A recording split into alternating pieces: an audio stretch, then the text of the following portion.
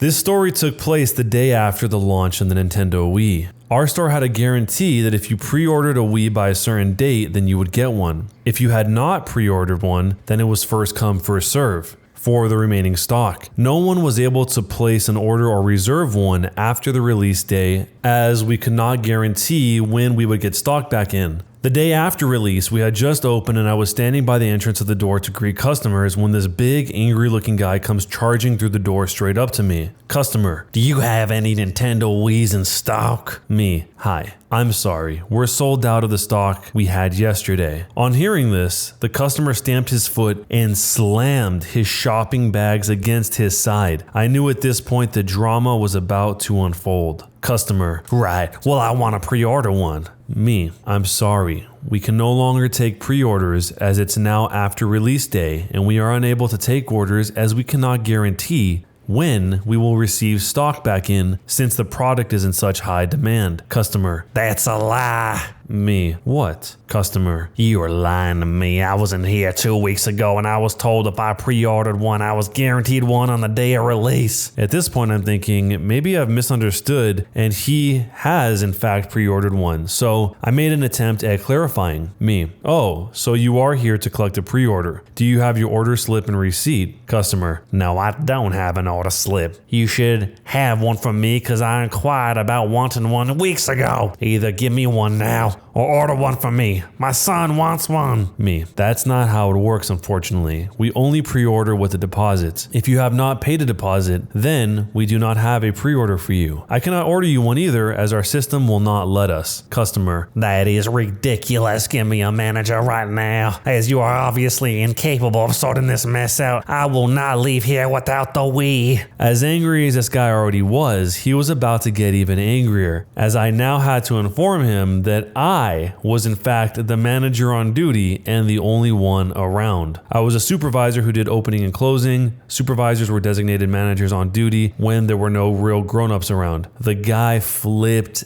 out, pointing his finger at my face, calling me a liar, telling me there is no way some little girl was a manager. Just as I was starting to worry this guy was about to physically assault me, something wonderful happened. I felt something brush over the top of my shoulder from behind, and suddenly the customer's face dropped and he was being dragged towards the door. Unbeknownst to me, our security guard had just come on shift and was just entering the shop floor when he heard the customer screaming at me. He walked straight up from behind, grabbed the guy by his neck, and dragged him outside backwards, telling him, "You're done." Once a month, the guy stood between me and the security guard, almost foaming at the mouth with rage for a good minute before turning and storming out of sight. My first thought on this whole story is I thought that most security guards were instructed not to touch customers, but in this case, the security guard grabbed him by the neck and dragged him, I guess. Maybe that's an exaggeration, but somehow got him outside the store. It's got to be so frustrating on the launch of a new console and somebody's demanding something that you just physically do not have. It's not the person at the store's fault that they don't have the stock that is available. They might not have known how crazy demand would be, or even if they did know how big the demand would be, that doesn't mean they can just get more if they're not being manufactured, kind of like in the modern day with the PS5. It is pretty hilarious that he thinks that by inquiring about the pre-orders, that that's the same thing as actually having a pre-order, and that just by asking how pre-orders worked, that he would somehow have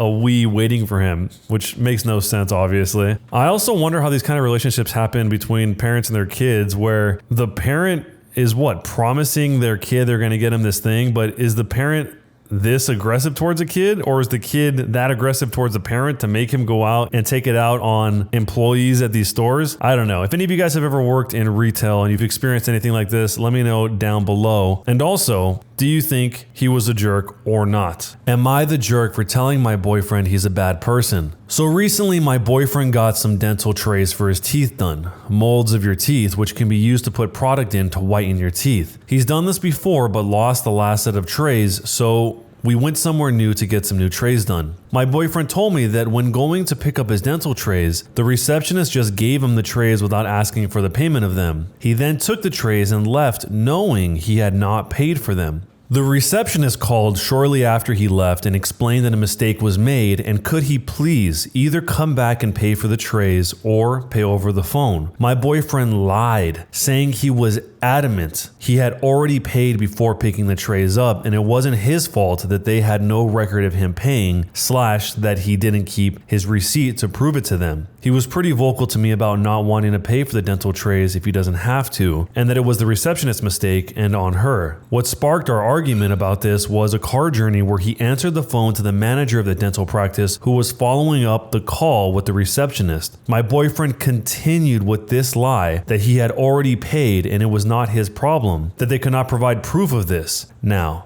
something about witnessing him lie so easily really bothered me, and it bothered me that he didn't care if the receptionist may get into serious trouble or even lose her job over this mistake, or that he wasn't losing out by paying as he would have paid for the product in normal circumstances. After the call, which didn't reach any resolution, I told him that it was very uncomfortable for me to hear and witness, and he's a bad person for lying like that when he knows full well it was likely an honest mistake by the receptionist and he got a product he didn't pay for. My boyfriend's now giving me the silent treatment and seems really hurt that I called him a bad person. He says most people would avoid paying for something if they didn't have to. Am I the jerk and should I apologize? This guy seems like he has no problem lying at all. And this is in a situation where he has nothing against these people. Not that that would make it right, but in this case, like she said, this receptionist just made an honest mistake and he's taking full advantage of that all the way. I can only imagine if one day he gets mad at the girlfriend here and that type of personality shines through, that would be a pretty bad situation to be in. I mean, he's just straight up stealing in this case. So let me know what you guys think. Is she the jerk or not for telling her boyfriend that he's a bad person? Am I the jerk for demanding the same Christmas present that my stepbrother got?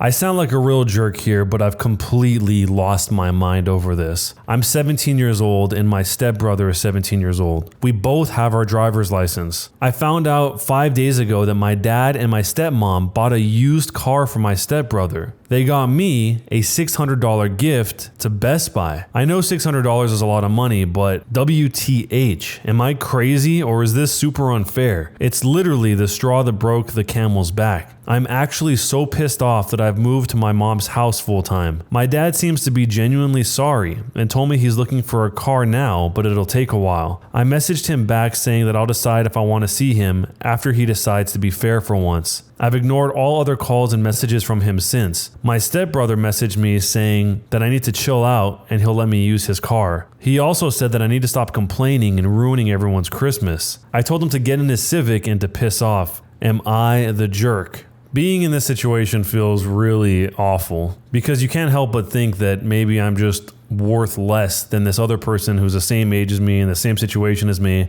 But it makes me very curious as to what the parents here, the dad and the stepmom's logic was when they were coming to this conclusion that we'll give him a gift card and him an actual car. Like, what reason would there be not to just have them both share the car? I think even if the parents get a second car for him, he's probably going to continue to feel hurt because now he knows that their first instinct for something this big is to give the stepbrother the priority in terms of their thoughtfulness on the whole thing. And he gets whatever the remainder is if he has to bring it up and make them feel bad. But from the sounds of it, it looks like the dad's at least looking into getting him a car, which is better than him just saying, nah, you're not going to get anything. I think it's probably hard to see at that point in time because you feel hurt and angry, but making time to actually sit down with his dad and his stepmom and explain why he was hurt by this is probably one of the more important things to come out of it rather than just give me the car, because in that case, I don't think the parents really learn anything. But let me know what you guys would do if this was you in this scenario. And is he the jerk for demanding the same Christmas present as his stepbrother? Am I the jerk for raining on my cousin's parade regarding the name she picked out for her baby? My cousin Stephanie and I are much more friends than relatives. An important note is that she's not really online much, so she can be out of the loop on certain memes and jokes in internet culture. And to be honest, she doesn't really understand the concept of viral internet references or how they work. Stephanie is pregnant and just found out she's going to be a girl. About a week ago, she told a gathering of her best friends that she's going to name her daughter Karen. The room instantly went cold, but after an awkward silence, everyone else politely said it was lovely. I couldn't bring myself to respond at all. Later in the evening, when Stephanie was out of the room, everyone was immediately like, oh my god, that poor kid, and why would she pick Karen of all names? I was uncomfortable with this conversation given the fact that everyone had been so positive about the name to her face. I thought about it more over the next couple of days and felt really weird about the whole thing. The name is really loaded to the point that it could be detrimental to the baby, and Stephanie had no idea of the connotations to make an informed decision. So a couple of days later, I tentatively brought it up and I told her I was so excited for the baby and I just wanted her to have all available information when picking a name. I then started to explain that Karen has some negative connotations that has become sort of an internet joke to describe a specific kind of entitled middle-aged woman. Stephanie was instantly furious and started talking over me saying, "Why are you saying this? This is so mean." I was really surprised by her reaction. It felt very, very out of character. So I immediately stopped and said, "I'm really sorry. I didn't mean to hurt your feelings. I just wanted to tell you something I thought you might not know." She replied, "That's the name I picked for my daughter, and you think I pick it as some kind of joke? I don't understand why you'd say something so hurtful." When she said that, I felt like it signaled she didn't really understand what I was trying to tell her. So after agonizing for a second about whether to press the issue even though she was so angry, I felt like in for a penny, in for a pound. And since she was already mad, I wanted her to at least understand what I was trying to explain to her. I Googled Karen, know your meme on my phone, and tried to show her the screen results saying, "Look, I'm just saying there's more meaning to the name than you may realize." She stood up, pushed my phone away and shouted, "Wow!" She then stormed out of my home and drove away. My aunt and mom have been berating me all week because Stephanie told them I made fun of her baby name. Stephanie has not spoken to me or responded to my texts since. I can take a hint, and I'm not going to broach the topic again that caused so much distress. But I keep going back and forth on whether I was the jerk here by bringing it up in the first place. So, am I the jerk? I don't think there's anything wrong with telling somebody that you care about the connotation of the name that they're choosing for their baby, but also, I don't think the name Karen is always going to have that connotation necessarily. I mean, there are tons of memes that have existed in the past that people don't really even talk about anymore. And if I had to guess, in 10 years, Karen is probably going to be one of those memes that won't necessarily stick around. I mean, there are a few names that are in other memes like Harold, that pained looking stock photo guy, Chad, Stacy, a bunch of them. I'm sure you guys can leave me comments of some of the ones I'm forgetting about, but Karen is definitely one of those. And if the woman really likes that name for the baby, she should just name the baby that. I don't think it's that big of a deal. But let me know what you guys think. Is she the jerk or not a jerk for raining on her cousin's parade regarding the name Karen for the baby? Am I the jerk for honking at another driver who cut in front of me at a drive-thru each time she tries to order? This line to Starbucks I went to was really long. I was in line for a good maybe 20 minutes until this lady in a Mercedes tries to cut in front of me and like 8 others behind me. I laid on the horn and tried to block her from cutting me, but she succeeded anyway and flipped me off. Okay, I'm the type of person who will not let someone get away with something like this. So I waited until she pulled up, and as soon as she tried to order, I honk.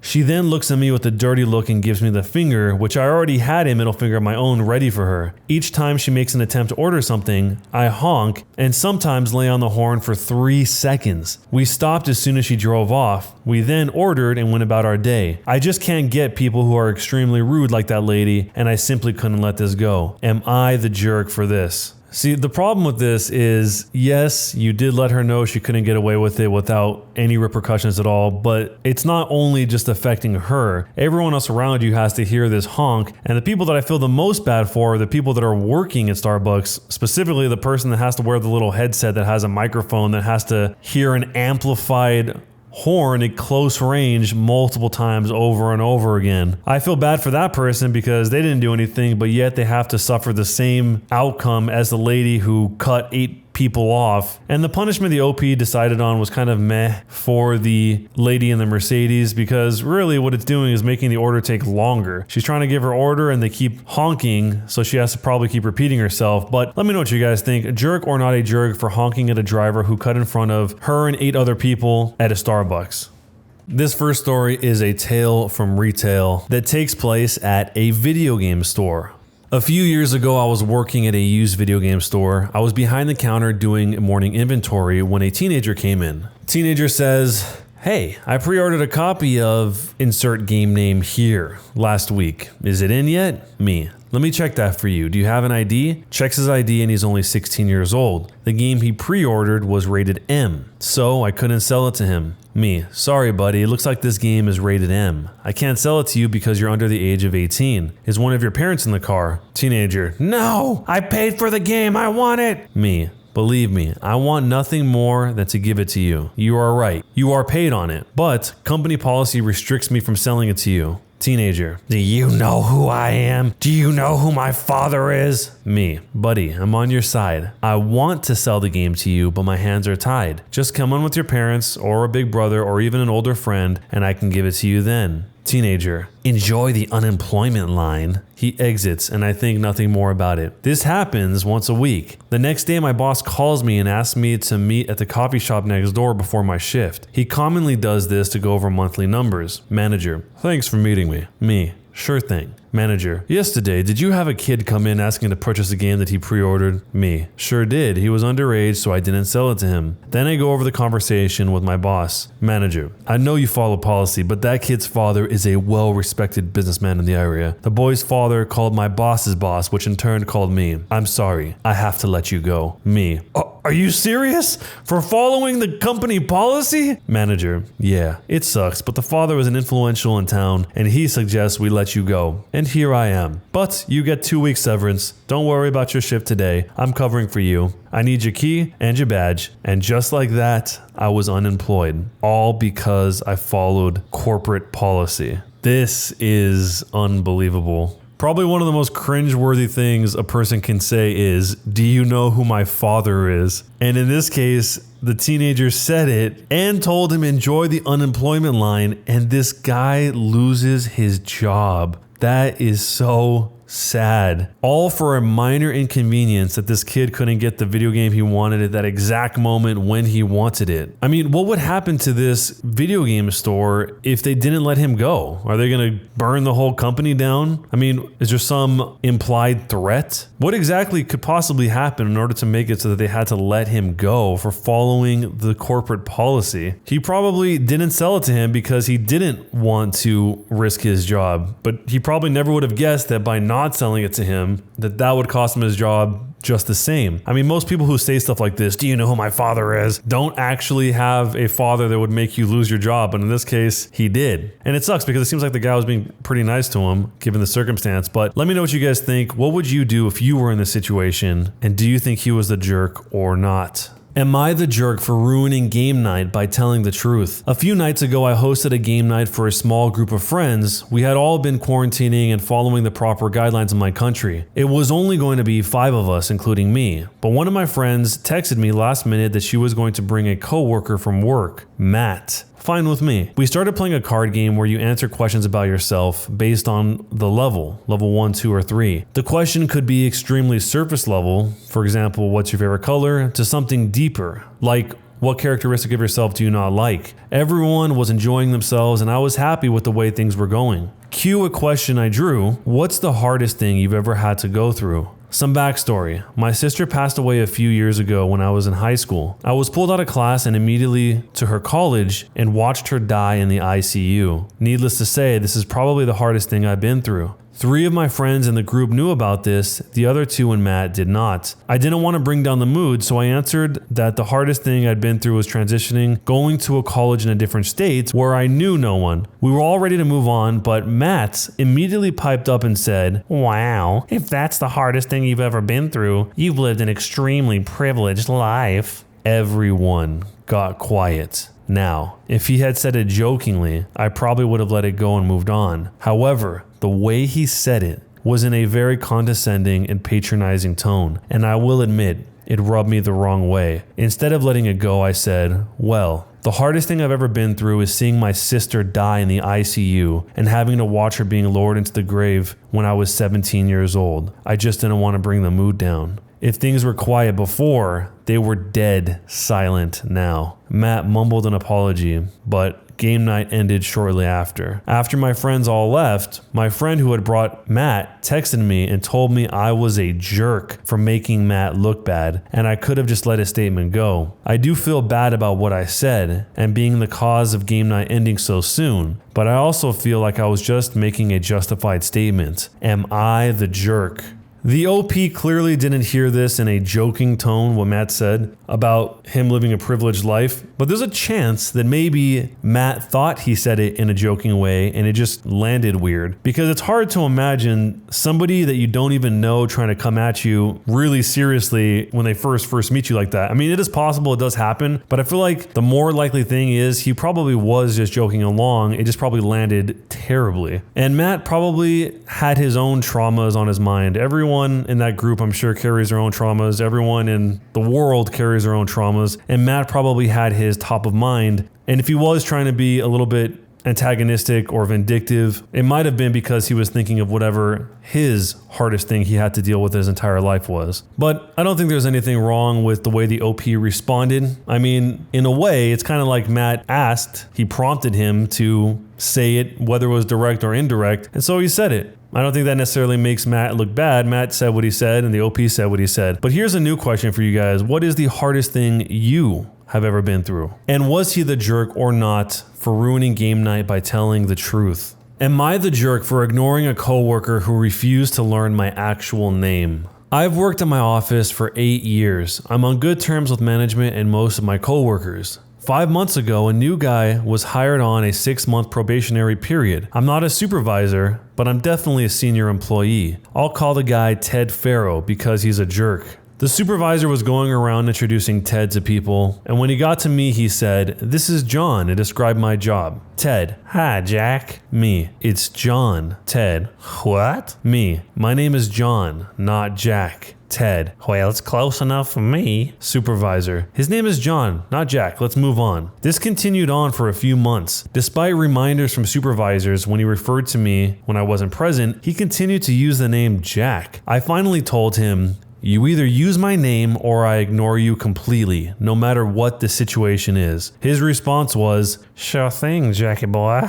Since I don't work directly with him, I figured, forget it. I'd ignore him. Recently, he had a 2-day business trip that required car rental. I work late some nights, and Ted came to me and said, "Hey, Jack, I'll be dropping the rental car off at 7 when I get back. See you there before I lift back to the office." They closed at 6 and there's a drop box. As promised, I ignored him. 7:15 rolls around on the night he's dropping it off and I get a call. I recognize his number, so I ignore it. He called me 7 more times, then starts emailing. The first one was along the lines of, "Jack, I'm at Enterprise, come pick me up." Emails pour in every 10 to 15 minutes addressing me as Jack, Jacko, Jackie, Jackie boy. The emails also start being laced with profanity and a couple of threats. I signed out and went home. It was raining hard. The next morning, I saw that Ted had sent a few more emails. I printed them off. At 10 a.m., he storms to my desk and screams, "Where the heck were you? I told you to pick me up. I had to take a cab. Do you know how much that cost me?" He goes on like that for a bit until a supervisor came and hauled him away and asked to speak to me. Supervisor: "Ted tells me that you ignored his request for a pickup when he dropped off the rental. He was caught out in the rain." I relayed what happened and showed him the printed emails. I'd highlighted all the threats. Supervisor: "I can see why you wouldn't want to spend time around him, but it was still kind of inconsiderate to leave him stranded in the rain. That's not the greatest neighborhood and he could have been hurt." He sighed and said, "With the threats and him being on probation, he no longer works here. Just try not to be a jerk in retaliation to your coworkers." A few people in the office commented that I'm the jerk for ignoring Ted and getting him riled up, which got him fired. Am I the jerk on this? There really are people that exist like this where it's like their gimmick or something to purposely call you the wrong name on purpose. Not like a nickname, but the wrong name. And this is especially weird when somebody goes out of their way to specifically ask you to call them by their actual name. I mean, the OP here didn't surprise Ted at all. He just said, If you don't give me common courtesy and call me by my name, I will ignore you. So it's kind of strange that Ted is that surprised and didn't understand why he wasn't getting picked up, when I guess maybe he thought that John would fold and just give in and pick him up anyway. It seems like Ted here was maybe calling him by the wrong name as some sort of power move to try and put John in his place by not even giving him the dignity of calling his own name, but it's kind of hard to tell without seeing more of how he said it, why he said it, and his exact request from John to be called his real name. Later on, the OP said that this guy probably wasn't going to make it past the 6-month mark, and he heard off the record that they were going to can him anyway. And some other people seem to think that the supervisor probably phrased everything like this in order to cover the management. So what would you do if someone you worked with did not call you by your actual name when you were requesting it? And do you think John is the jerk here or not? Am I the jerk for pretending to be an Appletarian, eating only apple-derived foods and drinks for 3 weeks as a prank, causing my friends to have an intervention for me? I got the idea a few weeks ago to prank my friends, pretending to be an Appletarian, meaning someone who only eats food products that are derived from apples, and I would only drink apple juice or apple cider. I told them all that I had read on the internet that eating only apples was the healthiest thing for you. When I first told them, they thought I was joking, but they underestimated how committed I would be to a joke. So whenever in the presence of one of my friends, or friends of friends, or coworkers, etc., who knew them, I was very careful to only be seen eating apples or drinking apple juice / apple cider. Apples whole, apples diced, apple sauce, inside of an apple pie, baked apples, candy apples, apples with the chocolate shaved off, etc. Finally, after about a week, they thought I had become an Appletarian. They started giving me information about how it was unhealthy to only eat apples and growing increasingly exasperated by it. Some of them even got angry, but I wanted to stick with the joke. Finally, after the end of 3 weeks, I walked into what I was told was a movie night, but it was actually an intervention for me. They were all super concerned about my well-being and had all sorts of information or whatever. Finally, I started laughing hysterically. They were confused as hell, so I told them I had been faking it this whole time and had been eating real meals outside of their knowledge. I even took out some beef jerky from my pants pocket to prove it, and I munched on it. I thought they'd appreciate the joke, but they were actually really annoyed. My girlfriend even broke up with me over this because a few days ago I had ruined our date night when I told the waiter I only wanted apples because I was an Appletarian and had embarrassed her for a dumb joke. In my opinion, the joke was solid and they should have appreciated my commitment to the prank. But did I go too far? This is actually kind of awesome, but weirdly specific. I wonder why he chose becoming an Appletarian of all things. Was there something in the friend group's history about apples, or did he just choose this out of nowhere? The girlfriend breaking up with him is probably a good thing. If a girlfriend's gonna break up with you over something like that, it's probably better just to break up now than to break up later. About halfway through this story, I thought that maybe he was gonna tell his friends that it was just a joke, he's not really an Appletarian, in order to better hide his own apple obsession. And maybe he is. Maybe this beef jerky was actually apple jerky that is made to look like beef jerky so we can continue eating apples. In Steve Jobs' biography, there's actually a section where they talk about him only eating apples or carrots for a long period of time. And it wasn't a joke, that's actually what he did. In an NBC article where they talk about Steve Jobs' diet at this time, they said another drawback of an apple-only diet or a carrot-only diet is you aren't gaining enough fat. And then they quote a doctor who says, without enough dietary fat, your body's fat stores become depleted. Your skin may suffer, you may feel cold more often, and your organs and body tissue may be more vulnerable against injury, especially risky for those with chronic illness. So probably not a good idea to go on an apple-only diet. But let me know what you guys think. Is he the jerk or not a jerk for pretending to be an Appletarian? Am I the jerk for getting mad about my boyfriend's guy nights? So me and my boyfriend, C, have the same friend group. There's 5 guys and 3 girls, including myself, who are all dating guys in this group. For context, I was introduced to the group 4 years ago and started dating C over a year ago. He joined a year before we dated.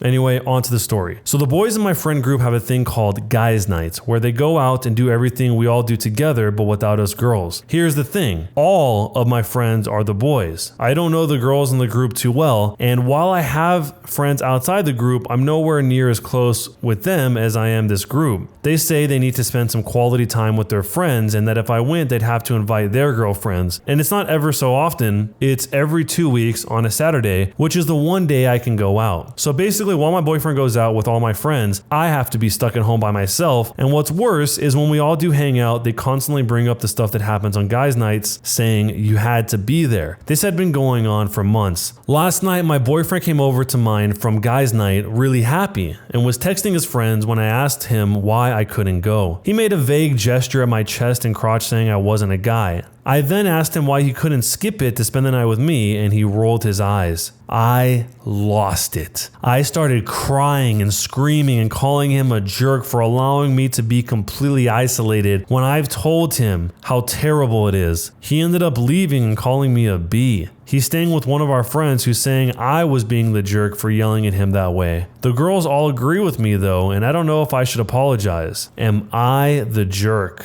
There's nothing wrong with wanting to do things with your friends, but I think the main issue here is that it happens to be that on the night that she's actually available, he's going out and doing this and leaving her at home. So it seems like the right thing to do here is just to reschedule the day to a day when she isn't available, because she'll be busy at work or whatever she's doing, and he'll be able to do things with his friends, and she won't feel like it's squandering her one free day if that's what it is, and that way he can still maintain his guys only hangout time if that's what's important to him. She even says that the reason she's only available once a week is because she works full time and she's a carer to her grandpa, and the only night that she can go out is on Saturdays because her grandpa's friend comes over to, I assume, care for him, so she's free on that night. So if her schedule is that limited, they just need to reschedule when this thing happens. But let me know what you guys think. Is she the jerk or not for getting mad about her boyfriend's guy nights? And what would you do if this was you?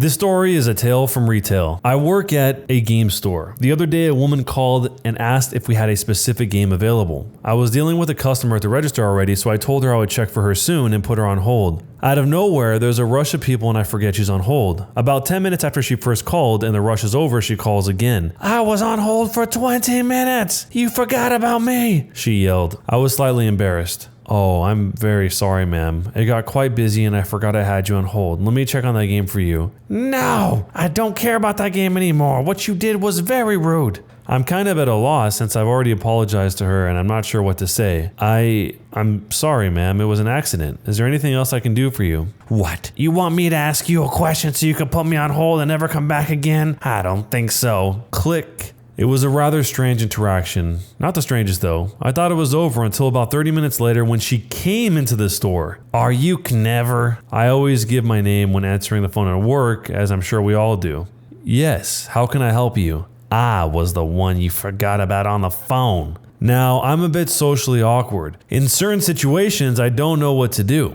It doesn't happen very often, but when it does, it happens hard. I try to process what's happening. This woman called on the phone, I put her on hold, accidentally forgot about her, she was upset, didn't want help anymore, and now she's in the store. I figured she was just trying to be funny, and did in fact now want the game she had inquired about. It was the most logical possibility. "Oh, sorry about that again. It was really busy when you called and things got a little bit out of hand. But I think we have that game for you." "I don't care about the dang game. I wanted to confront you for what you did." She wants to confront me. Now I'm really confused. Like, does she want to fight me or something? I honestly had no idea why she was there if she didn't want to buy something. I'm sorry? "You heard me. You were rude to me on the phone and I want to speak to your manager." I'm part of the managerial team, but not the actual manager. She is right beside me though and comes over when she hears. "Hi ma'am, I'm the manager. How can I help you?" "Your employee over here was rude to me on the phone." I can see that she is also confused. "Oh yes, sorry about that. I was here and it was pretty busy." He was actually pretty embarrassed about forgetting about the phone and I reprimanded him about it. She hadn't, but she could tell this woman wasn't going to be satisfied by anything less. Little did we know, "Well, what good does that do me? I want to see you yell at him now. He needs to get in trouble," she demanded. I thought I was on candid camera. She actually wanted to see me get yelled at because I accidentally forgot about her on the phone. "I'm sorry, ma'am, but I'm not going to do that. He's apologized to you and I've apologized to you. It was an accident and I heard him still trying to help you. What else can we help you with today?" She looked defeated. "Nothing. I just wanted to come here and give you a piece of my mind." She turned and left in a hurry. My manager and I looked at each other and kind of laughed, while another customer made fun of her as soon as she left. "Oh, you were rude to me. I want you to yell at him." What a crazy witch. I really think there are people out there that gain some sort of pleasure from seeing employees in painful situations. She actually wanted the manager to yell at the employee in front of her. It wasn't good enough that he was already reprimanded, but she needed to see that he was being yelled at. There was a really good technique that somebody did in one of the stories from a while back where every time somebody like this would come into the store, the manager and the employee would coordinate and make it so that the manager would start yelling at the employee, and then they would stage the manager firing the employee on the spot to make the customer feel horrible. And in every situation in that story, the customer always said, "Oh, no, I'm sorry. Please don't fire them. I didn't mean it. It's not that big of a deal. But I have a feeling that this person who wanted the manager to yell at the employee in front of her would just be happy about that. They'd go, "Yeah, you get fired. Get out of here." I'll try and find a link to that story if you guys haven't already seen it. But let me know what you think. In this situation, what would you do? And jerk or not a jerk? Am I the jerk for kicking a friend out of my house for what she said? Earlier today, I had 2 friends over to watch a game and catch up as social distancing rules eased up a bit in my area. We're all women in our early 30s. One friend, let's call her A, has had a very tough couple of years. She lost her husband last year. He was on deployment when he passed away, and tragedy struck again when her 6-year-old son passed away from cancer a few months ago. Needless to say, she was and still is devastated. And this was the first time she felt like hanging out since the loss of her son. My other friend, let's call her B, is very traditional and religious. And while friend A and myself are not religious at all, our differing views have never been an issue, and we've gone along just fine with friend B because we met her 4 to 5 years ago. Friend B has brought up what she believes are the benefits of religion to us a few times in the past, but always dropped the subject when we weren't responsive to it. Neither friend A nor I ever held any ill feelings towards her about this, as she wasn't too pushy with her beliefs. On to the situation that took place today. We were listening to friend A pour her heart out and doing our best to console her while being a shoulder to cry on. Friend A, through tears, said, "I don't know what I did wrong in my life to deserve to lose my husband and my son." Instantly, friend B exclaimed, "Well, I can tell you that. You didn't allow God and the Bible into your life, so God punished you for that. Can you blame him?" Friend A just looked at her in awe, and I lost it. I yelled at her that what she said was totally uncalled for and unbelievably hurtful. Then I got up, opened the front door, and told her to get the heck out of my house and never contact me again. She tried to backtrack and say that she wasn't trying to be hurtful, but I wasn't having any of it. I just yelled, "Get out of my house right now and don't make me throw you out like a piece of trash." She huffed and left. Friend A was bawling at this point, but said thank you. We continued talking and she calmed down after a while. Looking back now, I realize I possibly could have handled the situation better. Both friend A and I never thought friend B would say something like that. Maybe I overreacted. I don't know. Am I the jerk? That is a horrible thing to say to somebody who's grieving in probably one of the most extreme ways you can even grieve. To lose your child and also your husband in such a short period of time, that doesn't help. If you wanted to bring up the idea of religion in some way, there are a bunch of ways you can maybe do it, maybe as a way to help them through it. But to say that she deserved to lose her husband and her child because she didn't let God into her life is probably the worst possible way to get somebody interested in whatever religion you have. I mean, what did she think was going to happen? She was going to slap her forehead and go, "Oh, I'm such a dummy. I guess I should have let God into my life. Then I wouldn't have lost my child and my husband. Now I know. I feel much better." It's just such a bizarre way to handle a situation like that that's already so terrible. Yeah, it's not like the OP in this situation insulted her or made fun of her or did something. She just told her to leave, to get out of her house and leave. And it sounds like that's exactly what friend A needed. She needed somebody to just remove friend B from the situation because she's already having a hard time and friend B is not helping at all. But let me know what you guys would do if this was you, and is she the jerk or not for kicking out friend B for what she said? Am I the jerk for leaving my wife by herself when she talks in a cringy manner? Ever since we had a baby, we're 27 years old, my wife has been talking like a baby herself. Rather than teaching the baby to talk like a person, it's as if my wife's language has become baby-like. She would make noises between conversations like bo-be bo-dee choop and woo woo woo fata wa wa wa wa, even when talking with adults. This is especially embarrassing when I'm in public with her and she talks like that to complete strangers. I have been telling her nicely not to do that, but she would just laugh it off, totally oblivious to how people around us stare whenever she talks like a baby. I have to point out that she is not on the spectrum, she's just a crazy new mum. In fact,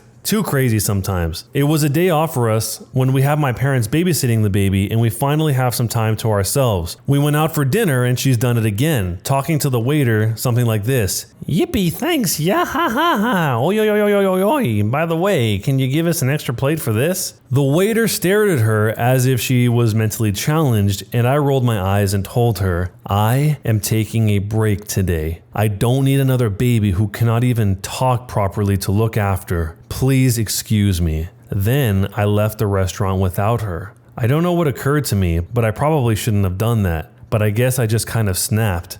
Am I the jerk? What? He didn't like the way she was talking, and so he just left her at a restaurant? The person that he has a baby with? If it was really that big of a deal of her talking like this, and he already talked to her nicely as he put it, and she didn't seem to get it, you just have to keep trying to explain that at least a little bit more. Say, hey, I know I explained this. I know you seem like you don't really think it's a big deal, but this really, really bothers me. I don't think that most people would try and annoy the person they're with if they knew you're really serious about that. And maybe the mom has her own things that she's going through and this is some sort of coping thing, or maybe she just likes it. But it sounds like they're not on the same page at all about this whole baby talk thing. But none of that makes it okay to just leave her at the restaurant. What did he do? Did he take the car and leave her there so she had to take a taxi back? Anyway, what would you guys do if your partner started talking like a baby one day and never stopped, even when they were nowhere near a baby? And is he the jerk for walking out of the restaurant after she talked like a baby in front of the waiter? Am I the jerk for blowing up at my stepsister at her comments about my lost weight? My stepsister, a 20-year-old female, and I, a 24-year-old male, have never gotten along. Her mom and my dad got married when we were 6 and 10, so we've known each other for a long time. In my stepmom's eyes, she could do no wrong and anything bad that happened was pinned on me. My dad is a complete pushover, so he would always fall over to whatever my stepmom would say. When I was about 15 years old, I started gaining weight. My girlfriend broke up with me, woohoo, high school romance. I started failing some classes and I quit baseball. I started to stress eat and ballooned up from 125 pounds to 162 pounds. I guess at that point she decided she was cooler than I was and started mocking me and making fun of me, calling me names like fat butt and chubster. I would constantly go to my stepmom about it and she would tell me she's just teasing. She's so much younger, why are you getting upset? I got pissed to the point where I started avoiding her and locking myself upstairs with a bag of chips. At 22 years old, I hit 270 pounds and I knew I had gone too far. I was way past my weight limit and I was bordering on obese. So as a New Year's resolution, I decided to start losing weight. I cut out all junk food and started hitting the gym. Around this time, my stepsister started to overeat too. I really don't know why, but she gained over 30 pounds. She was still constantly belittling me about my weight, which admittedly was still way over hers. By the end of this year, I lost 120 pounds. It felt amazing. My stepsister now weighed more than me. Over Christmas dinner, all of the aunts and uncles and cousins were complimenting me on my weight loss, telling me how I looked so much better. My stepsister just sat there smoldering. Every time someone said something, she'd add, "He's still pretty big," and, "Well, he didn't get rid of that face roundness," and maybe lose a little more weight around that gut. It was infuriating, and I was getting angrier. Now, here's where I might be the jerk. At her last little snide, "Look, you know you'll just put it all back on, why do you even bother?" I flipped out and I yelled, "Why can't you just be happy for me instead of getting on me for every little thing?" She said back to me, "Defensive much?" I said, "Oh, I'm sorry, did I hurt your 200-pound feelings?" I asked her. I probably should have stopped there, but I kept going. You're calling me a fat butt? Look at your plate. You've eaten half the table, fatty. She started crying and left the table. My stepmom screamed at me saying, just because I was insecure, I can't take it out on everyone. I said, oh, now you're talking. Not in the past 10 years of constant fatty and lard and porker have you stopped her. But you're way older, she whined. I left the table and went home. I woke up to 1,000 messages from my stepmom, my dad, and my stepsister. They were saying I wasn't welcome to their house until I apologized. I'm not going to. Am I the jerk?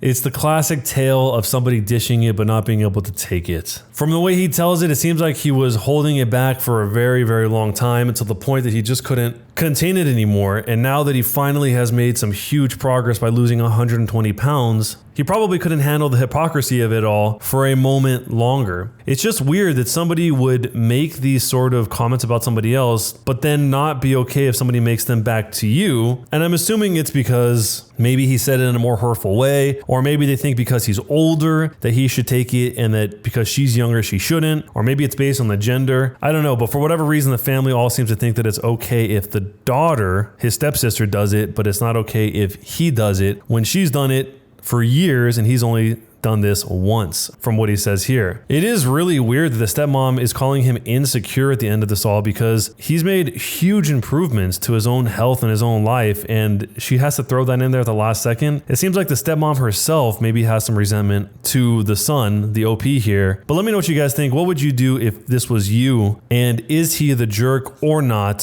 for blowing up at his stepsister at her comments about his weight loss? Am I the jerk because I ate more than my share of a 6-foot party sub last night? What I thought would be a total non-issue has ballooned into a huge problem, and I'm up at 7 a.m. dealing with it. I figured while I wait for a text, I could post here to see if what I did was really that bad. There's no way around it. I love to eat, which probably borders on addiction, but I figure since I'm only hurting myself, it's better just to live my life. I have some great friends, and although there is no doubt that I'm the harmless, funny, token fat guy of the otherwise pretty good looking group, I guess that sets the stage enough. Last night my friend hosted UFC, and I was invited. He got a 6-foot party sub. I brought homemade wings that are sort of my specialty. Well, of course, people flocked to the food, and I had basically one serving of the sandwich, but people devoured my wings and I didn't get to have a single one, which is totally fine. That's why I brought them. But maybe an hour later, I was starving. I kept eyeing the sandwich, and I'd say there was about 3 feet of it left. I waited an hour, and then I waited another half hour, and no one had touched it. They were still munching on chips and pretzels and whatnot, so I was like, screw it. I took about half of what was left and I ate it. Then the last half sat for another 10 to 15 minutes and no one said anything, so I ate the rest. Well, to be sure, I was swallowing the last bite. The host's girlfriend asked me where the sandwich was. Like I was the guilty party, pretty much everyone pointed at me. I guess they noticed me eating the sandwich. She was furious and said that I was an incredible pig and that I had been super selfish to eat 3 feet of a sandwich. I felt so bad, and I tried to explain to her that I really did wait over an hour and thought people had lost interest. I also explained how everyone had ate my wings, and she said something along the lines of, "You brought them to share, Alan. If someone had eaten over half by themselves, that's not sharing, is it?" I left to order pizza or even go get Subway, and she said that it was a pathetic offer because the party sub had been from a local shop owned by their friends. I said I was sorry, but the night was so tense from then on out. I woke up this morning to several texts from my twin sisters, the host's girlfriend's best friends, saying that I had to get my act under control and that everyone is really mad at me and that I embarrassed myself last night. I tried to explain to them what my mindset had been, and they haven't responded. Was I the jerk for eating that much of the sandwich last night? I mean, in this case, the guy should have just said, is anyone else going to have any more? If not, I'll finish it. I think that everyone that was watching me eat the sandwich probably thought there was no way he could eat 3 feet of the sandwich because, as he says later on in one of the comments, that this party sub is from a local place, so it's 1.5 times the width of a regular sub. But all of that would have been cleared up if you just said, hey, is anyone else going to have any more of the sub? Even if you didn't say that when it's still 3 feet, when there was 1.5 feet remaining, he could have said that and avoided all of this trouble. I think that bringing up the fact that people ate his wings is probably not going to be the thing to get people on your side though. Someone pointed out something that's actually worth considering. The fact that the sister texted him in this way makes it seem like him eating way more than his share is a common occurrence. Eating 3 to 4 feet of a sandwich may have just been the final straw. And then they say that OP should take this as the wake-up call that his food addiction is not as harmless as he thinks it is. Someone else also pointed out that those type of 6-foot-long subs cost over $100, so he ate more than $50 worth of a sub sandwich by himself. Which maybe nobody would have cared if he just would have brought it up and say, hey, is somebody going to eat this? Because having somebody eat it is always better than letting the food go to waste if they were going to throw it out or they weren't going to save it for leftovers or something. But let me know what you guys think. Was he the jerk or not for eating half of this 6-foot party sub? And what would you do if you were in this situation? This first story is a tale from retail. So this happened a couple of weeks ago. A guy comes in with their son to trade in a PS4 system and their games with it to buy an Xbox One. It happens pretty often, so no biggie. We get the trade settled and now it's time for them to decide which system to go with. Now I can see the son, who this is all for, is starting to have doubts about if he really wants to go through with this, so I tell him the pros and the cons and tell him I've got some pre-owned systems in which he could have a 7-day satisfaction guarantee. So if he doesn't like it, he can come back and return/exchange, no hassle. But they decide to settle on a new system that comes with a game bundled with it. All right, their choice. And they sign the paperwork saying that they are selling their items and giving us ownership of them, and they finish the purchase and leave. Nothing exciting yet. Then an hour later, while on my lunch break, my associate gets a call from Angry Dad, telling us how he hates the system and is bringing it back, and before we can explain the policy, he hangs up. So we brace for impact. He comes in, slams the system on the counter, wanting us to return it and give us his old system and games back. Something to know about our location: because of our city's laws, we're considered a pawn shop, and we have to follow pawn laws, which means any electronics traded in with a serial number has to be held for 10 days, and there is nothing we can do about it.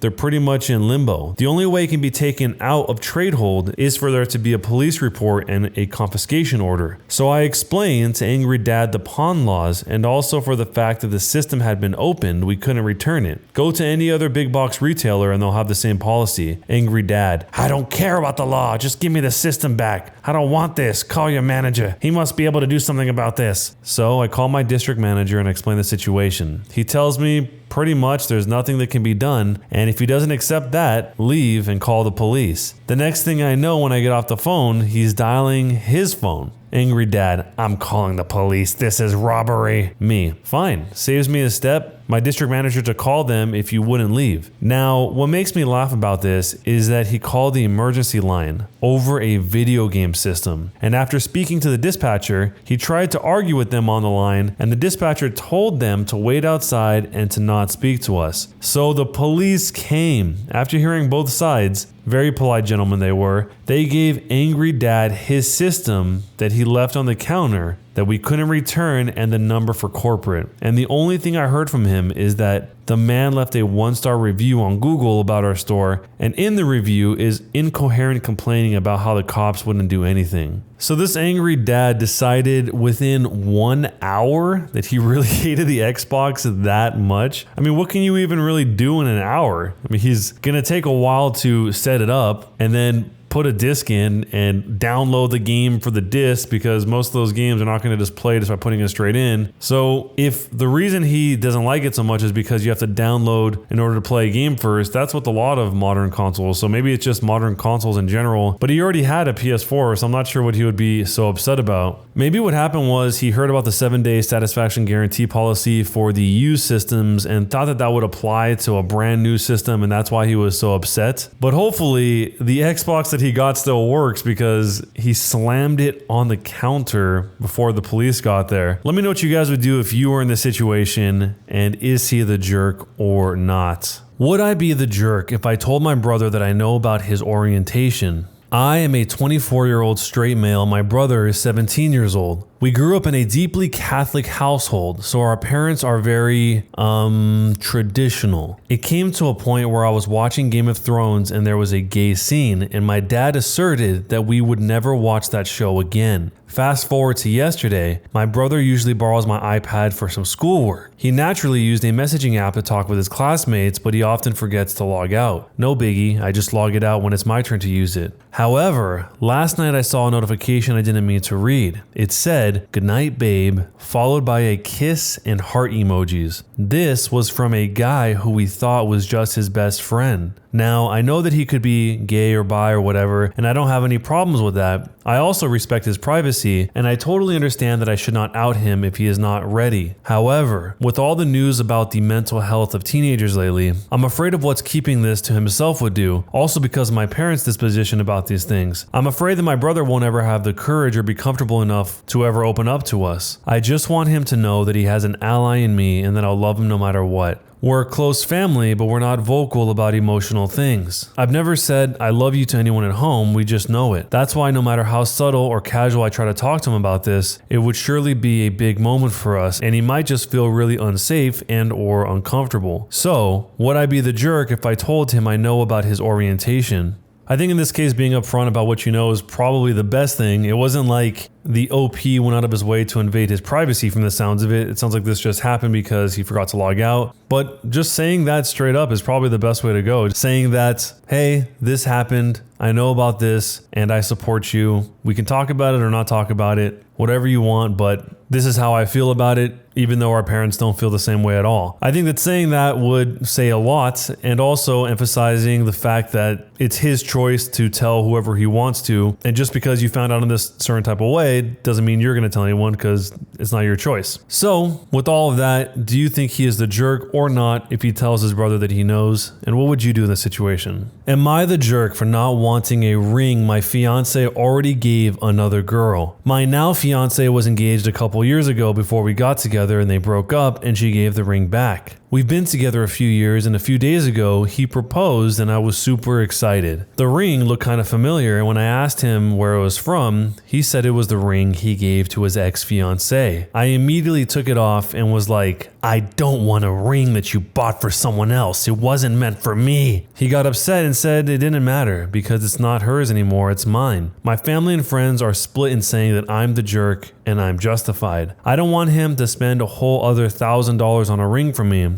but I still want a ring that was meant for me, not for someone else. Am I the jerk? This is a situation where that single symbolic ring probably holds a lot of connotations and representations of how he felt for another person. So I can understand why she's kind of freaked out that he's giving her a ring that all of that thought went into for someone else. For her, it probably comes off as like the leftovers of his past. If you guys have ever seen the show 90 Day Fiancé, there was also a situation like this on that show, and that girl was not at all happy about this also. In that case, I think it was over 10 years that he was holding onto the ring until he gave it to her, so the way he saw it was the ring was in a totally different light. But in this case, it sounds like this relationship just ended relatively recently, and now he's giving the ring to her. In this case, it sounds more important for her to have a ring that's all her own rather than having one that's fancier. So this ring that he's giving her from his ex might be a much more expensive, fancy ring, but it sounds like she'd probably be more happy with a very plain, simple ring that's hers and hers alone. But let me know what you guys think, jerk or not a jerk, and what would you do if someone gave you a ring that was meant for someone else originally? Am I the jerk for suggesting/letting my 17-year-old son get sloshed? I'm a 46-year-old male, and I live with my wife and my 17-year-old son. My wife has been on a different continent for about a month taking care of her dying mother, so it has just been me and my son for that time. My son and I have a very close relationship where he tells me almost everything going on in his life. On Saturday, he told me he was going to his very first ever high school party this upcoming weekend. He was a bit nervous since he had never really drank before, but he knew that he was going to on that occasion. Not sure if this is relevant, but this is in Canada where the drinking age is 19 years old, in my province, and teenage drinking is very common. I asked my son if he wanted to have a few beers with me while we watched a sports game that night as a test run of sorts. My logic was if he goes into the party with zero awareness of his tolerance that it could end badly, and it would be best for him to find out his limit in the safety of his home with me. We had some beers over a few hours in the night, and I cut him off at 6. He has had beer in his past, but never more than one at a time.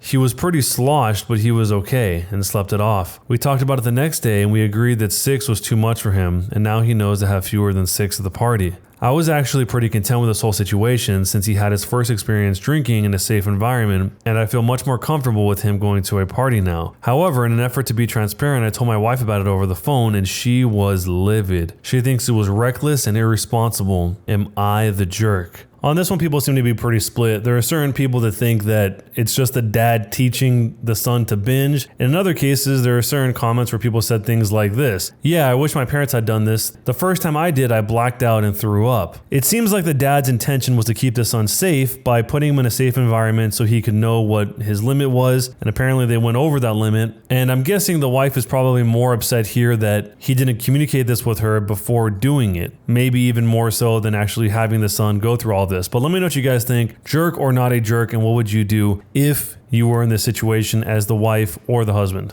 Am I the jerk for telling this college guy's mom that her coming into his interview cost him the job? I'm a hiring manager at a tech company and I was hiring for summer internships a little while ago. We had a guy about 19 years old applying for a summer internship between his freshman and sophomore years of college. It was a virtual interview over Zoom because of COVID. A minute or two in, when I was introducing myself, his mom came in and introduced herself and started talking about her son's work ethic. I thought it was a little strange. I said something polite about wanting to hear from him. She just didn't get the hint and kept coming into the camera frame during the interview and interrupting her son to answer questions for him. I asked a few technical questions, which he seemed to answer well, and then cut the interview fairly short. I thought that was all over and done with until I had gotten an email from a woman a month later asking about her son's application. She seemed offended he hadn't gotten an acceptance or a rejection. It bothered me. I felt bad for the kid, honestly. Way back when I was a teenager, my mom used to pull the same stuff, but luckily she only did that when I was 15 and working for a day camp, not when I was an adult applying for engineering jobs. But I felt like this poor kid was getting his chances ruined because his mom wasn't giving him the chance to apply on his own. I sent an email back saying I was not at liberty to send information about an applicant to anyone but the applicant. I also asked HR to send an email to the kid saying sorry, but we're not making him an offer. It is something we usually do, but his rejection email must have slipped through the cracks with all the COVID craziness. Anyway, we sent that. I got a call from his mom. She had a forwarded copy of the email and she was demanding answers. I said I could not comment on the guy's performance in the interview to her as she was not the applicant herself. If he wanted to reach out to me, I was happy to give him some feedback. However, I could say that regardless of his performance, her presence in the interview took him out of consideration for the position. We were looking for an independent and self-driven person for the position, and for that reason, it is important to see an applicant speak for themselves, follow up themselves, etc. I also said that as a piece of advice, every hiring manager I've ever met in my career who sees someone other than the applicant answering questions during an interview, following up on the applicant's behalf, etc., would also put their resume into the do not hire pile. Since while the applicant may be skilled and motivated, they need the ability to demonstrate those traits themselves. She blew up at me over that, cussing me out to the point where I hung up. So, am I the jerk for how I handled this? Maybe I should have kept my mouth shut way earlier. This is something the mom needed to hear eventually anyway, and if it wasn't from him, it would be from somebody else down the line at some point. So it kind of seems like he's the one saving everyone's time, saving the 19-year-old guy's time, saving the mom's time, and saving his own time just by saying the straight up reason why, even if he was an amazing fit for the job, it didn't make sense to hire him. And hopefully, once she knows that, she'll stop interrupting his own interviews and let the 19-year-old guy speak for himself so that way he can even have a chance to get a job. I mean, it really does sound like the guy may have gotten the job because he answered the technical questions in a proficient way from the sounds of it, but the mom came in and stepped on that before he even had a chance. So let me know what you guys think. Is he the jerk or not? And what would you do if you were him or the son in this situation? Am I the jerk for asking my husband to turn down his dream job for my career? I'm going to be very vague for privacy reasons. I'm a 33-year-old female and I'm the breadwinner of our household.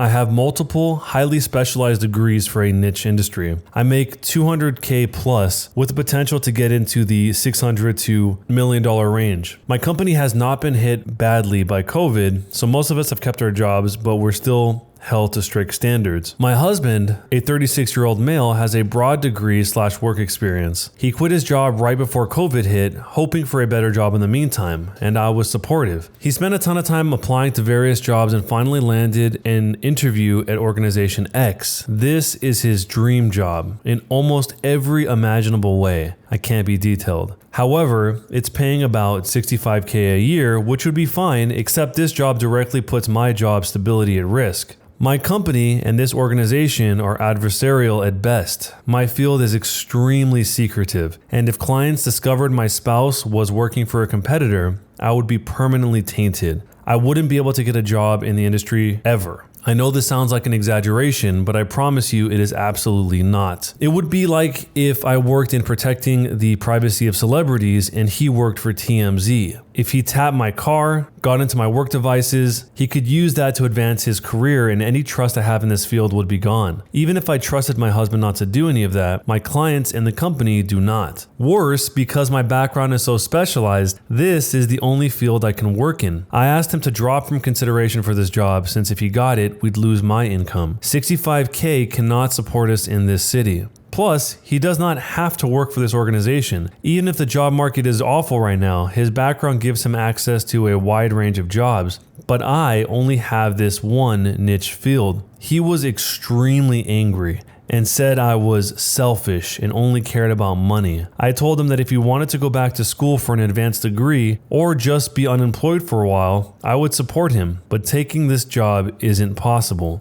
He continued the process behind my back and got the offer. He wants to accept it because he says his career needs to take priority and I wasn't being supportive. I feel so betrayed, and I've contacted all relevant higher-ups in my company to inform them. I notified them as soon as he got the interview because it's better coming from my email than from a background check. I told him he could decline the offer, with me watching him physically decline it, or he could accept the offer and move out immediately. I would pay for him to stay 2 weeks at a hotel, and we would begin divorce proceedings. My company is willing to take care of all my legal fees. I feel awful. I still love him. I moved decisively because this was the best way to cut my losses, but it still hurts. He called me heartless and cold. It's true that I was prioritizing my career over his, but it felt like the only option at the time. Am I the jerk? The first strange thing in this whole situation is that she seemed like she was very clear about exactly what was okay and what was not okay, but yet the husband went behind her back to continue the process. So despite people thinking it's weird that she gave him two options at the end of all of this to either physically watch him decline or move out, it's probably because she doesn't trust him, because he did this gigantic elaborate thing behind the scenes of doing whatever he needed to do to have everything ready, to do the interview, to do all that stuff to get the job, all while hiding him from her. That's a very strange way to be, in contrast to her seemingly being so open and upfront about how she feels about it. So rather than him responding to her and saying, no, that's not okay, or communicating how he actually feels, it seems like he just let her think that they were on the same page and decided to do it in secret, which seems like the worst way to go of any possibility. There are definitely a lot of people saying that the wife here only cares about money and that she chose her job over the husband, but it seems like she did give him a ton of options if she's being honest about this whole offer to allow him to go back to school, to get another degree,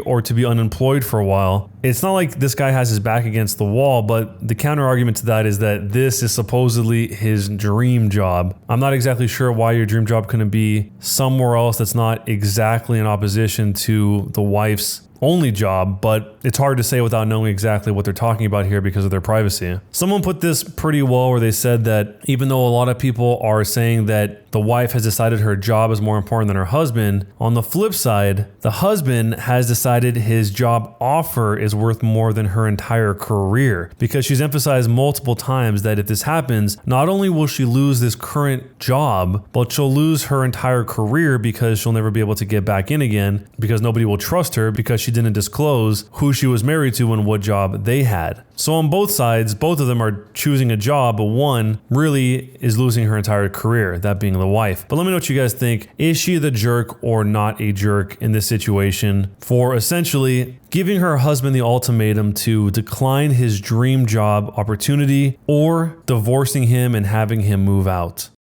Am I the jerk for telling my stepdad and mom that they shouldn't be surprised at what my little brother said to them when they pulled a prank on him? I'm a 20-year-old female, and I'm the oldest sister to my little biological brother, who's a 17-year-old male. He finished high school last year. My little brother and I are really close. He says I'm the best friend he has, and he loves me more than anyone. Of course, this is not true. He has many friends of his own. My brother has been asking our stepdad/mother if he could get a new car for his grad party since last year, and he said he'd pay 50 to 75% of it with his own hard-earned money while they pay the rest. They said no. I have a car, but I've been working for one. They helped me pay off for it. So my brother's arguments with our parents got heated after a while. One time I told my brother I'd help him pay off expenses for a good car once I got my own. He hugged me and said I didn't need to worry and that he owed me way more than I owed him. But he continued to press our parents all of last year until eventually they gave in and said yes, like they did for me. Note that our stepdad and my brother have a negative relationship for the most part. Our biological mother and our stepdad got together soon after our biological dad and mom divorced when we were little. My brother thinks that stepdad and mother were seeing each other before our real parents divorced, and to be honest, I think that might be true. Not certain though. Anyway, my stepdad, mother, and brother compromised and said they'd get him the car in 2021 so that people don't gawk at him at the graduation party. June this year, my brother and stepdad/mother are still on about the car. Now, the arguments are getting loud and lasting hours until evening. My stepdad was getting into screaming matches with my brother over it, but they reached a final compromise of the car being bought last week. The fated morning comes and my brother wakes up to our stepdad and mom guiding him outside to a car, but not his, our mother's. Stepdad used his and my brother's money on a dumb prank, bought a completely different model of car, and said it was for our mother.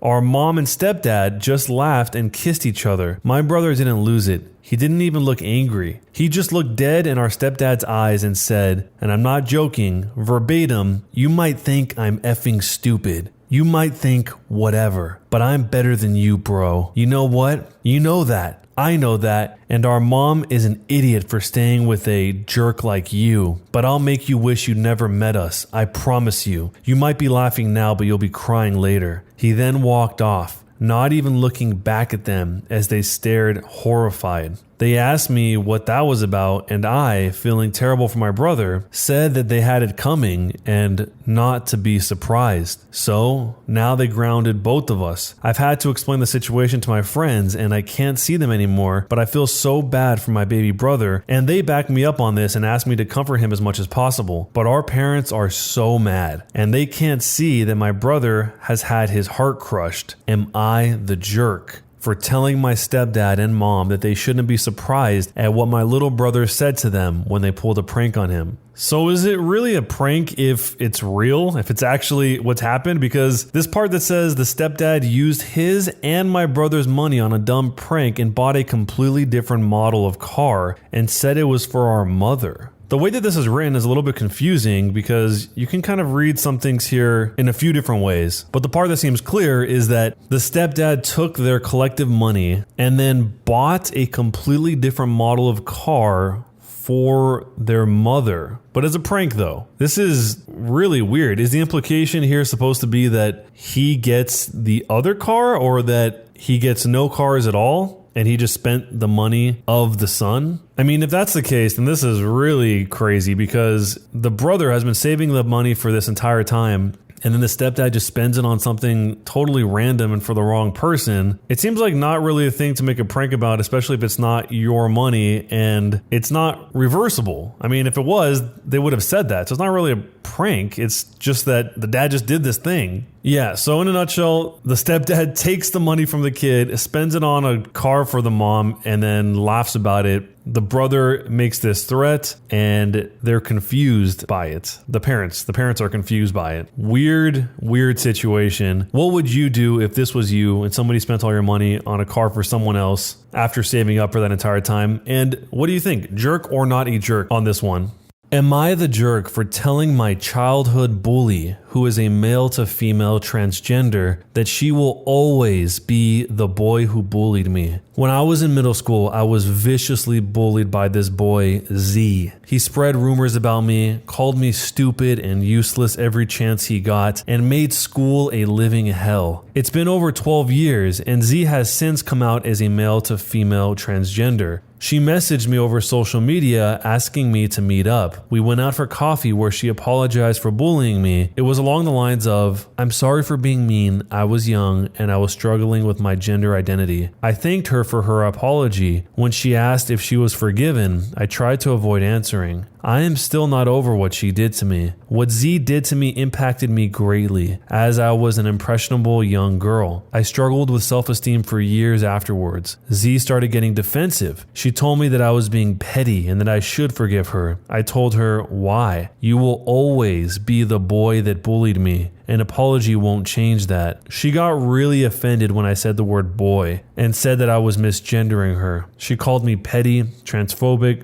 vindictive, and ignorant, and then stormed out. Am I the jerk? There's something that's always funny when somebody apologizes and then demands you to accept their apology. I mean, that's not really what an apology is. An apology is you're just apologizing, and whether or not they accept it is something that they have to deal with and figure out on their own. And maybe the OP here will accept this apology eventually, but it's a lot less likely now that the OP is feeling pressure to do so because Z is getting defensive and kind of rushing for the apology to be accepted instead of actually listening to the impact that this bullying caused the OP. I think that what set this off is that the OP said, "You will always be the boy that bullied me," which I don't think was meant to misgender Z.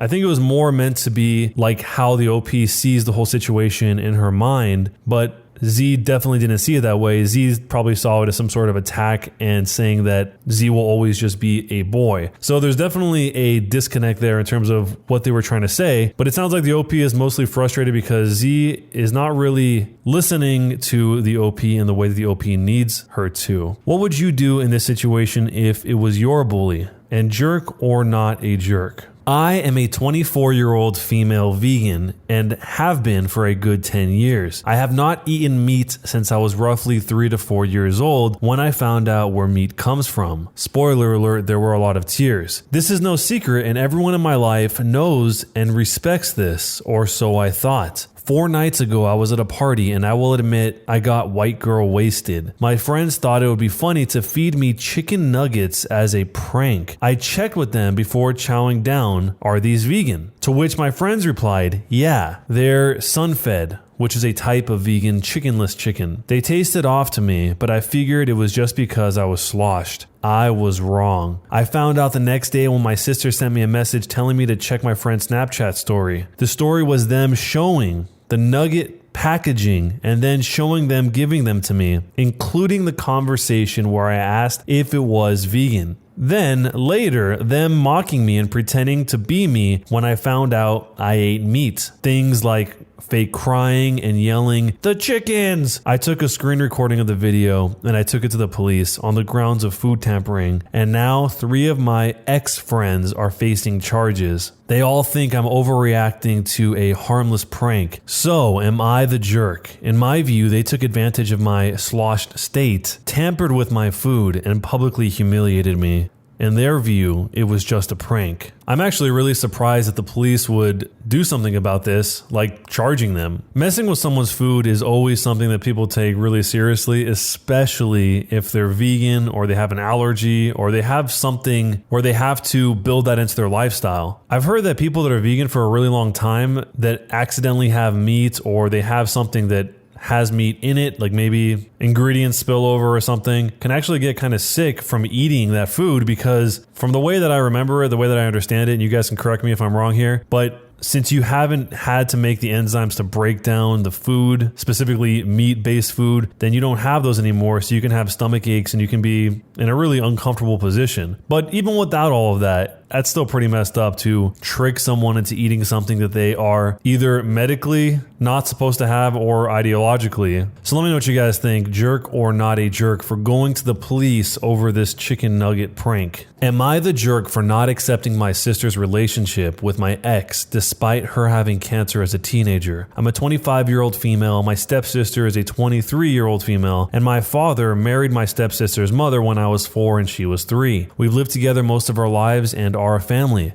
She and I were extremely close. She developed cancer when she was 14 and was sick for about 2 years. She's since made a full recovery. During that time, my parents became understandably overprotective. They also asked a lot of me. I quit my extracurriculars so I could get a job. The money went toward her medical bills, and so I could drive her to her appointments. I didn't go to dances and any fun activities I did needed to include her. I did almost all of this willingly, the exception being having to quit my high school volleyball team. I did throw a bit of a tantrum about that, but was swiftly punished. And I think having one emotional breakdown was pretty chill given the circumstances. Anyhow, I go to college and I meet my ex, Ben. This was when I was a junior. We fall in love. Blah, blah, blah. He and I move in together when we graduate. So we've been living together for about 3 years. We were serious until July when I walked into my bedroom and saw him boinking my sister. I broke it off. Tears were shed. He moved out, etc. My sister apologized at first, but then backed off. I thought she was giving me space, but last week she called and asked if we could meet up. She told me that she and Ben were in love and were just telling me as a courtesy before they started posting photos online. Distraught, I left her in the restaurant by herself and did not pay my portion of the bill. She later Venmo'd me asking me for the money. She told my parents, who then called me to their house telling me how disappointed in me they are for not supporting my sister's relationship with Ben. They brought up the fact that because she had cancer as a teenager, she never learned proper social etiquette and has a hard time meeting people. I don't buy this, in part because I've seen her socialize just fine since we spent a good chunk of the time she was sick together. That would also mean that I should have bad social skills as well by that logic. They then told me that if I don't accept my sister and Ben's relationship,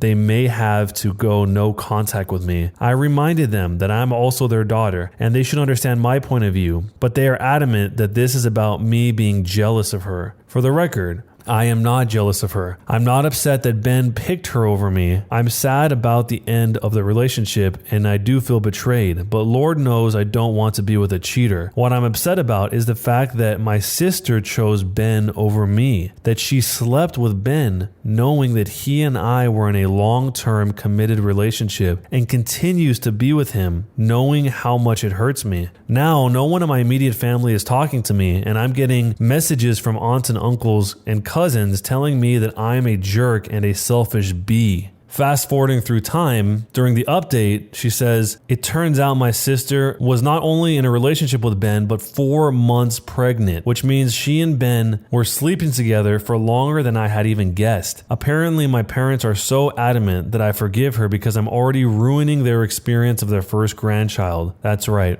I'm less important than my stepmom posting ultrasounds to Facebook. This is where we're at. So, am I the jerk for not accepting my sister's relationship with my ex despite her having cancer as a teenager? What a horrible excuse. Having cancer is awful, don't get me wrong, but the parents and the stepsister are all saying that because she has bad social skills that she has to cannibalize her own family. I mean, does the family not know that this guy Ben was cheating on their daughter with their other daughter? Are they missing that part of the story? Because it's hard to imagine any parents being like, oh yeah, this guy's good, we vouch for him. But maybe it's because they already knew that the stepsister was pregnant and they just want a grandchild that bad that they don't care. They say, he's a cheater, he's whatever, who cares? He's giving giving us a baby. And maybe they never expected the stepsister to ever have a baby because of her so-called bad social skills, which seems like such a terrible excuse. But let me know what you guys would do if this was you in this situation, and jerk or not a jerk. This all takes place in a game called Ark Survival Evolved. It's an online multiplayer PvP game with dinosaurs. I only play on unofficial private servers due to server mods I enjoy. I hadn't played in a while and was starting a week-long staycation. One of my friends popped up and asked if I wanted to jump on a server that had just wiped. Everyone would start over from scratch. I end up in a tribe with 4 other people, 2 I had played with, 2 I hadn't. I put a lot of time into that game and I am very good at starting on freshly wiped servers and building up fast. I find the grinding relaxing, so I don't mind the hours of gathering and crafting. My tribe quickly outpaced every other tribe on the server. Most players were still using bows and arrows while we had ascended, highest quality, rocket launchers, and max level perfect tamed dinosaurs. At this point, there's a server event my tribe attends. It consists of an admin tossing random goodies to everyone. One of the people I didn't know started breaking the event rules by trying to kill people. They refused to stop and we kicked them from the tribe. We will refer to that player as Mrs. S. So one night, we get raided and wiped. We knew there was no one in the tribe with the resources, and when we checked the logs, it was obviously an admin. The owner gave us some supplies and let us rebuild. We doubled our efforts and had full tech armor for us and our T-Rexes. We occasionally raided other tribes when they talk trash or kill us in the open, but mostly we just built more and more. During all of this, Mrs. S had cozied up with the owner and was now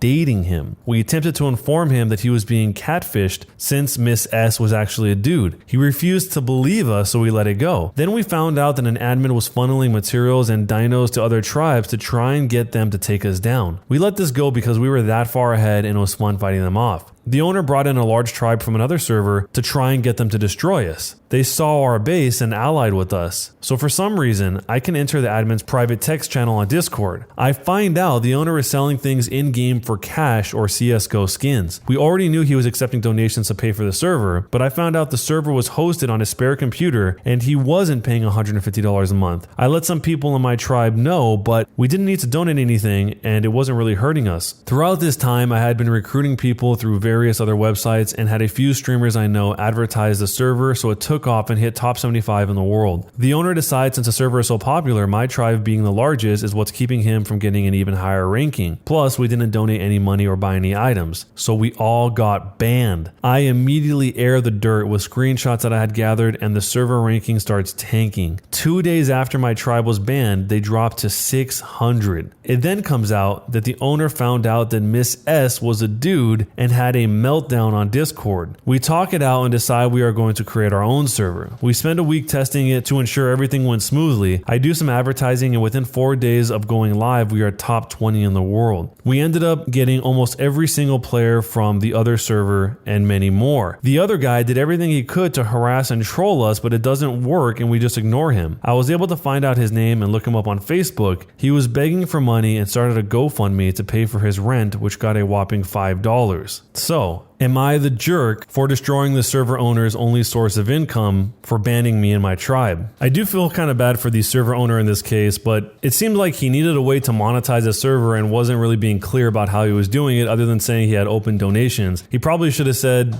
hey, I'm hosting the server on my PC in my bedroom, but I want to be able to get it to some sort of 24-hour-a-day uptime server. This is what I need in order to get there, and so on. But I don't really know what you would do in order to solve the whole problem of him thinking that the ranking of the server wouldn't go up if there was this superpowered tribe that was too powerful to take over. I don't even know why that would necessarily make people not want to join the server unless they think it's just so impossible. They're so far ahead that they can never possibly catch up. And if that is the case, and that's the reason why people wouldn't join, that's why the server wouldn't go up in ranking, then I'm not really sure what the solution would be to that. But let me know what you guys think. What would you do if you were in this situation, and jerk or not a jerk? Am I the jerk for telling my husband that his culture is garbage and I won't compromise by incorporating it into our family life? My husband and I live in the US Northeast where I am from. John moved here for work several years ago from the deep south of the United States where he grew up. Raised with Christian holidays but never attending church. Coincidentally, shortly before everything hit, John's parents and his childhood best friend Dan and his wife decided to move here as well. This past weekend was the first that us three couples have gathered together since any of us moved here. We had a distanced picnic at our house. John sat down 2 to 3 minutes after I did. As he was settling our kids into his pen in the yard with us, Dan and my father-in-law immediately started to jokingly rip on him for being whipped and doing my job of parenting our children while he was supposed to be allowed to just catch up with the 2 other men. I was trying to politely deflect when it turned to how mean I was for not fixing him a plate and serving him before serving myself. If I thought a certain dish would run out before he got to it, or if he had asked me to, I, of course, would have.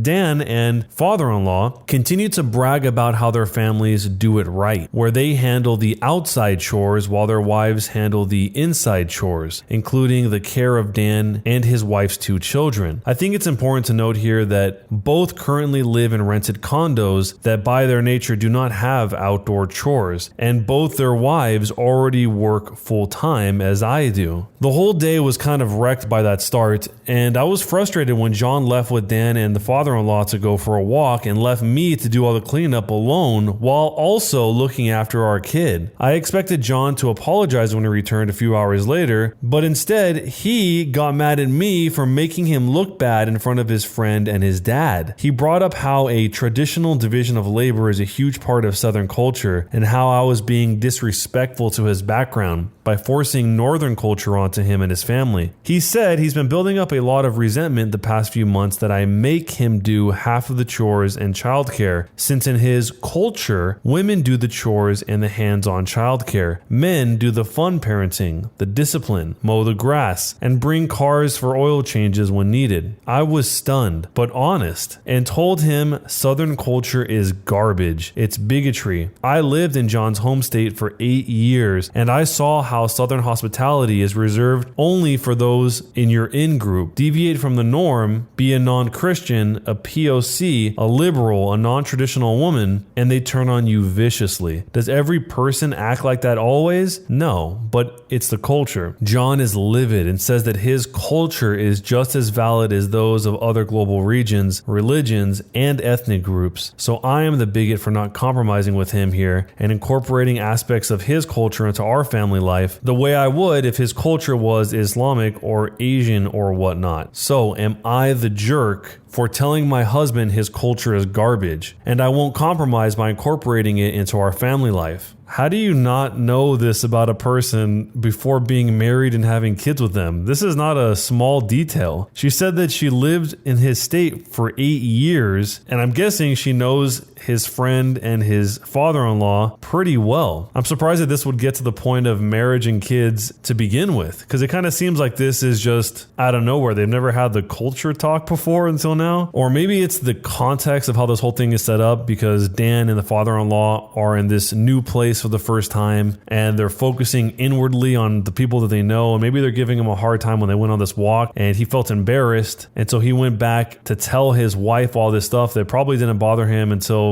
he was being made fun of for it. It's kind of hard to tell exactly what it is because we don't know what happened in these conversations when Dan and the father-in-law and the husband all went on the walk together. It's hard to know for sure, but it sounds like the husband wasn't really pushing this culture onto the family all the way up until this point. And now that he was embarrassed or it was pointed out to him or whatever the case, he's probably thinking to himself, yeah, it should be like that. Yeah, why am I doing all this stuff? When I'm guessing he was probably fine with it up until this point, and this wife wouldn't have been so surprised because she would have known already. I don't really see how this gets better, because now that the 2 other couples live there, it's probably going to be something that's continually brought up all the time. But let me know what you guys would do if you were in this situation, and jerk or not a jerk. Am I the jerk for outing my ex as gay after she told everyone that I cheated on her? My ex and I were together for 5 years. I decided to propose, but she rejected me. The next day we had a talk. She realized that she was gay since, quote, I've been trying too hard to please myself from men. We broke up. The very next day, I get bombarded with messages. My friends ask if this was true, and they link me to a post. It was a Facebook post exposing me about cheating. She said that's why we broke up. Now, usually I am not evil, but this pissed me off. She was destroying my reputation for God knows why. I simply commented that the real reason we broke up is because she is gay. People didn't believe me until my ex literally screamed at me for outing her. Then a lot of people started to call her out for her lies. I know I'm probably a huge jerk, though I feel she deserves it, but I did not cheat on her. Am I the jerk? You should obviously never out somebody that doesn't want to be outed so they can do it on their own if they choose to, but this ex-girlfriend is just straight up lying, saying that he cheated as the reason. It's just a strange thing to come to. Instead of just saying, hey, it didn't work out or some other reason, why would you choose he cheated of all things? Of course he's not going to go along with that. I mean, what did she think was going to happen? Oh, we broke up because he cheated. And he's going to be like, oh yeah, I cheated. No big deal. I mean, as he describes it here, it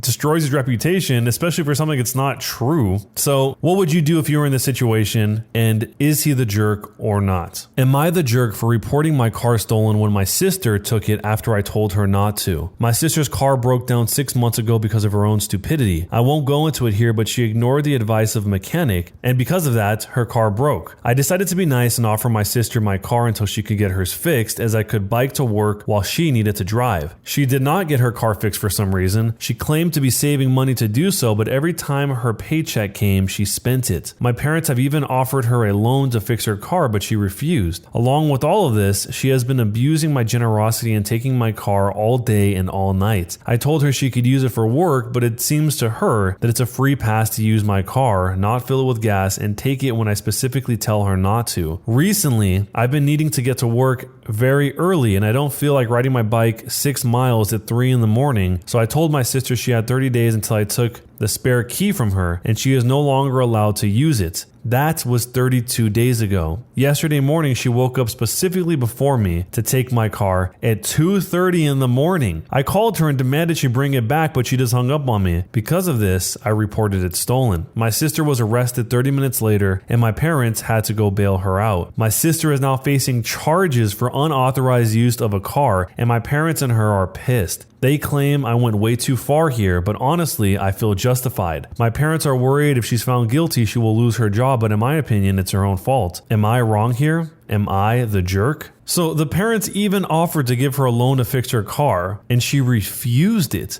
Bailing her out of jail might not cost as much as fixing the car, but that's a lot of wasted money that could have gone into just actually fixing her car. And also, 30 days is kind of a far way out to remember something, so maybe you would say that she forgot about it, but clearly she didn't, because she's waking up at 2:30 in the morning to leave with the car, knowing that he has to go to work. No normal person is just waking up at 2:30 in the morning just to start driving for no reason. She's obviously leaving because she doesn't want him to have the car. And then it's even more clear when he calls her and then she just hangs up on him when he's asking her to bring back the car because he needs it for work. So what would you do if you were in the situation, and is he the jerk or not for reporting the car stolen to the police? Am I the jerk for objecting to Girls' Day? I'm a 28-year-old male and my immediate family is all women. Mostly this is because I was raised by my mother and have no contact with my father's side of the family due to a messy divorce when I was young. My 2 sisters in their early 30s and my 3 aunts, 2 who are my mother's sisters and 1 married into the family and married my aunt. And they have an assortment of close friends of the family, all of which are women and go to these events. About 3 years ago, my mom had an idea to do a girls only weekend. Originally, this was to see one of the Magic Mike movies, and because it was such a hit, they started to do these weekend outings once or twice a month. Originally, it didn't bother me because I'm an adult and I have my own life and my own house, and I really didn't even think about it. But an incident recently made me annoyed at the whole concept. My aunt's birthday was in January, and usually we go to her favorite restaurant for her birthday, which also, incidentally, is my favorite restaurant. So I bought a present and a card, and I waited for an invitation, and none came. When I asked what was going on for her birthday, I was told they celebrated it early on their Girls' Day because she was going to be out of state during her birthday. This kind of irked me because when I mentioned I bought her a present, my mother told me just to drive it over to her house and give it to her. I felt pretty left out since I am the only male in my immediate family. Having a Girls' Day is the equivalent of saying, hey, let's celebrate my birthday, but not invite him. I griped about and was told,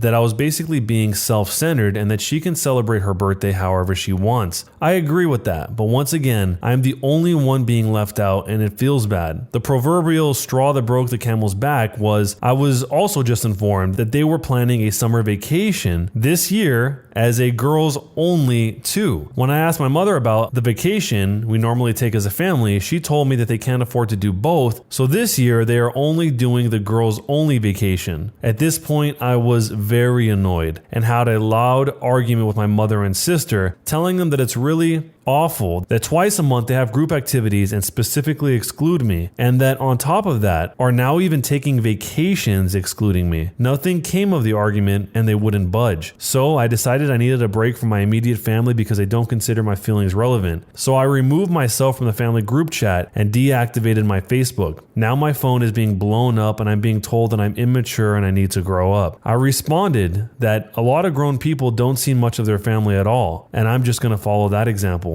Am I being the jerk here? This is another one of those situations where there's nothing wrong with taking girls' nights or guys' nights or whatever, but when the person is trying to explain to you why it bothers them, it sounds like in this case they don't even want to hear it. It's not even an option to hear him out or to really try and understand what he's saying, especially since this is a little bit beyond the norm. He missed her birthday, not because he didn't know when it was, but because they didn't tell him about it. They celebrated it early. And then the vacation that he's looking forward to, he doesn't even get to go on with them. I'm assuming from the way he tells this that he really values his time with his family, but for some reason, they just want to do family things without him. So maybe there's something else going on here where they're annoyed with him or something about this guy that makes him not want the family to have him around all the time. And maybe that's why they stumbled upon this excuse, this very convenient excuse of, oh, it's girls' night every night. See ya. I'm not sure, but it seems like he's expressing what he wants to say to them, but they don't really care. So pretty understandable that he would be upset by it and try and remove himself from this whole situation, which they think is immature. But what do you guys think? If this was you, what would you do? And is he the jerk or not?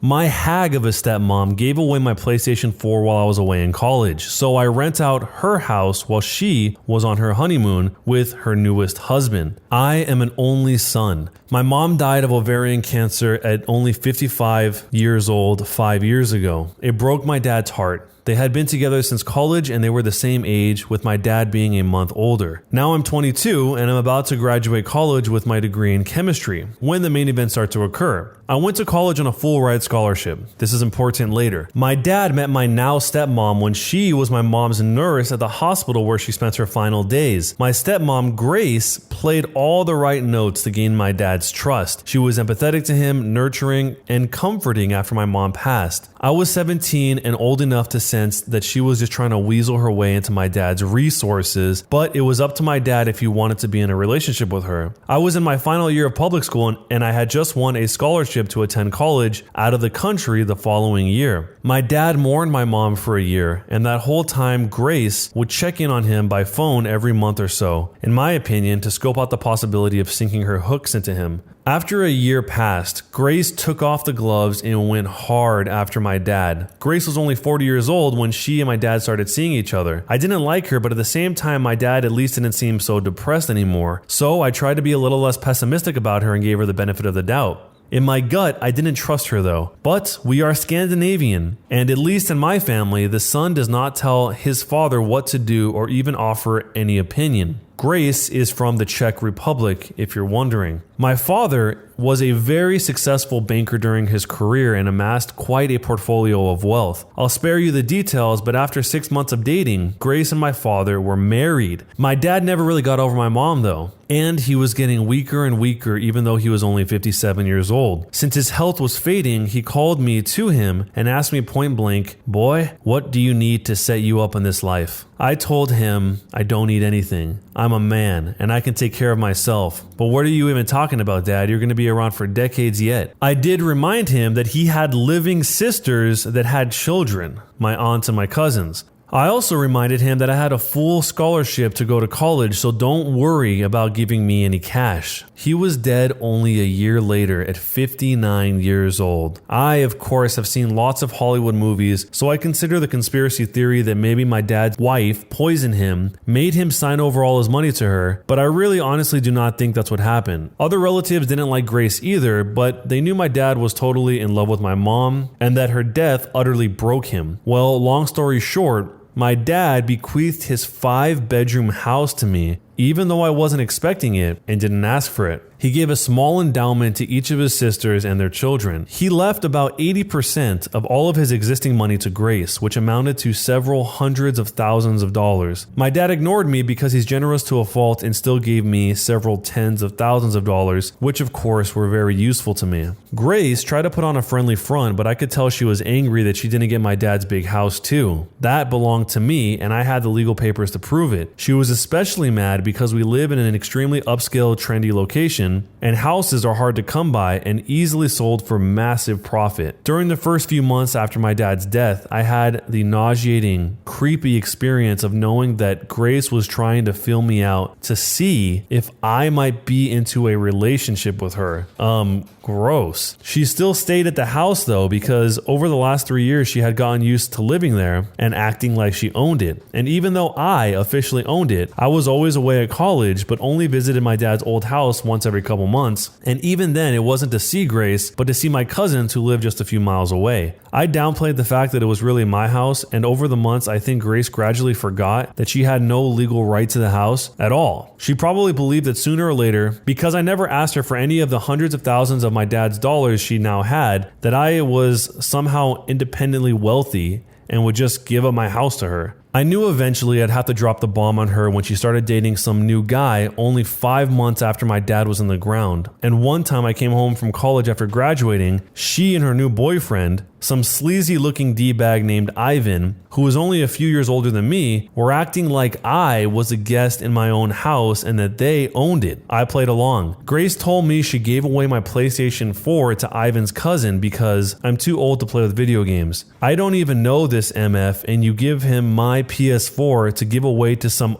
other person who I also don't know. I quickly changed all my network passwords that same day. I smiled, but I knew what I had to do eventually. She also said that she and Ivan were getting married because, quote, I can't just mourn your father forever. I have to move on with life. I tell her that I graduated college and I already secured employment with a local firm and will soon find a new place to live. She looked thrilled, especially the part where it looks like I'll soon have a new place to live. Then, in a patronizing way, she tells me, "You always have a place in our house though. You are welcome to stay here whenever you want." Thanks, Grace. Really generous of you. What I really say is that I will probably have a new place in 3 months. She says that's wonderful because she intends to go to her homeland to have a wedding with Ivan and afterwards to have her honeymoon. She assures me it's a local affair because otherwise I'd invite you, honey. And anyway, I know you're so busy. I congratulate her. She asked me if I can watch the house for her. Watch my own house? Sure. What I really say, of course, is that I will take care of the house, and I am careful not to say your house. She and her D-bag fiance, who I am 100% sure is only there for Grace's money, go on their trip, and I immediately put out advertisements and rental websites offering to lease my house. I hire movers, and I have all of Grace's furniture and possessions boxed up and put into a storage rental facility. I retain all of my parents' furniture that they had before my dad met Grace. Locks?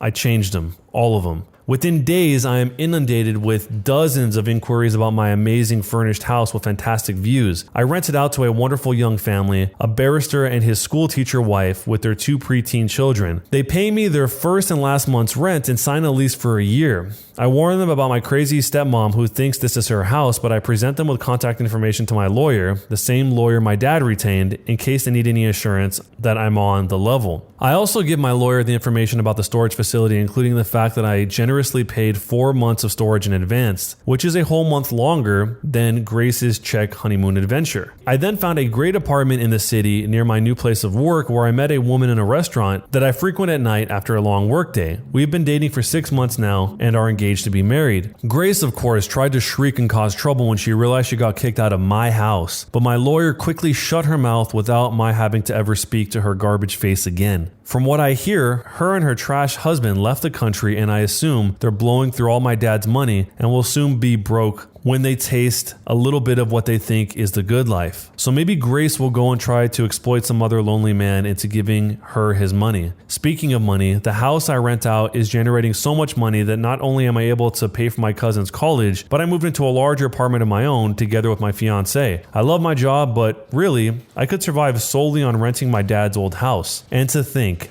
if Grace had only been cooler and nicer, I might have let her stay at the house just to be a good sport. And definitely if she stayed out of my room. But no, she had to act like this, so I had to make her homeless as a wedding gift. Postscript, I did buy another PS4 even though I didn't use the old one that much. It didn't matter. It wasn't for Grace to give away. You don't give away other people's things, you give away your own things. Which is why I choose to kick Grace out of my house, because it's mine and I decide who stays there. Am I the jerk? The first thing I wondered when going through this is if he would have said that he needed a lot of money when the dad asked him how much does he need in order to live, I wonder if he would have given the money to his son and given less to Grace. And the dad, I'm guessing, probably wasn't seeing very clearly towards the end because he was so full of grief over the loss of his wife. So maybe he didn't realize what was happening with Grace, that she was there to get his money from the way that the OP tells it. Or maybe he did, and he just realized, this is what I want to do, this is helping me with my grief, and that's the whole reason why he asked the son to begin with, how much do you need in order to live? It's just wild that Grace would take her new man and bring him into the house and then tell him, oh, you can still stay here if you want. I mean, before blowing all the hundreds of thousands of dollars, she could have maybe gotten an apartment in the city as well, in the same area if that's what she wanted to do. And that way she could have somewhere to live, but then she wouldn't be able to buy luxurious things or live the high life as he put it here. This was a pretty detailed, thorough story. So let me know what you guys think. If you were in this situation, what would you do? And jerk or not a jerk? My mom is an influencer. I am sick of being part of it. I had no photos, hoodies printed for me and my little sister. I am a teenager. My mom is kind of famous on Instagram and blogging. She had a mommy blog all when I was growing up, and of course me and my sister were always involved. It sucks because there's so much out there about us, and it's what's going to come up when I'm looking for a job, when I'm dating, and when anyone looks up my name. I found a website that will print custom jackets, print all over the front and back of the arms, and I ordered some hoodies that say a bunch of phrases on them.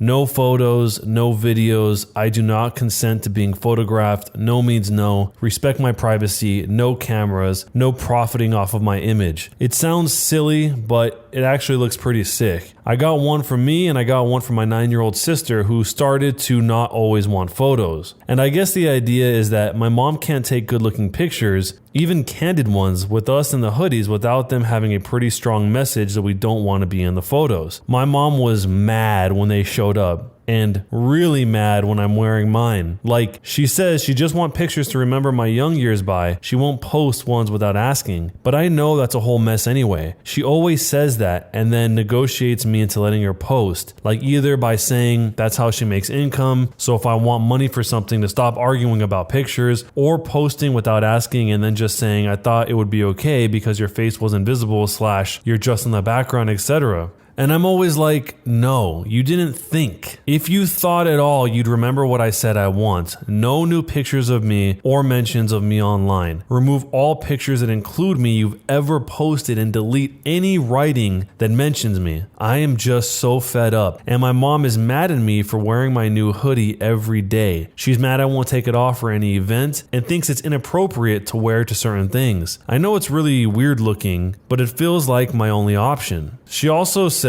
all the mentions of consent, no means no, and this body is my own, implies something more inappropriate, and that it is really inappropriate to wear those words out in public. We've fought about me wearing it to family events and school events with a generally dressier dress code because it looks like a quote gangster hoodie. I don't know what to say to that, but I don't agree. So, am I the jerk for always wearing my no photos hoodie? What would possibly be inappropriate about having a hoodie that says no means no and this body is my own? That part at the end seems like common sense. It's not that shocking of a concept. But this seems like it's going to be the dawn of a new era of influencers growing up, having kids, and then using their kids constantly for content. And then the kids are probably going to grow up to be like this. I mean, obviously there already are influencers that have kids, but I think that's going to be a bigger and bigger and bigger thing. And this is just nuts. There's no ambiguity. The daughter does not want to be photographed or written about or anything. It's not that complicated. Maybe the mom feels like she can't pivot into something else, or maybe there's some other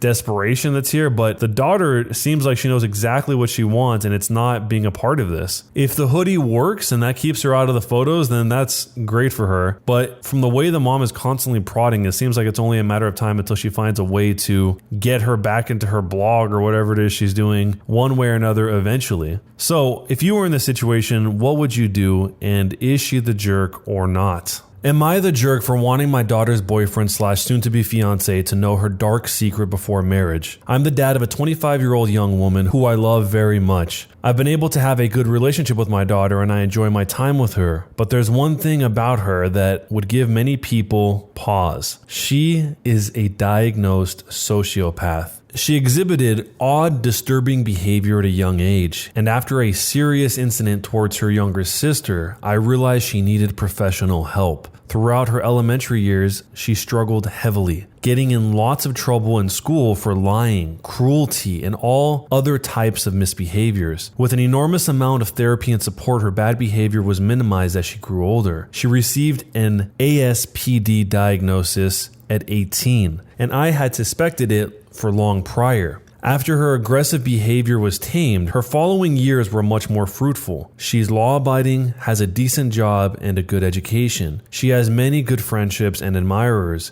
especially male admirers. She is very, very charming and adept at attracting guys and maintaining their interest. She uses that old dating guide, The Rules, like a Bible. She currently has a boyfriend of about a year and a half who's crazy about her and who I have a very strong relationship with. We live in the same area and spend a lot of time together regularly. He is a great guy, very kind, funny, and intelligent, but I doubt she loves him. We've had some very honest, in-depth discussions about her mental health since her diagnosis, and she's been open with me that she doesn't feel love or empathy towards anyone, even family. When she acted very sad and broken up over the death of one of her closest friends at the funeral, she confessed to me privately that it was all a put on, and that she felt pretty neutral about the whole thing. She has also stated that she has never once felt guilty about anything she's ever done, and doesn't know what guilt feels like. While she enjoys being around her boyfriend and is attracted to him,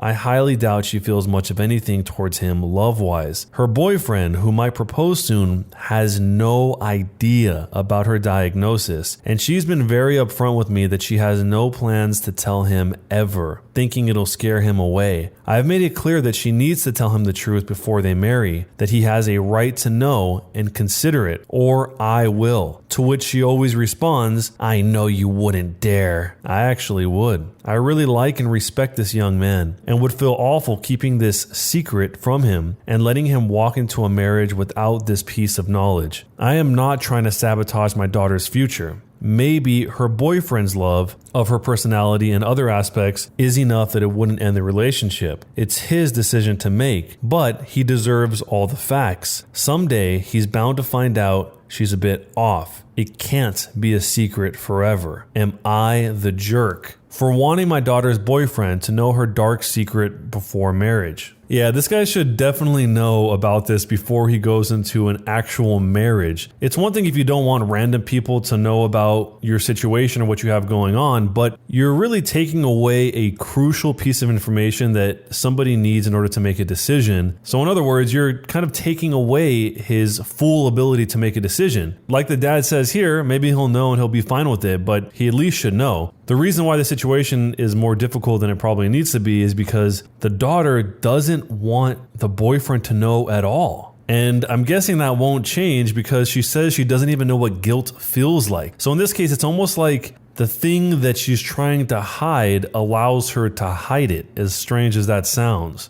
Because even if it didn't come out in the form of guilt, for everyone, a lot of people probably would feel something close to guilt if you're about to go into a lifelong relationship with someone and you don't even bring this up or mention it at all. So if you were the dad in this situation, you really like the guy, Would you stay on your daughter's side and keep it quiet, or would you break that silence and tell the boyfriend even though your daughter doesn't want you to? And also, a jerk or not a jerk? Am I the jerk for not letting my sister see her kids? I'm a 28-year-old female and I obtained custody of my sister's kids. She's a 35-year-old female and the kids are 9 years old, a male, 4 years old, and 2 years old, both females, back in 2018. After she left them alone for 2 weeks to go on a trip, read a bender, of course, this was a huge transition for the kiddos. They had to be moved schools and daycares, and most of all, they couldn't see their mom anymore. Now, the kids are doing better and definitely lead happier lives. Recently, though, my sister was released from prison and wants to see the kids again. She called me begging to have a visit with them and telling me that I could give them back because she was now out of prison. I've had a talk with the 9-year-old and he says that he doesn't want to see his mom yet and that he still hates her for leaving him alone. The girls have no memories of her, and the smallest one was only 3 months old the last time she saw her mother. I do feel like I could have helped them foster a better relationship with her, but I don't want to force the oldest into meeting her when he absolutely does not want to. Still, my closest family has told me that the oldest doesn't know what he's talking about, and it's my fault the little ones don't remember their mother because I didn't take them to see her when she was in prison. They also told me that it's my responsibility to force them to meet her even when they don't want to because that's what's best for them and they shouldn't grow up without their mother. I've spoken to a professional about this, specifically the oldest's therapist, and they have advised that it should be up to him. I just want to know if I'm being a jerk to my sister. Also, I have adopted kids and I have full custody of them. So, am I the jerk? I guess this comes down to what is the intention that she has by letting them see her or not? Is the reason why she doesn't want the kids to see the mother because she thinks the kids are going to be built up and then ultimately be disappointed? Or is it because she's an addict and she doesn't want that to rub off on the kids? Or is it something else entirely different? Because without knowing that part of it, I don't really see a reason why you wouldn't want the kids to see the mother at all. I mean, I get not wanting the kids to live with her, but to not even see her at all, there's got to be some greater fear here that something's going to happen that she's not really explaining in this. Or maybe it's obvious and I'm not seeing what that fear is. I mean, she could be around them while they visit the mom, so she's not going to take off with the kids and run away or something. But all of that would be if the kids didn't have any opinion on it. Everything changes when the kid adamantly says he does not want to see his mom yet, that he still hates her for leaving him alone. I think that listening to the kid should override a lot of this because the kid has got to feel some sort of agency in all of this when he didn't have a choice that the mom just left him and went to prison. So at least it could probably help in order to have the kid make this decision. And even if that decision only applies to him and the two daughters are able to see the mom, at least to listen to the kid who's actually speaking and being clear about this. And also, I mean, of course, the professional advised that it should be up to him. So the OP even has a professional opinion on this. But let me know what you guys would do if you were in this situation. Would you allow the kids to see their mother or not? I gave someone retribution for tampering with my PlayStation Network account. I was very young at the time, but here's how it starts off. I had a good friend on the PlayStation Network and he was my friend for months. But one day he told me that he unlocked the Platinum Trophy for Cars 2 and that he was willing to give it to me. I accept his offer, but before I give him my details, I changed all my personal information to fake details except my email. I even changed my password. After that, I gave him my sign-in ID and password as I was stupid to believe him. At first, he didn't do anything. He told me to deactivate my PlayStation 3 system, and of how much I trusted him, I went ahead and did it. When I told him I deactivated my system, he goes on my account and activates his system on my account just to freeload digital add-ons and games off of me. I was very young at the time, so I didn't know much about deactivating and activating systems. When my system was deactivated, I realized I couldn't play any of my digital games, so I got pretty furious, but I tried to stay cool with him. So I asked him nicely to deactivate his system on my account. This is where the chaos begins. He signs back in my account while I'm sleeping, and I wake up to see he changed my login details. I was pretty upset and cried over it. I was 11 at the time, so I didn't know how to handle things well. I didn't know what to do in order to get my account back, so I called PlayStation to get my account back, and they informed me that my PlayStation account has been permanently suspended for violating the terms of use. I confronted him on my new PlayStation account. He played dumb and said, "What are you on about?" So I insulted him him and he threatens to brute force me. I wasn't stupid to fall for his threat. After a while, I learned how to hack PlayStation accounts, so this was my chance to get him back. I had a program to find the date of birth of a PlayStation Network account, and as I had his email, I got his date of birth. When I got his date of birth, I contacted Sony to lie and say, my account has been compromised, can you please help me? I give Sony the date of birth along with the email and online ID. They handed me the account. I logged into his account on my PS4 and he was playing while I hijacked him basically. He called Sony as well to claim his account back, but I kept contacting Sony over and over to claim the account back. After a while, Sony thought he was game sharing because his account kept getting compromised a ton because of me. So they threw a permanent ban on his account. I was extremely happy and proud of myself. It made me crack up when he wasted all of that time getting those platinum trophies, but they remain null and void in his life. So am I the jerk for getting a permanent ban on his account? Man, for being 11 years old, I'm surprised he came out on top of this whole thing. Well, at least in order to get the revenge that he was trying to find. It sounds like he never got his account back, which really is a lose-lose for both people. The net outcome is that both people lose all of their digital games. And I didn't realize that Sony would just straight up ban you for something like this, which would be pretty horrible because a lot of people have their entire collection in digital form. But I'm guessing back in the PS3 era, there was probably less people that had only digital games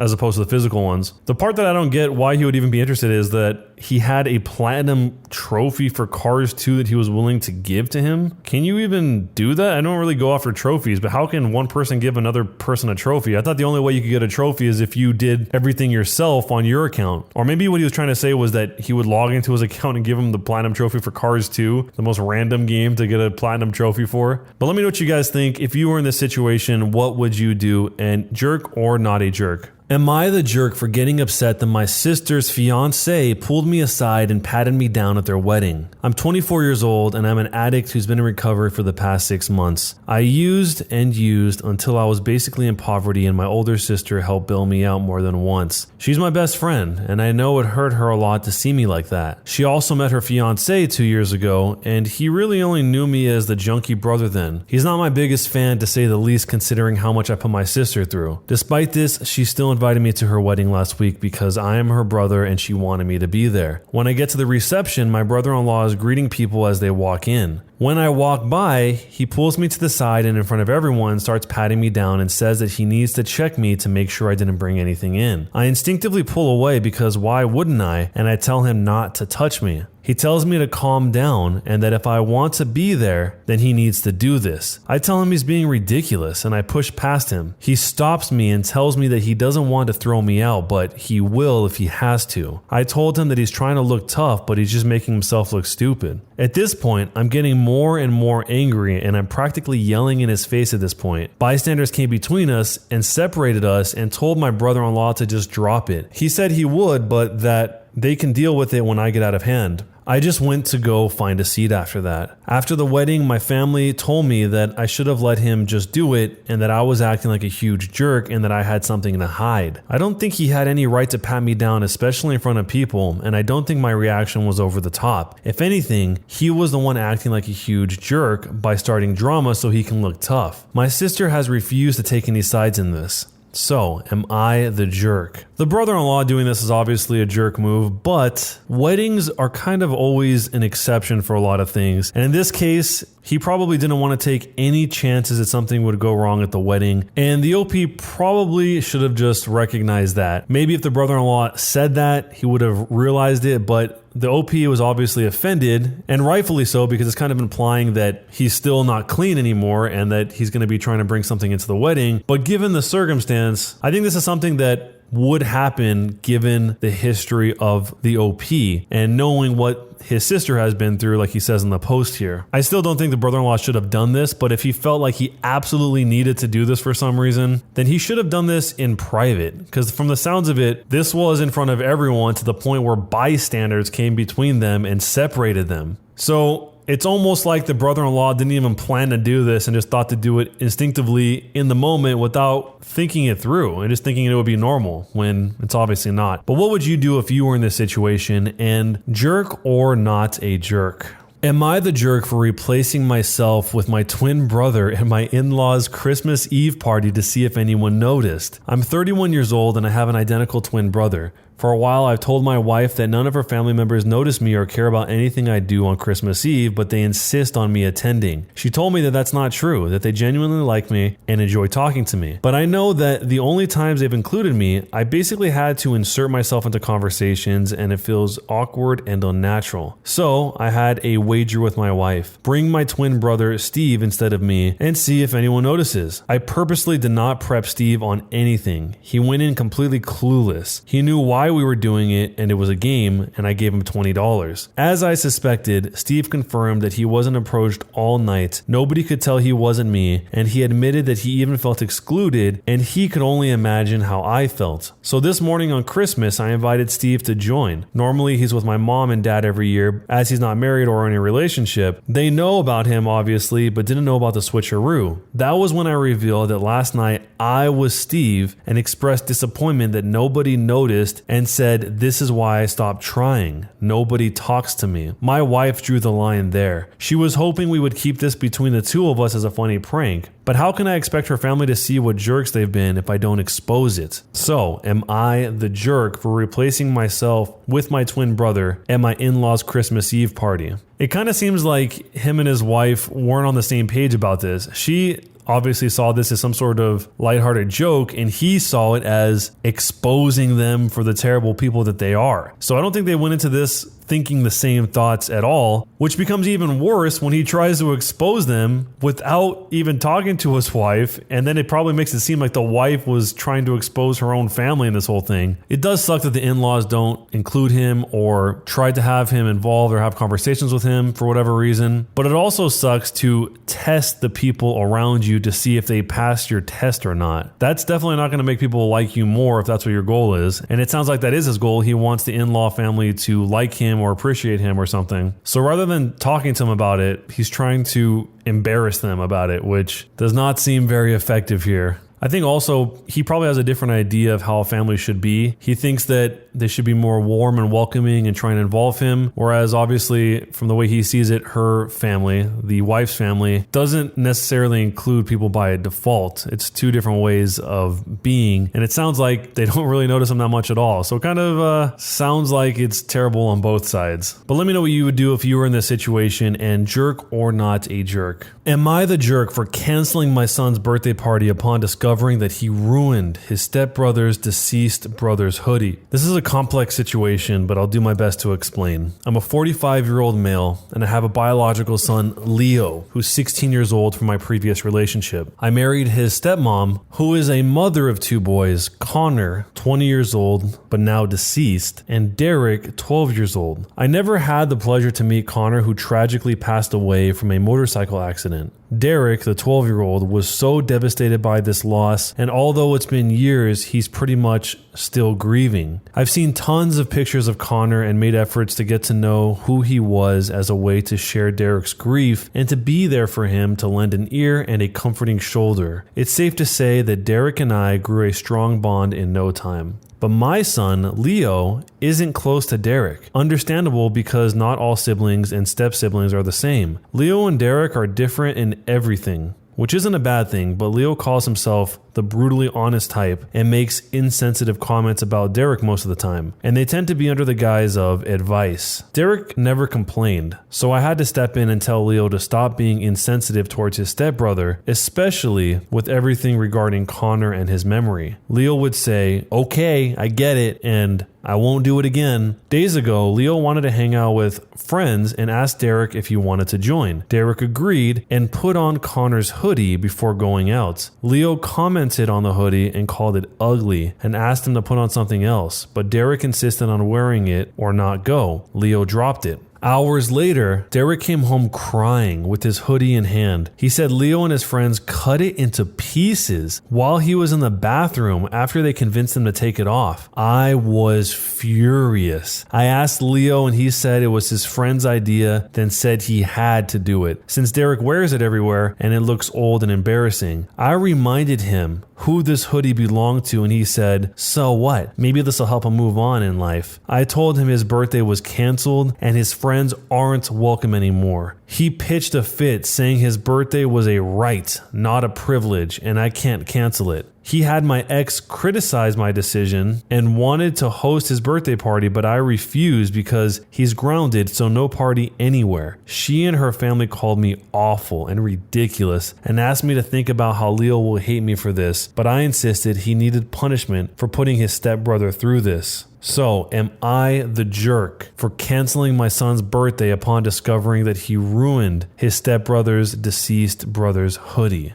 He cut the hoodie into pieces? Something is seriously wrong in the mind of Leo. There's something way deeper here than just randomly cutting up a hoodie. He specifically chose this hoodie and is justifying it by saying that maybe it'll help him move on with his life. Leo, I guess, just feels nothing about this. He doesn't have any empathy at all for Derek going through this ridiculously traumatic event and then destroying one of the things that he's holding on to as a memory of his brother. And also, it's weird that Leo's mom, who I'm assuming is the ex that's being referred to here, doesn't seem to get the gravity of what this means. She still wants to have a birthday party knowing that her son took someone else's memento of their dead relative and then cut it up. And that's just normal. I mean, even if this was just a totally random person, this would be a very extreme act of cruelty, but it's his own stepbrother, somebody that you have to physically live with. So if you were the dad in this situation, what would you do? And is he the jerk for canceling his son's birthday for destroying the hoodie?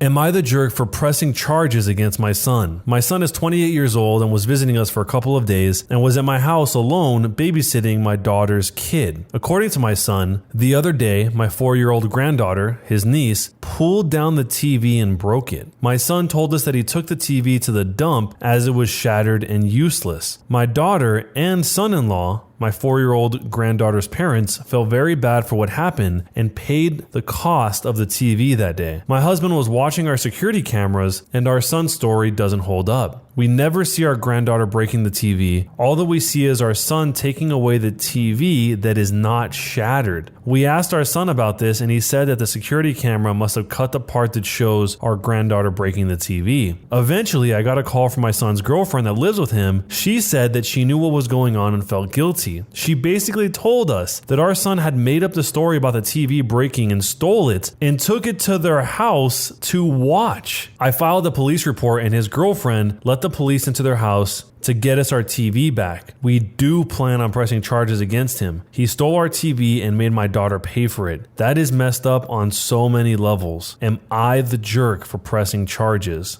I mean, the son is obviously denying this even though it's on the security camera footage, and I assume is going to continue to deny it when they remove the TV from his house. But what will he say? I don't know. I don't know what you can really say there. Somehow I doubt he's just going to admit it and say, yeah, I lied to everyone. I stole the TV and had your daughter pay for it. It's probably going to be some other random thing. But one thing that would be good to know is, has anything like this happened before? Because it's not even a necessity of life. It's a TV, a luxury. There's a difference between stealing this and doing a cover up for it versus I need food for the next day or else I won't survive. So this is just weird that he would do this over a television, that it sounds like he was just going to watch TV on, not like he was selling it for food or selling it for something that you would need. He just stole it just to watch on a bigger, nicer TV, it sounds like. One of the opinions said that unless violence is involved, he's extremely opposed to getting the messed up U.S. justice system involved in family matters. This could have been handled in a way that did not involve police and a permanent record. I mean, how much was the TV? Is the son now a felon who can't vote, rent property, or get a job? To which somebody else responded, or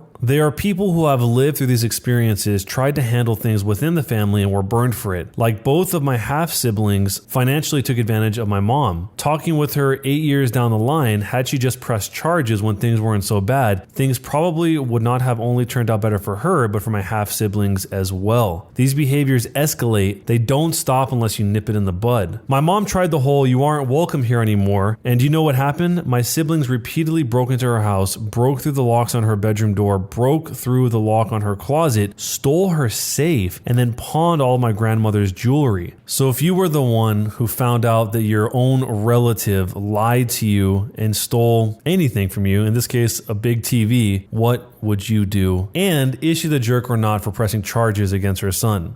Today I messed up by banging my first cousin. This actually happened last weekend, but I'm finally getting around to processing it all, and I guess I'm trying to deal with it. I went out for drinks with my girlfriend and met up with my younger cousin at the bar. We'd all hung out before and had a great time. My cousin invited a couple of her friends to the bar too, and we did some bar hopping. I got sloshed pretty unintentionally. The last bar, I swear, was not putting any mixers, they were just pouring straight spirits. So anyway, we're about to leave and my cousin's friends are trying to get her home because she is sloshed too. Well, my girlfriend was our designated driver, so we offered to let her stay in our spare room. Everyone was cool with that because who's safer than family, right? Wrong. We get home, and I had to piece together some of this later because I blacked out for most of it. Apparently, initially everything was cool. My cousin went to the spare bedroom and my girlfriend got her situated. The problem started a little later when I, in my infinite wisdom, decided to walk straight out of my bedroom with my girlfriend in it and into my cousin's room. I don't particularly remember much except for two details which I guess are not important to the story. Well, okay, so one might be. I remember my cousin giving me a very enthusiastic act on third base, which as you can imagine makes a lot of noise. Apparently my girlfriend came out of the room wondering where I was because I just disappeared. She didn't barge into the room or anything, but she heard the noises, which is pretty obvious. So at that point, she left. Like me. She left me, and I don't blame her. Anyways, that means I wake up in the morning, having blacked out, oblivious that my girlfriend was gone already, but I'm naked next to my cousin. There's obviously no hiding this, but I'm still half sloshed, so I went to try and sneak back into my room, which I found empty. So yeah, I haven't heard from my girlfriend all week, and I'm sure we're done. And I don't blame her. All I can hope for now is that this doesn't get out to my family because I would probably implode. No, my cousin and I are not going to start hooking up regularly. It's actually super awkward and she has hardly said a word to me either. Again, I don't blame her. So, am I the jerk? So, I don't think that cheating on your girlfriend with your cousin is something you can ever recover from.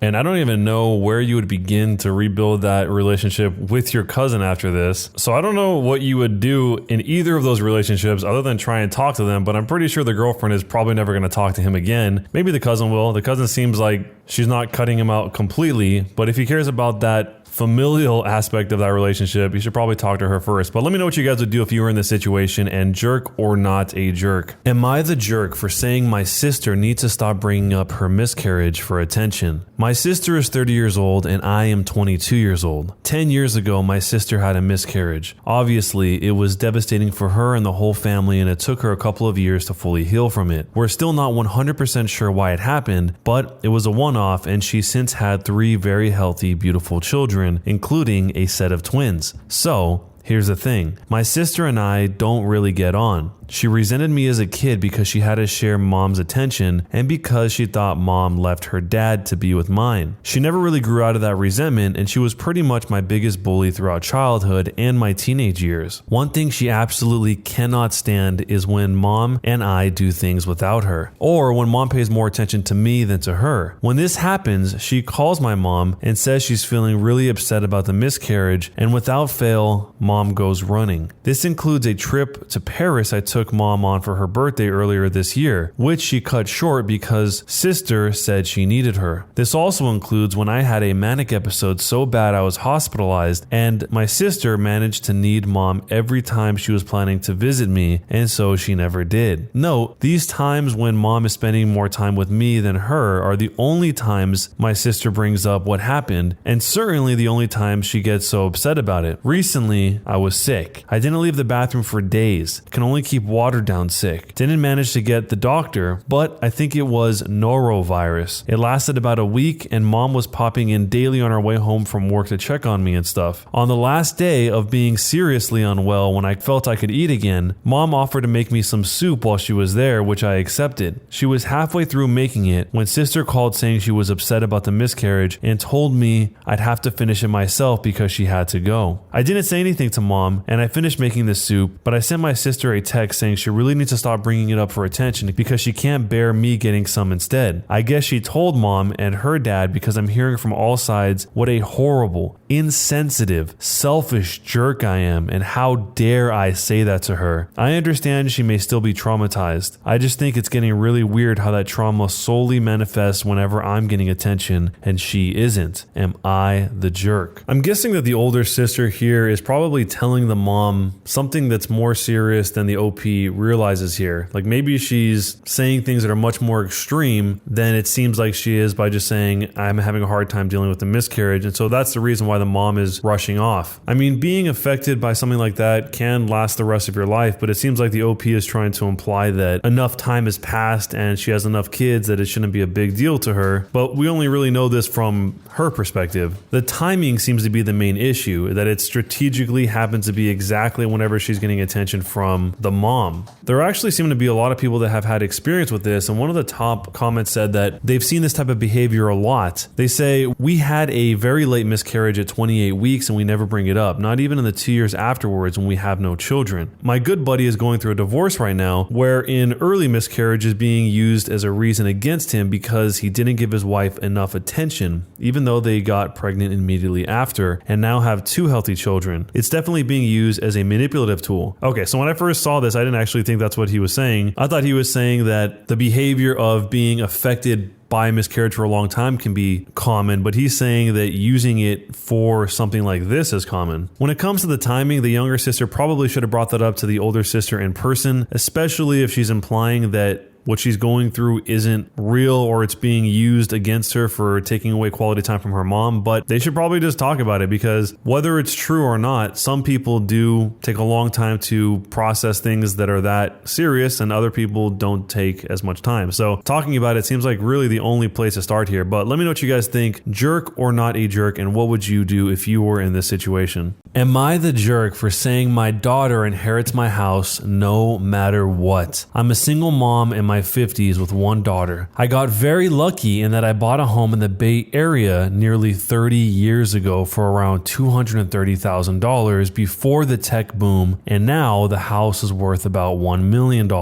I have a 23-year-old daughter, Camilla, who grew up in that house, and she moved out last year to go live with her boyfriend. I've never explicitly told my daughter the house will be yours, nor has she asked anything about it, but just sort of common sense. That's my daughter. Who else would I give it to? One important note, there are 2 homes in my neighborhood that are owned by lower middle class people, me and a neighbor who's been there as long as I have. Otherwise, our neighbors are engineers and software developers. The Bay Area is simply unaffordable if you are not in tech. My daughter is a hairstylist. My fiance Steven and I have been together for 2 years. He has 2 young children, both in elementary school. He has joint custody of them, and I adore both of them, and I'm excited to help raise them. Steven and I don't have a ton in the bank, so a prenup seems silly if it weren't for the house. I told him I'm ready to combine finances and plan long-term with him, but I wanted a prenup agreement just for the house. It's non-negotiable for me that my daughter inherits the house. He was not happy with this. He said that $1 million split 3 ways is enough for all 3 kids to get a head start in life. I disagree. I paid 80% of the mortgage by myself, and Camilla is my only child. She can have her dream life working as a hairstylist living in the Bay Area with this house, but will be unhappy to have to move out to a less desirable area if it's split. I spoke to Camilla about this, and she agrees that she should get the house and said she always planned on inheriting it, just like I always planned on giving it to her. So am I the jerk for saying that my daughter inherits my house that is worth over $1 million no matter what? I mean, in this case, she already said it's non-negotiable. So even if he's unhappy with it, it's something that she's not willing to do. And like many people have pointed out, they've only been together for 2 years. She points out that she paid 80% of the mortgage herself, and I'm assuming that's because either Steven has paid in the last 2 years, or maybe somebody else was living there before, like her ex-husband or her baby's daddy. But either way, she has paid the majority of this $230,000 from 30 years ago. Since this takes place in California, one California law student said that this is definitely lawyer territory, story. I'm not even sure you can disinherit a spouse like that in California. It's a communal property state, so even though the house itself is separate property, he'd be entitled to half of the appreciation value since the wedding date in the event of a divorce. And it doesn't sound like OP would be liquid enough to pay him if that marriage dissolves, since obviously she said that they don't have very much money in the bank. And then in the edit, they say without a will, half of her separate property would go to him and half to her daughter. Her kids are not a part of the equation. She can specify in a will that all her separate property goes to her daughter. What I'm really not sure of is whether in that event, the daughter would end up owing him half of the appreciation value after they got married. A lot of opinions were focused around the fact that they think it's ridiculous that somebody that was dating her for only 2 years would be asking for 66% of her over $1 million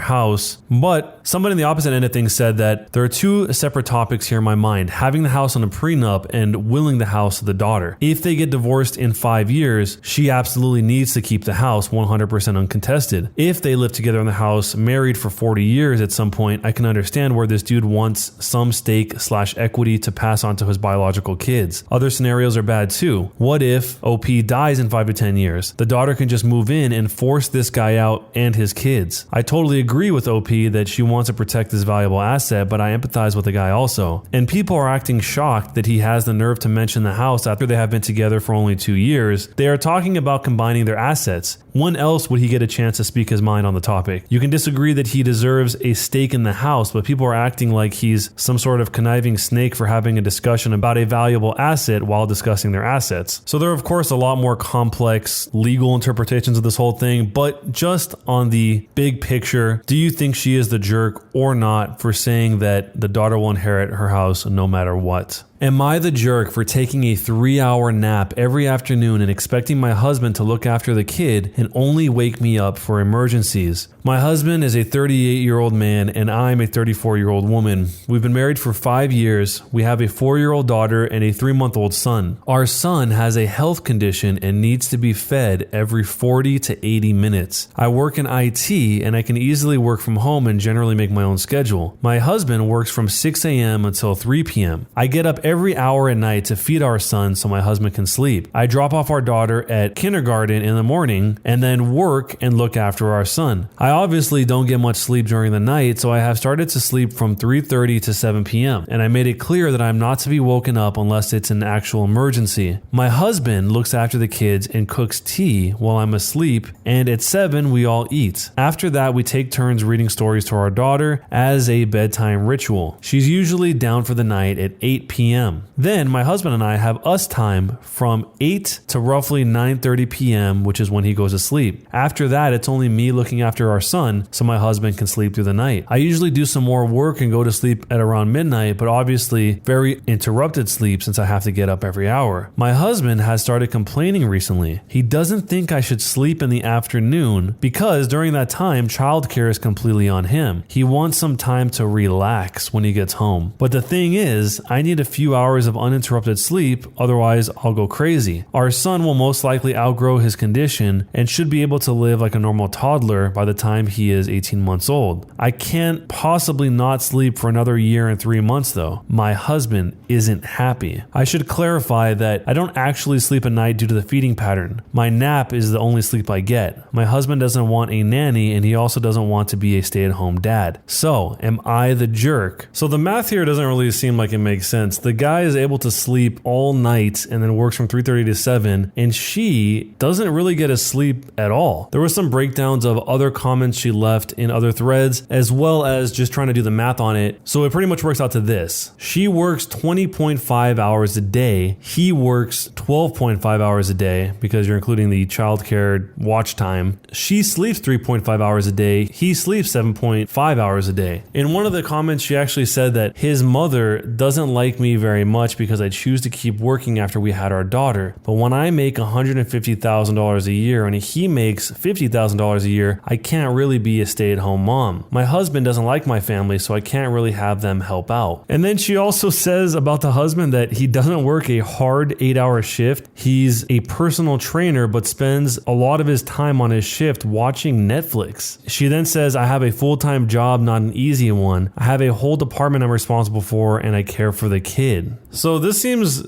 pretty cut and dry. She's doing a lot of work and watching the kid, and he's not. She should probably just suggest switching hours. Hey, you try feeding him every hour, and I'll do this if you don't like the arrangement we have now. Probably the part that is the most surprising is where she says, in response to another comment, that I suggested we get a special needs nanny for the mornings, but my husband doesn't trust strangers in the house. I also offered to pay him $50,000 a year if he would quit his job to become a stay-at-home dad, but he didn't want to be paid by his wife and wanted to keep a real job to feel manly. I mean, even from the way she's writing this, it sounds like she's a little bit resentful of him making this decision, but it makes sense because she has a lot of solutions and he keeps turning him down. And then in response to that, of course, there's a ton of guys that are saying, man, I wish I could be a stay-at-home dad. A bunch of people saying that they wish they had that option. But in this case, do you think that she is the jerk or not? And what would you do?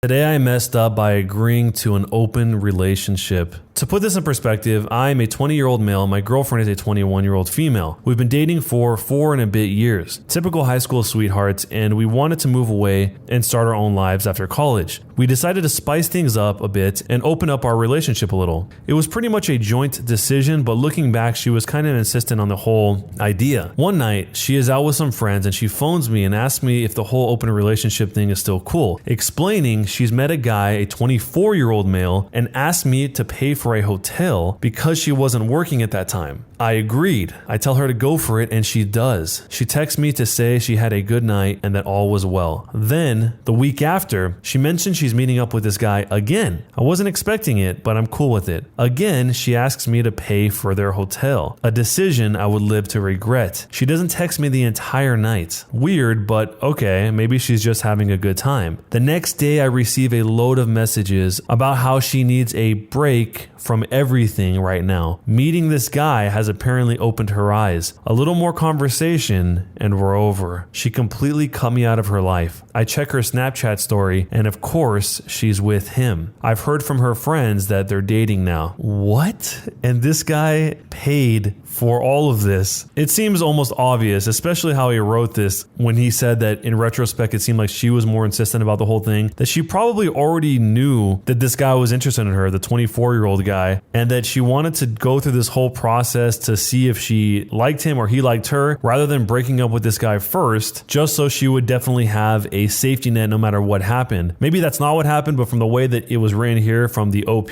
that kind of seems like what he's implying. But the weirdest part is why she would ask him to pay for all that when she's with this 24-year-old guy who I guess doesn't want to. One of the top comments says she dumped him for a guy who didn't even have money to pay for a hotel. And somebody else said in response, no. She dumped him for a guy with a girlfriend that she doesn't know about. Why not his place? So this is a pretty awful situation, but let me know what you would do if you were in this awful situation. Am I the jerk for taking back my nephew's Christmas present and giving it to my son? My sister and I have always had a strained relationship. I usually just let things go and try to keep the peace. We both have sons who are around the same age. My nephew is 13 years old and my son just turned 11. For my son's birthday, I bought him the new gaming system he has been wanting. He was absolutely thrilled and plays it non-stop. My sister is bad with money. I usually have to lend her money for bills and stuff for my nephew. I know my nephew doesn't always get the best Christmas gifts, so this year I went a little crazy and I purchased the same gaming system for him for Christmas. I already had it ready and wrapped under my tree. Yesterday, my sister's family came to visit.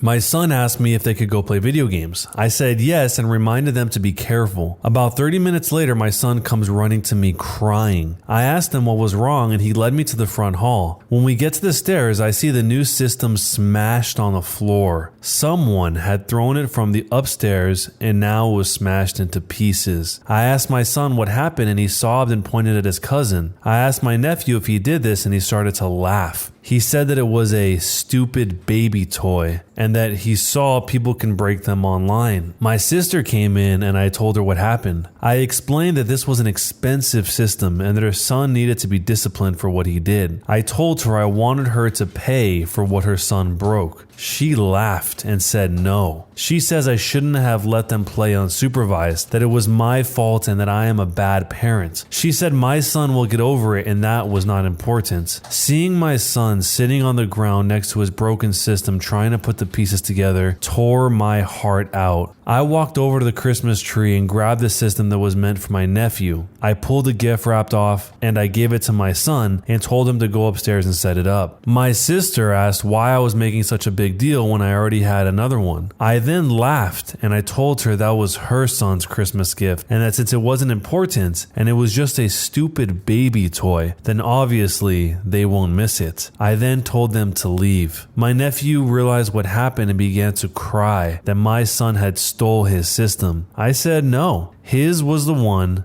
that he smashed. My sister was livid and told me I will never see them again. I just said, okay, and slammed the door. Other family members have now been calling me nonstop saying I am a jerk and I ruined my nephew's Christmas. I don't think so though. My nephew is 13 years old. He is not a stupid kid and he knew what he was doing. I don't care that it was over jealousy. He is old enough to know better. My sister was not going to make the situation right, so I just did what I had to do. They all think I should buy another new system for him, but I don't have that kind of money. I'm starting to feel bad about this and wondering, am I the jerk? Just like she said, the kid here is 13 years old. He's not a little baby. He knew exactly what he was doing, and if he was jealous, that's not really the age where you can't control your jealousy and you just start destroying things that are in front of you. You're 13. You're almost in high school. It is really weird though, the way that he reacted, meaning the cousin and the cousin's mom. The cousin saying it's just a stupid baby toy, I'm guessing is some sort of defense mechanism because he really wanted this thing and that if he can't have it, nobody can have it. But the mom's reaction was even more strange. She's asking why it was such a big deal if she had another one already, but did she not see the mom pull it out from underneath the Christmas tree and unwrap it? It's not like she had a reserve closet full of these things. It sounds like their relationship might be a little bit strange to begin with. Maybe the mom also has some sort of resentment because, as she said earlier in the post, the cousin's mom, her sister, is bad with money and she's lending her money from time to time as well. So maybe there is a little bit of a weird animosity there before any of this even happened, and this is kind of just the boiling point of it all. Someone actually wrote a response that the OP can use and presented it by saying, it's entirely possible that your sister has spun a lie to the extended family. So be sure the flying monkeys have the full story in your responses to them. Your nephew's jealousy ruined his own Christmas, not you. So this is the response that they're suggesting. What part of my nephew's deliberately smashing my son's console, telling us he'd seen it done online and insulting the gaming system is acceptable in your eyes? How was my sister refusing to take responsibility for the damage or disciplining her son acceptable in your eyes? I bought 2 consoles. My nephew deliberately smashed one and I won't be buying a third. If you think that sort of behavior deserves to be rewarded, feel free to buy a console for my nephew yourself. Check and mate. So let me know what you guys think. Jerk or not a jerk, and what would you do? Am I the jerk for helping my friend get a girl removed from the soccer team? I'm a 16-year-old female and I have a friend named Aisha, a 15-year-old female. Aisha is a Muslim and she wears a hijab to school, which often causes people to give her dirty looks, comments, etc. I don't know why, it's just cloth. Anyway, the worst instance possible was this girl named Megan, who's also a 15-year-old female. When we were sitting together at lunch, she came up to Aisha and I and told Aisha she dared her to take off her hijab, taunting her, saying she would look so pretty without it. This was with malicious intent because I told her one time that she was just clueless and wanted to educate her. Then she forcibly tried to remove her hijab. I moved her hand away and we went to the principal. Instead of getting a punishment, Megan made up a sob story about how it would harm her position on some prestigious soccer club she was in. Fast forward to a few days ago, she makes a TikTok that said, when you get called into the principal's office for telling the Muslim girl to take off her do-rag. I was so livid for her. Aisha is very shy and didn't want to seem like a buzzkill, so she asked me personally to email the soccer organization. Well, I did, and she was immediately kicked off the team, and other organizations in the area were notified of her behavior. Now, all of her friends are in my DMs saying how horrible I am, how I'm a jerk, how I need to take a joke, etc. My parents think I should have stayed out of it, but I think I did the right thing. So, Am I the jerk? It's strange that Megan would be bothered by this so much that she would get to the point that she would physically remove the hijab, or at least try to, and then after she gets away scot-free, she needs to gloat about it by making a TikTok. That's a very weird position. And I'm surprised actually that these organizations took an email seriously from another student, but in this case, I guess they must have just believed her instead of trying to get an answer from some sort of authority like the school or the principal. A lot of people brought up the fact that the jerk in this situation is actually the principal. Instead of protecting a student from a potential assault and a hate crime, he protected the bully because sports are more important. Somebody else also brought up, you can take a complaint about that to the school board, by the way. The only thing that saved my band director from getting fired when he threw a chair at the drum line in front of me was tenure, and he was convinced to retire the next school year. There was also a little bit of debate on whether or not this was assault or not, and someone came in and said that wasn't potential assault, that was assault. Often people don't realize unwanted touching, grabbing, slapping, pushing, shoving, etc. is legally an assault, a crime. The principal at OP's high school just didn't reinforce the bully. She failed to help Aisha understand her rights as a victim. But schools often choose to overlook assault and similar activity, just smooth things over so there's not a big hoopla that reaches the public. It's one way we create more and bigger bullies and worse. So, based on everything you guys have seen, was she the jerk or not for doing this and getting her kicked off the soccer team, and what would you do? Am I the jerk for forcing my boyfriend to do the dishes? I'm lactose intolerant. Every time I make tacos, my boyfriend always makes jokes about how I'm disrespecting Mexican culture by not having cheese in my tacos. I've told him multiple times that I'm not going to give myself the runs just to make him feel better about my tacos. He's not even Mexican, by the way, he's white. This came to a head last night when we were having tacos again. I got up to go to the bathroom, and when I came back, I noticed my taco looked tampered with. I go to inspect, and lo and behold, there's cheese buried underneath the other ingredients. I told my boyfriend he was a raging jerk and went to bed, leaving him to do the cleanup. I still haven't spoken to him all morning, and he's complaining about how I forced him to do the dishes because normally I do them. Am I the jerk here? It's always unbelievable when somebody will tamper with your food knowing that you can't have a certain type of food just to do whatever it is they're trying to do, in this case to prove a point or to be funny or to have a prank. It's really strange that people think that that is okay to do. I mean, in this case, maybe it gave her the runs, but in another case, maybe there's an allergic reaction where she has to be hospitalized for some reason. On top of that, a lot of people are actually pointing out that adding a lot of cheese to the meal is more of a Tex-Mex thing rather than a traditional Mexican part of the cuisine. You guys let me know if that's true or not, but people said things like cheese doesn't actually go into real Mexican tacos. That is full-on Tex-Mex. And then somebody else had said, I'm Texan, but I had a lovely lady from Mexico visit my house and she wanted to make us traditional Mexican food, and she was very firm about no cheese. So this guy is being a big jerk for trying to control how somebody else needs to make their food.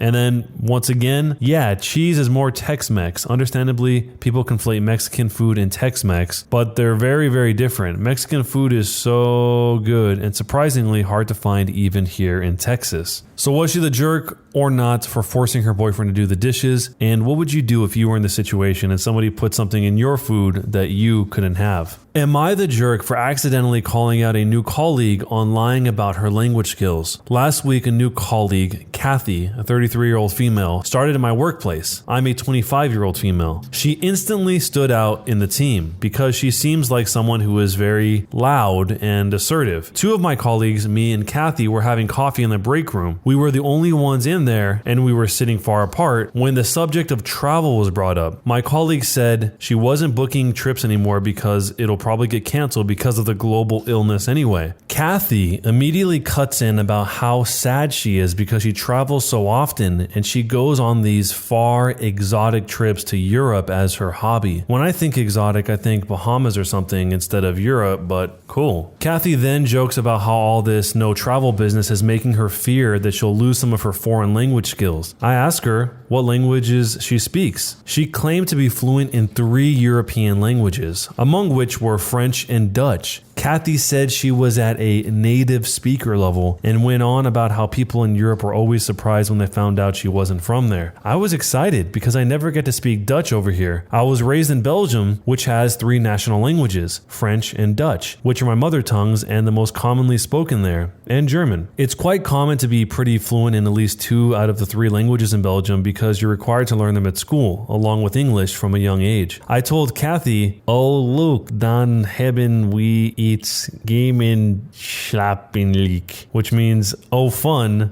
we have something in common then." She immediately pulled this sour face and then asked me if that was supposed to be Dutch. I said yes. She laughed awkwardly and said that she couldn't understand me because I have a terrible accent and must not be that good at speaking it. Now, see, I don't have an accent. I speak Dutch more fluently than I speak English. I told Kathy that I grew up speaking Dutch and I speak it to my family all the time. She got miffed and asked what languages I speak and where I'm from. I told her I'm from Belgium, so I also speak French. And then I added, which you just said you speak as well. Cool, we can speak French instead. I acknowledged that I was a bit of a jerk here because by that point I knew she had probably lied about speaking French as well. She then shoved her chair back and angrily got up and said, "Whatever," and stomped off. It was awkward. My other colleagues just kind of shrugged and said that she shouldn't have lied. However, she later approached me and told me that I embarrassed her by acting superior about my European heritage. I told her there was no way for me to know she'd lied about speaking those languages. She rolled her eyes and told me I was immature. A colleague told me that Kathy had called me a little B-word who enjoys bullying new colleagues behind my back. I don't think I was a bully at all, but I don't want this to turn into a huge thing. Do I just apologize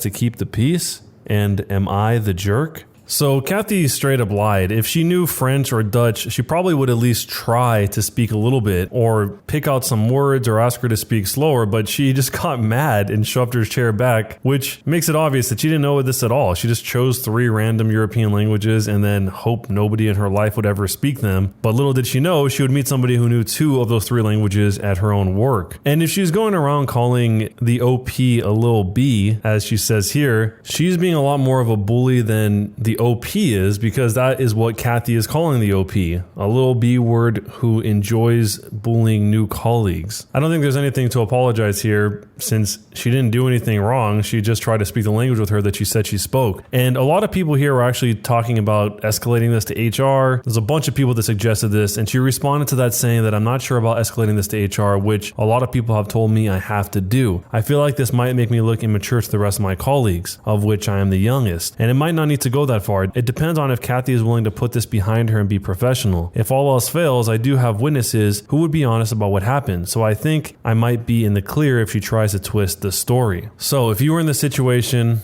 and somebody spoke your native language and then this happened, what would you do? And is the OP the jerk or not for accidentally calling out her colleague about lying about which languages she can speak? Today I messed up by accidentally using an innuendo with my dentist again. I'm a 32-year-old woman who can never go back to my new dentist after 2 visits because I'm an idiot. My dentist is a very nice, professional man. Our first appointment was going pretty smoothly until he made some innocuous mark about us being strangers. My immediate reply was, "Oh, you're not a stranger. You've been inside of my mouth for 20 minutes. I did not intend to make an innuendo. His face turned red, and he was clearly embarrassed, but he continued on like a true professional, and we were both probably relieved when the appointment was over. I had my second dentist appointment today. I actually mentally prepared myself to be a model patient who didn't say anything weird. Thank you very much. He had been working in my mouth for about 5 minutes when he started to seem really uncomfortable or something. His face was red, and he was breathing a little heavier. I was a bit concerned and also confused. Like, how could I have embarrassed him this time? I had hardly spoken. So he keeps working in there and I realize what is happening. My dentist was wearing grape-flavored gloves and I had been absentmindedly licking his fingers the whole time. I am never going back. But was I the jerk? I mean, if he's wearing grape-flavored gloves, he has to be used to people absentmindedly licking his fingers this entire time. This girl can't be the only one that has done this so far, so I don't really know what he would have expected. I'm guessing that she's probably just misreading his face being red. Maybe he was just really focused and his breathing gets heavy because he's focused on doing what he's doing. But I mean, what do you expect if you're wearing grape-flavored gloves in somebody's mouth? Someone actually said that they looked over their dental folder when they were a kid and it said that they had a strong roaming tongue. Not sure how I feel about that. So apparently the dentist and the people working in the dental office are making notes on what kind of roaming your tongue is doing. Am I the jerk for getting frustrated with my mom for being in the kitchen at the same time as me? I'm an 18-year-old female and I have a super repetitive and predictable routine. Every morning at 9:55, I go into the kitchen to pack my lunch for work. Every morning at 9:55, my mom decides she absolutely needs to be in the kitchen as well, emptying the garbage, rearranging stuff in the cupboards, wiping down the counters, whatever. But it's like she waits for me to go make my lunch and then comes in. The kitchen isn't very big, so she's always bumping into me while I'm cutting stuff up or standing in front of cupboards that I need to get into. I've asked her politely a couple of times if she could wait until I'm done. I take 10 minutes max, but she snapped at me for ordering her around in her own house. Yesterday, I was cutting up vegetables and she came in to wash dishes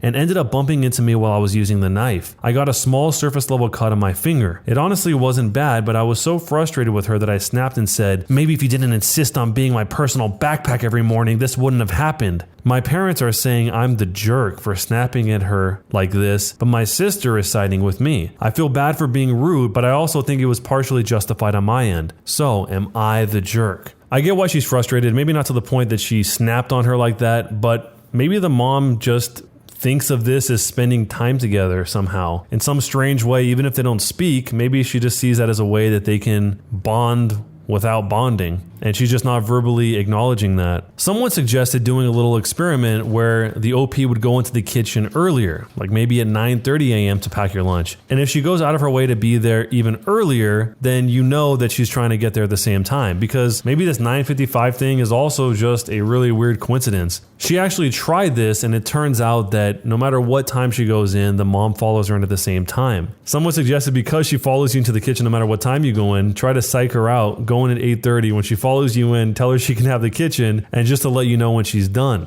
That way you can go about getting ready for work while waiting for her to finish. A lot of these seem like really complicated solutions for something pretty simple. I think just talking to her and figuring out what's going on would probably be the very first step here. But let me know what you guys would do if this was you, and was she the jerk or not? Am I the jerk for kicking out my brother, who our parents have previously disowned because he told my now ex-fiancé that I cheated 9 years ago? For reference, my brother Connor is 19 years old and I'm 26, and my now ex-fiancé Hunter is 28 years old. Also, for reference, already mentioned in the title, my brother was kicked out when he was 16 years old because our parents snooped through his phone and found out he was gay. Connor had a birthday last weekend, so he invited his friends over and they were all drinking and playing games. All of his friends were between 18 and 22 years old. Hunter and I were about to head out to let them have the place to themselves when Connor asked if we wanted to join them. I initially refused. I'm a bit too old to be playing drinking games, but he insisted, and Hunter thought it would be fun to act like college students again. We all got pretty sloshed, and Connor had the idea of playing Never Have I Ever. A few rounds in, the statement "never have I ever cheated" came up. Now's a good time to mention that Hunter is staunchly against cheating. His ex-fiancée cheated on him and emotionally wrecked him, and unfortunately, as a lot of dumb, immature 17-year-olds do, I cheated on my boyfriend of 5 months. It was a stupid mistake. He found out and understandably ended things. That was almost a decade ago. I obviously learned my lesson and look back at that time with shame, and obviously have never cheated since. Well, my brother knows about this, so when I didn't drink, he went, "Hey sis, what the hell? You know you cheated on insert X's name here. You have to drink to that."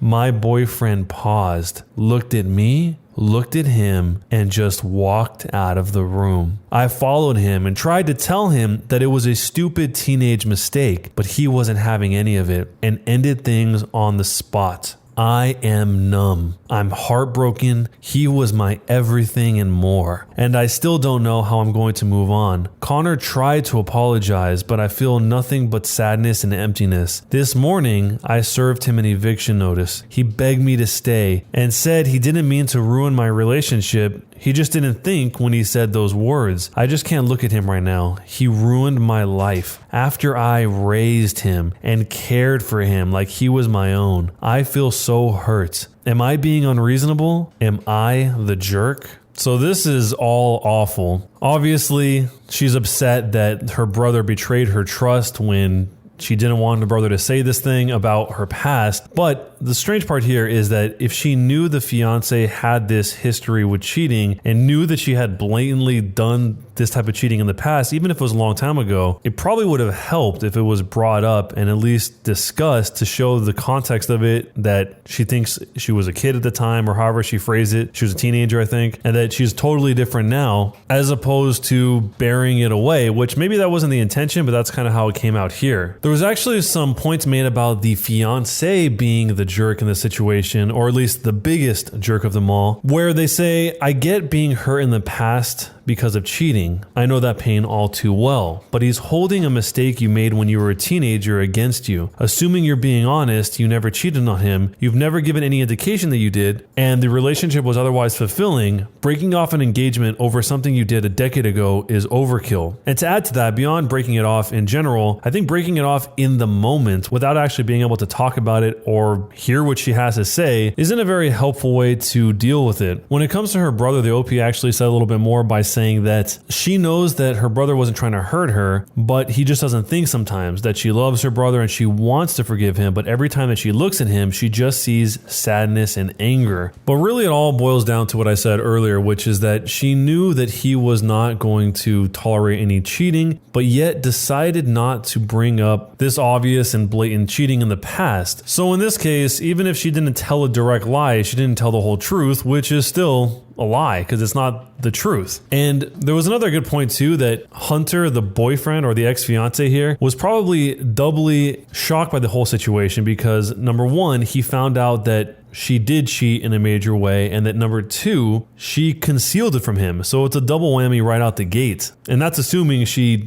didn't straight up lie to him about it, if she just failed to mention it. This one's a little bit of a complicated situation. So who do you think is the jerk in this situation? The brother, the OP, or the OP's ex-fiance? And what would you do if this was you? Am I the jerk for not telling my wife that I am dying? I'm a 31-year-old male. For the past 15 years, I've been dealing with a medical condition that requires constant medication and consistent doctor's visits. I had always been projected to live until 50 to 60 years old. However, a recent complication has cut that down to 12 months, 16 months at best. In about 10 months, my condition should start getting a lot worse. After 12 months, I'll essentially be living in the hospital. I am married of 4 years, no kids, and I haven't had the heart to tell my wife the news. I don't even know how. We always knew I'd die younger than I wanted to, but we never expected it to be this soon. As much as I know I should tell my wife, I don't want my last year to be plagued with impending doom. My wife and I have always talked about living abroad somewhere, maybe Australia, but we've never found the time or money to do so. I've been saving up to go to graduate school, however, I don't see much point in that now. So here's my idea. Take some of that money and take my wife to Australia for a few months and enjoy the time together. I have a job I can work remotely from anywhere, and she has a job she can easily find work anywhere. We can work part-time and enjoy our time together. When we get back, or maybe towards the end of it, I will break the news to her. I just wouldn't want the trip to be ruined for us by constant reminders of me dying. I know my wife, and she's very emotional, to the point where I feel like she will be crying every day and not enjoying herself. I want this memory to be a good one for her, and not plagued by my time ticking down. Am I the jerk for putting off telling her that I am dying? Also, side note, I do have life insurance that will take care of her, so I'm not too worried about spending this money now on this trip. And I plan on talking to her about a sperm bank in case she decides she wants my kids in the future, as well as premised birthday cards and other things for her to have. This sounds very sad. And people are very split on this one, probably more split on this one than most of the stories we've ever done. It seems obvious that it's only right to tell his wife, but the way he sees it is he doesn't want to take away that last year of happiness, not only for her, but probably for himself too, because if he knows that she's thinking about him dying constantly, then maybe he won't be able to have the last year of his life the way he wants it to be. But on the flip side, what a horrible way to find out at the last second that your husband knew he was about to die and didn't tell you until it was right about to happen. Also, it seems very strange that she would want to have his kids after she knows he's already dead. I mean, I guess maybe there's somebody out there that would want that, but I feel like most people wouldn't want that option where you're guaranteed not to have the person with you in order to raise those kids. But maybe that's something they've talked about and that's what she wants for some reason. But he did make sure to include that part of it in there as well, along with the life insurance aspect of it. I mean, honestly, I feel like if he doesn't tell her, she's probably always going to hold that against him or hold that against the memory of him. Even if that last year is really, really great, I can't imagine that she's just going to be okay with it thinking, oh, well, you didn't tell me because you wanted me to enjoy this last year of his life. This is a pretty tough one, but let me know what you guys would do if you were in this situation, and is he the jerk or not for not telling his wife that he is dying? Am I the jerk for being surly, rude, and mean at a wedding and leaving early? I was asked to be a member of the wedding party. Despite this, I was the only person, not only in the wedding party, but also at the ceremony, who wasn't allowed to have a +1. This was an outdoor wedding with unlimited seating, and these people don't care about the global illness, so it wasn't about that. I was told it was because my relationship wasn't serious enough, despite us being together for a year, that only engaged or married couples were invited. They didn't want to, quote, have to look at some random guy in their pictures, even though he wouldn't have been in any of the posed pictures at all. Maybe just in the background of crowd shots. There would have been no conflicts between them and my boyfriend, and he's a nice and mild-mannered guy who gets along with everyone, so I don't think it was about him personally. I get to the ceremony and find out that literally everyone else has a +1.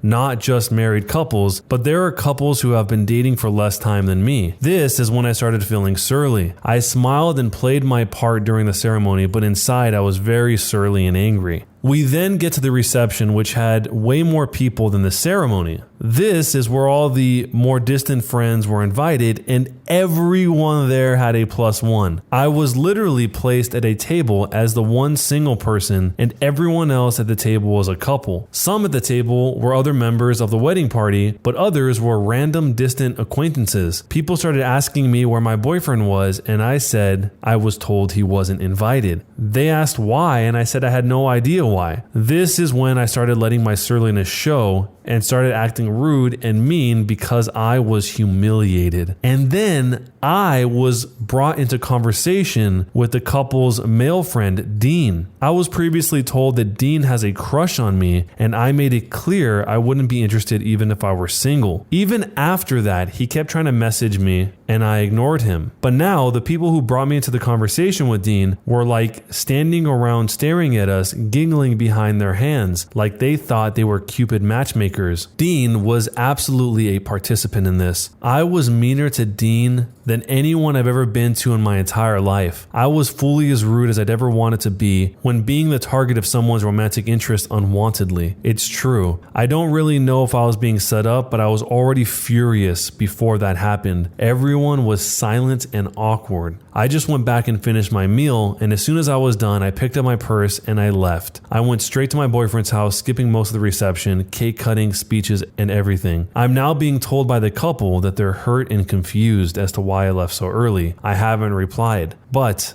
am I the jerk? The OP really likes the word surly in this one, but I can see why they used it so many times. I actually didn't expect this to be some giant setup for her to be hooked up with somebody else. I just thought that maybe they changed their mind on the rules at some point and let everyone else, or that they specifically didn't like her for some reason. But it turns out the whole reason they did all of this big orchestration, was to get this guy Dean to be with her, which makes no sense because she already is with someone. So the fact that they said that they're hurt and confused is even more confusing, because clearly they must have known that this was the plan, or whoever was the one that was giving out instructions for this wedding, because it seems pretty obvious.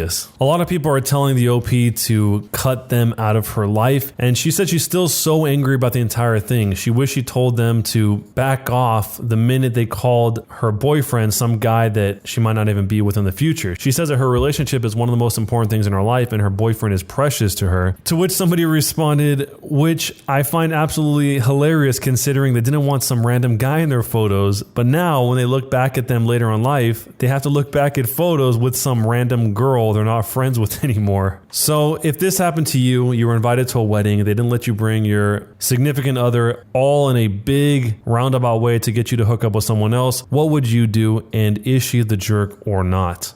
Today I messed up by pretending to be deaf for a year. So at the start of quarantine, I started an online course for a few subjects. To provide some background, these aren't my school classes or anything, and I've never met these people before. There are maybe 10 other kids in class, and the teacher is actually pretty great. So the first 2 days go pretty well, but on the third day, I mess up big time. We were in between a physics class that had already been going on for an hour, and I'd completely forgotten and got distracted halfway through. I have an incredibly low attention span, and this was already too much for me. When the teacher called my name to answer his question, I had no idea what he'd been talking about, so I tried to Google it. However, I have terrible internet, so it took a really long time to load, and the teacher was getting pissed as to why I wasn't responding and why I was typing. So, completely freaking out, I decided to text him on the Google Meet chat and make an excuse that my laptop's audio and microphone were not working today, and I've been reading the subtitles, which take quite some time to load, so I hadn't gotten his question. In my immense panic, I phrased this somewhat vaguely and said, "I can't actually hear. I've been reading the subtitles and they take quite some time to load." To which the instructor said, "Oh, I'm so sorry. I wasn't aware that you are deaf." In my intense panic and anxiety, I just went along with it. Dumb as hell. It actually worked out fine. I typed out all the answers sent to me and even brought a hearing aid that I sometimes wore in class. Now I say sometimes because I don't actually have the focus and commitment to remember to put it on every class. When asked about it, I told the people in class that even with the hearing aid, I can't hear much, so I usually don't bother wearing it. They bought it. Everyone in class likes me a lot now too, and they find me very endearing. There's a girl, Carla, who says I have the most beautiful smile she's ever seen. So this was actually going really well for me. But like most of my antics, this backfired on me big time. When I made this godforsaken decision all that time ago, I was sure I'd get away with it. We were never going to meet in real life. However, about a week ago, the instructor decided to meet in real life as the lockdown in my country has been lifted. I spent all night watching videos of deaf people trying to figure out how to behave. I decided to pretend to also be completely dumb so I wouldn't have to try to speak like them. It seemed very hard and I didn't want to try. So anyway, we meet up and everything goes well. No one uncovers my secret or anything. I spend the entire in real life meeting with Carla, who is completely stunning in real life. She's smart, she's funny, she's kind. We keep handing each other notes on tissue paper and it's the cutest thing ever. I haven't been this attracted to anyone in my entire life. Toward the end of the meet, however, Carla hands me a tissue paper with one little heartbreaking sentence on it. "Will you date me?" Damn.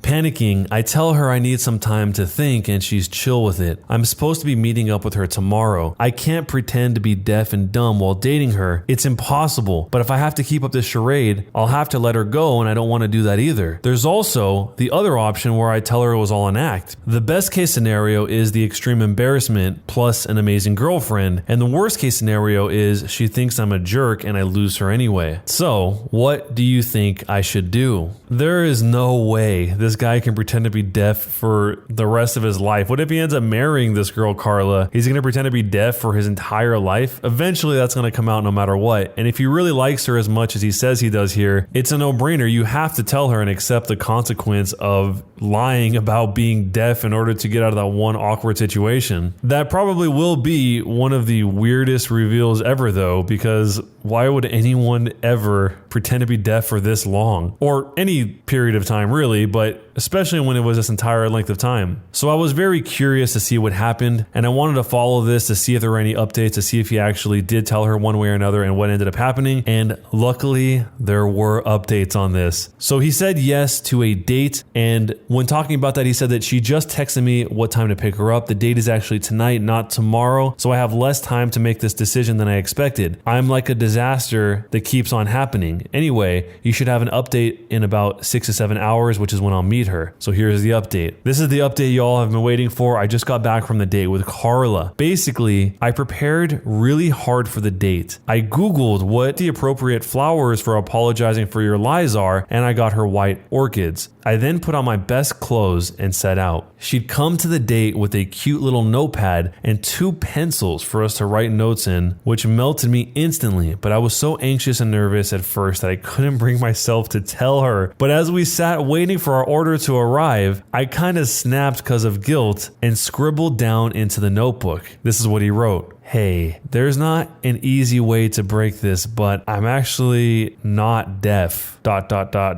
or dumb. To which she replied, I know you're not deaf, but you are pretty dumb. At which point I said WTH out loud. She then laughed and explained that she thought I was so cute that she'd Googled me long ago and found my Instagram, which has highlighted stories from concerts where I'm screaming and vibing. So she only asked me out to figure out for how long I'd keep this going. She was playing with me the whole time. I was feeling pretty bummed that she only wanted to date me for that, but nevertheless, I apologized profusely and showed her the Reddit post to explain myself. Best move ever. She found the post funny and cute and adorkable, and I told her I totally understand if she wants to end the date now, but she didn't. We had a great time, and we aren't officially dating or anything, but we did set a second date for next Wednesday. She also told me that while she understands why I did what I did, and that anxiety, especially social anxiety, is so hard to deal with, she also believes that I was a little offensive, especially with a hearing aid. She explained to me why that was so insensitive, and I'd like to apologize for anyone I might have offended on here. It really was not my intention. For our second date, we're planning to volunteer at the Center for Deaf Kids so I can redeem myself. Thank you all. You all might have just gotten me a girlfriend. Wow, I did not expect that to be the outcome of that.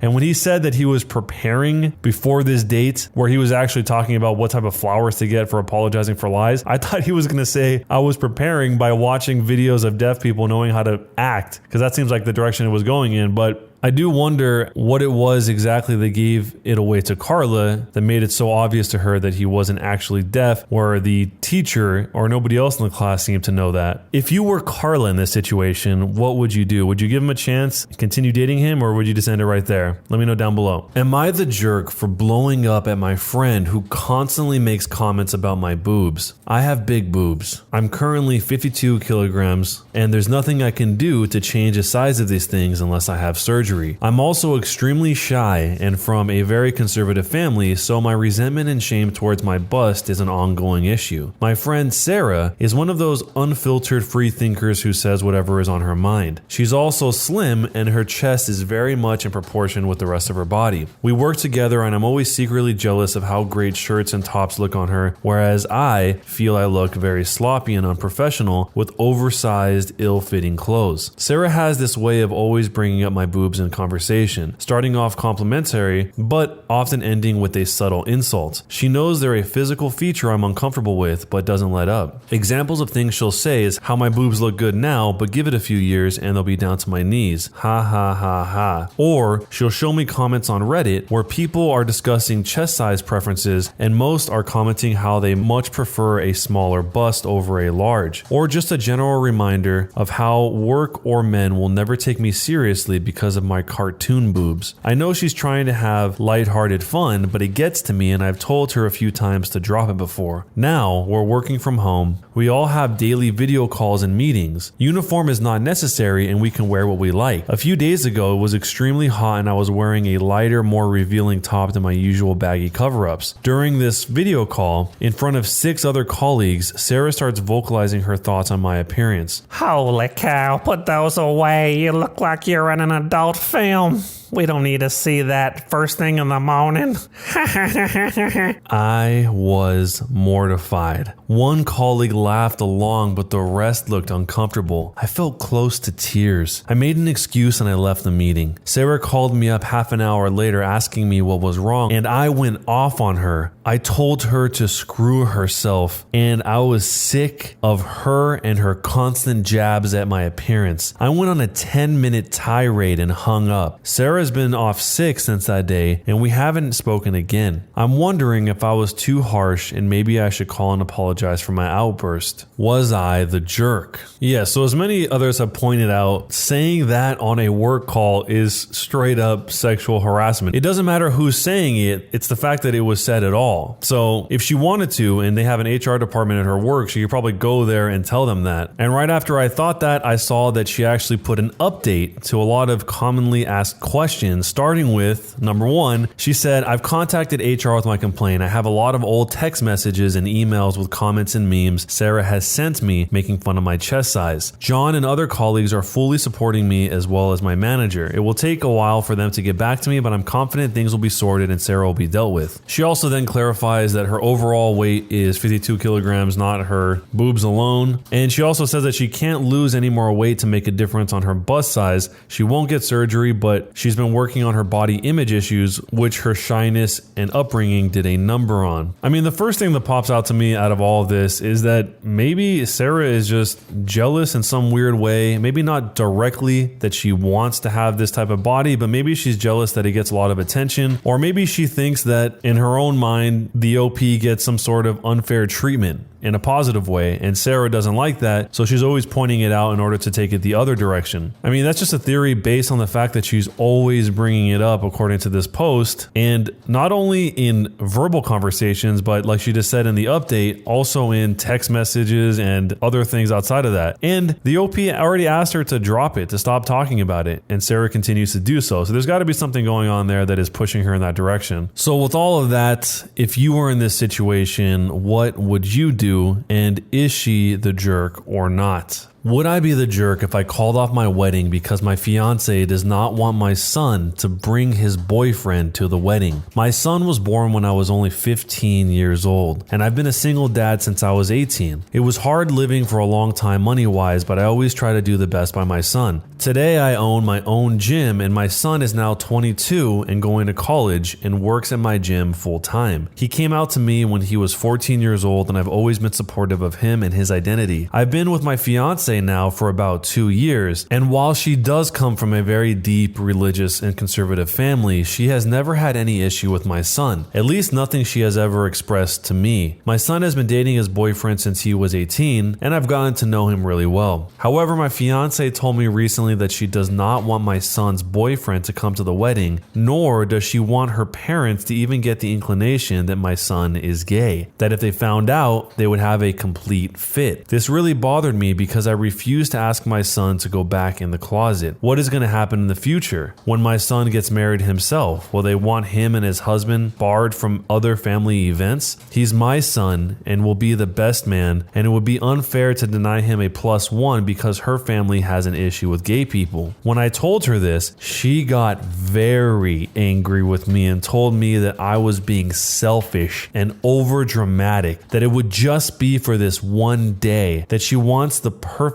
wedding. I told her this was unacceptable, and I was not going to ask my son to not bring his boyfriend. It's my wedding too, and I want his boyfriend there. After that, I got the silent treatment for a day, and since then, it hasn't been discussed again. However, it has left an extremely bad taste in my mouth and has me contemplating calling the wedding off. I do not want to marry into a family that would potentially discriminate against my son. I love my fiance very much, but my son will always come first. I told my brother and he said I was being the jerk here, that it was just for one day, and that since my son is an adult, it's unlikely that he would have that much interaction with his step-grandparents in the future anyway. I still don't feel comfortable about the entire situation, and I'm really thinking about calling the wedding off. Would I be the jerk if I did this? Am I being unreasonable here? The fiance here seems more concerned with what her family thinks about the situation than she is about how the actual son, who you're going to have to tell this to, would feel about it. It almost seems like she's mad that the dad, the OP here, is saying something that is perfectly reasonable, and that's why she gave him the silent treatment. But he does have a good point. If she's going to be like this about her son's boyfriend now, what are they planning on doing? Hiding it for the rest of their lives after they get married? It doesn't really make any sense. Eventually, somebody's going to find out, and then what? What's the big grand punishment? They're going to make them get divorced? This whole situation seems like something you definitely want to have worked out before you get married. But if you were in this situation, what would you do? And jerk or not a jerk? Am I the jerk for telling my husband that I won't punish my daughter for speaking another language in the house because it upsets his son? Me and my daughter Anya are from India. Our native language is Hindi. She is 11 years old now. Her father died when she was 5 years old, and I immigrated to the States because everyone was trying to get me remarried to a 60-year-old sleazebag because, oh no, however will a woman live or raise a child alone? I started dating my now husband when Anya was 6. He had a 5-year-old, Ben, who he has 50% custody of. Me, Anya, Ben, my husband, and Ben's mom get along really well. The kids were very well adjusted, and they were genuinely happy when we got married. Whenever tensions arose, we dealt with them patiently. Let's just say after walking through the minefield of Indian family/drama, diffusing these toy bombs were very easy. Anya has a habit of talking in Hindi when she gets really excited. Sometimes, while talking to me, she starts talking in Hindi without even realizing it. This wasn't a problem. If she does that while others are around, I would remind her to revert back to English. A few months ago, Ben's mom passed away, and he came to live with us full time. He has a room already, and we put Ben into therapy immediately.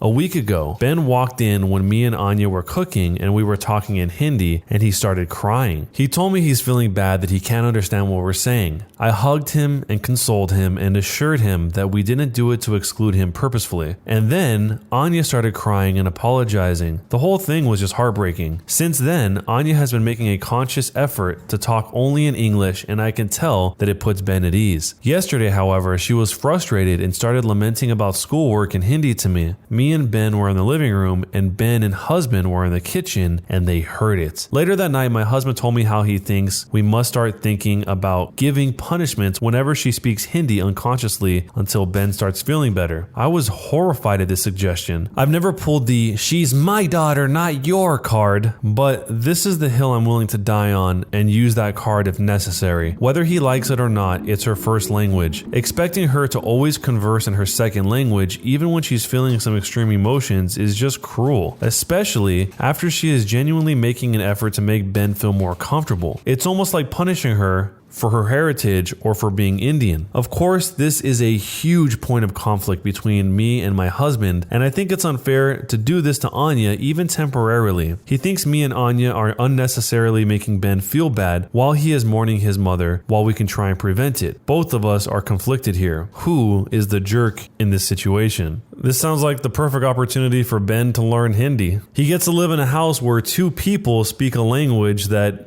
he could learn from. But punishing the daughter for speaking her native language, and she's only 11 years old, is terrible. I think a lot of people probably don't realize what it's like to learn a second language and have to speak that language all the time. I mean, even to the point that she has to speak it in her own home. There's no sanctuary for her to go to where she can just speak the language that she's most comfortable with. That doesn't really make sense. I think if it's really bothering Ben, they should just remind Anya, because she's already making the effort to do this. So if you just remind her, she'll probably do it. I don't know what kind of punishment they had in mind for her, but this doesn't seem like something that's even anywhere near deserving of punishment of any kind. But let me know what you guys think. If you were in this situation, what would you do? And jerk or not a jerk? Hi Mary, how you been? Anna? We haven't talked in ages. How's it going? I've been okay, but how are you? How are things going for you? Wonderful. Jake and I are expecting our second child. I'm 6 months pregnant. Yay, great for you. Having a child is magic. I don't know. Do you have any? Oh, no, not yet at least. I haven't found a man to be trustworthy enough for such a big thing. Come on, Anna, you know that is not true. If I could find my Jake, you can find a good man as well. And you're more beautiful than I am. You think? I am convinced. I was able to find the sweetest, most faithful man who loves me more than anything. I am sure you're next on the line. You may be right, but I can't stop being cautious. I've seen way too many things in my life to lay my trust with the next stranger that comes my way. What do you mean? Well, I have been cheated on too many times and... Poor you. No need to despair. Put that beautiful smile on your face and I'm sure the perfect man for you will find his way to your hearts. Maybe I don't know what to say. Hey, chin up. I'm living proof that a woman can find happiness, thus it is possible, and it's real too. I'm really happy for you and that you feel that way, but I'm not convinced. What do you mean? Not convinced by what? Look, I'm sure you must have your perfect life, but I've been through too much to trust men so blindly. All they did was hurt me, and now, again, I'm happy for you. I hope you live happily ever alongside Jake. He looks like a really great guy. And what is going on? What are you not telling me? Nothing. I'm not trying to say anything. I was just congratulating you, that's all. Don't get upset with me or anything. Upset for what? Anna, please, if you have something to say, just say it to my face and stop hiding behind the bush. The truth is always going to come to the surface. That's what I'm afraid of as well. It's not even my business anyway. I don't know why I started this conversation, as you will hate me in the end, and I think I'm just jealous of you. Angry for what?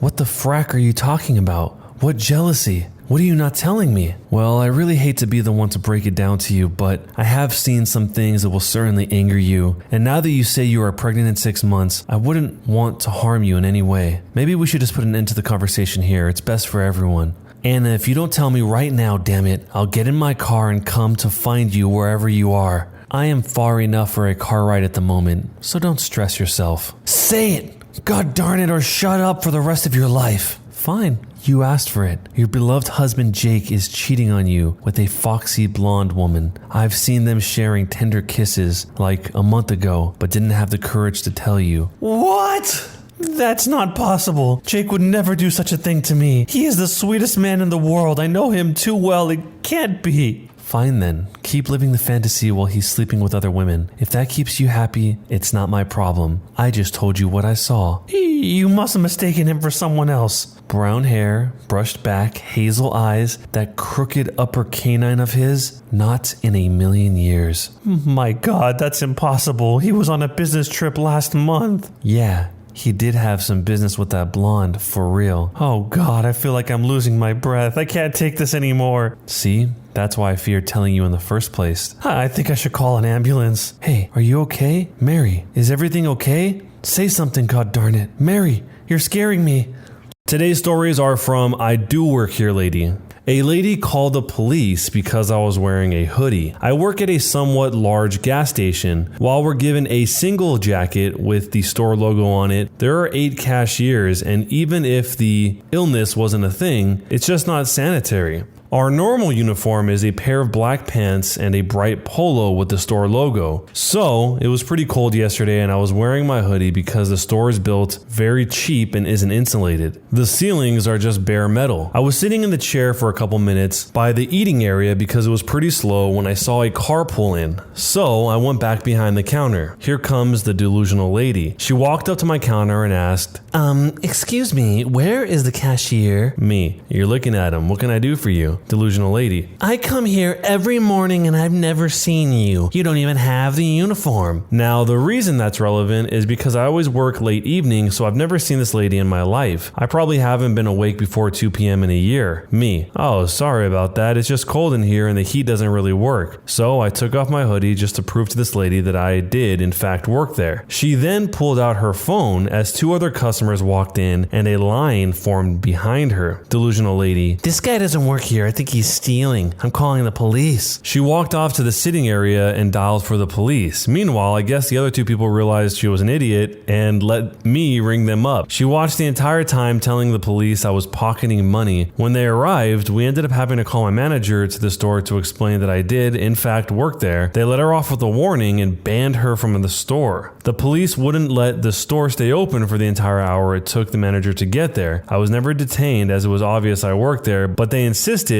on talking to the manager. And also, did I mention that I am the assistant manager? This is the definition of I do work here, lady. I get that she might be confused that the OP maybe didn't work there because the OP didn't have the uniform on and everything, but why would she tell the police that he's stealing or that he's pocketing money? That just seems very strange. I mean, that's something that's really easy to disprove. You just show them the cameras in the store and you can see that there is no pocketing of any money. So why would she go with that? Maybe it was just to get them to come down more urgently. Who knows? It's a shame the whole place had to be shut down for an hour because that business lost an hour of business time because his lady just called the police on them. This one has to do with his face being on the building, but somehow he's not the owner. I love a lot of the I Do Work Here Lady stories, and I feel for all the employees out there, and wow, you've got some doozies. I own an IT services business, now serving corporate clients, but several years ago, I also had a small chain of computer repair stores and took customer walk-ins. I was a pretty active owner and would work the front counter regularly because I like to interact with customers, and when I can, I like to stay close to what the front line is struggling with since they understand the business way better than me in some key regards. I also think pretty highly of myself, so I used to plaster my face on all of my advertising, which resulted in my ending up as sort of a walking billboard for my business around town. So I'm working the counter at one of my shops, and this fellow I'd never seen before walks in and brings his computer to the counter and tells me that his computer is not working and that I need to fix it. He was a second language learner, so you can't always assume someone is trying to be rude if English is not their first language. Sometimes it just sounds that way, so patience is important, and so is not judging someone. I thank him for coming in and explained to him the diagnostic fees we charged and that the diagnostic fee went toward the repair, all the standard stuff. And he immediately flies into a rage. He tells me that he had already paid the fee and the computer still wasn't fixed. Oh no, I said. When did you bring it in? He said he couldn't remember, but that it wasn't long ago. So I looked it up in the computer system, and sure enough, there is his customer record complete with the serial number of his system. It had been a full year since that computer was brought in. When I explained this to him, and that it had been too long by anyone's standards, most new consumer computers only have a 1-year factory warranty, and this was not a new computer, he flies into another tirade about what a ripoff we are and how I need to fix this computer because it never worked right after he got it back. I explained that it had just been too long, and that sets him off screaming and threatening me. Fortunately, there was a counter between us, so I tell him to get out of my store. I used profanity. It was not my finest hour, but profanity is a strong suit of mine. He won't leave, and he says he isn't leaving until I fix his computer for free, and he says he'll call the police if he has to. I pick up the phone and dial the police for him, explaining to the dispatcher that I have someone in my shop who threatened me and refuses to leave. So the police show up, and by this time the guy had calmed down a bit and even seemed thankful the police had arrived. After a short interview as to my job role and the situation, the responding officer says, "Hey, sorry the owner wants you to leave. You're gonna have to leave." This sets the guy off even more, and he starts screaming, "He's not the owner! I know the owner! The owner would never treat me this way! He's not the owner!" So the policeman says, "This is the owner. I happen to know he's the owner." The guy continues to argue with the officer, but the officer remains calm. "Okay, how about we talk about this outside?" To my surprise, the guy grabs his computer and goes outside with the officer, still ranting on and on about how I had no authority and how the officer had no right to throw him out, and he wants to speak to the owner. I could still see and hear the two of them outside the retail glass doors as the police officer calmly points to the 9-foot-tall retail window on the front of the store with my photo taking about 2/3 of the space and my name and title in about 9-inch bold letters under my giant ugly face. So the man goes silent, packs up his computer in his car, hops in, and drives away. I never saw him again. I was really thankful one of my clerks didn't have to deal with that guy,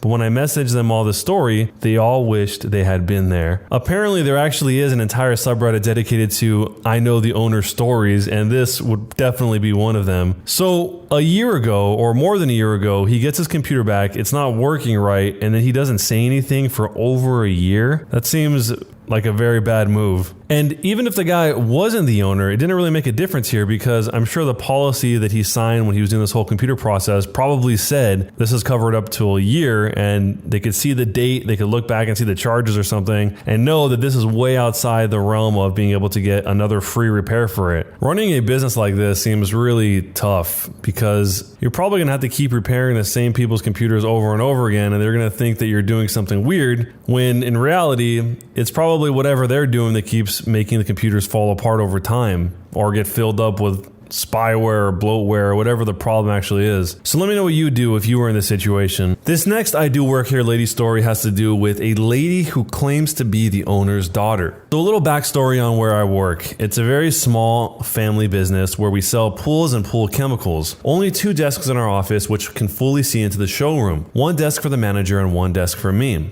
Also, when I say small business, I mean it. Normally, it was just me, the assistant manager, and my mom. I had been in this business since I was born, therefore knew a lot for my age. However, we had just recently hired someone new that was a little older than me. I was 21 years old at the time, and my new coworker was 28 years old.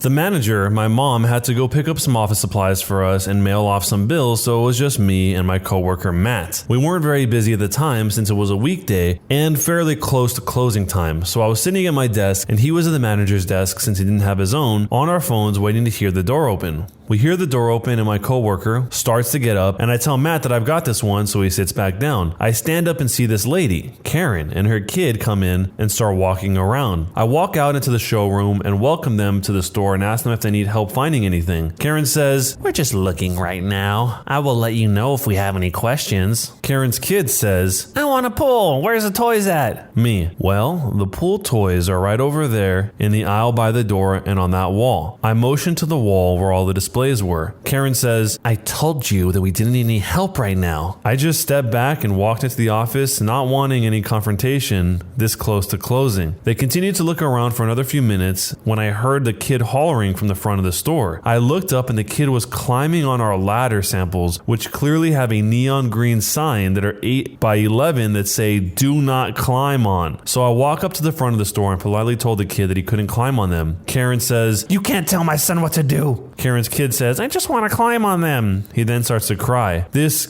kid was about 10 years old. Me, "I'm sorry, but it's against company policy to have anyone climbing on them for safety purposes." Karen, "Well, maybe you should have a sign on them that says you can't." I pointed the sign that says you can't. Karen says, "Well, you should have made the sign bigger." I'm not the best at containing my frustration, and when I get frustrated at someone, my sarcasm comes out with absolutely zero filter. The kid had been running around our store screaming like a banshee, and I was getting very annoyed. Me, under my breath, "Well, maybe you should try using your eyes next time." Karen, "What did you say to me?" Me, "I said to look for a sign next time you want to let your son climb all over displays in a store," and I walked away. She continues walking around with the kid, still crying, until she gets to one corner where we have some Legos for kids to play with while their parents wait to have their water tested or be helped. Mind you, the test lab was closed and the area roped off with all the lights shut off in that corner. Karen's kid screaming, "I want to play with those Legos!" Karen, "All right, just go ahead." I wasn't even in the mood to say no,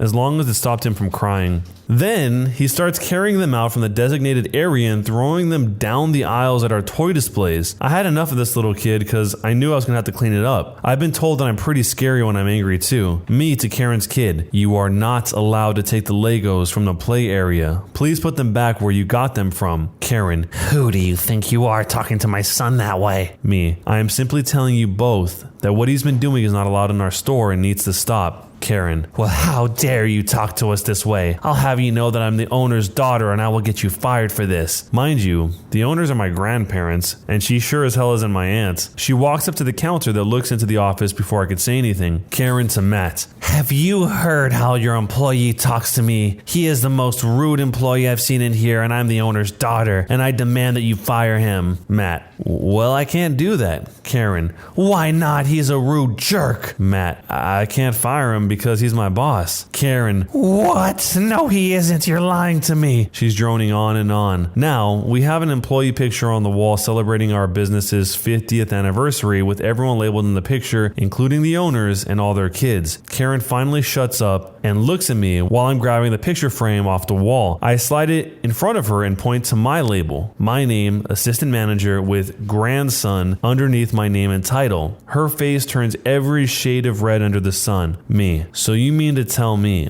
that you're a long lost aunt of mine, because if not, you can get out of this store." She practically dragged her kid out of the store while trying to run out the doors. She kept pushing on our doors trying to get out, but they're pool doors. Me shouting at her, "Maybe try to pull the doors, you jerk." Somebody suggested shouting at her when she was pulling on the push doors or vice versa, "Still not using your eyes?" Or when she said, "Well, you should have made the sign bigger, say, 'Sorry, we don't sell glasses here.'" The ultimate moment is when Matt said I can't fire him because he's my boss. But either way, you shouldn't have to take out the family photo to prove that you can't be fired like that upon meeting somebody for the first time in the store when you're asking them to do perfectly reasonable things. But let me know what you guys would do in the situation. How would you have handled it? On this episode of I Do Work Here Lady, I'm not a student. I'm actually a nope, off to detention with you. I've recently started out as a teacher. I was 27 years old when I had my first teaching job. I did some other stuff before, and of course, as the newbie, not everyone working at that school knew me at the time. I look a bit younger than my age, and I usually wear a pair of jeans and a nice blouse/shirt. I was working there for a bit over a month when I was walking through the hallways of the school during class hours, picking up some paperwork and heading to the teacher's room as I had a free period. An older man, I guess in his 40s, stopped me, looking kinda angry. Unknown man: "Excuse me, young lady,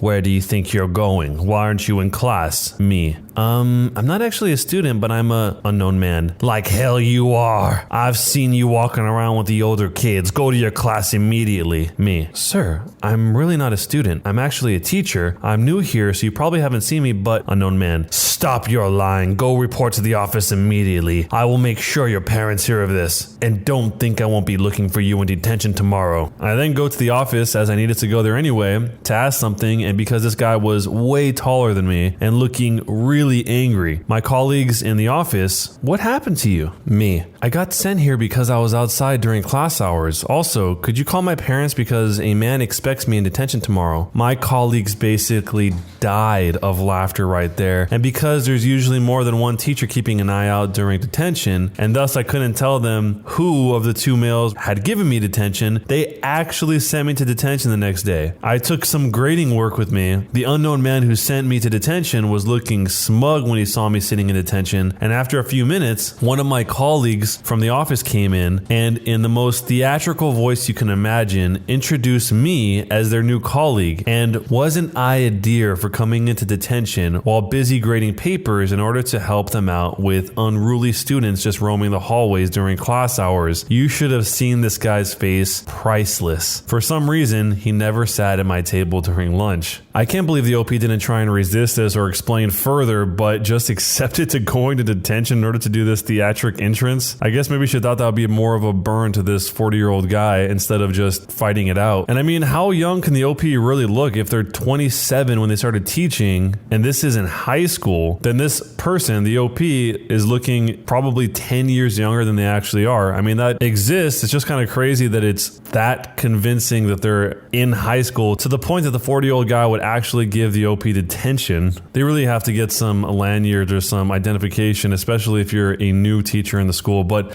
let me know if you guys have ever seen a situation like this where there was a teacher that was so young that somebody else working at the school thought that they were not a teacher, but instead a student. This next I Do Work Here Lady story has to do with a pretty similar subject titled "Substitute Teacher Thinks I'm Only 14 Years Old." So the preface is, I am a brown 25-year-old male with tattoos up and down both arms with a younger looking face. I work as an instructional assistant at a high school in a large public school district. I support students in their general education classes who qualify for special education support. So here's the story. I arrive in geometry class to support one of my students. I walk in as usual and stood directly behind my student near the front of the class to chat while we waited for class to begin. The substitute teacher saw me standing there chatting and made a beeline directly toward me. Standing inches from my face, she yelled, and I mean screamed, "Get to your seat! Class is going to begin!" in the snarkiest, rudest tone possible. I looked at her inquisitively, held up my staff ID hanging on a lanyard from my neck and said, "I'm actually an IA and this is one of my students." She had a strange look of bewilderment on her face as if she didn't believe me, and then curled up into a frown. She then proceeded to continue screaming at me, only this time it was to tell me about how students from the class prior to this class were terrible and how all students at this school were awful to her. She asked if I could get security to remove students from her class because they wouldn't listen to her. I stared at her dead in the face for a solid 10 seconds, said nothing, and then turned to ask my student to get up and go to the library to work with me. I feel terrible for any student who may have been forced to endure this lady as an instructor. I reported the incident to my department head and administrators, and she will not be returning to our school. She and many others are the reason I am currently back in college to attain my master's and teaching certificate. So thanks for that, evil lady. So this is pretty much what happens when you actually do have a lanyard or some sort of staff ID. But he seems to think this lady was an evil lady. It sounds like she's probably just overworked or she's really overwhelmed because she's immediately going into screaming, which is not the right move at all, regardless if it's a kid or if it's an adult. But then tries to justify it by saying that the class before her was so horrible that they wouldn't listen to her. So it just seems like she's really overwhelmed with a bunch of terrible classroom situations, even if this isn't the right way to handle it. And I'm guessing the school probably stopped calling her back in to do substitute teaching because she couldn't handle the classroom. If she's asking this guy to go ask security to remove students, I'm assuming that's probably because she has already done that herself many times to the point where maybe they're annoyed that they have to keep having security handle her class for her. But let me know what you guys would do if you were in this situation and if you would handle it like this or not. This next one on I Do Work Here Lady is, Lady, I'm the teacher. Please stop yelling at my students. While I was 21 years old and studying for my languages and teaching degree, one of my teachers had a languages school and offered me a job to teach English and French since I'm fluent in both. I would teach 4 times a week and work with the 4 group ages: children, teens, young adults, and adults. On Wednesdays, I started my afternoon with children and ended it with adults. Most adults were over 40 years old and professionals who went to class after work, and some of them wore very formal clothes because of that. One of the kids from the children's intermediate class loved learning English and was a fast learner, so we recommended her to attend an extra children's conversational club class on Monday, the higher level one. While still attending her normal lessons on Wednesdays, she was very excited about it, and her dad, who she had divorced parents, was fine with it. I don't know what the kid's mom understood, but she thought we were somehow setting her back, and the woman decided she couldn't wait and needed to argue with us that same day. So the adult lesson started at 7 p.m. and it was around 6:55, so some of the adults were chilling and talking about their week before class when the lady arrived. She looked around the classroom and went directly to Paul, a very shy, suit-wearing bank manager, and the crazy mom said, "How dare you to pull my kid out of her class and put her on a level for beginners?" Paul said, "Huh?" I said, "Miss, please." Crazy mom, "Be quiet, I'm talking with a teacher." Some of the other students were laughing. Crazy mom, "Stop laughing, you losers. My kid is 9 years old and knows more English than all of you." This is enough. Please get out of the classroom. Crazy mom, "Don't tell me what to do." I'm not telling you this again, but please leave the classroom and stop yelling at my students. Crazy mom points at Paul crazily.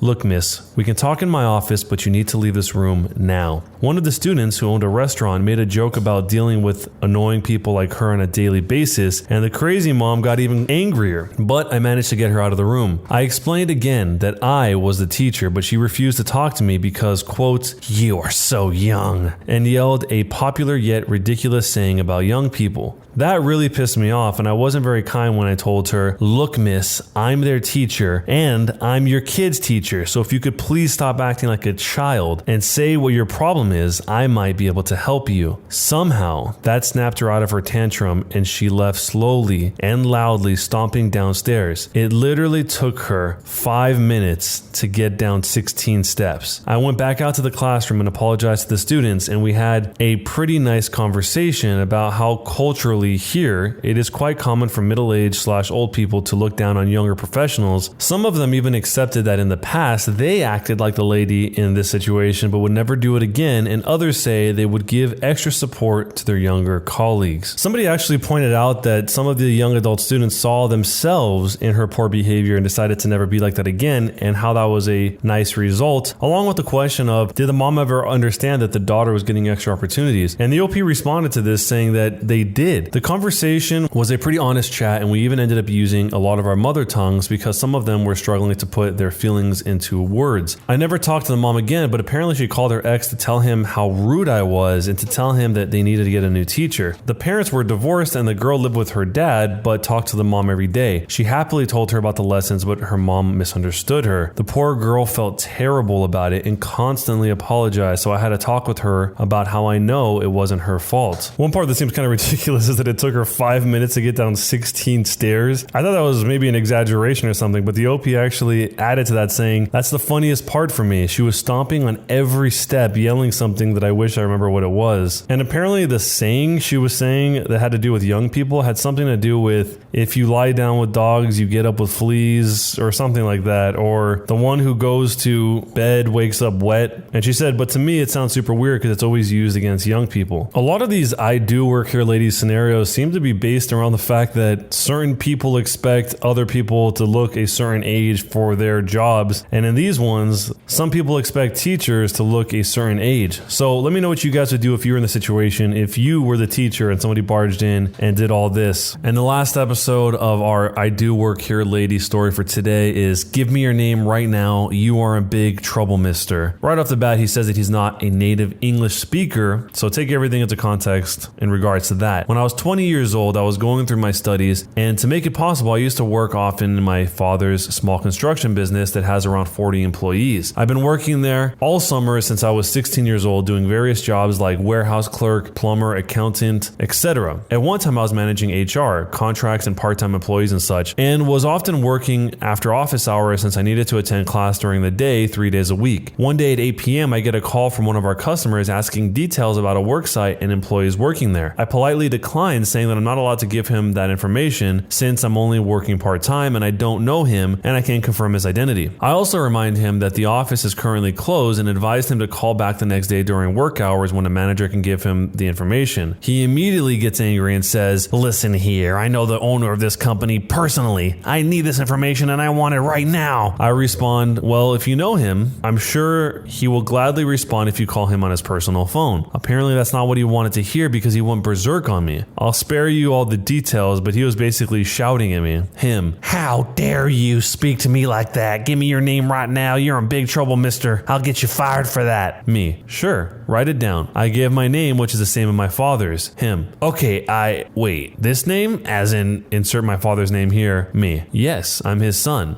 Don't let that stop you though. Needless to say, I never heard back from him after that. Turns out he was who he said he was, and we stopped working with him. That is one quick way to lose a business relationship, to start just randomly yelling at people, assuming you know who each person is when you clearly don't because you're asking the guy for his name. In this situation where it was actually an emergency, like it had to do with some sort of critical safety thing, you probably should have just have explained that and said, I need the number of this person and this is what's sort of going on, even if you can't speak on everything, because it's hard to imagine somebody would call and be this urgent unless there actually is an emergency or if they're just trying to scam you in the quickest way possible. So if you were in this situation, somebody called you while you were at work and this happened to you, what would you do? This story is from I Do Work Here Lady, titled, I Am the Bank President. This was back in the 70s when I was in the military. I was stationed outside Little Rock, Arkansas, and I was in need of extra cash, so I got a job at a security company working overnight. There were 3 of us who worked security at a prominent downtown bank, 1 for day shift, 1 for swing shift, and 1 overnight. I was a swing shift guard. On the job, we had time clocks we had to punch in on different areas we were patrolling. There was 1 revolver for the 3 of us, and I found out it wasn't in working order. Not only dirty and a plugged up barrel, but the cylinder wouldn't rotate, but it didn't matter because the ammo inside had turned green, making it unusable. So it was my 3rd night. I had just taken over from the older daylight guard and I started making my rounds with my privately owned weapon and the cleaning duty weapon between patrols. When I finished cleaning and putting in new ammo, I carried it along with mine. The daylight guard didn't pass any information on and didn't write anything in the log, so I figured nothing out of the ordinary. One of the time clocks was in the main lobby behind the cashier's cage. When I entered the lobby, I noticed the vault was open, a light was on, and some muffled speaking from inside. So I called for the police and proceeded to the vault with both guns in hand. Me, hands up and they better be empty. They both put their hands up and slowly turned to me. They were in casual attire, had cash and books out, plus a good-sized hand tote next to them. Suspect 1. What the hell do you think you're doing?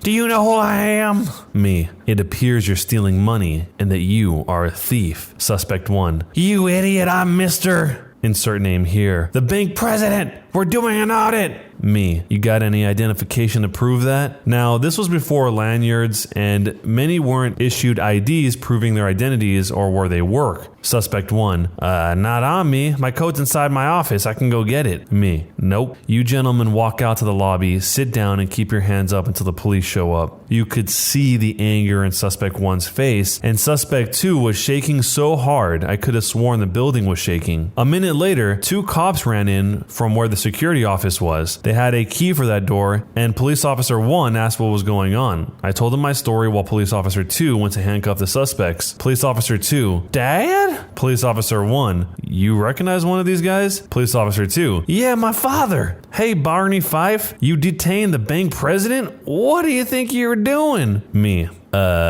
Stopping a bank robbery? I meekly said. Suspect 2 then pulled out a government ID with a badge indicating that he was an auditor. He was still shaking and was so nervous he couldn't speak. The officers helped him up while I was apologizing, and Suspect 1 said they had to do a night audit for apparently there was some cash missing and they were checking the books along with the cash on hand to find out who had taken the cash or just messed up in the books. Feeling stupid, I went back to my patrolling, then wrote the incident down in the daily log. The next day, I found a memo for me to come to the company office, 8th floor of the bank building, and speak with the manager of the company. I thought, this is it. I'm going to get chewed out and canned. To my surprise, Suspect 1 commended me for my diligence, my observations, and the way I handled things. The manager gave me a pat on the back for my work. That is definitely not how I expected this to end. This is probably one of the very first stories where I've seen something play out like this, and then the person who was misidentified actually rewards that person. But I guess it makes sense. It's your bank. You want to make sure that your security guards are being as diligent as he was here, even if in this particular case he wasn't right. But you'd rather have him be like this in every scenario than just to let some robbers get away. He did say this took place in the 70s before a lot of people had lanyards, so it's pretty easy to see why somebody would be confused, and you're not going to just believe the words of anyone who could possibly be a bank robber. There's actually a couple of mini stories people have about stuff like this where people actually do come up and try and pretend like they're checking something. There's an example somebody gave where his father-in-law worked in a store and a guy walked in to check the safe and they let him do it. He immediately took the money and just left. And then the guy tried to come back a few years later, do the same thing again. They told him to get lost. In another situation, someone's heard the story of an IT security auditor who turned up to jobs and say that he was, quote, there to check security. Can you lead me to the server? 20 to 30% of the time, it would work. And when it didn't work, he'd then say, good, you passed the first test. Can you lead me there now? And then that would work about half the time. So if you were in this situation, let me know what you would do. And if somebody came to check your safe, would you let them in? Let me know down below.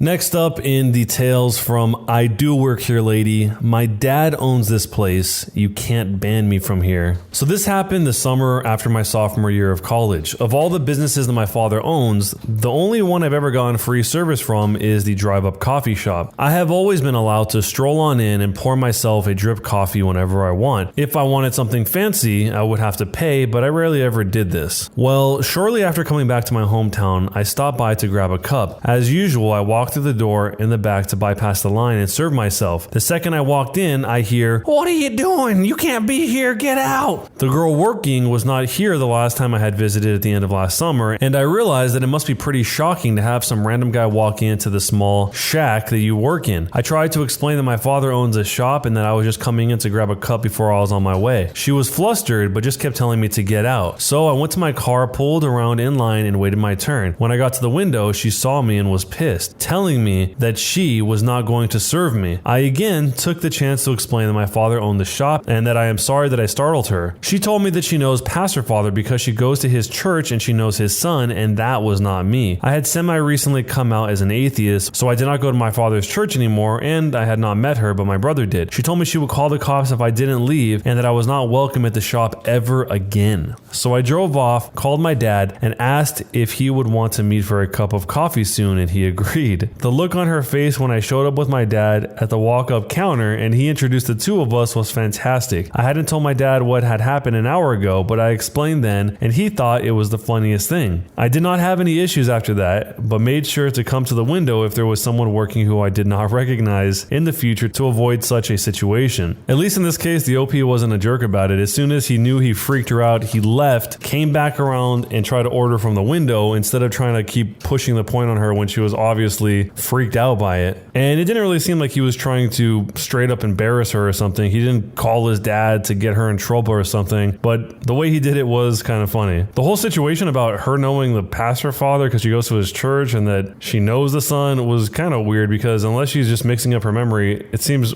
weird that she just made that up. But maybe that's all she could think of in order to get this guy who she thought was some weirdo coming around just to leave. Someone suggested having a picture of the OP in the break room of this shop, and underneath that photo have the text that says, "Give this man free coffee," and then below that have it say, "Unless it's fancy." So if you were in this situation and somebody came into your work and tried to get stuff for free and you didn't know who they were, what would you do? An entitled person demands that I be arrested for joking around with a police officer when he let me out of the back of his car. Apparently, I'm a criminal. No way I work for them. I work for a law enforcement agency in a pretty wealthy area, and the people can be a bit entitled, but not all. I have worked several jobs since I finished school, like dispatcher, records department, and finally moved into my current role, which is a hybrid of IT and equipment. I do all the testing and issue reports on non-tactical / ballistic items we use. My biggest task is the vehicles themselves. Now, currently, we are testing out back seats for patrol cruisers. If you've seen one, they are generally just plastic and very uncomfortable. They aren't made for comfort, but problems do arise in how slippery they are. The primary goal is easy to clean up and nearly impossible for someone to try and conceal an item in the crease of a cushion on a normal car. So a new vendor approached us with a new material that goes in the back. It's non-stick, it has some cushioning underneath, so they install it in one vehicle, and I call up the officer who handles tactical / ballistic equipment purchases to schedule testing the vehicle out. Per our city's guidelines, we have to test it for a minimum of 12 hours in addition to testing that the manufacturer has done. So I arranged with the officer to spend part of 2 days driving around and alternating with me, sitting in the back handcuffed, and also him in the back not handcuffed. I was simulating the role of a detained person in custody while the officer would be playing the role of a witness who was being transported. Also, we would get into trouble legally if I cuffed him for the simulation, so problem solved. The first day went by okay, but the complaint we both had was that it was a bit unrealistic to be sitting in the back of a car for more than 30 to 45 minutes, as it virtually never happens. So also, it's basically a yoga mat that you're sitting on, but denser material, so not much padding. So on the second day, I brought a pillow from home for my back. I have a fused vertebrae, and when we were just about finished with the second day, it was around lunchtime, we decided to get lunch. The officer parks in front of a restaurant and lets me out, uncuffs me, and I said, "Thank you, Jeeves. Can you please get the door and we'll be off?" Unfortunately, an older woman, probably in her late 60s, heard this and thought I was ordering a cop around and treating him like a servant. She screamed at the top of her lungs that criminals like me don't get to order cops around, and that obviously I must be a criminal. The officer tried to explain to her that I work with him and it was a joke. Nope, she's not buying that, not even when I get out my ID and I show her. Nope, she's convinced I'm a criminal. She calls 911 and demands that the chief come out and explain these shenanigans. Yeah, that's not happening. The watch commander comes out, explains it, and scolds me and the other officer for making jokes while in an official capacity. The woman is absolutely incredulous that we weren't going to be arrested and terminated on the spot, so of course she smacks the watch commander and demands he do his job. So someone got arrested. Yeah, assaulting a police officer is not a good idea, in case that wasn't obvious, and maybe she doesn't even realize that's what that is, but smacking someone in the face is definitely assault. The lady wanted them to get fired on the spot. It wasn't good enough that they were already reprimanded in front of her in what I assume is probably an embarrassing way. She wanted them to actually lose their jobs because they made this joke. Because at that point, she had to have understood that it was a joke because the watch commander came and explained that. And so she hit him. I know that's a pretty serious thing, but I'm not sure how serious. If any of you guys have any insight on what do you think happened to her, let me know down below. And also, what would you do if you were in this situation as the OP? In this I Do Work Here Lady story, I'm your server and the manager. Checkmate, Karen. A few years ago, I started serving at a family-owned restaurant in my town. I quickly became close to the owner and the owner's daughter and helped them with more than just serving. I became a head server and then the bar manager. Since it was a smaller restaurant, I kept serving because I made way more money that way. We had a special every day for wine. We had a shelf filled with wine bottles. Each shelf was either 15%, 25%, or 50% off. It was a great deal, and typically we sold it for about $5 to $10 more than we were paying per bottle of wine. I don't know if this is well known, but a lot of restaurants upcharge their alcohol quite a bit in order to make a profit, so it was a great deal for people. One day, a lady comes in with her friends and immediately starts causing problems. I end up taking over for the server who got them right after they ordered their drinks because they were so rude to her, and it was her first full day of serving by herself. The lady ends up ordering one of the 25% off bottles, which ended up being around $7 more than you could buy it for from a liquor store. How do I know this? At the end of the meal, I can hear her talking to her friend about how she's going to get the bottle of wine for free. She knew I was right there and I could probably hear her, but I was just the server and probably dumb. Also heard at an earlier time. I may be dumb, but I'm not stupid. At this point, I'm so ready to tell her no that I actually wander by a few times so she can try her shtick. Sure enough, she snaps at me, and I mean literally snaps her fingers and calls me over and says, "I want you to get your bar manager. I looked online and found this bottle of Merlot for this much money, and you charged me this much money plus $7. I am not paying this ridiculous overcharge, and I also want to talk to them about the service here today too." Now, not to toot my own horn, but I was a good server. There weren't many people in the restaurant at that time, so I know I didn't neglect them. I substituted food for them and didn't charge them any upcharges, even though a double-baked stuffed potato cost more than a side of chips, but whatever. She looked at me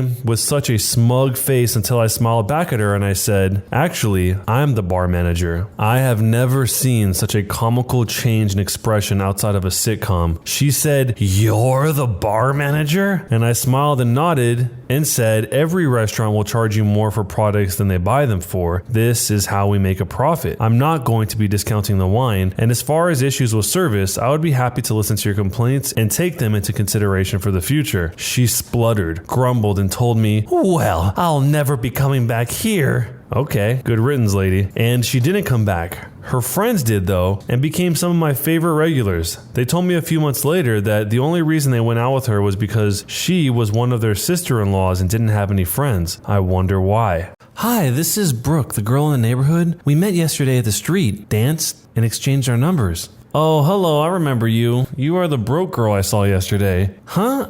You don't need to explain, girl. I'm aware. Well, you are entitled to your opinion, but my name is Brooke, not Broke. Indeed, Brooke. Broke. They sound almost the same. Besides, broke sounds better and fits perfectly. I am not broke? Come on, girl. You can fool someone else, but if you insist, then your cheap clothes and bag dare not insist. You are wrong, Ashley. I just want to live quietly.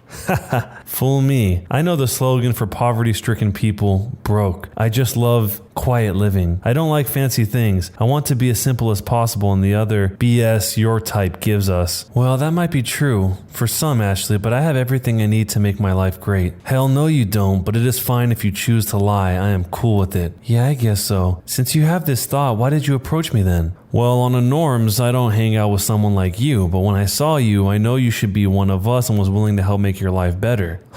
What are you talking about, Ashley? It's simple. I want you to join my crew. What dance group, and why do you want me there? Come on, Broke. Look, I have a dance group and we are trying to audition for an entry into the Dance Fire Academy, the biggest dance academy ever. And to your other question, I saw your dance step yesterday and I thought it isn't bad, so it can be worked on. I guess you're not going to stop calling me Broke even if I insist, right? Correct. Your guess is right as your financial position, girl. I won't insist then. Perfect. Rehearsals are for 4 p.m. Endeavor to come early, please. I don't tolerate indiscipline, especially from a broke person. Hun, Really? When did I accept to join your crew? What? Unbelievable. How dare you turn my free offer down? You are a wretched fellow. You sure got some attitude, broke. Yeah, right. You're rich. My attitude's all I've got. Look, I don't think you know what you're saying no to. Our dance group is the best in the state. Besides, we have the backing of some great people in the industry. We have everything we need, broke. Even Dance Fire Academy is already ours. Our sponsors assure us already. Huh, interesting. You see, this attitude of yours is the reason you are broke. You need to deal with it, broke, if you want to join the crew. But you don't know me, Ashley. Why are you so rude and mean? Well, let's just say I don't like seeing people like you with an attitude. You ought to grovel before people like me because I can make your life meaningful. Have you ever heard the saying, don't judge a book by its cover? You shouldn't be so sure. And what if I am poor? What does that have to do anything with dancing? Haha, sure it does. In dancing, when you are poor, it will be hard for you to get signed by any industry. We all know these things are easy with money. All right, I accept. Good. Think about my offer and get back to me soonest. All right, thanks, Ashley. You should. There are lots of people who would kill for the offer you are getting freely. Yeah.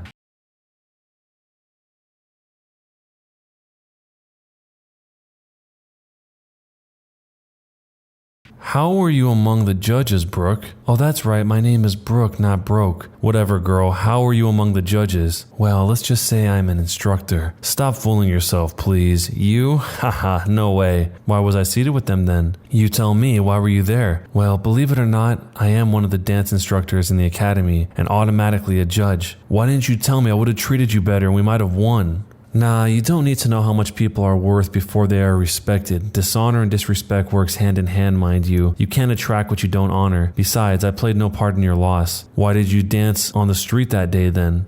Oh, everyone is free to dance on the street. That was me enjoying myself with what I love best. I love dancing and I do it almost everywhere. Apologies, Brooke, but I was really looking forward to joining the academy. Well, life is in phases. Who knows, there might be another auditioning before the year runs out. Such a pity. We brought so much energy to the stage. We were so sure we'll win. That was not it, Ashley. You didn't. You only thought you did. Your steps were great, but the coordination was bad. There was no unity among you all, and that was why you lost. Humility is lacking in your crew, Ashley, and has birthed disorderliness. You are right, Brooke. Can I ask a favor, though? Sure. I'm here for you and we're friends. Can we invite you over to our rehearsals? You could show us some great moves.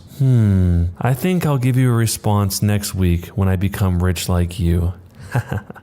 In today's episode of Malicious Compliance, people conform to the letter but not the spirit of a request. Don't forget to subscribe to the channel with notifications turned on and drop a thumbs up. My ex's divorce lawyer said, send 3 years of complete financials or else. I said, as you wish. This happened several years ago when my ex and I were going through a heated divorce/custody battle. While we were married, we had a couple of conversations about how rich people hide their assets to avoid paying taxes. I never had enough assets to do this, but she somehow got the idea that I was and told her attorney that I was laundering money and hiding income. It was more likely the heat of the moment, as divorce/custody battles often come down to. I couldn't even afford my own attorney, so I represented myself. Her lawyer wasn't a total jerk, but he clearly was out to get me, and he talked down to me like I didn't deserve to breathe the same air. One day I get a letter in the mail from him requesting an updated income declarations form and 3 years of financials. It had a long list of things to include. I own a communications tech company that was in a super startup phase back then. Money was already tight. I was trying to get this business off the ground with no financing. I was finishing my MBA with scholarships and loans, so paying for copies and postage or driving this 30 miles to his office meant eating peanut butter and saltines for a week. So I called him to explain my situation. He all but called me a liar and didn't believe that I couldn't afford it.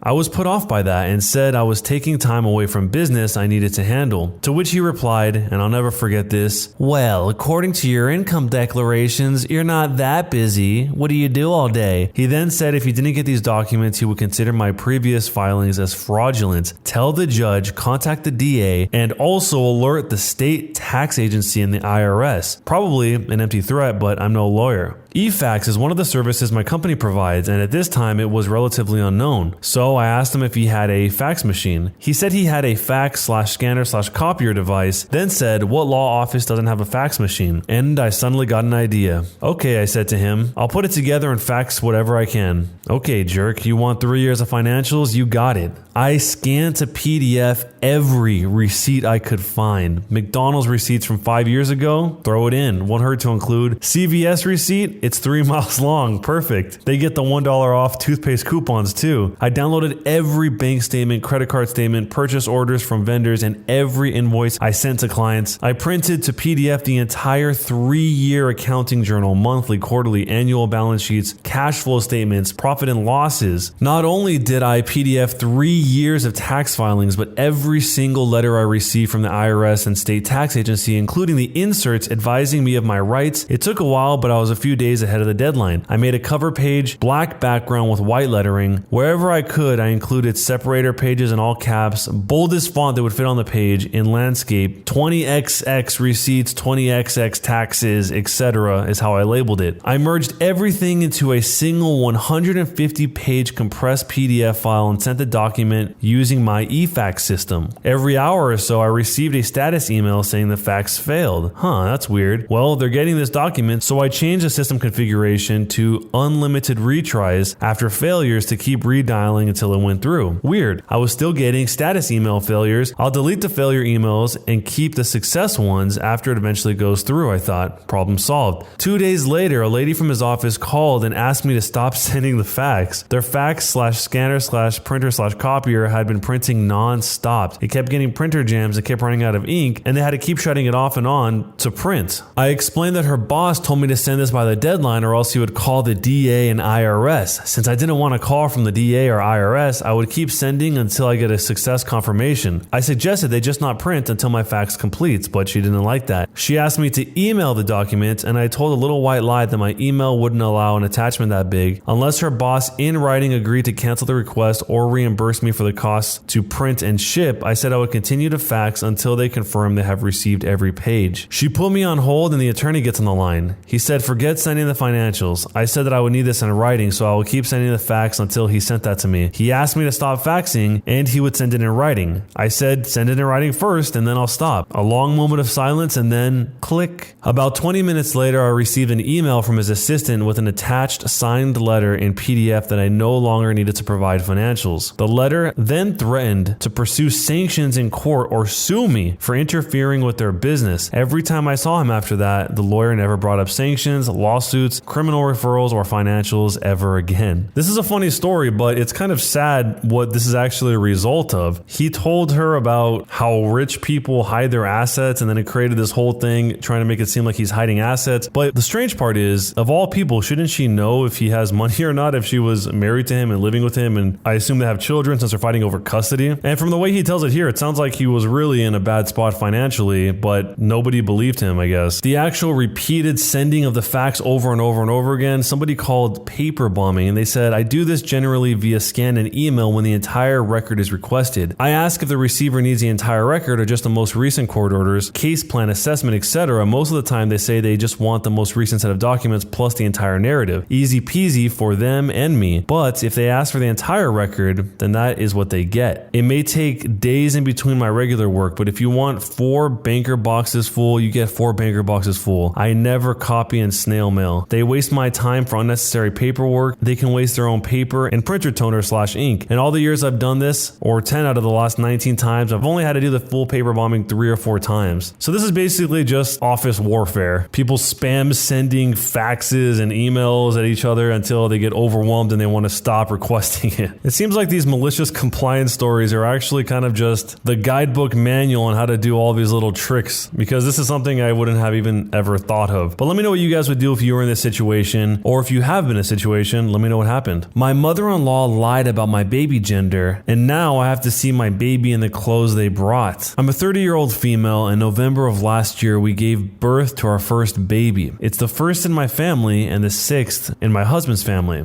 who is a 32-year-old male. It's important to say that all 6 kids are boys, and mother-in-law is in some sick baby girl rabies. Ever since we made the announcement, mother-in-law convinced herself that I was pregnant with a girl. I told her that once we knew the gender, she would be the first to know. We told her it was a boy, and she was still convinced it was a girl. She told her whole side of the family that it was a girl. I corrected, but she told them I was just annoyed because I wanted a boy first. I just wanted a healthy baby. I didn't care about the gender. She also told them we are naming the girl after her mom, which we will never do because my husband hates his grandma. When the baby shower gifts started to come, I noticed that a lot of things weren't from the register. Embroidered things would with grandma's name, and it didn't matter. We told them the gender and the name and made it clear we are not lying about the gender. Everyone believed her instead of believing us. Well, the baby was born, and imagine the surprise. It was a boy, just like we have been telling everyone. The problem for them was that now the baby has plenty of girly clothes, pink onesies, etc., and we are dressing our baby with them, specifically for his family video calls and for pictures for them. After a Saturday call, our mother-in-law called us to scream at us because we're making the elders uncomfortable for not sticking to a masculine color scheme for the baby clothes, and we have to stop being this childish. She just thought my belly shape was more like a girl than it was a boy. We told her we will not be able to change the baby's clothes and to just wait until the dresses fit. He will look adorable. Am I the jerk? Okay, first off, how can you tell the gender of a baby based on the belly shape of the mom who's pregnant? Is that even a thing? Is that just a made-up thing, or is that really something that people know about? Secondly, I think for most people it's a bigger deal than the OP is making it seem like, where your baby shower, which some people are really counting on to get supplies and things they need for their baby, are all full of things that they don't really want for the baby because they want to dress the baby like it's not a girl. But what they're doing is kind of cool. They're just putting the baby in those clothes. So ultimately, the parents themselves don't even really seem bothered by it. They just say, hey, you gave us these clothes, we'll put these clothes on. Who cares? But it's the mother-in-law herself who's upset about it, which is the same person that made this whole situation come to be. So if anything, the mother-in-law should say, hey, let me help you return the clothes so we can get clothes that are for a boy baby, if that really matters, which it's a baby. I don't think the baby's going to care one way or another, but it really seems to be a big deal to the mother-in-law. So let me know what you guys think. Was the OP, the mom here, a jerk or not a jerk for handling it this way? And what would you do? They told me, I don't care if he's dead. Put him on the phone. My father died on Father's Day of 2012. He was divorced and living alone.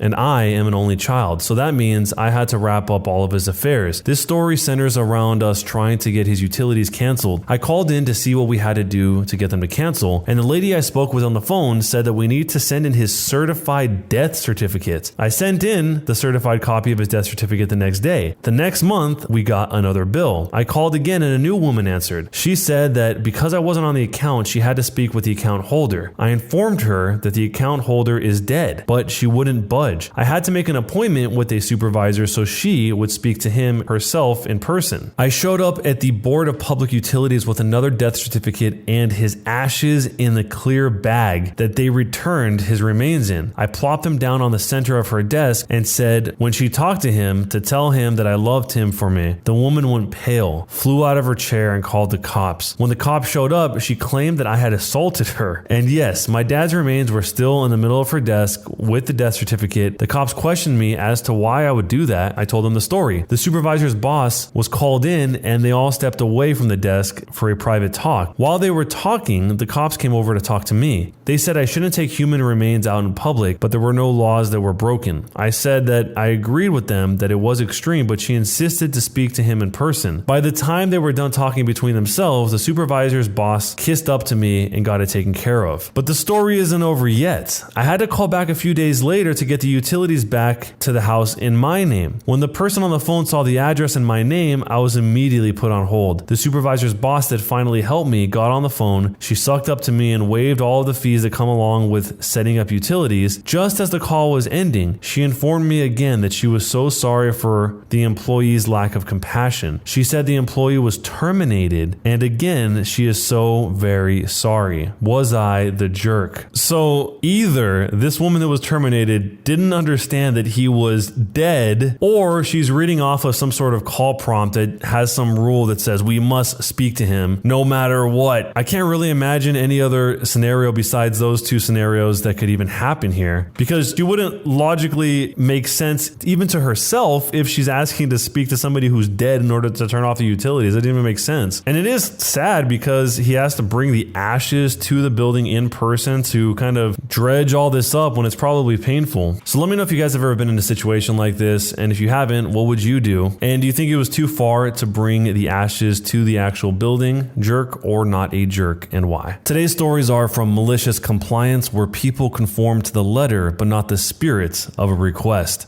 Don't forget to subscribe with notifications on and drop a thumbs up. Our landlord advertises all of our company's equipment for sale to our competitors. Best follow our eviction to the letter. I work for a leisure company. Think soft play, indoor soccer, laser tag. Can't be specific. Prior to lockdown, managers and the big bosses were negotiating the renewal of the lease on one of our parks. Things were going smoothly, however, the landlords were difficult to contact. Then 2020 made everything hit the fan. All of our sites were closed and everything was thrown into a mess. Negotiations began to slip down the priority list. Nobody thought the landlord would push an eviction for an expired lease during this period, especially with it still getting rent despite the site's closure and the closure of every business and restaurant in the immediate area. We were wrong. A few days ago, we received a letter saying we had 7 days to leave the premises and take everything with us. We are reminded that anything left in the building after 7 days will become the landlord's property. That line is very important. Now, a lot of construction goes into installing our equipment into a new building, which makes emptying one even harder. At a lockdown with no staff and most businesses shut, it meant that saving much of our assets would prove to be extremely difficult. To lose a profitable site and all of its assets is definitely a blow to our company, but here is where it gets worse. A few days after our 7-day eviction, we find out that the landlord has been advertising our park to our competitors. But he isn't just offering the building, he's offering all of our stuff pre-installed, ready to go, just needs rebranding. The landlord has evicted us from the property in an attempt to increase rent and make a solid profit from our equipment installed because he thinks we won't be able to empty the park. We were furious. And here is where the malicious compliance came in. We were told we had 7 days to move everything we owned out of the property, so that's what we did. Local businesses from all around offered up free space to store our things. A few people came back out of lockdown and they all spent the rest of the week removing, selling, or destroying everything that was related to us. We didn't even leave light fittings. In every other site vacation we have seen, we always end up leaving thousands of dollars worth of disco lights in the ceilings because they're too hard to get. We leave at most the construction in, as well as things like the bars and kitchens that all stay intact, recognizable as what they once were, but not this building. We ripped up the flooring we installed, tore down the walls that were not a part of the original structure, wooden walls to divide up the space, ripped apart our manager's offices, and removed all the artwork and lockers. The landlord now has every new deal he had been making dead in the water, a large renovation bill to install new flooring, etc. Or a company will be willing to do it themselves like we were. Lockdown has been extended another 4 weeks, so he has at least another 4 weeks without rent we were paying, and he won't have any potential buyers. The silver lining is that the assets we got out of the site, the fridges, the TVs, equipment, food, tables, have all been sold, and the lack of rent and additional income has helped the business and paid staff wages. Wow, this is mass scale malicious compliance, but not really offensively. It's more of a defensive way because the landlord was trying to take advantage of the fact that he knew he was going to get more money by essentially stealing their stuff legally. But after this is all explained, there's actually an update to what happened next. We handed in the keys and it was probably the quickest handover we've ever had. The landlord clearly didn't want to make any kind of conversation, and there was definitely an elephant in the room, but he definitely said nothing about the lack of equipment. Complications did arise when we went to get back various deposits, but he had no case to withhold deposits from us as the building itself was in excellent shape. We had conducted much of the maintenance work ourselves, so the building was in a significantly better condition than we found it. We also cleaned up 99% of the rubbish and dirt from our demolition crusade, so he couldn't bill us for cleaning. A very minor bit of pressing from our legal team meant that we received everything owed back in full. The building is still vacant as of yet, and we don't know of any potential buyers. At this moment in time, our company is still standing despite the pandemic closures and lack of business, and our staff are still employed and doing well. So it looks like the landlord actually did get to see that all the equipment was missing before they handed over the keys, but it's just so strange that he would try and force evict them out of there if they were paying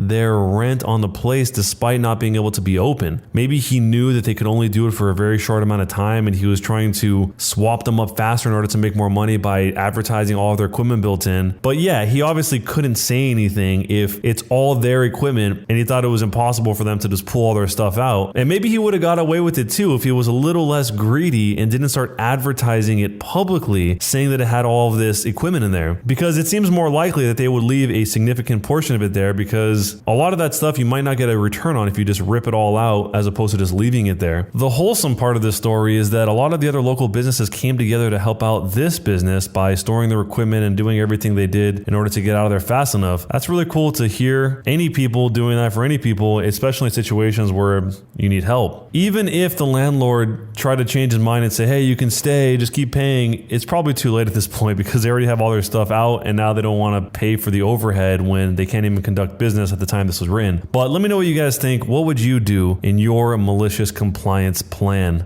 Get rid of my vacation? Have fun replacing me with my malicious compliance. I worked at a company that gave out exorbitant amounts of vacation. Anyone who worked there for 25 years received 8 weeks of vacation and 2 weeks of personal time. This was a family-owned but rather large company. We ran 3 shifts totaling 250 plus people. Enter Jimmy. Jimmy was a grizzled old man. He started at the company when he was just 20. Now he is 63 years old and gives absolutely no cares. Jimmy also knew how to make a specific part for our product, him and no one other higher up in the office. One day the plant owner comes out and announces he's selling to a corporation. He's older and ready to retire. He promises that there will be very little change and wishes us all well. The new company comes in and immediately goes after many of the great benefits we had. The first thing they do is cut everyone's max vacation down to 4 weeks and do completely away with personal time. Anyone who's maxed out had until December 31st of that year to use it up, and they wouldn't pay it out. They then go into the office and clean house, firing anyone who's close to retirement, including Jimmy's backup. But they also do away with one very important rule. You no longer have to get vacation approved. You can just call in and take it. Jimmy is pissed, and they know it. They realize he's the only one in the building that can do his job now. So they hire a new kid for him to train, most likely to permanently replace him. So Jimmy does what anyone would do. He calls in the first training day for the new hire and lets us know he's going to use all of his PTO at once and promptly takes 10 weeks off. We had a backstock of parts he had made, so it wasn't too unnerving, but for 10 weeks, Jimmy went and applied to other jobs, found one, and started there. Fast forward 10 weeks, it's the day Jimmy's supposed to return. He doesn't. For 2 days, they try calling him and even go to his house. He's nowhere to be found. Finally, on day 3, he calls and resigns, and they lose their minds. The parts he makes are specialized and patented by the original founder. You can't just hire someone off the street to make them. What eventually happened was they had to contract the original owner to come in and teach some new hires how to make them. And when he found out what all they had done, it pissed him off. The last I heard, he charged them a 7-figure contract to teach them how to produce the parts, and they had to pony up or close down. The moral of the story is, don't mess with people's vacation time. And for some more context on what the thing is Jimmy was making, he was making an electronic control module that was sealed and stayed fixed in a poured unit made of a 2-part epoxy. A lot of people were asking whether or not Jimmy missed out on this 7-figure contract, and the response to that was that Jimmy didn't exactly miss out on the 7-figure contract and had 0 chance to take one. He left, he said forget him, and moved on. When they contacted the previous owner and explained the situation, it was basically a, you need my help? It'll cost $1 million type of conversation. This is yet another situation where just straight up greed ends up costing the company more than if they had just treated people the way they expect to be treated. And if the original founder who sold the company really wanted to make it his priority to make sure everyone was taken care of, maybe he could have put that into the sale agreement of the situation, saying that they wouldn't change any of the vacation time or any of the other pieces that were vital to them. But I'm guessing if he did that, then he would probably make less money for himself. And the original founder here, even though it's not the point of the story, it kind of seems like he didn't really care what happened to them, because his demand wasn't give everyone their vacation time back. It was give me $1 million. The dumbest thing they did was firing Jimmy's backup. That doesn't even make sense. I don't know why they would do that in any circumstance, even if Jimmy was there and everything was going great. Maybe they thought that their paper-thin veil of trying to get him to hire someone else would somehow not be figured out, even though it's the most obvious play possible that they're trying to replace him. The saddest part of this whole thing is that the people that were close to retirement got fired by the new ownership and nobody helped them. Jimmy left, got a great job, I'm assuming. The former owner came in, made $1 million for himself, but nobody cares that the rest of the people just got let go because they were close to retirement and they didn't want to pay the retirement. That part's just sad. But let me know what you guys would do down below in your own malicious compliance type of way.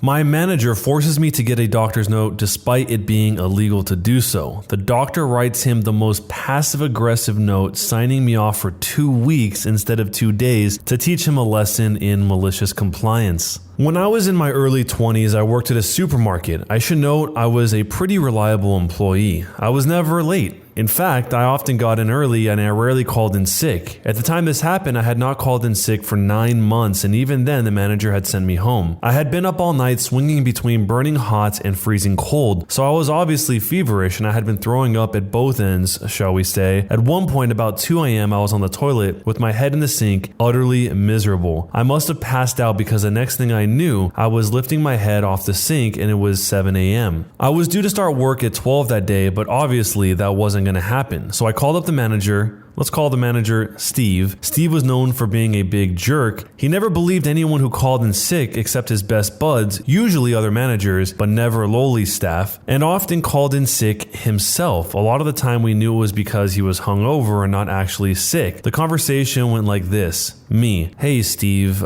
I can't come in, I'm sick. Steve, with what? Me, I don't know, I think it might be the flu. I've been up all night sick and I have a fever. Steve, don't be stupid. If you had the flu, you'd be completely knocked out. I need you in. Come in or you're fired. Me, I can't. I just told you I can't stop vomiting. I passed out. Steve, growing more angry. Either come in or bring a doctor's note or you're fired. In the UK, you are legally allowed to self-certify for 5 days. This means you can tell your employer that you are sick and you do not need a doctor's note. If you're sick for more than 5 days, then you do need a doctor's note. It is also illegal to demand a doctor's note during the self-certify period. I knew this, but I was terrified. This was during the recession. I couldn't afford to lose my job, so I got myself dressed, almost passed out trying to do so. Then I walked to the doctor's 25 minutes away. I ended up sitting in the doctor's office for a little over an hour, which for a walk-in was pretty good. I get in to see the doctor and she is furious at me for coming in. You're not supposed to come to the doctor's when you have a cold or a flu, and of course I knew I should be able to self-certify. She told me as such, saying I shouldn't be here and I should have stayed at home. I then explained what happened with Steve and how he threatened to fire me over this and how I couldn't afford to lose my job. I was struggling as it was. My doctor turned her anger towards my manager. She asked if I got sick pay from the company and I said yes. She said, "Oh, he wants a sick note, does he? Okay, I'll give him a sick note." Now, my manager just wanted a note confirming I was sick, but instead my doctor wrote something along the lines of this. "OP has come to the surgery because you have insisted he come in spite of the fact that this is illegal, and all employees are allowed to self-certify due to being forced to make this unnecessary and highly dangerous trip when the patient is ill, having a fever of 39 degrees Celsius and almost passed out in the waiting room. I am signing my name off for 2 full weeks to recover. Had he been allowed to self-certify as is the law, they might have only needed a few days, but due to straining themselves, they now require 2 full weeks. They are not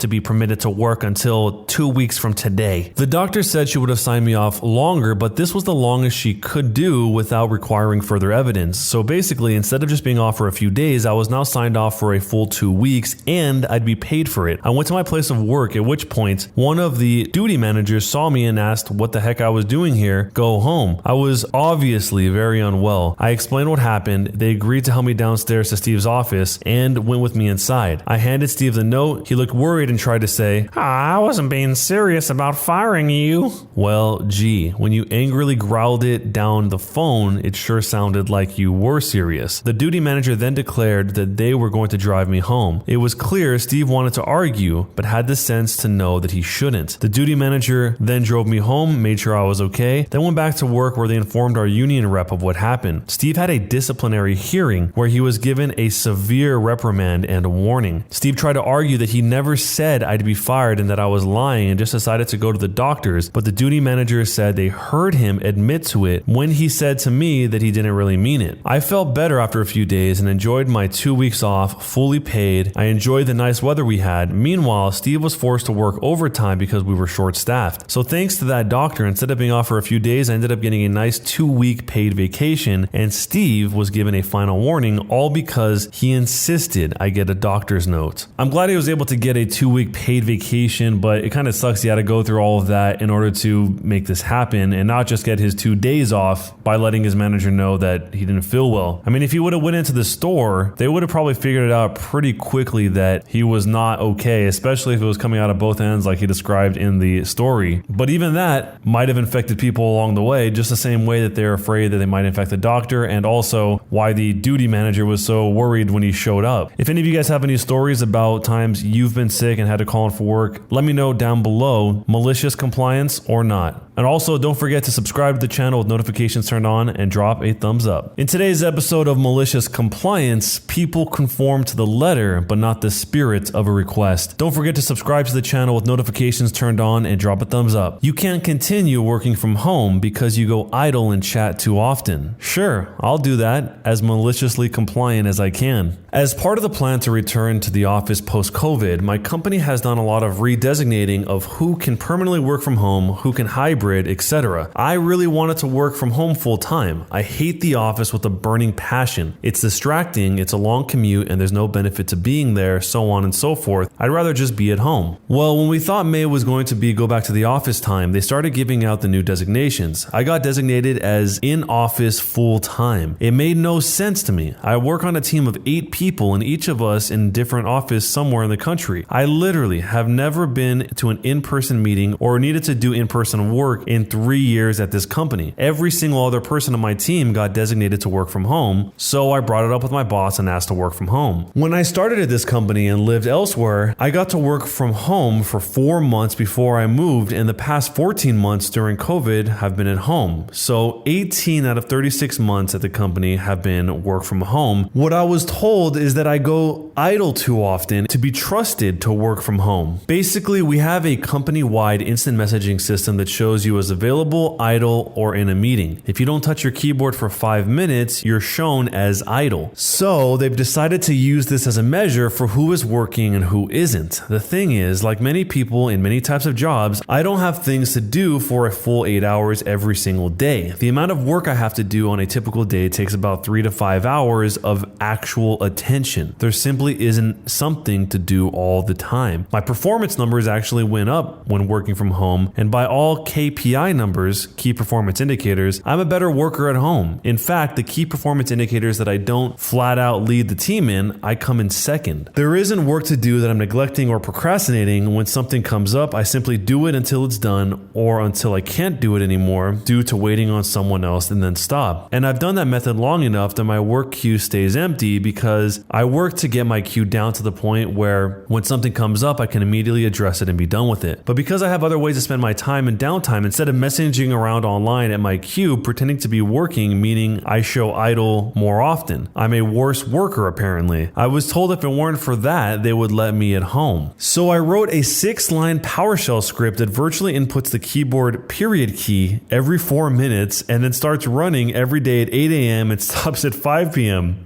So now I literally never go idle. I do the same amount of work and still read books, watch TV, play video games on the side, but I have a shiny green check next to my name all day. Because of COVID complications, they eventually said no going back until after Labor Day. I just had a meeting with my boss and he said over time, they've noticed I go idle a lot less than I used to. So they're changing my designation to work from home, all because of a little icon in some software. This concludes my TED Talk on why low to middle level managers are the dumbest, most useless, do-nothing positions in all of corporate America. He then talks about the actual script that he uses and how he doesn't need to buy a mouse jiggler, because I guess a lot of people are suggesting he buys a mouse jiggler. But the way the code is laid out is he has a thing called dummy shell, which equals new object, and a wscript.shell, and then it does dummy shell.send keys, and then it has the period, which is the thing that he's inputting. He says that's the backbone of the whole thing. There's different ways to implement it with for loops or scheduled tasks or whatever, but that part's up to you. That's all the PowerShell needs at its core to accomplish this. A lot of people have pointed out that sending insert or F13 instead of a period period would be better, so change that up if you want. So that seems like the dumbest possible reason to force somebody to come in through a long commute because the idle icon on the chat software pops up too often. I mean, what is the point of having KPIs, the key performance indicators, if they're not used for stuff like this? Is it specifically used for payments, or what else would you use it for other than stuff like this? I mean, if you're doing a better job than everyone else, with the exception of maybe one person, while you're at home, then what does coming into the office actually do? I mean, there are certain jobs you actually have to be there. I get that. That makes sense. But in this case, it sounds like that wasn't one of them. But let me know if you guys have ever been in a situation similar to this, and what did you or would you do, whether it's malicious compliance or not. My neighbors wanted to call a professional to mark their property line, and my parents agreed. This was a long time ago, but I remember it clearly. We moved into a community with a tight space in between our house and our neighbor's house, and we didn't like them being able to see into our kitchen, so we put up a bunch of plants costing thousands of dollars, but my parents thought it would be worth it. A week later, my parents awoke to the plants completely chopped down. My father was furious and marched down to our neighbor's house. He told my father the plants were on his property line, therefore he had total right to take them down. He warned that if anything were to go on his property again, he would report us to the authorities immediately. Later that day, my father called the company that put in the plants, and with the warranty we could have them replanted next week for no charge. We made sure there was no way it was on our neighbor's property. However, a few days later we caught him chopping them down at 2 a.m. We called the police for obstruction of property, and after a chat with my neighbor, he decided to call a professional and mark his property line. My father agreed. A few days later, I got home to find orange tape in my neighbor's yard. Apparently, his fence was 11 feet over our property line. We watched as he took down his fence, completely furious. Within the next month, we were enjoying our new space and privacy in our backyard, and my neighbor ended up losing 1/4 of his backyard. My neighbor ended up having to pay almost $10,000 for the destruction of our property, and we got to plant our plants again. This whole property line thing seems to happen pretty often, and I'm surprised that the neighbor didn't know that the line was 11 feet into his yard. I mean, I wonder how this kind of stuff happens. Does the person who lived there before just move the fence out when the other neighbor is moved away and then hope they don't notice and then just do it little by little over time? Or is this something that happens at the very start when everything is built? There was a little mini story that was posted in response to this where they said something similar happened to my parents' house last year. New neighbors bought the house beside ours and started doing renovations without permits and complained that our fence was on his property and that the new stone walkway leading to the back my stepdad built the previous summer needed to be dug up and removed along with the fence. My parents tried to reason with him, explaining that all of the landlines in the area are all crooked and that everything had been this way for over 30 years without issue. He wouldn't hear it and insisted on the removal, so my mom called the city and requested a new evaluation after fighting with this guy for months. Turns out, not only was the fence on our land, but his new one was on our land as well. His back fence was on the land of the backyard neighbor and the same on the other side. My mom got the other 3 houses that bordered his to all get evaluations as well, so in the end, he lost almost half of his yard to the surrounding houses. These are the true land wars of our times. In the original story, I don't know why having the plants in front of the window would bother him so much, unless maybe he just wanted to look through the kitchen window for some reason. So let me know what you would do if you were in this situation when it comes to land. A police officer attempted to intimidate my patient, but loses the fight to physics. I'm a paramedic. A few months ago, we were coming back from a routine patient transfer when at an intersection about 4 blocks from the base, I noticed a woman sitting on the side of the road with her arms wrapped around herself and her head down. I nudged my partner who's driving and we flip all the lights and I see her head come up real fast and she looks terrified. I get out and she relaxes when she sees the ambulance. After I approach, I notice bruising on her wrists and other signs of domestic issues. She seems hesitant to get up off the curb and into the ambulance, so I decided that I would at least pull the cot out of the back and give her something a little more comfortable than concrete to sit on. Now, a few important details. All of the cots in my service are Striker powered cots. You've almost certainly seen these before. They're bright yellow with black handles and have side panels. These cots have a motor and battery built in to allow us to raise and lower the cot at the touch of a button instead of throwing out our backs having to physically lift the cot after loading someone. They're usually paired with an automatic loading system built into the ambulance that lifts lifts the cot up to the right height to be pushed inside and also secures the cot when loaded. There's a little red tab at the end of the track just inside the doors that you press down to free the cot and allow it to slide out. When you press this tab, it simply releases the cot and the loading carriage it's connected to, and it's up to you to keep it under control until it reaches the unload position and locks into place again. This can be problematic because these cots weigh about 125 pounds or 55 kilograms. As soon as I hit the release tab for the cots, I hear the lights and sirens behind me. It's a city police car, which is weird because we had not yet requested the police, and we were outside the city in the sheriff's department's jurisdiction. We merely informed the dispatch that we were stopping to check on a woman at such and such intersection. The woman says something along the lines of, "Oh God, he's here," and moves faster than me, seeing free food being distributed at base. She dashes past me and pretty much hurls herself into the ambulance, sitting on the bench seat. The cop is approaching and he's pissed. I put two and two together and slam the ambulance doors shut. Let's call this officer Police Officer Steve, or POS for short. Steve says, "Is that B? Is she in there?"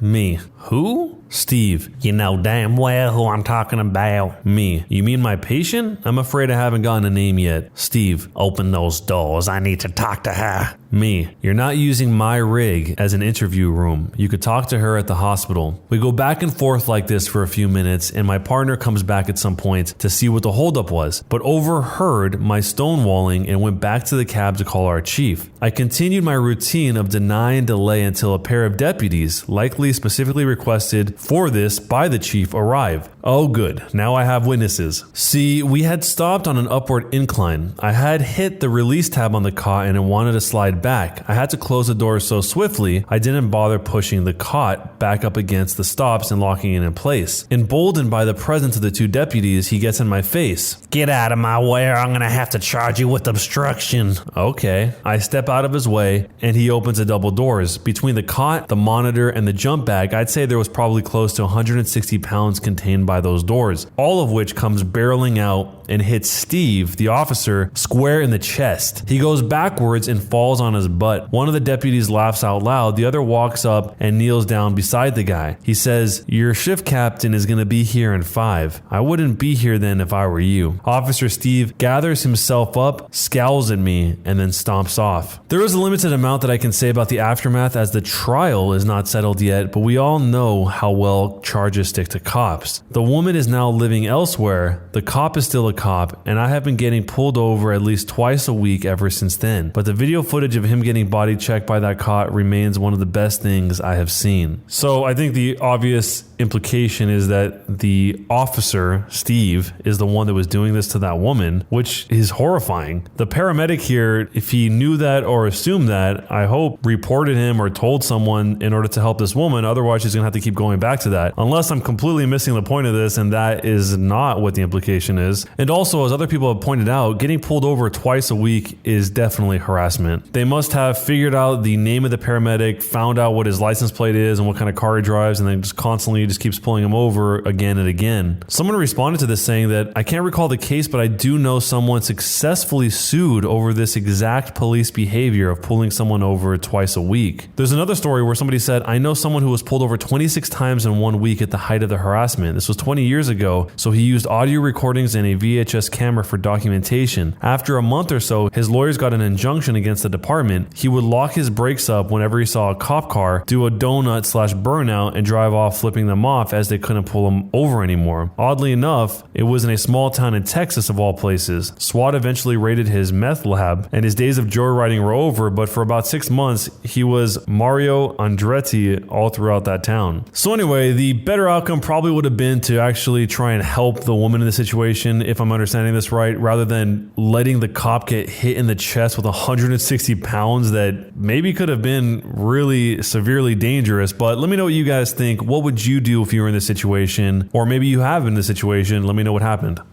My best friend tells me she's pregnant with my brother's baby. Don't forget to subscribe to the channel and drop a thumbs up. Hey, sorry I haven't talked to you in forever. How are you doing?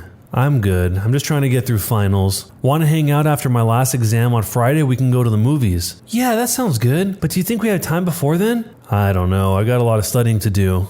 I just really need to see you. We can go get a coffee or something. Why do you need to see me so bad? Do you really miss me that much? Lol. I have something to tell you. Can't you just tell me over text? I'm kind of busy trying to study for my history exam tomorrow. It's a huge secret, and I can only tell you in person. I really can't tonight. I'm gonna be up till like midnight reading this textbook. What's so big that you can't tell me over the phone? It's kind of life-changing. I can't tell you here. Now I really want to know. You have to tell me. Well... We have to be totally alone when I tell you. What if your mom takes your phone and reads your messages? I would die. Oh my God, you're such a drama queen. My mom isn't going to take my phone. Still though, it has to be in person. You're acting kind of weird about this. I'm sorry, it's just, we're really good friends, right? Yeah, what is it? I mean, we've been besties since the 2nd grade, and we used to have sleepovers and ride bikes around your neighborhood together. Do you remember? Yeah, I remember all that. We were the coolest kids. We were. Your friendship means a lot to me, and I just hope it stays that way after I tell you the secret. I just hope you can forgive me, that's all. You're really starting to freak me out. You have to tell me now. I can't. If you don't tell me, I'm going to have a panic attack. I can't even study now. I'm sorry, don't do that. I didn't mean to freak you out. I just need to tell you to your face, so I can make sure we're still friends after. This is crazy. I'm going to fail my exam tomorrow, all because you've got some big secret you won't tell me.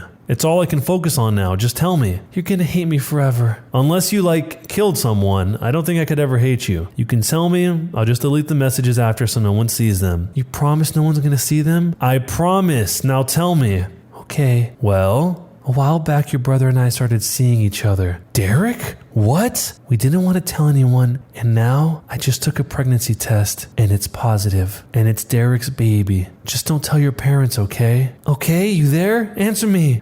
Just don't talk to me. A few weeks later, I told my parents what you did. I know, they sent Derek off to military school. You promised, and now the baby is coming, and I have to raise him alone. Maybe I could help. You've already helped enough. I could be the father. What? I'm coming over.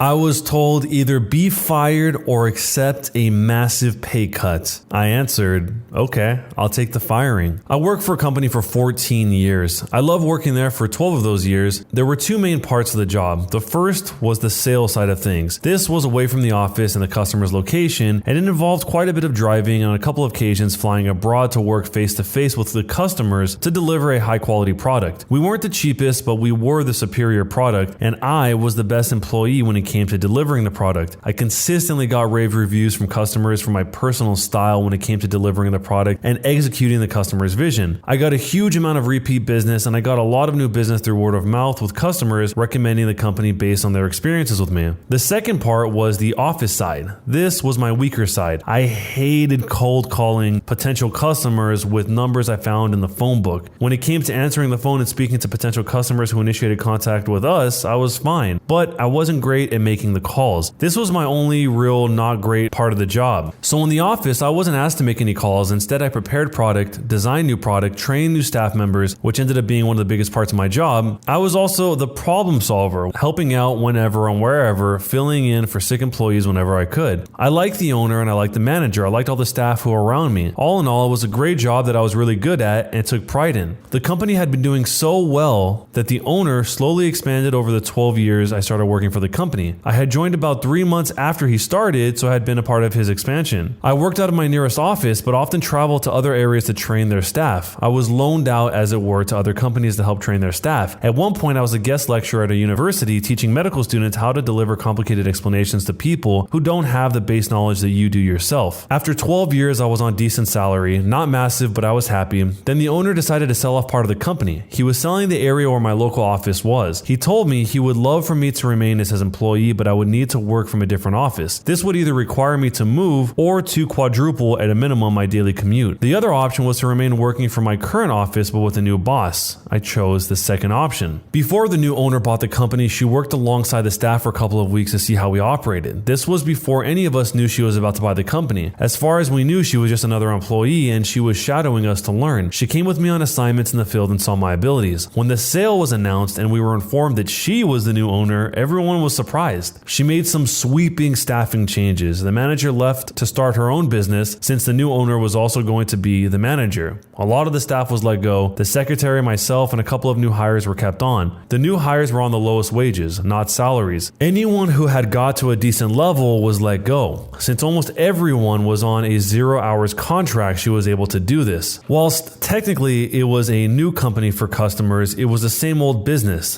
The company still had the same trading name. The only real difference was that there was a new owner and the registered business name was now different. As far as the customers were concerned, nothing had changed. My job for the first few months after the sale was to train up the remaining staff to replace the more experienced staff members who had been let go. I recommended a couple of new hires who I had experience working with in the past. I was open and honest with the owner and let her know that one of them was a close friend and one of them was my girlfriend. Both of them were more qualified for the work and both were happy to join. My friend had recently come back to the country after a year of traveling, whilst my girlfriend could only work during school holidays. She worked in a school. The owner gave them both interviews and then hired them since we needed the staff. Over the next 2 years, the business started to fail. The reason was simple. The new owner decided to try and maximize profits by increasing prices whilst decreasing the quality of the product. For new customers, this wasn't noticeable. They just thought we were expensive and the product wasn't the best. But for old customers who had been with us for 10 plus years, they immediately noticed. They were being charged more and were receiving less/worse quality. So the owner doubled down and increased prices again. 95% of our old customers left us. New customers almost never became repeat customers and complaints skyrocketed. Whilst this was all going on, our staff turnover rate was ridiculous. People left after a few months when they realized the minimum wage they were being paid wasn't worth it. Under the old owner, the average hourly wage for new employees was around 2.5x the minimum wage. This made people care about their jobs and want to keep them. My girlfriend quit, my friend remained but was looking for something new. Then I got a phone call. The owner needed me to come to the office. This was unexpected. I had just finished working on location with a customer. My next customer was in 2.5 hours. It was a half-hour drive away. The office was an hour and 10 minutes away from both locations. If I drove back to the office, I would have about 5 minutes in the office before leaving. My mileage was paid above my regular salary, so I was saving company money by doing this. Also, parking was a nightmare on the second location, so I tended to get there as early as possible to find parking and then read a book. The manager didn't care. She needed me to return to the office, so I did. I arrived back to be handed a letter by the owner. It was informing me of a disciplinary meeting to take place in a couple days' time. I could bring along a witness if I so desired. This knocked me for a 6. I was the best employee. I read through her list of complaints about my performance and started working on my defense. At the meeting, I declined to have a witness. Instead, I decided to record audio of the entire meeting on my phone without informing her. Where I live, this is legal and I didn't need consent. The boss's witness was her friend, who she had met at yoga and hired for an office role, firing the secretary who had been there long before the takeover. Every point she raised, I could counter. They ranged from the week, "You were unavailable to work for a week in August. I booked a week's holiday so I could attend my cousin's wedding on the other side of the country and turn it into a holiday," to the pathetic, "You were late for work on the 12th of May. Is that the day my car broke down and I called the office to let you know? I don't know. I do. Here's the receipt from the garage dated May 12th. To the downright lies. This one I can't write as a quote. Basically, she accused me of gross misconduct for breaking health and safety laws in the way I was delivering product for a customer. I hadn't broken health and safety laws. I knew exactly what I was doing since, as I mentioned already, I've been doing this for 14 years at this point. She had witnessed me do this on multiple occasions and never mentioned it before because it wasn't an issue. She even had me train staff in this specific delivery method because it wasn't an issue. She finished her list by telling me she doesn't want to lose me, but she can't justify keeping such a poor employee at my current salary. I had two choices. I could either sign a 0 hours contract and work for minimum wage, or she could fire me within 2 weeks notice. I countered that she would have to give me 12 weeks notice since my contract guaranteed me 1 week's notice for every year of employment,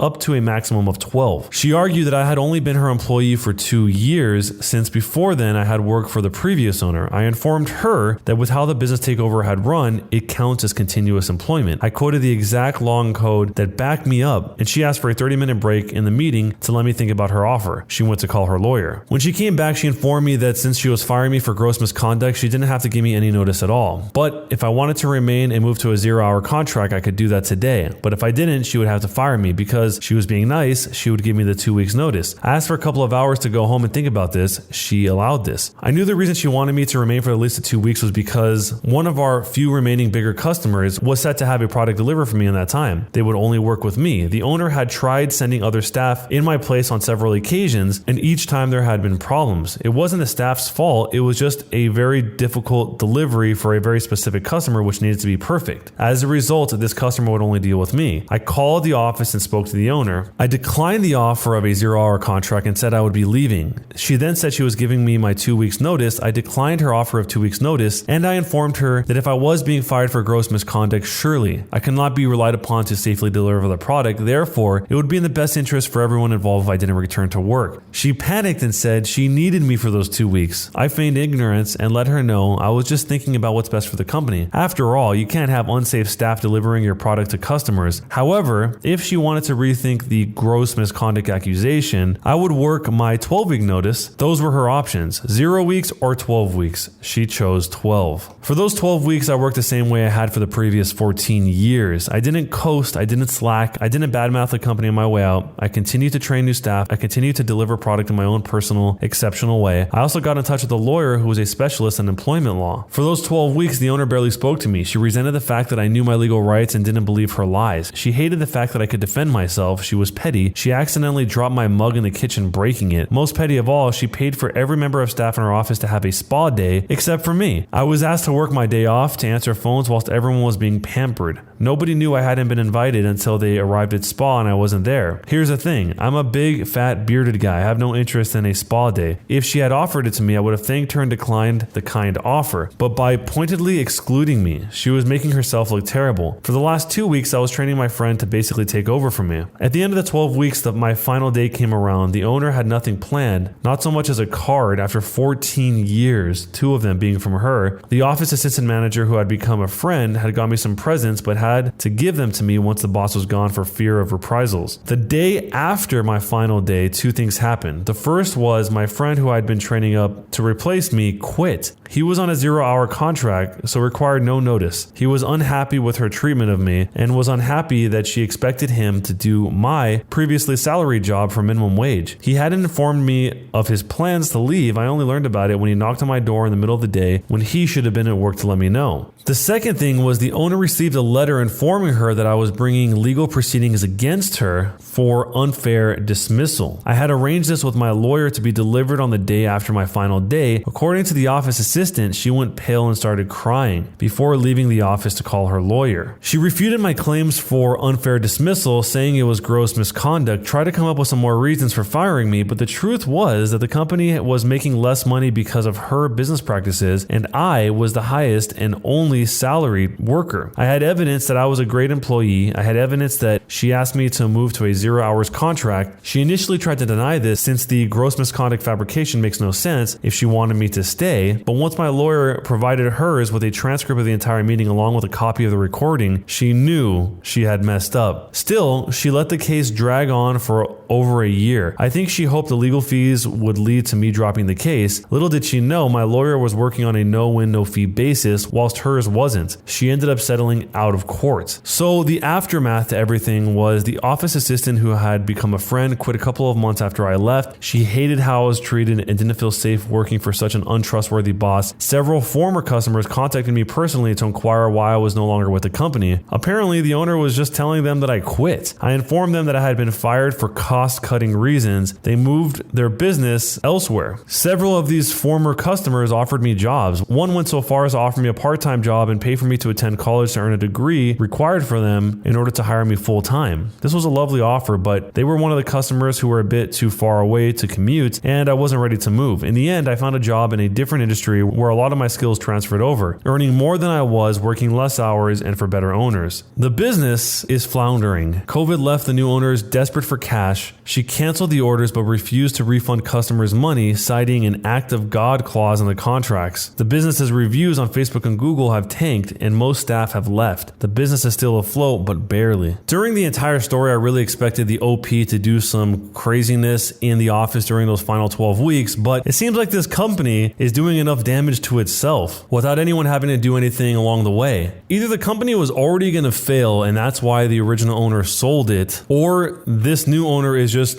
mismanaging it so poorly that all of this was inevitable. I mean, this is another one of those situations where how can you let all the people go that you need in order to run this business? There's a reason why the business was presumably profitable this whole time, and then you're going to cut all of them for some other reason. If that was really possible, or is really feasible, it could work, why wouldn't the previous owner have done it? Unless this new owner just thinks she's smarter and the previous owner didn't think of it for some reason. But as we can see, that is not the case. Especially for a business, which I'm assuming is some sort of medical device business, because he said he went to a university to talk to medical students, where you're really relying on the selling of a small amount of people, in this case the OP, and then you're going to cut even them after you've already lost most of your old customers and you're not acquiring any new ones. This whole thing seems like it's a giant lack of foresight on the part of the new owner. But let me know if you guys have ever been in a situation like this, and if so, what did you do? Also, let me know, jerk or not a jerk, and why. Am I the jerk for not telling my fiance I used to work as an escort? I'm a 35-year-old female. I just got engaged. I've been with him for over 2 years and he's amazing. And I think he'd be a great father to my children. There is, however, a secret that I haven't revealed. About 3 years ago, before I met him, I briefly worked as an escort. It wasn't long, about 4 months, and I don't have some sob story about how I felt abused and exploited, because frankly I didn't. Like any job, it had its good parts and its bad parts. I don't have some dramatic story about escaping it. I stopped simply because I didn't want to do it anymore. I didn't require therapy or rehab. I just moved on and got a normal job. I have been regularly tested and I have no STIs, nor do I have any emotional scars from it. So I told myself it's now no one else's business because it won't impact any other relationships. However, it feels wrong. I can't share this. He once asked how many partners I had, and I simply said a lot, and told him the technical truth, that I was prolific in one point in my life, but no longer am and don't intend to do so. I'm still scared to potentially ruin a great thing if I reveal it, but I'm also not looking forward to keeping this a secret for the rest of my life. Am I the jerk for keeping this a secret? The fact that someone would even be asking the question on whether or not they should bring this up to their fiance makes it pretty obvious that they know their fiance would want to know about this. And if your fiance or whoever you're about to be committed to for life would specifically want to know about this, and you know they do because you're having this dilemma, then how could you not tell them? She's not looking forward to keeping this a secret for the rest of her life, so it's better to just be open and upfront, like you can probably assume that he's trying to be, instead of dropping this on him 10 years into the relationship and then having it be an explosive thing where you hid something that was maybe a big deal to him, or maybe it won't be. But let me know what you guys think. What would you do if you were in this situation? And is she the jerk or not for not telling her fiance she used to work as an escort? Am I the jerk for canceling the family trip because my stepson damaged my plants? I grow indoor plants and keep them around the house, whether by the kitchen window or out on the front porch. I have a variety of plants like lily, aloe vera, and also flowers, and they all require care and attention. It's a hobby of mine, and because I don't own enough space, I just stick to indoor planting. I have a 16-year-old stepson, Sean, who loves to pull all kinds of pranks and has been trying some weird pranks on me lately. I don't mind it as long as he's happy, and also because nothing is too serious, just hiding my farming tools / replacing them with damaged ones and so on. He just keeps messing around like any other kid. Days ago, he posted a Facebook video of him spraying cold water on me while I was sleeping. It was embarrassing since he shared it with my family. I got mad at him and had him deleted despite him begging me to let him keep it. He kept skulking afterwards and had his mom try to convince me to let him repost the video, but I thought that was a crazy request. Sean suddenly became friendly and asked if he could water my plants. I was glad he asked and gave him the watering can and told him to start watering the plants in the kitchen. He was gone for a few minutes, then he got back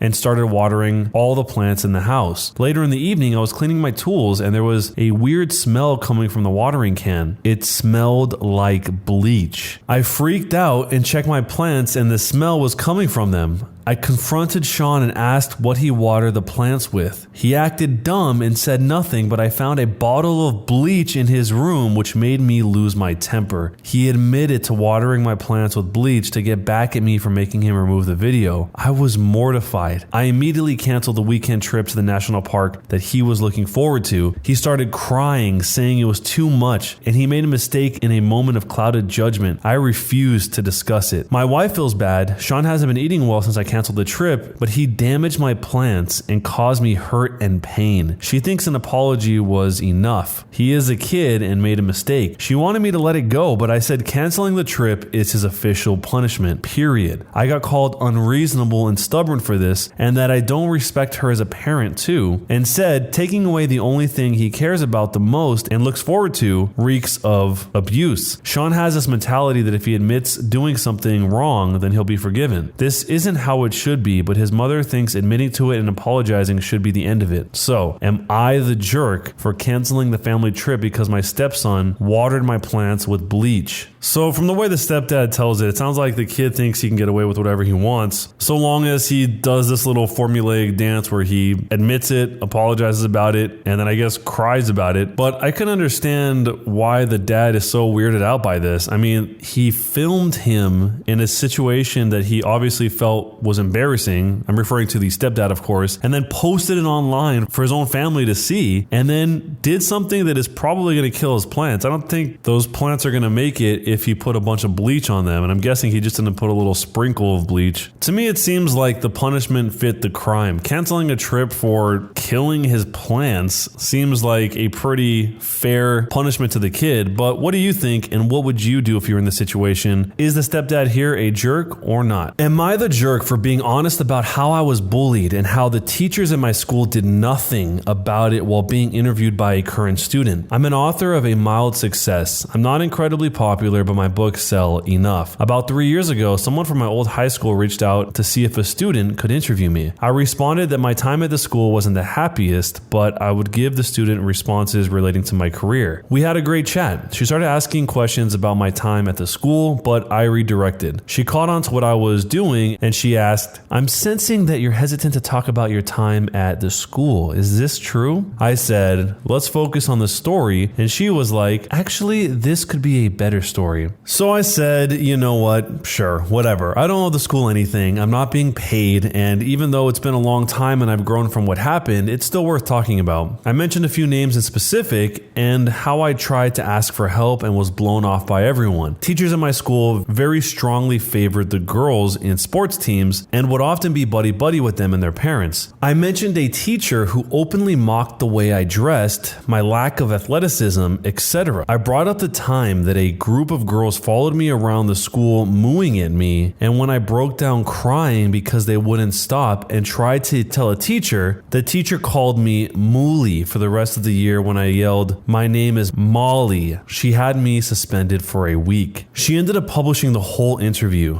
Nothing exactly went viral, but there were posts on Facebook with a ton of comments that caused some commotion in that community. A few weeks later, I was contacted by a school official who chastised me for bringing up old wounds and trying to paint veteran teachers as bad people when they were going through difficult times already. The teacher responsible for the Mooly incident had a local lifetime teaching award taken away from her after it all came out. So, was it really worth it? And maybe I did remember things wrong. Finally, a handful of my old classmates, many of them stuck around town, found me, and I was barraged with a ton of messages telling me that I'm ruining the reputation of the school and of several prominent community members. This was X years ago, so why can't I just get over it? Some of them obviously haven't changed. It was a long time ago, yes. I don't really know how I feel about how this all went down though. I know times are tough for teachers right now. I didn't set out to hurt anyone. I was just telling my truth. So, am I the jerk? So, as a lot of people have already said, he's afraid of painting veteran teachers as bad people, but from the sounds of it, they were bad people. He's not painting them as anything. Or at the very least, their actions in these key moments were bad. Someone even thought that the teacher who called the OP Mooly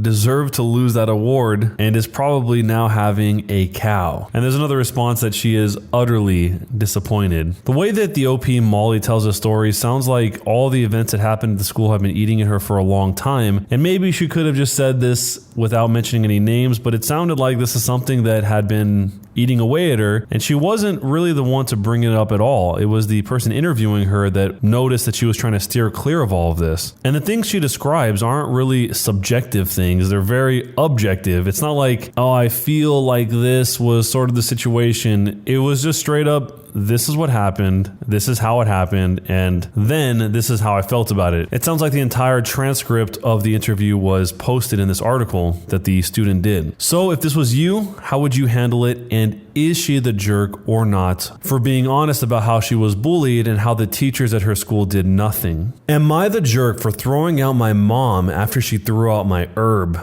So, I am a 30-year-old man. I'm single and I live alone in a house that I own. A few months ago, you know what happened, and my mom lost her job, so I decided to let her stay with me. I have a medical herb card and I smoke every day. I knew my mom disliked herb, so I warned her before she moved in that I would be smoking herb daily and would not stop for her. She agreed and only asked that I smoke outside, which I thought was a relatively reasonable request. Herb has a strong smell, and many people don't like it. At first, this worked out fine, but she started making remarks about how I should quit, etc. I mostly ignored them / brushed them off. Then it evolved into her demanding that I quit, as if I were still a child and she could issue orders to. I refused and told her that she can move out if she doesn't like it. She started crying, saying that I don't love her, I have a problem, etc. The next day I come home from work to find her waiting for me. She explained that she flushed my herb, about an ounce, for my own good, and then demanded that I go to treatment. Well, predictably, I was furious, and not even really about not having the herb anymore. It is pretty cheap. I usually buy an ounce for $125 and I can easily get more. It was about her total lack of respect for me. I'm an adult. I own my own house. I have a good job and have approval from the state to legally purchase and possess this. So someone I'm doing a huge favor for, demanding that I stop and throwing out my stuff when I refuse, is extremely outrageous to me, even if she gave birth to me 30 years ago. Anyway, we argued about this for a while, and it became clear to me that she was not sorry at all, and that she would probably do it again. So I told her she can't live with me anymore. I gave a month, but she was already packed and drove to my brother's house a couple of hours away. She obviously thinks I'm a huge jerk, and so does my brother, but I think that's mostly because she is his problem now. So, am I the jerk? Based on the way this went down, it's probably just a matter of time until the mom finds something that she doesn't like that the brother does and then destroys that. I mean, he already explained that it's legal and he sounds like he has his whole life together, but she wanted to impose her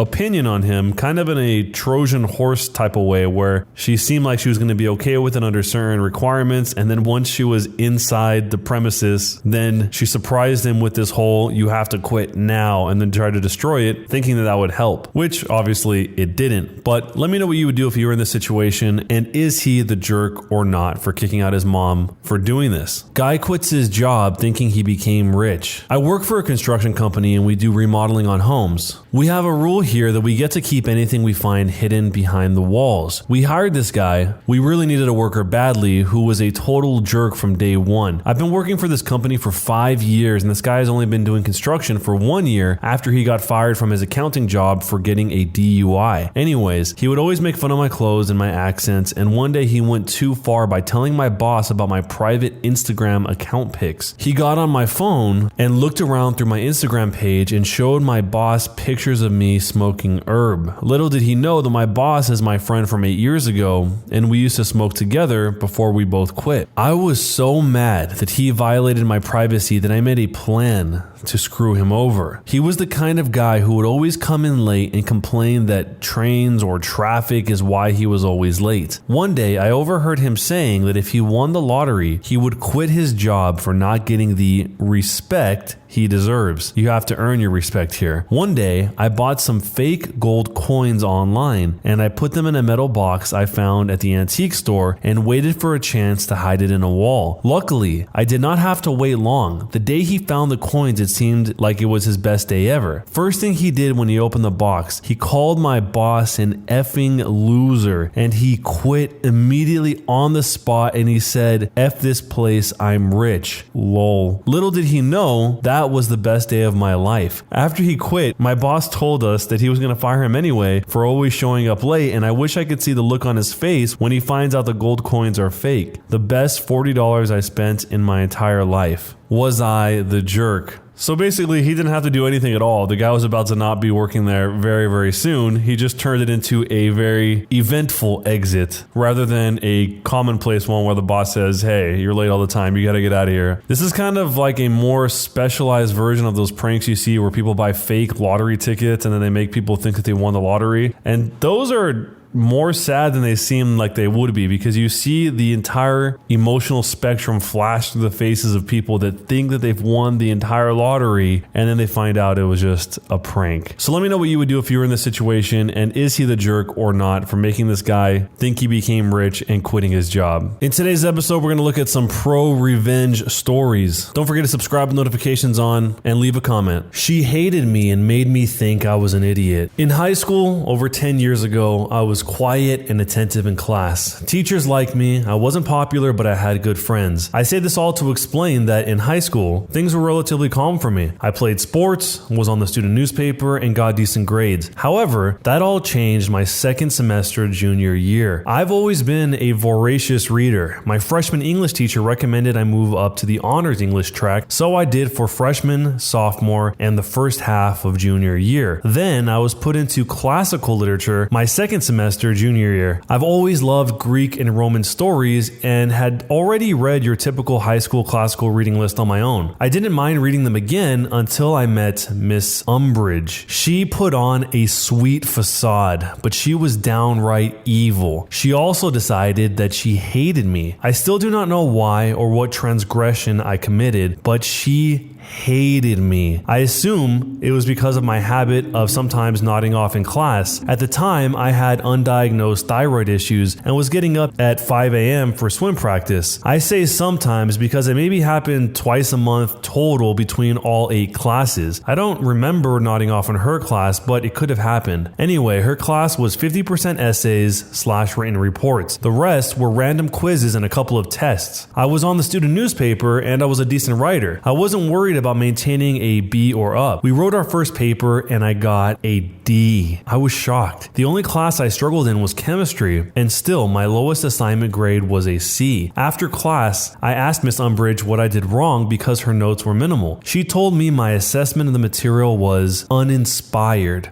Okay, can you direct me to an example of an inspired assessment? Come back during study hall. Thinking she'd have some example materials for me to review, I got a pass to see her during study hall. Nope. She spent the full hour basically telling me I was an idiot. I remember leaving and crying because she didn't tell me anything constructive. My friend, the eventual valedictorian, offered to help me on my next paper. My friend and I spent hours on my next paper. She never got anything below an A- on anything. I got another D. My friend was furious. She took it to her AP English teacher and asked him to review it. She said she was entering a writing competition and wanted advice. He said it was great, her typical A+ work. My friend, quicker on the uptake, asked me for a copy of my original assignment. She asked her AP English teacher to look it over too, and he said she should enter the first one. This one was still good. He'd probably give it an A-, but the other paper was better. My friend was convinced Miss Umbridge was treating me unfairly for some reason, and she must not like me. My friend wanted me to tell my parents or my school counselor. A teacher didn't like me? That had never happened. Sure, they all didn't love me, but none had actively disliked me. I decided I'd try one more time, but this time get Miss Umbridge to help me. Despite the previous horrors of spending study hall with Miss Umbridge, I went to her office during study hall 3 times before the next paper was due. She reviewed the paper and gave me tips on revising it each time. She did this in red pen. I took notes. By the time the next paper was due, I had 3 revised versions with her notes in red ink on each one. I got a D+.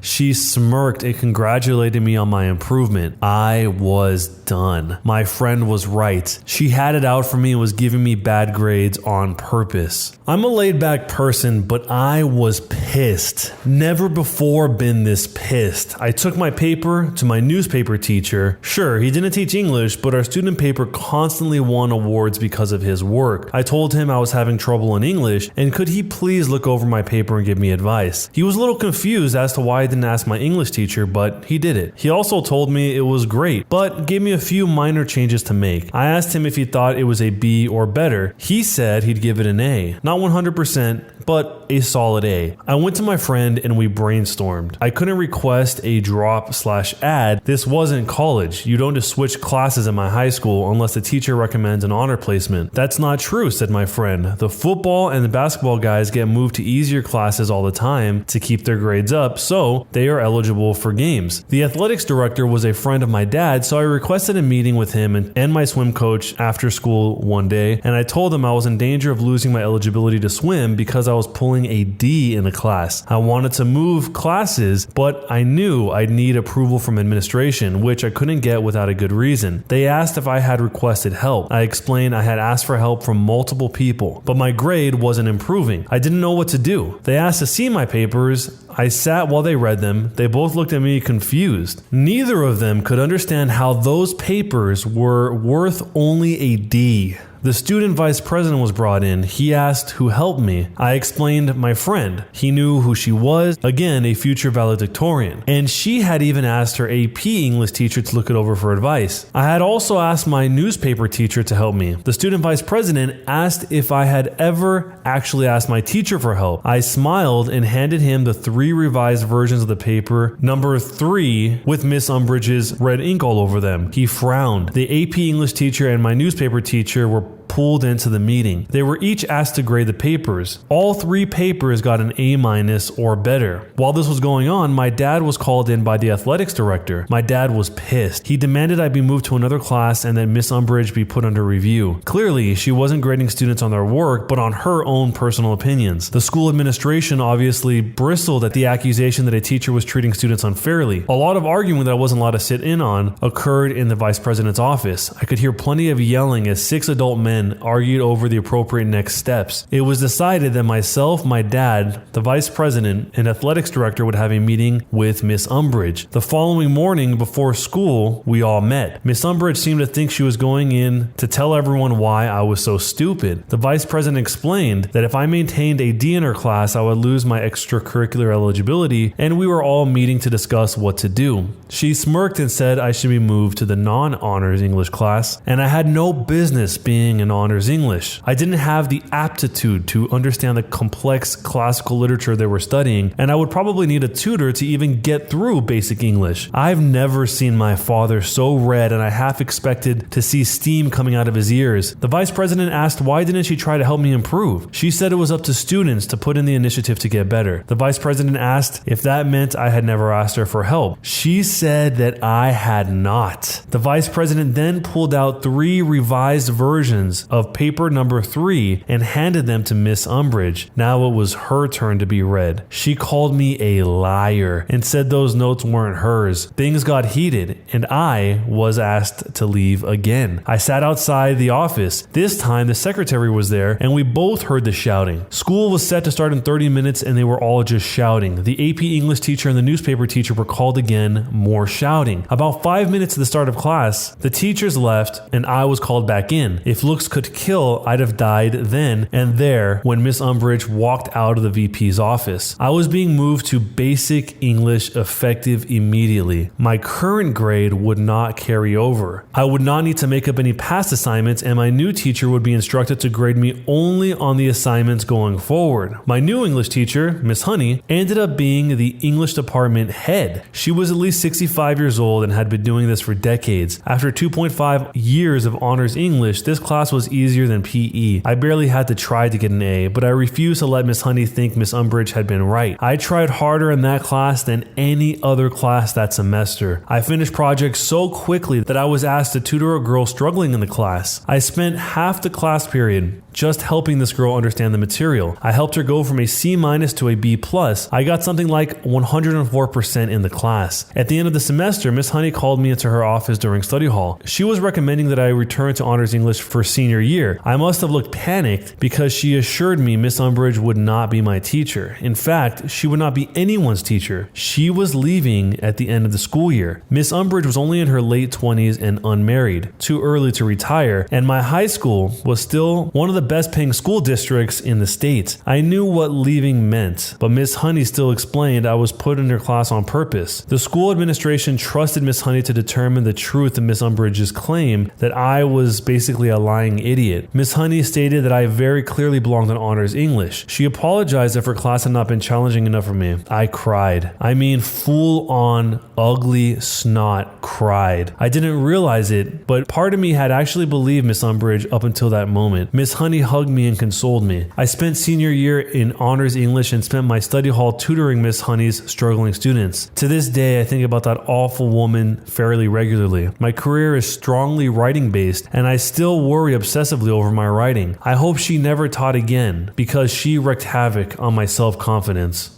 The very first question I have is, why? I was really hoping that somewhere in this story we would understand exactly why was this OP singled out as opposed to everyone else, when clearly other people were getting pretty good grades and the OP was a pretty good writer. The only hint we get as to why the OP was singled out is that it's the OP's opinions and not the quality of their work, but we don't really even know what those opinions are necessarily, and maybe it wasn't the opinions, maybe it was just something that happened outside the context of the assignments or outside of the school itself, and Miss Umbridge was just angry about that for whatever reason. Or maybe the OP just reminded Miss Umbridge of somebody that she didn't like. For whatever reason, she just really did not like the OP. I do think it's pretty cool and not very common for the OP here to go through all the steps to really isolate the variable, because not only did the OP go through and have other teachers grade these papers, the OP also went to Miss Umbridge directly to have her do it herself and also get the future valedictorian to come in and give her shot at it. So it didn't really seem like it mattered what she did, which is how the OP could know definitively for sure that the writing wasn't the problem. But if you guys have ever been in a situation like this, let me know what happened down below. Or if not, what would you do if you're in this situation? Can't you just unload around me? I work in construction as the foreman for a new house build. The location is kind of strange. The house is 250 feet up a hill via a footpath only. All of our materials have to come up this footpath by hand. It's a pain in the butt to carry manually, quite literally an entire house up this hill. One of our saving graces is having the 2 parking spots at the street at the bottom of this hill marked with official no parking signs. Unfortunately, there is an elementary school about half a block away, and the parents of children seem to regularly, at least twice a day, think it's okay to park in our spots. Now, I consider myself a reasonable person, so if someone is parked in the spots and we don't have a delivery or a need to park the truck, I will let it go. If we need the spots and there's someone parked there, however, I will ask them to move nicely, and most of the time they do so immediately. Until today.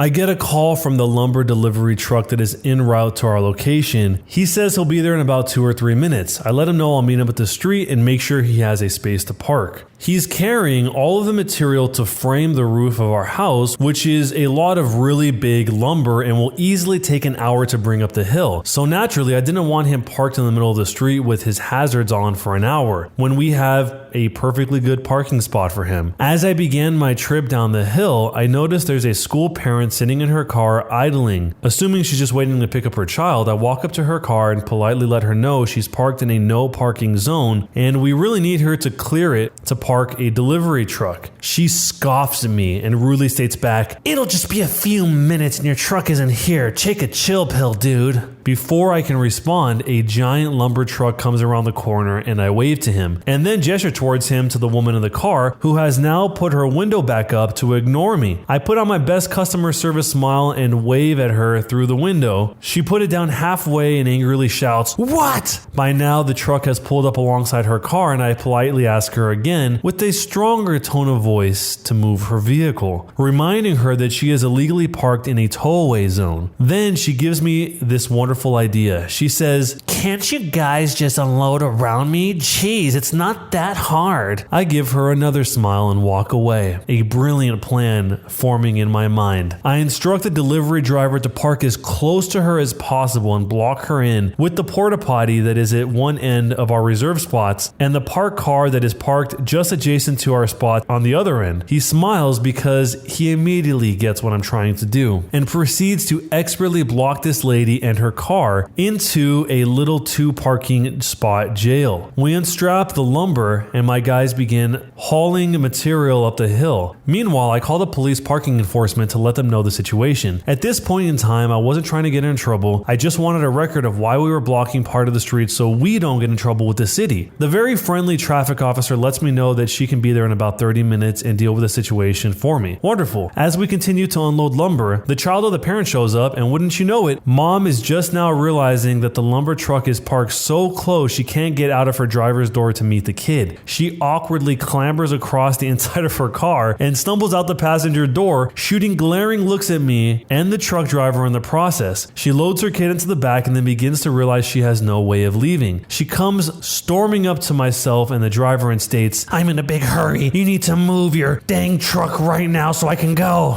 Before I can respond, the driver gets a grin on his face and says, "Ma'am, in order to unload the lumber on the truck, we had to unstrap it. And per our company policy, I'm not allowed to move the truck with any unsecured load on it. Sorry." This sends her into a near aneurysm level of blood pressure. Meanwhile, I can barely contain my laughter. "Screw your policy, I have somewhere to be," she barks back at him. At this point, with impeccably convenient timing, the parking enforcement officer shows up and parks behind the truck. She doesn't see the officer arrive, and while the officer is still getting out of her vehicle, I just casually say, "Can't you just pull out around it? It's not that hard," with the biggest grin I've ever had on my face, and I watch as she realizes that I just used her line on her. "F you!" She yells and storms back to her car, angrily clambers back into the passenger door and into the driver's seat. At this point, the officer is walking up to myself and the driver. Before she can even introduce herself, the mom in the car slams it into reverse, stomps on the gas, crashing into our porta potty and knocking it over, and then throws her car to drive and tries to mount the curb and drive on the sidewalk. The officer, driver, and I are staring in disbelief as she gets halfway over the curb and the car gets stuck.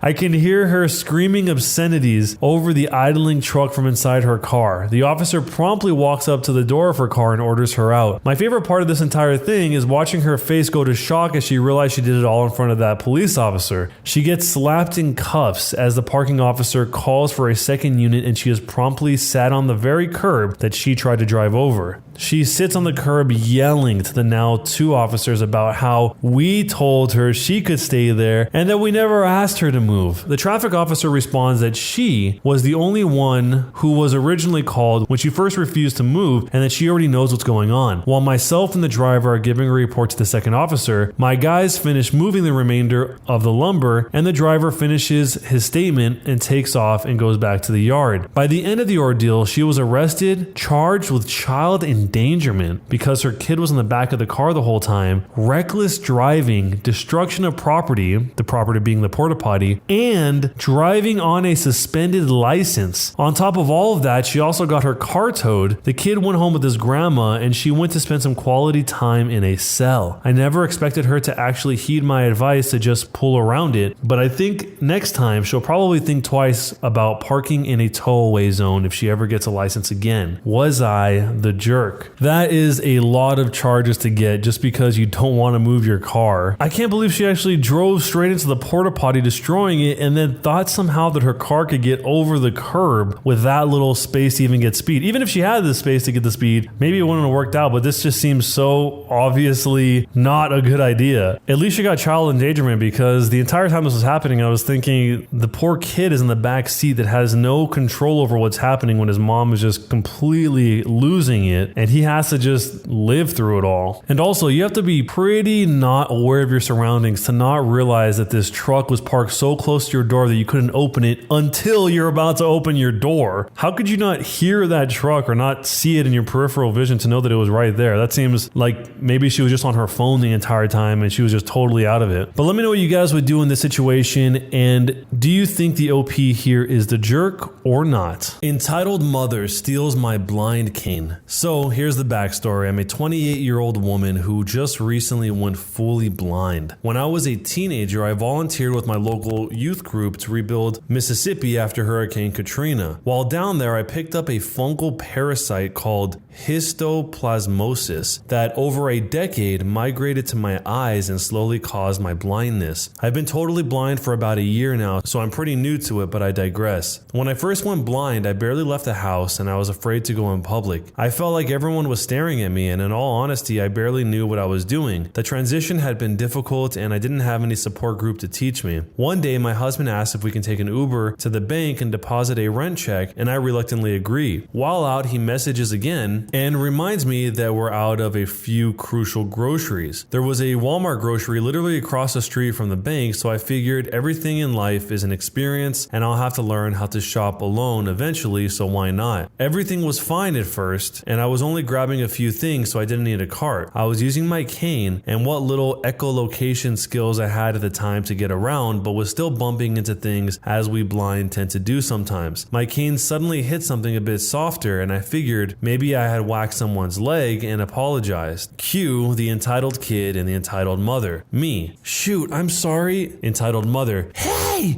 you just hit my son. Me. I am so sorry, ma'am. I didn't see him there. Entitled mother begins yelling. How could you not see him? He's clearly right there. Now, I'm fully blind, but I don't wear sunglasses, mostly because I can't afford a good UV blocking pair, but I'm also not ever looking for pity or to play the part of a generic blind person. I just want to be treated like a normal person, but I do understand her confusion as blindness is a spectrum, so I try to calmly explain, ma'am, I am blind. I can't see anything, let alone your son. That's why I have to use the cane so I can get around without... She cuts me off. If you're blind, why aren't you wearing big sunglasses? Now, as a blind person, I get a lot of stupid questions, but I understand a lot of them are just people who don't know better. So I try to happily answer as many as I can. Me. Those sunglasses are really expensive, around $200 for a good pair, and I really don't need any inside. Entitled mother. You're not blind, you're faking it. Here is where my blood starts to boil. I can't think of any reason someone would want to pretend to be blind. It's an actual hell, and nothing pisses me off more than when someone calls me a liar when I'm not. Just as I'm about to respond, I feel a tug, and before I blink, this little demon spawn has snatched my $100 cane from my hands. For those of you who don't understand, that's like if you're shopping and then suddenly the power goes out and you can't see a single light. Without my cane, I can barely move at all without crashing into anything. My voice gets shaky as I begin to panic. Please give it back. I really do need the cane. Entitled mother. No, you don't. You're a liar. My son deserves to play with this more than you. I hear her shuffle away and my expensive cane cracking into metal displays and such as they leave. I start crying and waving my arms in front of me to grab onto something, anything, and end up crashing and falling into a center aisle display, making a loud scene. Without fail, I somewhat curl into a ball and cry. I'm alone in public in the dark, and I had no idea what to do. Suddenly, I feel a hand on my shoulder, and it's a man's voice. He asks if I'm okay and to stay right there. I do stay there, but I begin to sit up and listen. This man must have been tall and built like a tank because his footsteps sounded like a giant, and I felt a suction of wind when he took off. Maybe about 30 or 40 feet away, I hear this loud bellowing like an angry lion and a loud crash. Then, before I know it, the man is back and helping me to my feet. He takes my hand and puts my cane into my palm and helps me pick up the items I dropped when I fell into the display. Me wiping tears from my cheeks. Thank you so much. I didn't know how to handle that. The awesome guy says, don't worry about it. Some people are just monsters. This guy restored my faith in humanity and even helped me finish shopping and helped me out of the store. As we're leaving, I can hear the familiar screeching of entitled mother, something about awesome guy grabbing the cane and pulling hard, flinging her little devil child into a shopping cart. I don't know if she was exaggerating or not, but it would explain the crash that I heard. It's easy to feel alone in the world without sight, but even through the sheer terror of being stripped of my cane, at least I know there are people willing to stand up for me when I need it. This was really sad. I was hoping that when she went into the grocery store, it was going to be a positive first experience, especially since she's so new to being blind. But what a horrible first experience to have to associate with the first time that you went out on your own into a grocery store, into a market like this. And thankfully that guy was there to help her. I mean, just like the OP said, I can't imagine that anyone would pretend to be blind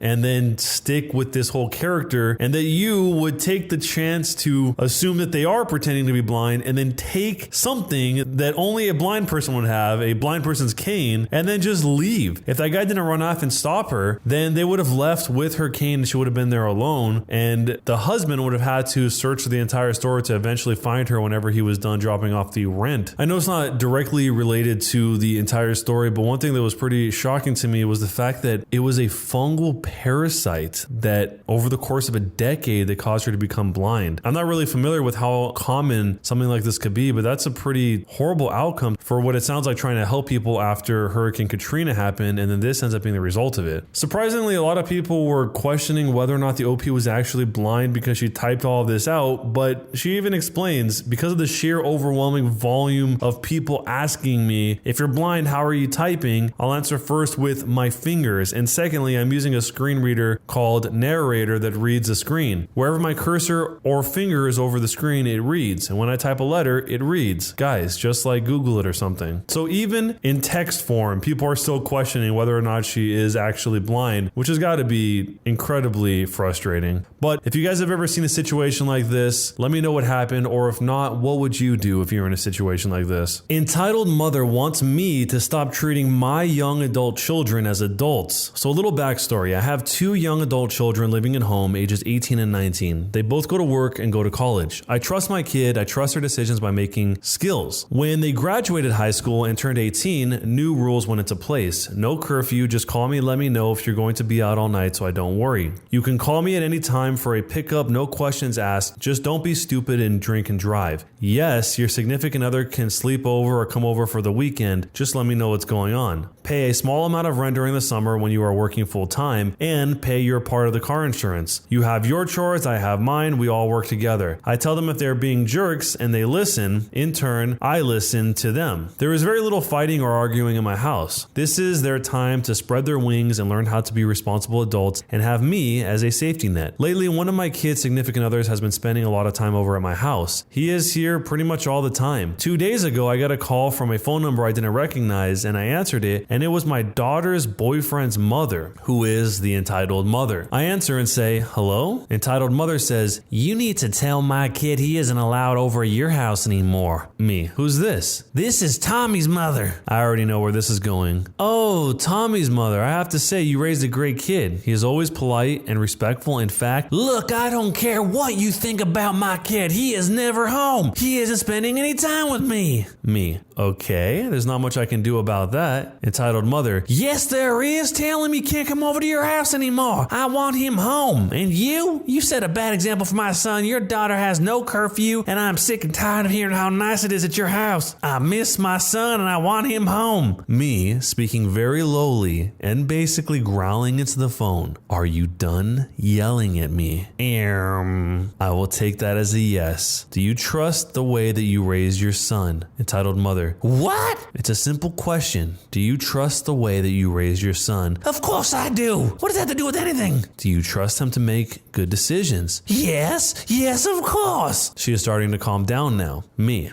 Mother to mother. I know things are not okay at your house right now. Her husband drinks a lot. I am trying to give your child a safe space for when things are not okay at your house. She starts to cut me off at this point, but I won't let her. It's not your fault. Entitled mother is silent. Me. He throws your son out for days at a time sometimes, doesn't he? Entitled mother. Yes. I can hear her choking back the tears. Me. Do you need someone to talk to? Would you like to go out to lunch? That way you can feel safer knowing whose house your son is at and that he is safe. Entitled mother. That would be okay. We were on the phone for about an hour after that. What started off as an entitled mother was just a scared woman, feeling very, very alone. Sorry there wasn't any righteous retribution, but I think it turned out okay. I'm going to try and get 19-year-old Tommy's curfew changed from 10 p.m. to midnight, and maybe he can stay over for a weekend. What do you think? This was way more wholesome than I thought it was going to be based on the way this was titled and the way that this whole thing started off. I mean, basically, it sounds like the entitled mother here is dealing with a severe lack of control, but luckily, the OP, the mother here, has a very, very high degree of empathy to not only get yelled at and not yell back at her, but also to kind of see through the veil of what's really going on and try to cut through to find some sort of solution, as close to a solution as you can. Obviously, it sounds in this situation that the true core of the issue is the father, but it doesn't seem like that's even a realistic thing to deal with without knowing the rest of the situation. So what she does instead is offer an alternative to get to know her so she can feel more comfortable about where her son is spending all of this time. It seems pretty rare to see a situation turn out like this, so much so that the OP actually apologizes for not having any retribution to end this whole story. But if you guys have ever been in a situation like this, let me know what happened. And if you haven't, what would you do if you were in this situation? Don't forget to drop a thumbs up, subscribe to the channel, and if you want to submit your own story to be shared here on the channel, check out the link down below in the description. I just saw a lady get tasered for trying to snatch a woman's face mask to give to her child. In today's episode of Entitled Parents, I argued with my husband about whether or not to post this because I'm pretty sure this will make the local news and I don't want to burn this account just yet. But prepare yourself because this story has layers. We were at the dreaded big box store picking up potting soil because we were going to DIY ourselves through the isolation.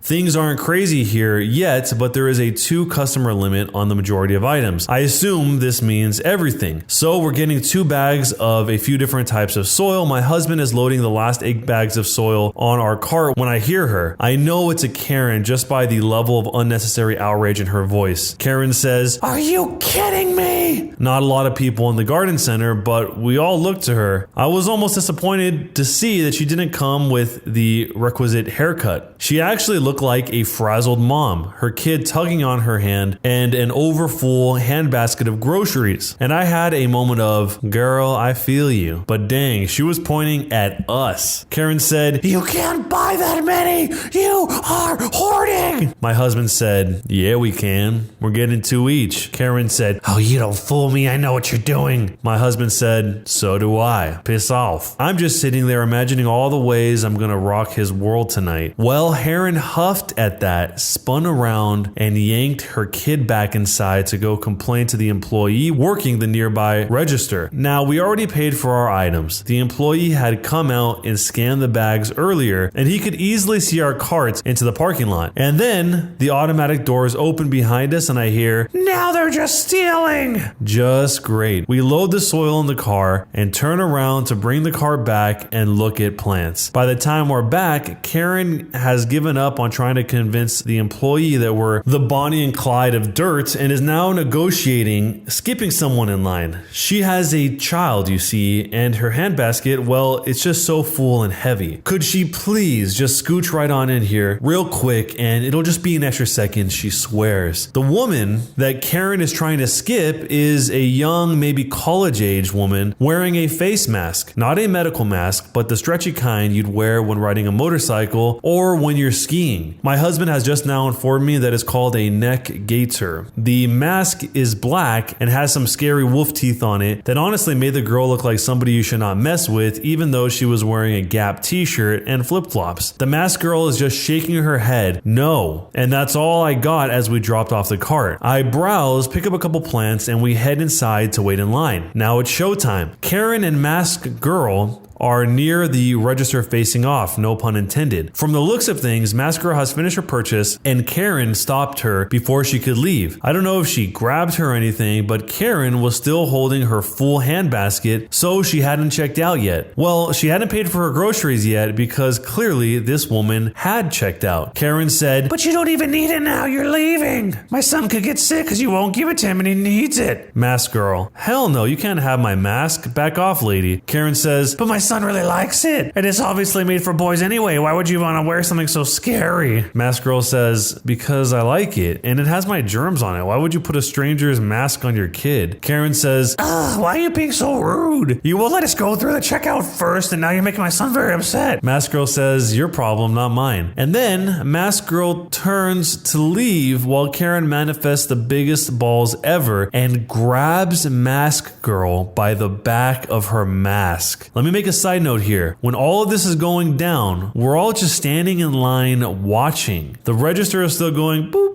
boop, boop as the employee scans items, but otherwise we were all just inside this hypnotic bubble. But when Karen reached out towards masked girl, it was like the bubble popped and made everything crystal clear. Not slow motion or anything, but I felt hyper aware, like Spider-Man. Karen reaches out. People on both sides of me inhale loudly. Karen grabs the mask and yanks. A lady on my right yells and my husband steps forward. Gonna do dirty things with him tonight. Masked girl tucks her head down and turns to Karen like a pissed off bull with a bright, shiny new target. I think Karen was going to say something like, "Don't walk away from me," or something, because all she got was, "Don't," and then crack. I looked around because the noise was so loud I figured the roof was about to cave in. But out of the corner of my eye, I see Karen spasm and drop to the floor writhing. Little masked girl had a taser. I don't know when she pulled it out, this tiny little flashlight looking thing, but she laid Karen out with it. And not one of us moved for what felt like forever, like we were frozen. And then it was bedlam. Security guard shows up, more employees show up. Masked girl is chilling like she's been through this before and knows what comes next. The kid is screaming that the wolf girl killed his mom, even though she's groaning and sobbing on the floor and clearly not dead, but maybe wishing she was. The people had been in line with us. We're all talking at once, trying to tell the security guard what happened. We hung around just witnessing the insanity for maybe 2 minutes before Karen started choking out demands for an ambulance, the police, a lawyer, the mayor, restitutions, reparations. My husband made eye contact with an employee and got a thumbs up when he put the plants on the shelf and pointed towards the door. We got out of there. We drove home in silence until my husband parked in the car in our driveway, and then we just burst out laughing. Neither one of us had ever seen anything like that before. We live in a small beach town. People are super laid back and mellow. Karen was anything but that, and I hope we never see her again.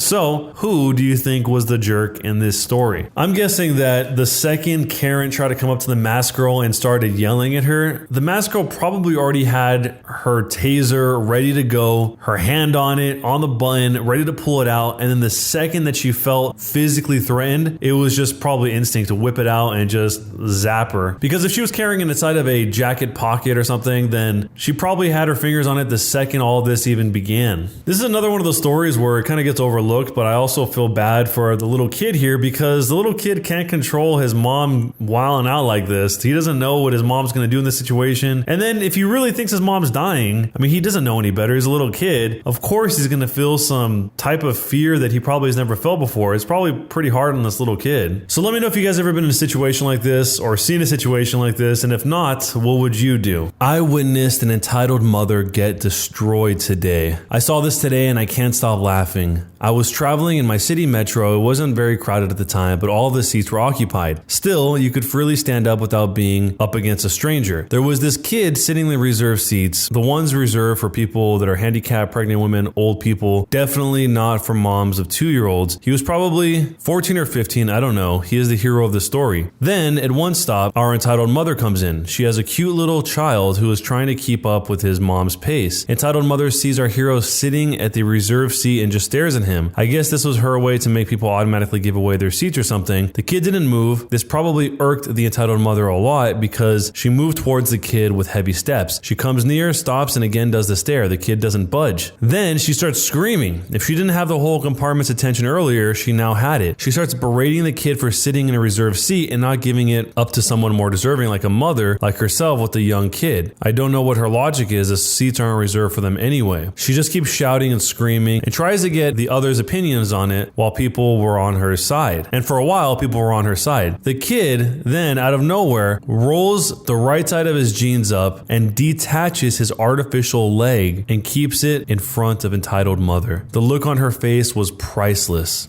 It looked like she was mortified and embarrassed at the same time. She just backed away silently and got off the next stop. I don't think that was her stop. So many of these reserved seat confrontation scenarios, not only in these stories, but also in videos that you see online, have to do with people assuming whether or not someone should be in a seat or not. And there's a really easy way to find out. Just ask if you can sit in the seat. And if they say no, they might be a jerk because they just don't want to move, or there might actually be something going on. There was actually a story that I remember from a long time ago. Overseas, I was with someone and they had a knee injury that was pretty bad. And there was a situation really similar to this where they really needed to sit down, but people didn't think that he looked like he deserved to sit down, and it created a lot of drama. But a lot of those situations can be avoided just by asking. In this case, it sounds like the entitled mother just started screaming right away, and she probably did want to sit down. I'm sure having a little kid is probably very tiring. But let me know what you would do if you were in this situation and who was the bigger jerk here. My sister's birthday was ruined by an entitled mother's birthday and her daughter. This incident happened about 8 years ago. It was my sister's birthday and a lot of my family members from my dad's side were invited. My dad's sister, who will be called entitled mother henceforth, and her daughter, entitled child, were visiting us after a lot of years because they shifted to California. So, entitled mother wanted her daughter to be the center of attention since the moment they came in. The entitled child was about 7 years old and everyone was quite taken with her because she spoke in an adorable accent. When it was time for cutting the cake, entitled mother wanted entitled child to cut it even though it was my sister's birthday. The reason being was, she's a kid. She deserves to cut the cake. She's the youngest of them all. My sister is way too old to be cutting the cakes anyway. It was sister's 11th birthday. Entitled mother's request/order was declined by my mom, which made entitled mother quite angry. When dinner was served, entitled mother was very hungry and sat down to eat. As soon as she started, entitled child started crying and demanded to be fed. And entitled mother expected my mom to stop eating and feed her kid. And my mother agreed. The worst was, at the time of gift unwrapping, my sister loves Barbie, so she received a doll and a dollhouse from my mom and dad, and I gave her a bunch of homemade chocolate that I made myself. Entitled mother said, "What does sister need chocolate for? Come on, give them to entitled child. You're too old for them." Sister gave entitled child some of them, which entitled child proceeded to start eating right then. Sister went on to unwrap the other presents and was made to share a bunch of other stuff like sparkler pens, a set of crayons, etc. too with entitled child. Entitled child, after some time, started wailing that she wanted more chocolate. Entitled mother literally shouting, "Why have you not given her chocolates? Didn't I ask you to? Why are you being so mean? She's your cousin. She deserves them." Sister was almost in tears and gave her 3 more. Now only 5 chocolates remained, which she gave each one of them to us. Mom, dad, entitled mother, and me. I saved mine to give it to her later. Entitled mother noticed it and asked me to give it to entitled child since I obviously was not going to eat it. I didn't. When sister got to unwrapping the dollhouse and the Barbie, entitled mother actually pounced on the doll and started pulling it away from sister. Now sister wanted to cry, which made entitled mother angry, and she screamed at sister to shut up and stop being so mean and stingy. Entitled child was from US and did not have any Indian toys. We're from India, and she needed the doll. My father flat out refused, which resulted in more screaming and crying. Then she left in a huff and kicked the dollhouse, denting it. My sister was very sad, and needless to say that her birthday was ruined, but that was not the end. About an hour or so later, entitled mother was back kicking and screaming at our door, saying we had poisoned her kid and that she would be suing us. Entitled child's stomach was aching, but instead of calling a doctor, she had drove her to our house. We seated them and called the doctor, during which entitled mother was screaming about how we were jealous of her and how we would suffer terrible fates, and the doctor said the pain was because of overeating. Guess she shouldn't have had those 6 extra chocolates. Entitled mother proceeded to blame me and my sister for everything, saying how both of us were spoiled and mean kids. So, who was the jerk in the situation? This is weird that she's referring to the entitled mother as a member of her own family. That's what kind of makes this a little bit harder to follow than some of these, because usually when they're referring to entitled mother or entitled child, they're referring to my cousin, my aunt, the brother-in-law, sister-in-law, whatever the situation is. But here, that's how this whole thing is labeled out. Not exactly sure how a doctor is going to be able to diagnose overeating other than just answering obvious questions like,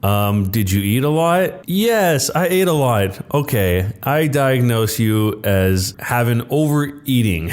That's like the answer to the entire situation here. This whole thing is pretty dumb sounding. It just sounds like the entitled mother wants her kid to have everything that the sister is getting. It is not getting it, but doing it in the most heavy-handed way without really making sense. This is one of those stories where I can't tell if it's suffering from the bias of the person telling it so bad that I don't even really understand what the motivations of the entitled mother are or the nuance, other than she just wants her kid to have everything that the sister has. But that said, let me know what you guys would do if you were in this situation and who ended up being the biggest jerk. I do not care if you have cancer. My child deserves your seat. A little backstory. About a year ago, I was diagnosed with cancer of the nasal cavity, stage 2. The tumor was quite large, thankfully benign. And benign might not be the right word since I'm translating this to English, but more specifically, it was contained, meaning it didn't spread into other tissue. I apologize for gaps in my knowledge. To get it removed, I first had to undergo aggressive chemotherapy to make it smaller. Thanks to chemo, I had severe alopecia, which is hair loss, which made me and most of my hair, even my eyebrows and eyelashes, fall out. At some point, I had to go bald, but I wore a wig because I didn't want to look like a skinhead or neo-Nazi. I thought people would assume this. So once after a long chemo session in the hospital, I took the bus home. There's only one bus that goes from the hospital to where I live, so I took that one only to see it was absolutely packed. I felt terrible thanks to the chemo. So I asked a middle-aged dude to let me sit. He was very understanding and gave me his spot without complaining. 2 stops later, the entitled mother, a lovely whale with an I demand parley with the CEO haircut and a 12-year-old kid enter. It took her roughly 5 seconds to see that the bus was packed, start looking for a free seat, spot me and start marching, or in her case, trying to fit in the aisle between the seats while shoving others aside to me. When I saw her, I knew it was going to be bad. She then stood next to me and decided to talk to me. This was the conversation that followed. Entitled mother: hey, could you let my kid sit down? Me: you mean me? Entitled mother: who else? Me: oh, I'm sorry, but I'm on the way back from the hospital. And entitled mother: so are we. Which is nonsense because the stop was a few kilometers away from the hospital. My boy just broke his leg and we're coming straight from the ER. Her kid was standing next to her without any support, clearly embarrassed. Me: he's standing next to you completely fine. Look here, boy. Also, I'm 21 years old. My kid deserves to sit down. Look, madam, I'm sorry, but I just got back from a chemo session in the hospital. I need to sit and rest. I then move my wig back a bit to show her my bald head. Entitled mother then starts yelling in my face: stop making excuses and get off the seat, you skinhead. At this point, I was baffled. I didn't even know what to say. The kid was trying to make his mother stop and we had the attention of the whole bus. She then grabbed me and tried to yank me from my seat. I held on tight and thankfully I didn't fall off. Now, enter OG, my savior, which is the older gentleman. Will you shut up, cow? Entitled mother says, who do you think you're talking to? OG with an ice cold voice said, stop assaulting other passengers or I will be forced to step in. Also, every dumb moron could see the dude has cancer. No, he's just a skinhead. He's got no eyebrows. It seems like that really offended entitled mother because she spun around on the spot and threw a falcon punch in the older gentleman's face. I was in shock and in disbelief. The whole bus was flabbergasted, and the kid probably wished he'd never been born. The older gentleman said something unbelievable, and a golden sweet karma moment followed. Okay, that does it. Harassing passengers on a bus, physically assault against a passenger, and now assaulting an officer? You're in deep trouble, lady. The older gentleman then pulled out a badge and told her to stay where she was. He then pulled out his phone, called someone, and told her that she was being arrested. I could not believe it. The older gentleman was a cop. At this point, the entitled mother was white as a wall. The bus had come to a stop, so she decided to make a run for it, but other passengers blocked her way. She also then got charged with resisting arrest thanks to this. 3 stops later, a police car was waiting for the entitled mother and the entitled kid, or embarrassed kid. The embarrassed kid told me he was sorry for his mother's behavior, and I felt really sorry for the kid. He wasn't a bad kid, but his mother was a hellspawn. The older gentleman talked to me and asked me if I wanted to press charges, to which I gladly said yes. Took a statement and thankfully was kind enough to let me solve everything on the phone so I didn't have to come into the police station for questioning. In the end, entitled mother got some jail time and community service. I, in return, got a good story to tell and the sweet taste of instant karma. Right now, I'm riding the same bus home, and I just got back home from the hospital after the checkup, which reminded me of this. A friend who's sitting next to me told me I should post it. He, as much as myself, couldn't believe such people existed, but it seems I proved it to him. I should also note that the surgery went well and I was declared cancer-free in November, and my hair is slowly returning. Also, I don't need to wear a wig anymore. The best part of this story is that he ended up being cancer-free. That's what I was hoping to hear the entire time, but right at the very end, he threw it in there. So I'm assuming this didn't happen in the United States, since he said he had to translate this from another language, but I mean, maybe it could have been in Spanish and he was translating to English. I'm not really sure, but I'm guessing it probably wasn't in the US. But that said, this is still assaulting an officer, which I assume in most countries is probably a pretty huge deal, and it makes sense why she would potentially end up going to jail. I do feel bad for that kid,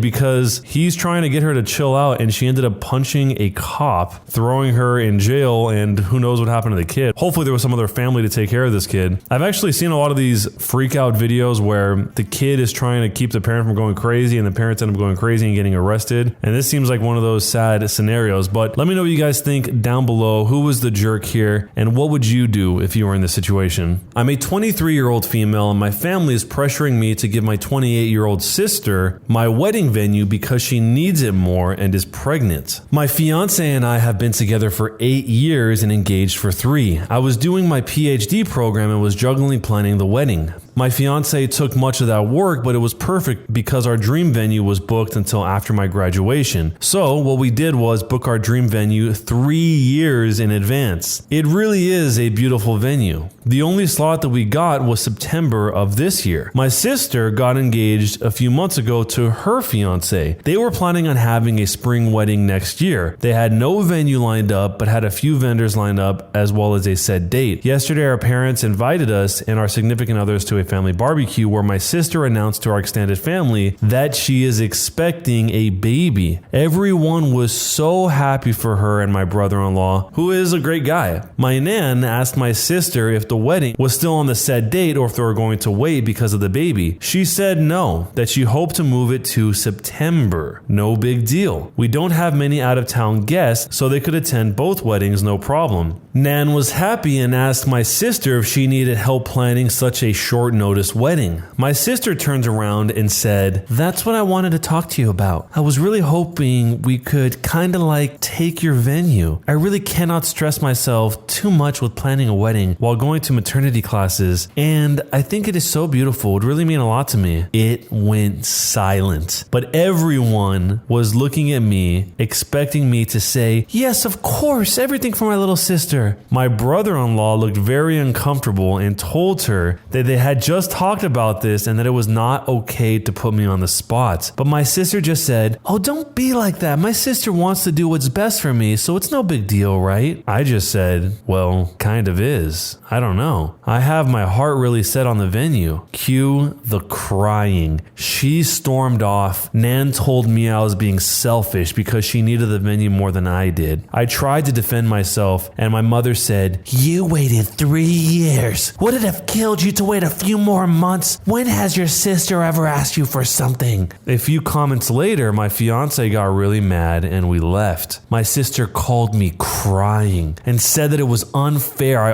always get what I want and that I could have just done this one thing for her. Dad said it's just a venue and what matters is the person who you are marrying. He is kind of right, but we have been planning for so long. My fiance is furious with my family and doesn't even want my sister to come.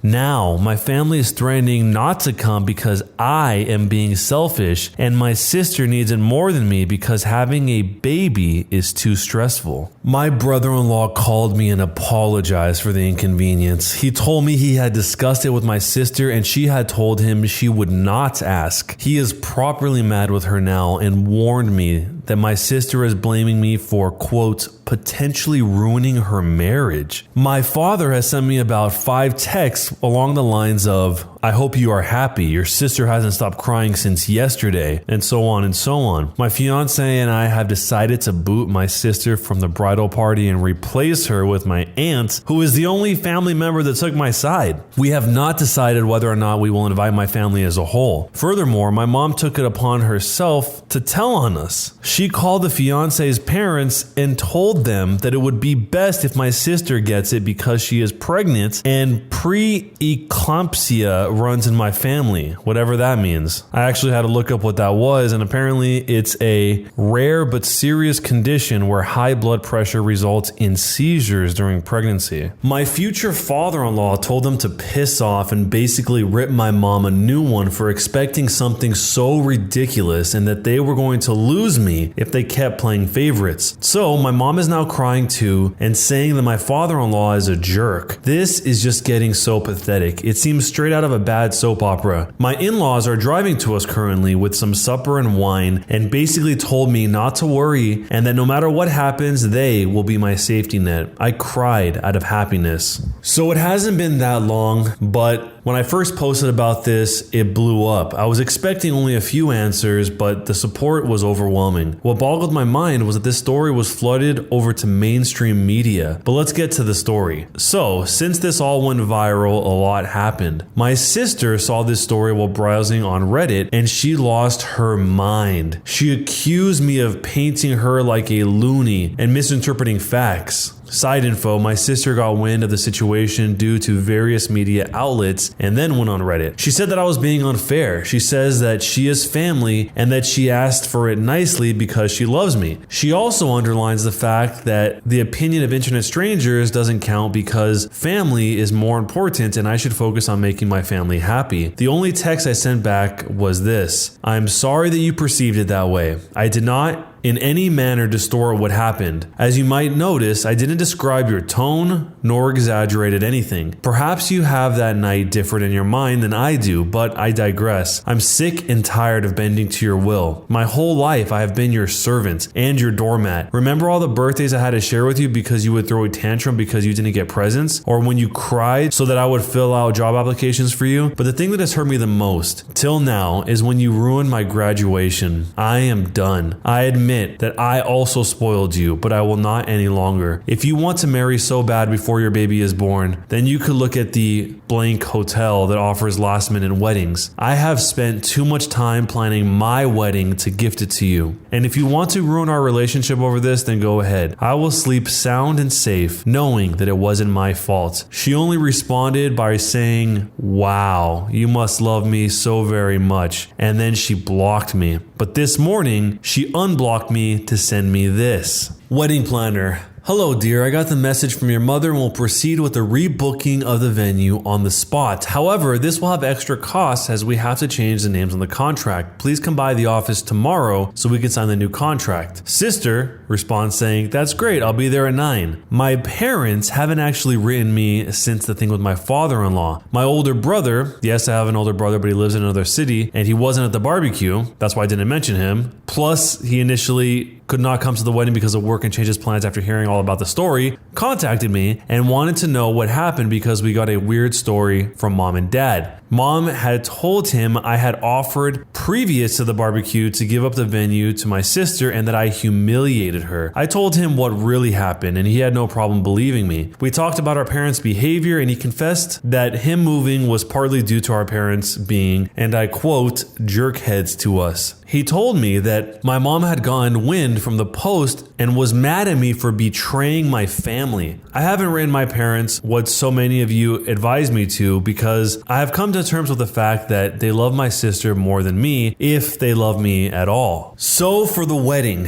we sat together and put passwords with the majority of our vendors and also with the venue directly. We didn't talk to our planner yet, which is why the text of my sister worries me so much. Also, we canceled the catering that my parents paid for. So short term, we won't be able to get full catering like we wanted to, but all of our friends, my fiance's family, will help us prepare a buffet and everyone's going to chip in. That will be our bachelor party. As we will have to spend more on our food now, we canceled our bachelor parties and we'll have a family and friends cooking session. Thank you everyone for helping me see how toxic my family is. I will try to sort it out. If they do apologize from the bottom of their hearts, they will be allowed into my wedding, but if not, then, well, I will still have my brother who will be walking me down the aisle and my aunt. So the conclusion to everything is we called my planner and she was horrified. She told me she had never as much talked to my mother since the day we went to book the venue. She assured me that even if they were to call and say that I wanted it, I had to be present to make any changes. So we informed everyone that will work for us on our wedding and they offered to hire security for that day at a reduced price. Am I the jerk? This post seems like it really got under a lot of people's skin. One of the top opinions on this was speaking to the OP's sister directly, saying that you claim the OP isn't doing this for you despite being family. Ask yourself, have you been doing your part as her family? She's been planning this for 3 years and you want to just take it away from her. Should family be doing this? And this is absolutely true. It seems like from the way the OP tells it, the sister is in a very one-sided relationship with not only her sister, but the rest of the family. She's almost exclusively taking and not giving. And in a way, kind of betrayed her own fiance because it sounded like they had an agreement that she wasn't going to bring this up and put her sister on the spot, but yet somehow decided in the moment to do it, not only to make her sister feel uncomfortable, which is the OP, but also her own fiance. There's a few people that were diagnosing the sister in the situation because they were saying that she is kind of a jerk, but probably knows it and doesn't care. But somebody actually responded by saying, not necessarily. If she has narcissistic tendencies, she might legitimately just straight up not give a second thought to how her actions might affect others. That means she does not apply the same critical thinking to her actions that she applies to others' actions affecting her. The step is just omitted in the thought sequence in the brain. Sadly, I know this from experience. I mean, if this was the case,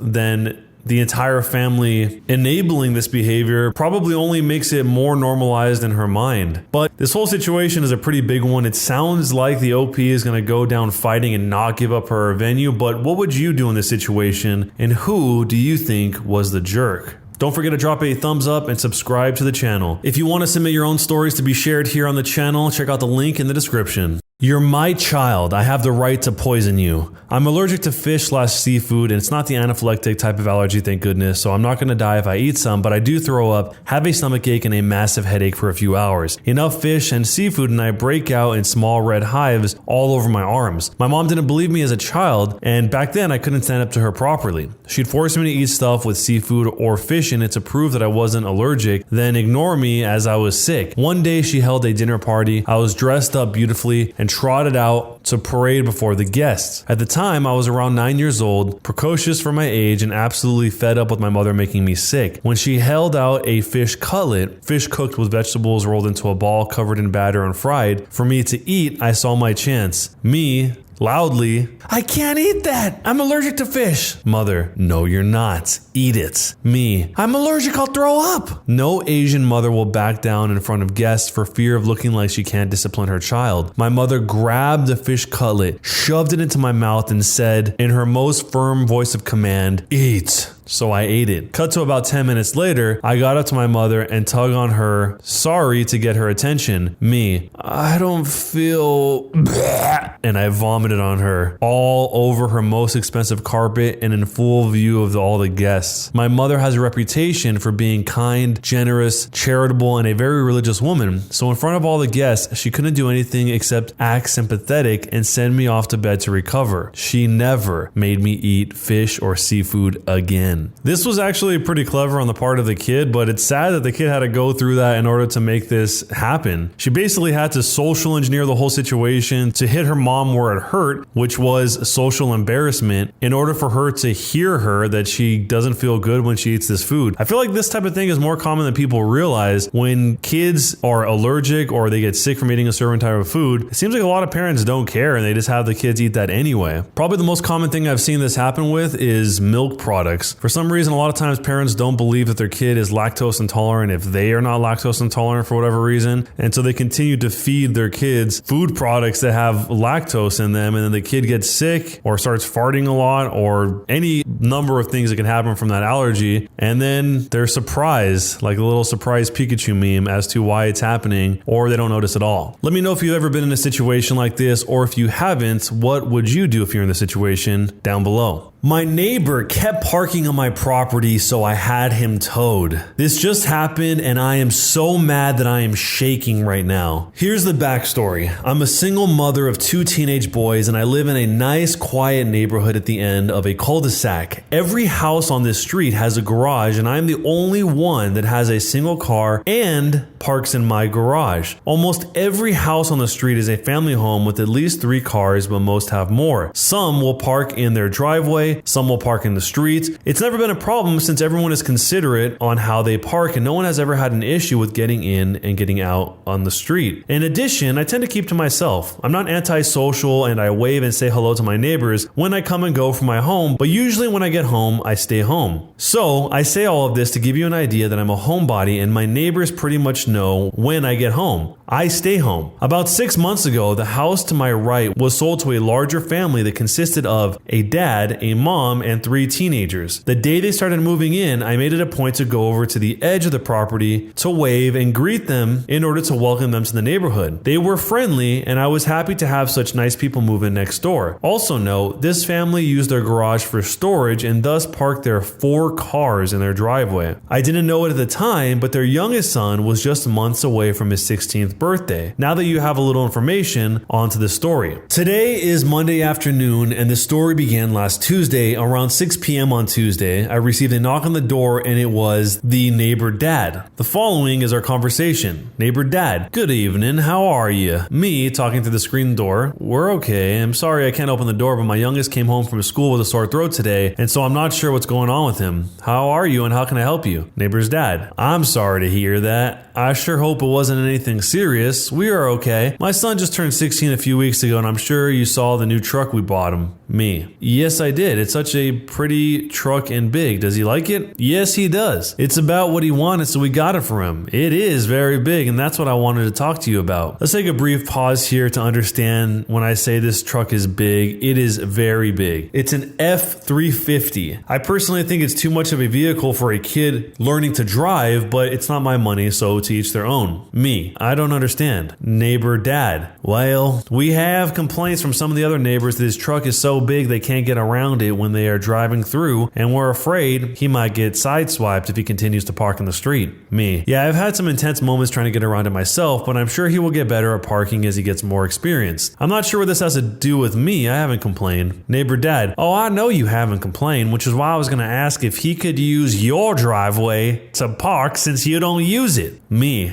being very stunned at this. I do use my driveway when I leave and when I come home. I can't get to my garage without using my driveway. Besides, I have issues with depth perception and your son's truck is so big it'll take up most of my driveway. I don't want to be responsible for any damage that might happen to it while it's on my property. Neighbor dad, well, we will make sure that he parks it so you will be able to come and go without any issues. Me, that isn't possible. The only way he can park to allow me to get around him him is if he parks halfway on my lawn, and that wouldn't work because he would damage my lawn. If you were concerned about his truck any damage, then why don't you let him park in your driveway, and then one of your other smaller cars can park in the street? We've already discussed that, and we would have to park 2 cars in the street in order for him to use the driveway. It would be very easy for him to park in your driveway, and I can assure you that it will not be an inconvenience to you. You don't even use your driveway. I'm sorry, but the answer is no. I am not going to be responsible for his vehicle on my property, and I need to be able to come and go without worrying about someone else's property. Neighbor's dad being very upset at this point, saying, "Well, you're not being very neighborly. I thought you were a nice woman. You don't even use your driveway, and this would benefit the whole neighborhood." Me losing my temper at this point. "Listen, I told you no, and I do use my driveway every time I pull into my garage and every time I leave. I'm sorry you don't have enough parking for all your vehicles. I'm sure it's frustrating, but it's not my problem that you decided to buy a vehicle that didn't fit on your property. Now, while I also find it irritating to try and navigate the road with that truck in the way, it is public parking, and so I deal with it. I will not have anyone else's vehicle parking on my property. Now, if you don't mind, I have a sick kid and I need to get back to him. Have a good day." With that, I closed the door and just looked out the peephole and saw him give me the bird before he turned to leave. I just shook my head and had a moment to understand that I actually had that conversation. I then loaded my son in the car and left to take him to a minor emergency to get him checked out. All tests came back negative, and I was told he probably had a run-of-the-mill virus and to keep him home and do self-care. I was told to bring him in if he got worse, but not to worry. I went to work the next day and told my coworkers the story of my neighbor's request, and they were shocked. I had one coworker suggest that I send an email to my HOA to explain what had just happened to get it on record because it was such an odd request. I took her advice and typed up an email that day when I was at lunch and sent it in. For those who want to know, it was just an FYI email, not a complaint email. It basically stated that my neighbor made a request to park on my property, and when I declined, he got mad at me, and I wanted it on record in case anything ever happens. And I'm so very glad that I did this. So, Friday comes around, and my youngest son has been sick since Tuesday afternoon. When I got home Friday evening, I checked him, and he had begun to run a fever and was complaining of several other things. I had been doing self-care with him since Tuesday, and he didn't appear to be getting any better. Around 7 p.m., I decided to take him back to minor emergency and loaded him up in the car. I opened my garage door, and I was absolutely shocked to see that very big F-350 sitting in my driveway blocking me. I cannot describe to you how angry I was to see that vehicle sitting there. Now, before anyone starts asking me how I didn't know it was in my driveway, it's because my street is very busy. Cars are coming and going all the time, and unless someone knocks on my door, I don't bother watching every vehicle that drives up and down the street. The only window that can see my driveway are the ones in the kitchen, and I keep my curtains drawn and I never look out of them. So I get out of my car and stomp over to my neighbor's house and bang on the door. The neighbor mother answers, and I get this conversation. Neighbor's mother, already irritated and kind of angry,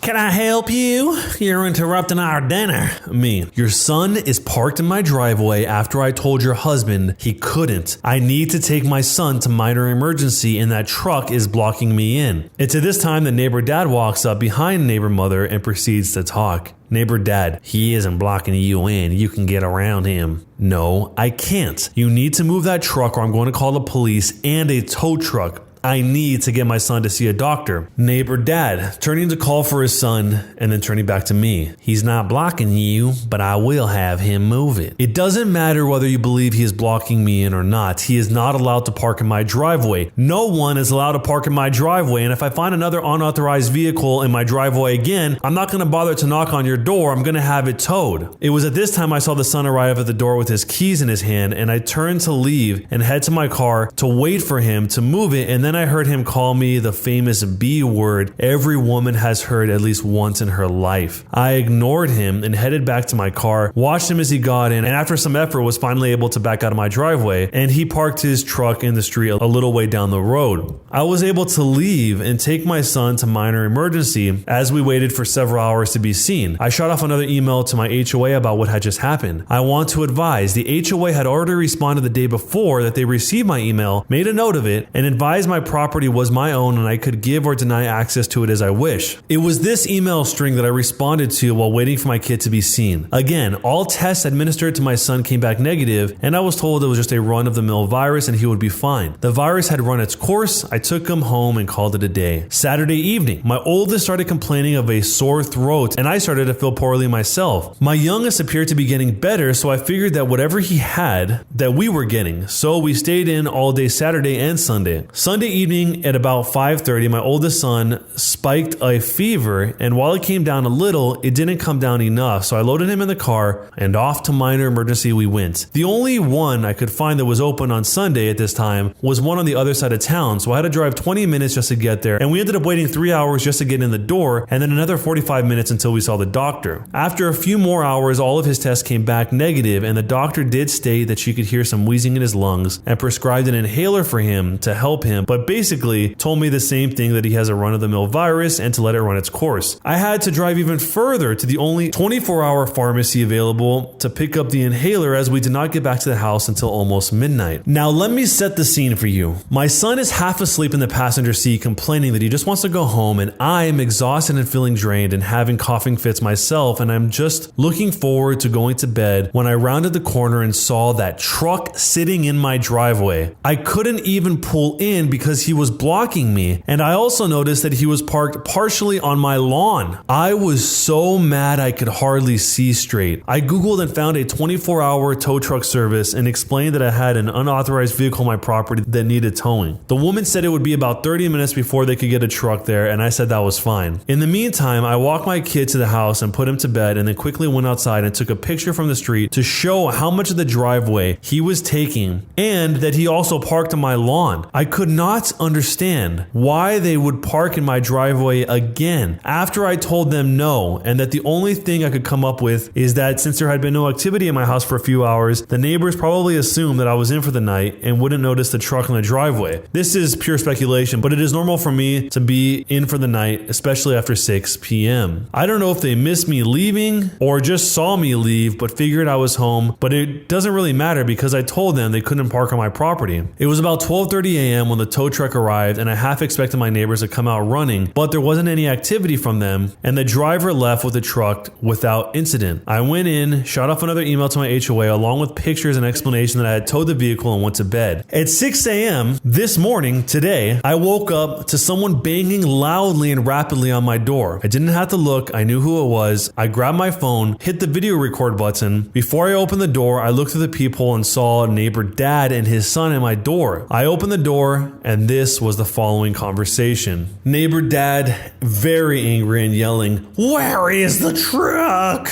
Me, as calmly as I could state, while coughing, "It was towed. You can call such and such company to make arrangements to get it back." Neighbor Dad, "You didn't have the right to tow it. Now you're gonna have to pay to get it back." Me, "I had every right to tow an unauthorized vehicle on my property. I told you not to park on my property, and you did it anyway. It blocked me from getting in my driveway last night. I told you I was going to have it towed after the last time you parked without my permission, and I won't be paying to get anything back." Neighbor Dad, "You stole my truck, you B. I'm calling the police. I'm gonna sue you." Me, having enough of this, "Go ahead. In the meantime, I'm sick and I'm going back to bed." I closed the door and stood there for a moment. I looked out the peephole and they were still there. Neighbor Dad started banging and also ringing my doorbell nonstop. He knocked and rang my doorbell for another 4 minutes before he gave up. I am still recording all of this, and I didn't turn off the video until he was gone. I turned and saw my kids standing there. The noise had gotten them up, and I just advised them if they were starting to feel ill just to go back to bed because that's where I would be going. Now, I will honestly say that I didn't think he would call the police, but he did. It was about half an hour. I really wasn't looking at the clock, but I heard the doorbell ring. I got up and looked through the peephole, and a police officer was there. I opened the door and I had this conversation. "Good morning, ma'am. Sorry to bother you, but we had a report from your neighbor. He said that you stole his son's truck by having it towed from from the street, and we need to talk to you about this issue. Good morning, officer. My neighbor is only telling you half the story. I had his truck towed from my driveway yesterday when I returned home from minor emergency. I couldn't get into my driveway, and I have already told him twice that him and his family can't park on my property. This issue started last week, and I have emails to my HOA, pictures of his truck parked in my driveway this morning, and a video of my neighbor's visit this morning where he called me names and told me he was going to sue me and call the police. I can show you this if you would like. The police officer says, yes, so you are saying that the truck in question was on your property without your permission and that you had it towed? Yes. Last Tuesday he asked if I would allow his son to park in my driveway. I told him no, and he got mad at me and flipped me off before leaving. Then Friday evening when I was leaving, I discovered that his son had parked in my driveway and I couldn't leave my garage. I went over and demanded they remove the vehicle, and I told them at the time that I would have the truck towed if they ever parked on my property again. I came home late this morning and the truck was in my driveway, so I had it towed. Police officer, I just want to confirm, you're saying that it wasn't parked on the street, but it was parked in your driveway, and you have proof of this? Me, yes sir, if you will give me a minute, I will print off the emails I sent to the HOA that documents the issues, and I will also show you the picture and video as well. With this, the police officer said that he would wait for me to print off everything, and once I got the emails printed, I then returned to the door, opened my Photos app to show the officer the truck in my driveway, timestamped, handed my photo, printed the emails to him. After looking at the photo where you could clearly see my house in the background, the truck blocking the entrance, and that it was partially on the lawn, the officer read the printouts. He handed my phone back to me and asked me to open the video that I had referenced while he went over to the lawn to look. I watched him look at the area and take a few photos. I could see my neighbor and his whole family standing on their driveway watching me and the police officer. The officer returned and I handed him back my phone with the video ready and he watched it. After he finished watching the video, we had the following exchange. I'm gonna need a copy of that photo for my file. If I provided you with an email, would you be able to send it to me? Yes sir, no problem. The police officer then said, I have enough information from my files to determine the vehicle was not on public property and was in fact on your property. I've made a note that you did not give permission for the vehicle to be parked on the property, and based on the emails you gave me with dates and times, it appears that you did in fact advise your neighbor not to park on your property. Would you like to file a trespassing report for this incident? Oh, yes, absolutely.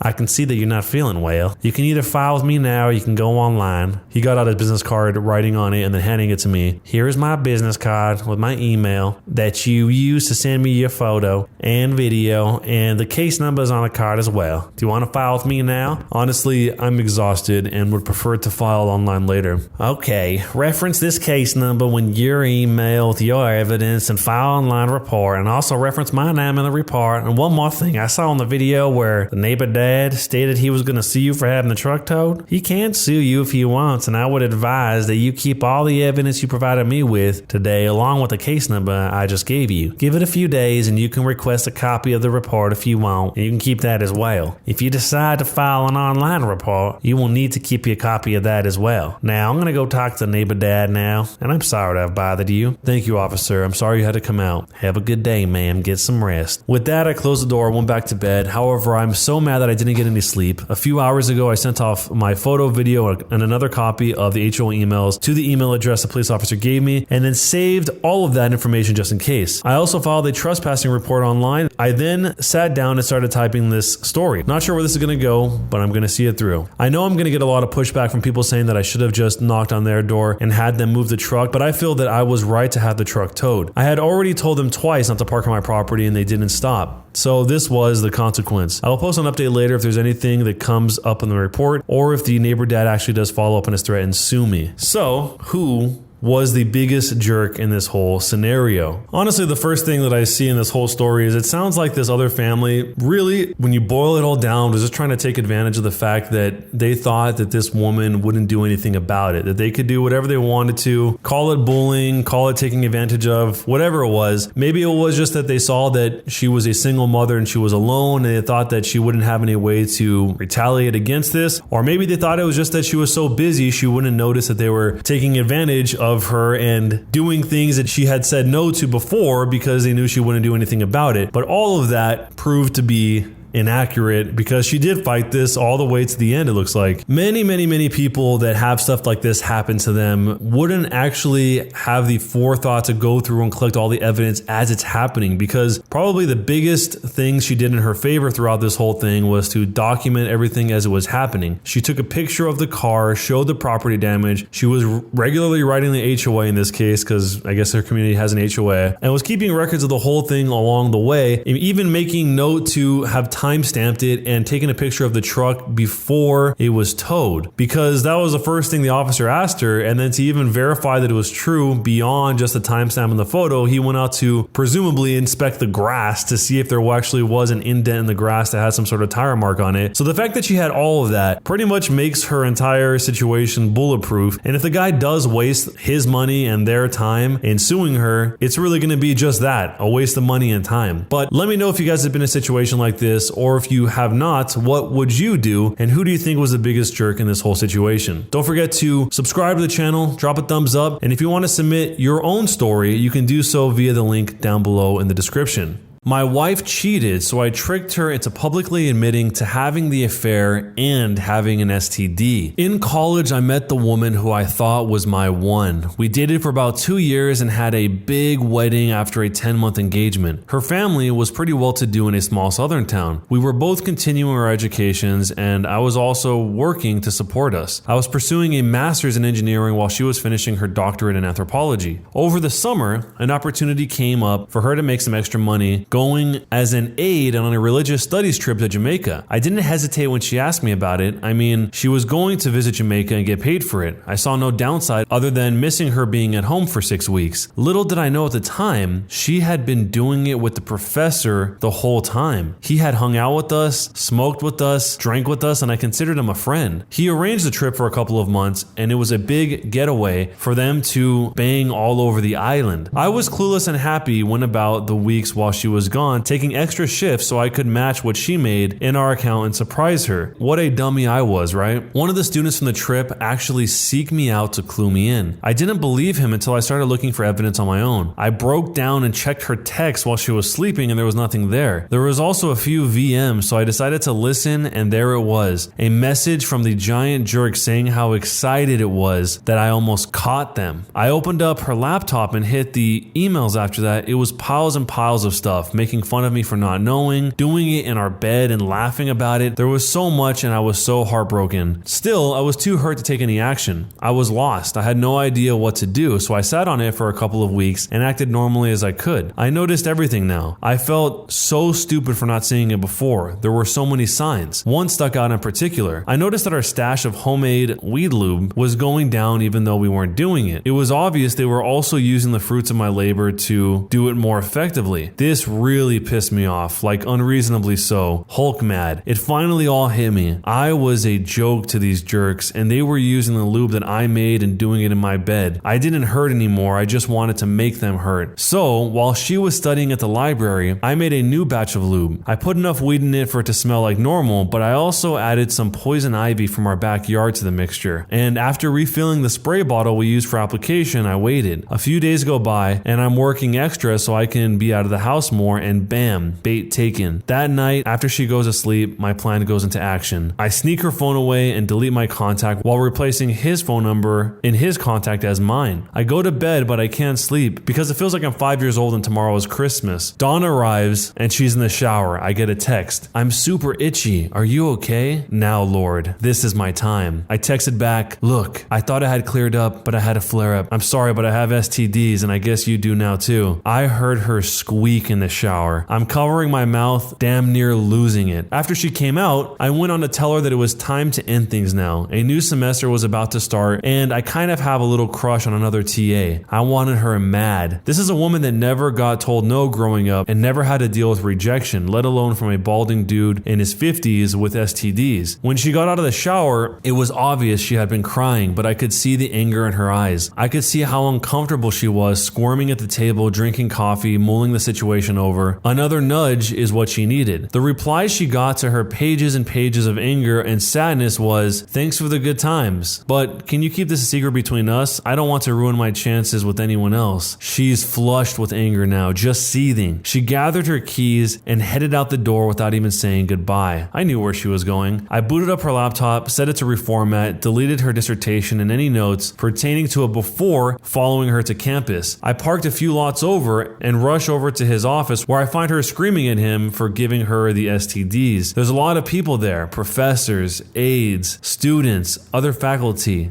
I'm dying. He is beyond embarrassed and confused. She is ugly crying in front of her peers, and I'm in heaven. I didn't even care that people were going to think that I also had it. The fallout was apocalyptic in their department. He lost his job due to a code of conduct violation at the university. We got divorced the following year. State law was we had to be separated for 1 full year before being granted a divorce. I got to keep most of the assets, primarily savings, not a ton, but I worked for it. She never finished her doctorate and went on to be a perpetually pregnant housewife that sells Herbalife on Facebook, and he now teaches high school. It took a few years for it all to unfold, but watching it happen was glorious. Was I the jerk? So this is another story that all around everyone here is horrible. This is just depressing. You hear the ex-wife and she's living out this entire thing with her professor with no care as to the safety or what would happen, or the fact that she's deceiving the person that she's married to that's working overtime in order to get extra money. And on the flip side, I mean, I don't really know how you would react to this in a way that was okay, but this seems pretty bad as well. I mean, he deleted her entire dissertation and then later on says that she never got her doctorate. Maybe this was the reason for that, or maybe not. It's hard to tell because we only see this one little glimpse of it. But on top of that, the guy lost his job, which you could argue maybe he deserved it, maybe he didn't. But the whole psychological trauma of making the phone number switched around so that she thought that he was texting him and he was telling her all this stuff. I mean, that's got to be pretty brutal. Maybe not as bad as actually being the one that this was happening to if you were the one that was being cheated on, but that's got to be pretty bad. And he makes no mention of it in this post, but it's got to only be a matter of time until she finds out that he's the one that did all of this. I mean, she obviously would have gone afterwards to go get tested, and then she's probably going to be confused as to, wait, I don't have these STDs? What is this? And then maybe she wouldn't know that poison ivy was the thing behind it, but she would probably think something. Eventually, she would wonder why she didn't have her husband's phone number on her phone and why that phone number was attached to the professor. So I can't imagine that she didn't put two and two together and find out that it was him eventually. But let me know what you guys would do if you're in this situation, and who do you think was the biggest jerk in this whole mess? Steal my money, take my house, put me into debt. Now it's time for me to ruin your life. My ex stole from me close to 90,000 euros, which I saved up for 9 years. And when I took her to court, I lost due to lack of evidence. At the moment, I felt destroyed and lost it all. She even sued me for emotional damage, and I had to pay 55,000 euros, so I was forced to sell my house and take a big loan from the bank. I stayed at a friend's house, and he helped me find some good lawyers, and we just found an amazing one. In one day, he helped me so much and even helped me get the info of who took money from my bank account. Something was wrong. 29th of June, a transaction happened in my name. I never made it. I was not in the country at the time. Well, would you look at that? I was ready to get back into court when I found out that she had bought my house. Well, I have a safe that I never told her about hidden in the bathroom behind the cabinet. Well, she ruined my life. Why not ruin hers even more? So I had an accomplice to help me buy some drugs worth about 400 euros and used a friend to hide it there. The safe has a 4-digit code, that being 0000. I never got to change it to something else, and before taking her to court again, I had that same friend who hid the drugs turn her in. It took about a week for the cops to receive a mandate to search the house. They found nothing in the first 2 hours, and they wouldn't if my friend hadn't forgot to leave the safe cover open. That 400 euro worth of drugs equals to a 5,000 euro fine and 12 years of prison. Well, I'm not done yet. Court time again. I had my lawyer get footage from when the money from the bank was transferred, and I also had a document showing that I was not in the country at the time. We also found out the account to which the money was sent to. The name was that of my ex. Well, look how the tables have turned. My lawyer also demanded payment for emotional damage damage, all the money that was stolen, the house, and also money equivalent to 2 times the debt I had in the bank, which is equal to about 140,000 euros. The look on her face when everything came down crashing on her was totally worth it. And on top of the 12 years from drug possession, she received an additional 25 years for theft and false testimony. Enjoy it, B. Well, this seems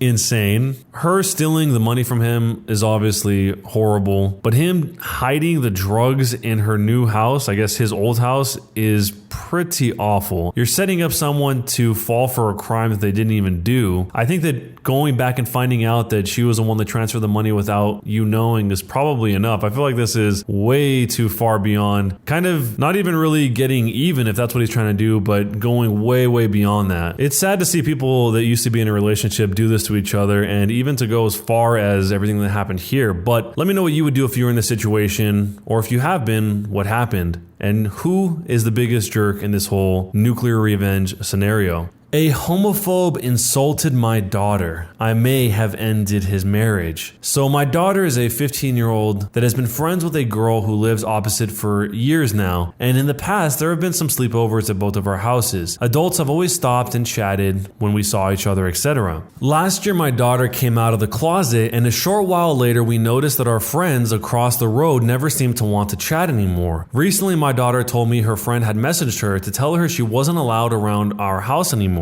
Yesterday, I saw them on the side of the road and I decided I was going to have a friendly chat to see if we could resolve the issue. It didn't stay friendly for very long. The dad was acting oddly agitated when I brought it up and ended by saying, quote, "I'm not letting your cute daughter try and do stuff to my daughter. Just because you raised a freak doesn't mean we all have to like it." Now, for the next part, it's important to know 4 things. Number 1, the dad had been working home since the pandemic started. Number 2, his wife hasn't and works each day. Number 3, I have been working from home due to an injury for a few weeks now. And number 4, I've seen the woman who visits for a few hours a couple times a week, and I've seen him smack her butt as she leaves. I try and stay nice and calm. I take a breath and then I press the button. I calmly explain to the dad that just because my daughter is gay doesn't mean that she would be trying to make a move on her friend. After all, I say, men and women can be friends without it being frisky, just like you and the blonde girl who keeps coming around. He got mad and started calling me some amazing names as his wife stomped back to their house. I'm guessing things got pretty bad as he left the house less than an hour later with a suitcase and a big gym bag and drove off, tires screeching. I do feel sorry for the daughter, and if I'm honest, and only for her, I did wish afterwards I'd keep my mouth shut. I'm not sorry for him though. Was I the jerk? In this situation, I feel bad for both of the daughters, for the OP's daughter for having to deal with all of this and being singled out because of her orientation, as well as the friend's daughter as well, because she also has to deal with the dad that is reacting like this, not only with this whole situation, but also that is fooling around on the side with some other woman that is not her mom. I mean, it seems like the 2 girls in this are the ones that have to deal with the worst aspect of this entire thing. The OP actually does say that if he's honest, afterwards he wished that he kept his mouth shut, which is interesting, but let me know what you do if you were in this situation, and who is the biggest jerk between all of the characters.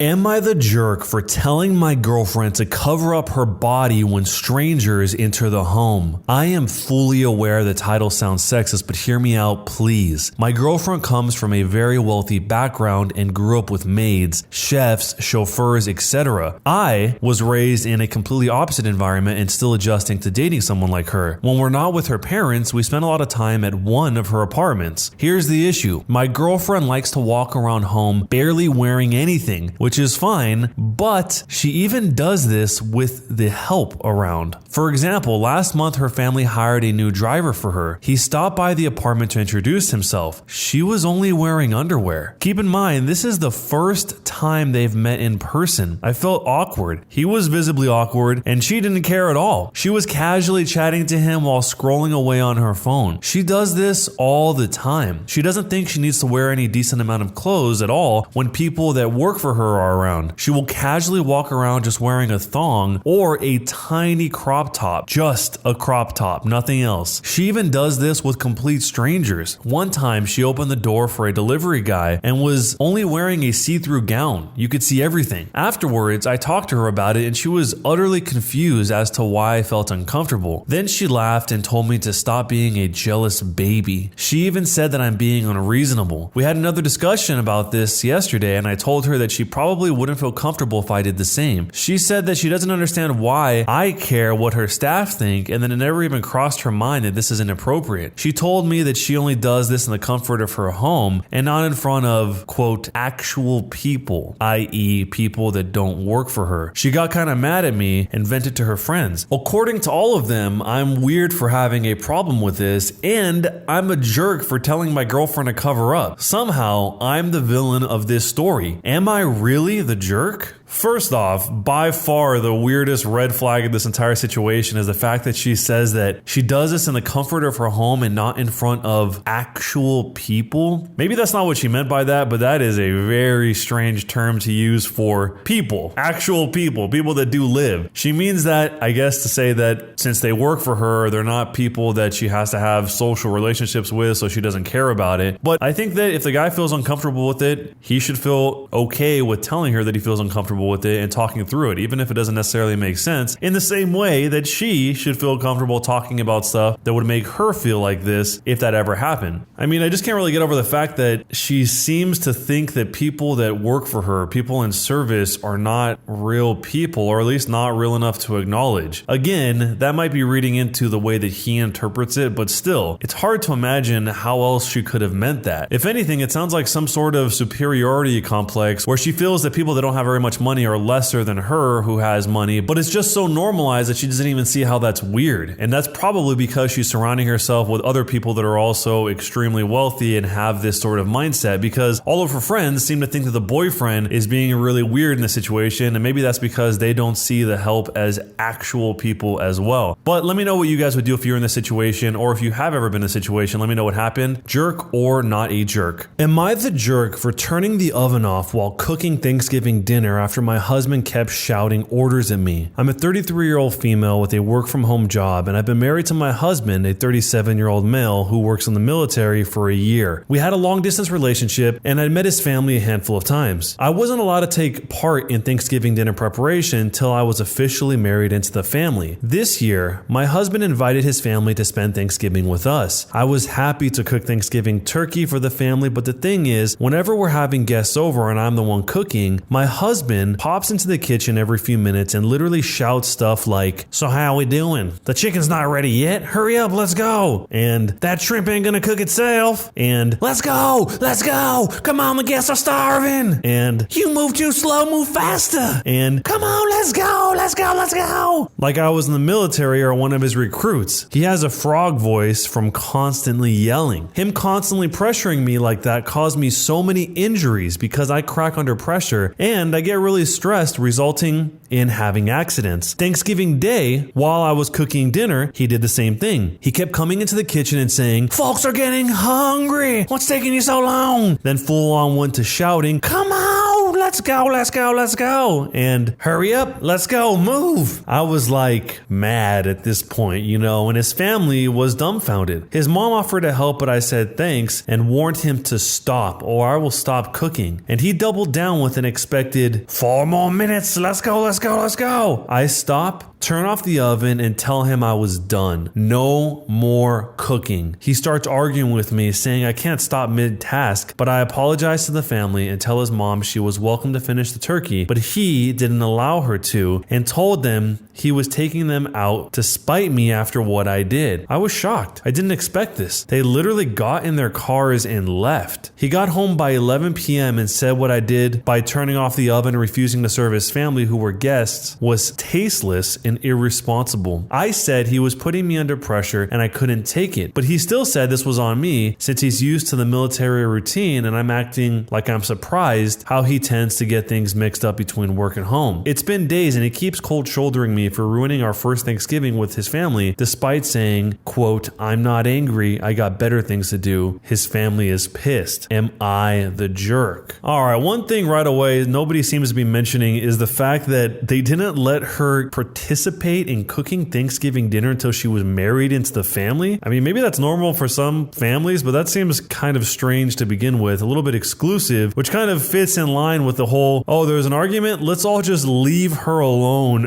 on Thanksgiving, get in the car and go eat somewhere. That seems like one of the worst things you could do, because there's a difference if you're trying to diffuse a situation between two people, but when you have to pull apart your entire family and you leave the other person behind at home alone with no food that's ready to eat, that seems pretty messed up. And there's also a lot of people that are in the military that can definitely separate their military work from their home life. So the guy's excuse is that he can't possibly separate military life from home life, so that's why he's got to come in the kitchen and keep barking out these orders. Was turning off the oven the right choice here? Probably not, because I think if anything that made things a lot worse rather than trying to address the actual issue. But I mean, if she had her breaking point, she had her breaking point. Let me know what you would do if you're in this situation, and let me know jerk or not a jerk and why. Am I the jerk for refusing to let my son have two last names? So a bit of context, I'm a 32-year-old male and I've been with my wife, a 30-year-old female, for 3 years. She comes from a country where women get to keep their maiden name after marriage, which was fine with me, though as someone who comes from the South, my family pushed for my wife to take my last name, but she ended up keeping hers, which made my family somewhat unhappy, saying it was disrespectful of her to keep her maiden name. But thankfully, they got over it and things got better and we reconciled later. Now, this last name issue has been brought up again when my wife and I found out we were expecting a baby boy. I sat my wife down and told her that my son is going to get my last name and explained that so there's no confusion, but she disagreed and said no and came up with a compromise, which was that our son gets both of our last names. But I declined, explaining how awkward and confusing and just complicated that would be. Not to mention the middle name, so that would be a long name, but she said I should consider since my last name will still be there, but I said no and told her we'll just have to go with what most families here do, and that is by going with the father's last name. She threw a fit, calling me selfish and accused me of treating her as if she, as a mother, gets less or no say, but I reminded her that she got to keep her maiden name, so we're even. She then argued that I was mixing two things that are unrelated and was holding the fact that she got to keep her maiden name over her head, though it was her right to do that, the same with deciding what surname our son will have. I said I was sorry, but I cannot accept this compromise, especially with how my family will react, and told her she should just go with the flow and agree on my son having my last name. She got upset and refused to talk to me after that, calling me selfish and a dictator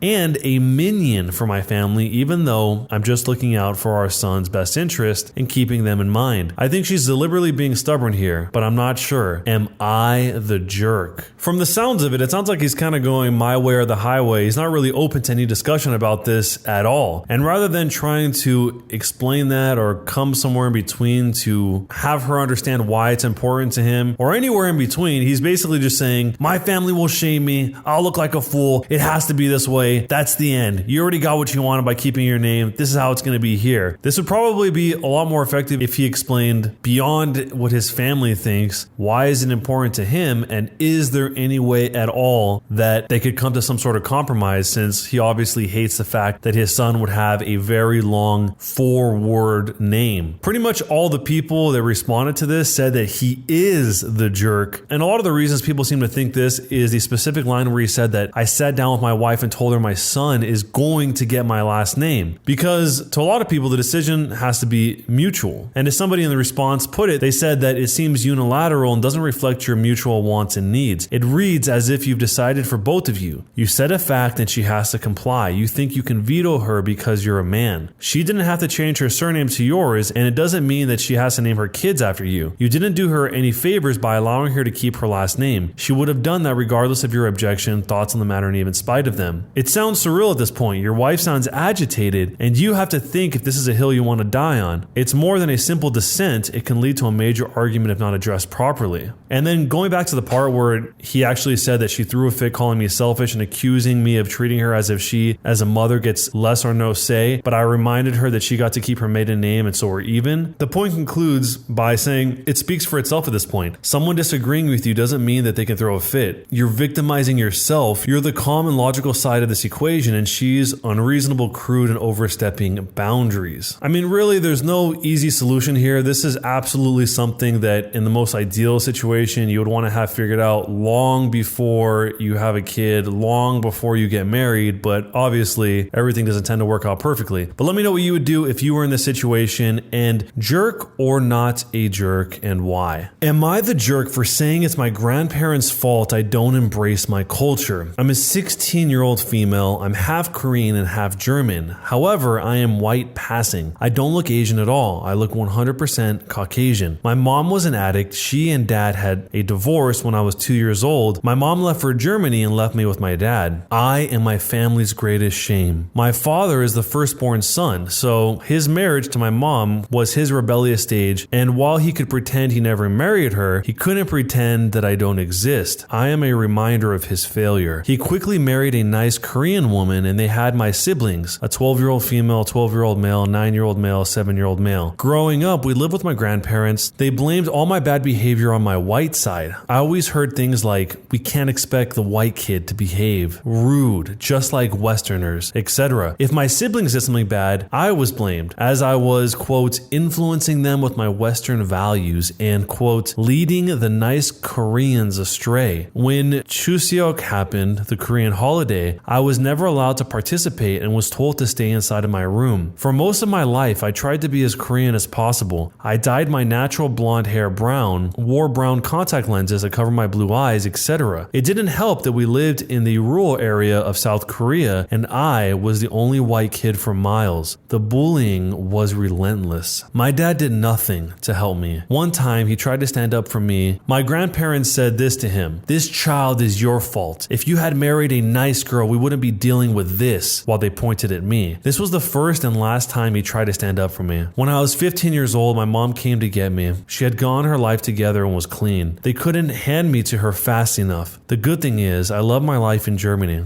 I love the culture and the people. I feel more at home in Germany than I ever did in Korea. I finally embraced my German side and stopped trying to be Korean. Recently, my 12-year-old female sister died. I can't say that I'm sad about it, as all my siblings participated in my mistreatment, so I never had a bond with them. Since she was the only girl and my stepmom can't have any more kids, my grandparents and dad have been trying to reach out to me. They convinced my mom to send me there to visit for the holidays. When I arrived, they were shocked to see me with blonde hair, blue eyes, piercings, etc. I also refused to speak Korean, speaking only English or German. This morning, my grandparents said how sad they are to see me turn my back on my culture. I exploded at them, cussing them out. I told them if they hadn't bullied me my whole life, maybe I would be closer to my Korean culture. I said they don't get a do-over because my sister died. I said a lot of nasty things to my dad as well. My grandparents started crying, and my dad had tears in his eyes, which shocked me because I've never seen him so sad. I feel kind of bad. Am I the jerk?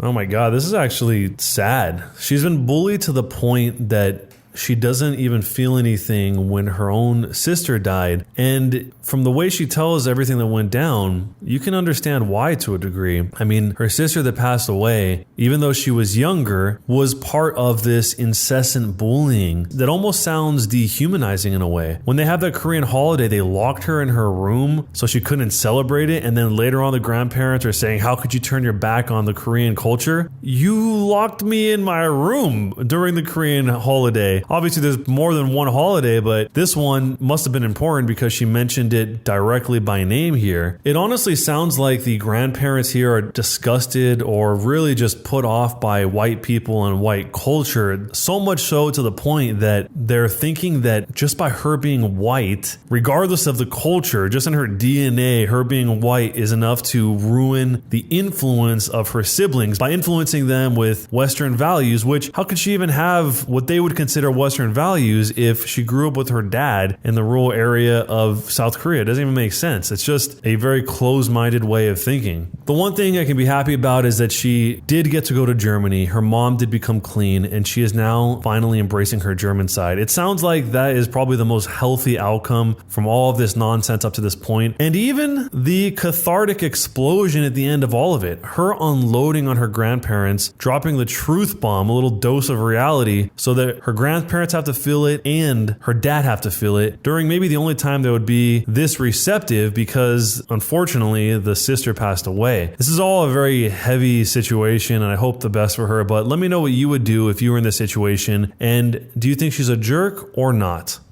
Am I the jerk for buying my daughter a Bible? I bought my Hindu daughter, who's 14 years old, a Bible because she wanted one. I asked her why, and she said that she wanted to read all of the holy books and pull out their similarities and compile them to form the basis of one supreme religion. She also said she has no right to criticize any religion without knowing what it's about. She's a hardcore atheist. I was a bit weirded out, but teens, I guess. I got it for her and told her not to let her mom see. Take a wild guess. Her mom, my wife, saw my daughter reading the Bible and all hell broke loose. She screamed at me for trying to convert her daughter when my daughter has already renounced any and all religion and does not even portray herself as Hindu, and that she would grow up thinking Christianity is better than Hinduism. Here my daughter chimed in saying she couldn't care less about any religion and was just reading the Bible because she wanted to. My wife yelled at her, asking why she didn't read the Bhagavad Gita, the Hindu holy book, and my daughter simply replied that she didn't want to. My wife started screaming again, saying she was too young to make her own choices, and she wouldn't listen to a teenager who used baby toothpaste. My daughter was like, okay, dad paid for the book, I'm reading it, where do you come into the transaction? At which point my wife called my daughter disrespectful and went back to her silent treatment. My daughter shrugged and went back to doing whatever. And here I am now. So, am I the jerk for buying my teenage daughter a Bible?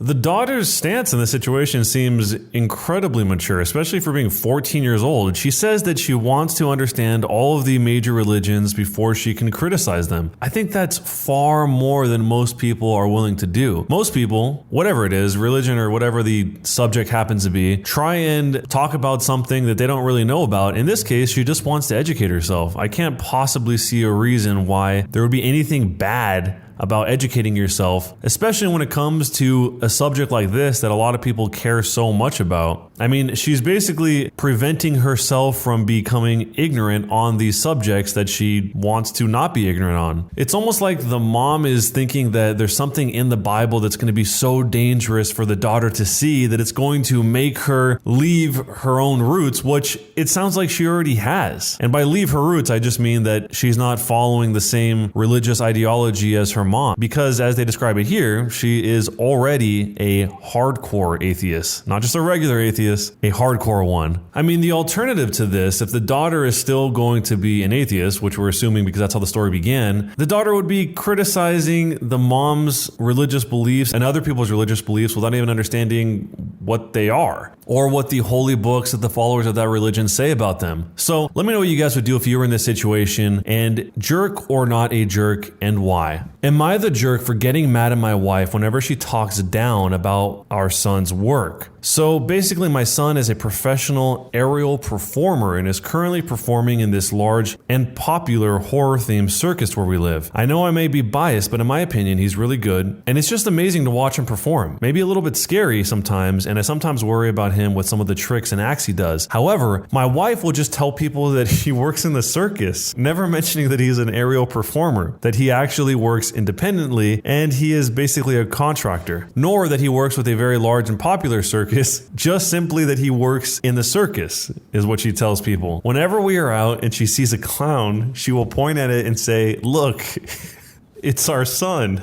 And it is very clear that she looks down on him for what he does. And she assumes he makes next to nothing and is poor. I know he's not. He doesn't make a crazy amount, but he makes enough to support himself. This all came to a head when we were with some of her friends, and one of them asked if our son could entertain her kids at a party, promising to pay him generously since he must be struggling. My wife laughed and responded with, "I'll see if he's free." I butted in saying he probably won't be able to since the birthday party falls on a day when the popular circus is performing, which is where he works as a headline aerial act and is fully booked because it's so close to the new year. Almost everyone there was shocked since all this info was new to them. My wife looked pissed and left. She sat in the car and texted me that she wants to leave. I stayed for about 20 minutes answering questions and showing them some videos. The woman who asked apologized, saying she was given the impression by my wife that our son was a struggling and failing cheap circus performer and wanted to help him. When I finally left and got in the car with my wife, she yelled at me saying that I made her look like an idiot and a horrible mother in front of her friends. When we got home, she stormed out of the car and locked herself in our bedroom crying loudly, and she's been like this for almost an hour now, and I'm starting to feel awful and like a total jerk. I could have just left it alone. So, am I the jerk?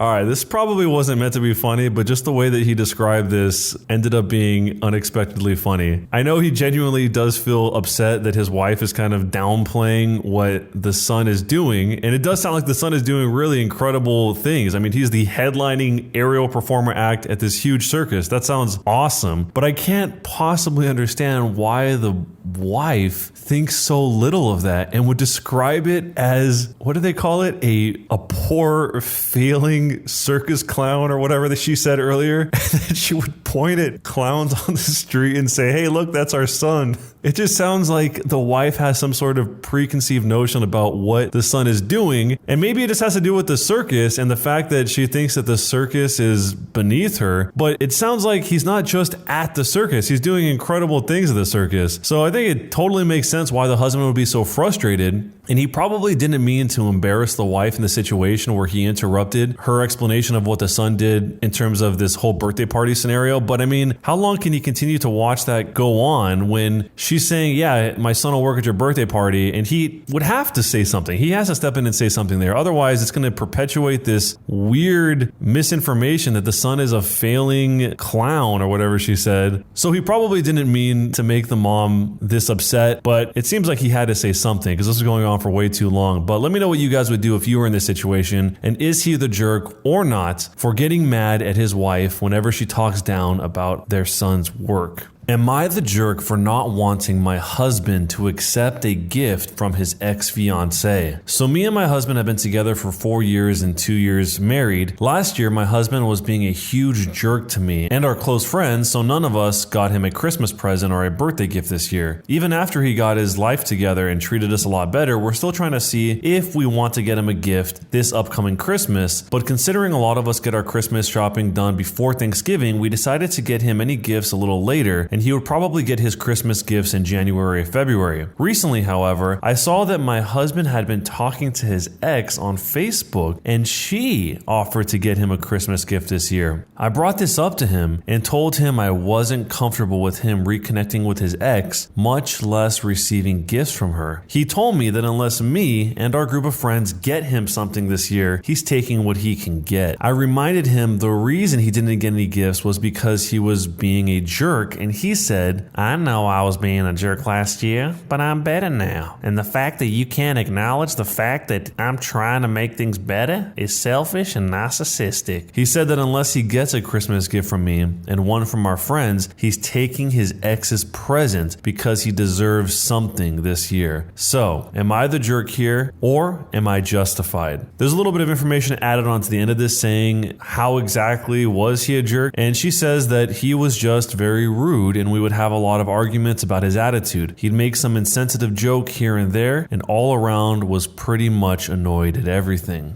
I mean, the way she describes him being a jerk sounds not that bad, but maybe it's way worse than she's making it sound. I mean, it must be bad enough that not only she would notice that, but their group of friends would notice that as well. The strange part here is that they've all come together and decided on this plan to not get him a gift in order to teach him a lesson. It's kind of like he's a child or a dog or something, the way that they're acting about this. And it seems like the gift part of it really seems to mean a lot to him. For some people, they don't really care about the gift. They just want you in their lives or whatever. But in this case, it sounds like the gift itself is what's important. So him being deprived of that, if that's what actually is important, seems like a pretty big punishment for him having a bad attitude. I mean, maybe it's way worse than they're making it sound in this post, but what would you do if you're in this situation? And jerk or not a jerk, and why? Am I the jerk for telling my significant other he has a disorder? I have been with my boyfriend for 11 years and we have 3 kids, the youngest being almost 3 months. Since I've met him, he's been awful to wake up in the morning. I have to set an alarm for myself to start waking him up about an hour before he needs to be up. I start out waking him up nicely and gently, but eventually I have to resort to yelling as he just doesn't hear me or feel me shaking him. This happens because no matter what time he goes to sleep, although it's a little bit easier if he gets 8 hours of sleep, he can't wake up. This has caused many arguments, but it's getting worse as I'm so exhausted from getting up with the baby. I just have to be so loud in the morning that it wakes the baby up and there's no chance of me going back to sleep. I'm a stay-at-home mother and I understand this is a privilege and I'm sorry that he has to wake up early, but I feel like I should be able to sleep in if I'm up with the baby all night and the other kids are sleeping. He woke up this morning asking why I'm so mad at him and I replied, I'm not mad. I'm just talking loud so he will hear me and wake up. He replies, I am up, and then falls back asleep. I'm nursing the baby, stuck in a chair near the bed, and every time I yell, the baby gets startled and unlatches, and it really is starting to piss me off and it's painful. He semi-wakes up and we are going back and forth and I'm like, this isn't normal. You have to have some sort of sleep disorder because this is messed up, man. He looks at me aghast and says, who talks to someone like that first thing in the morning?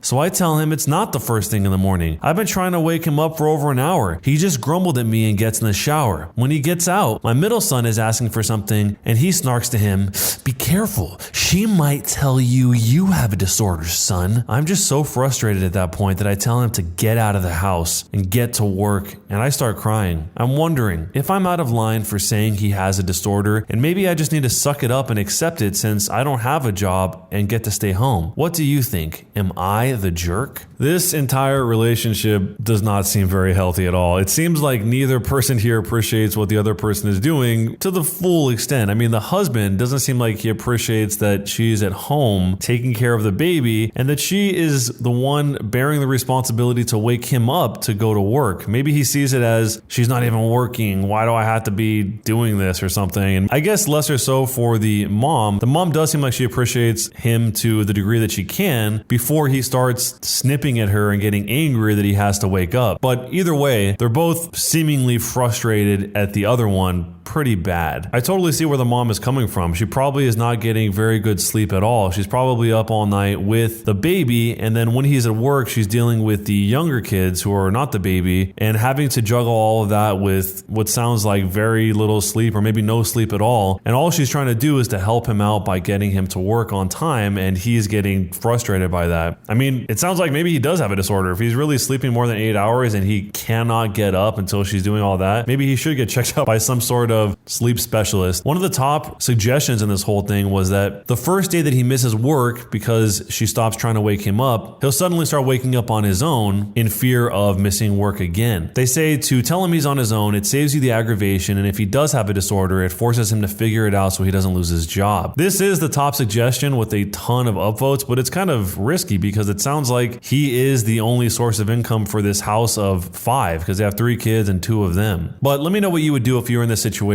and is she being the jerk or not for telling her significant other that he has a disorder?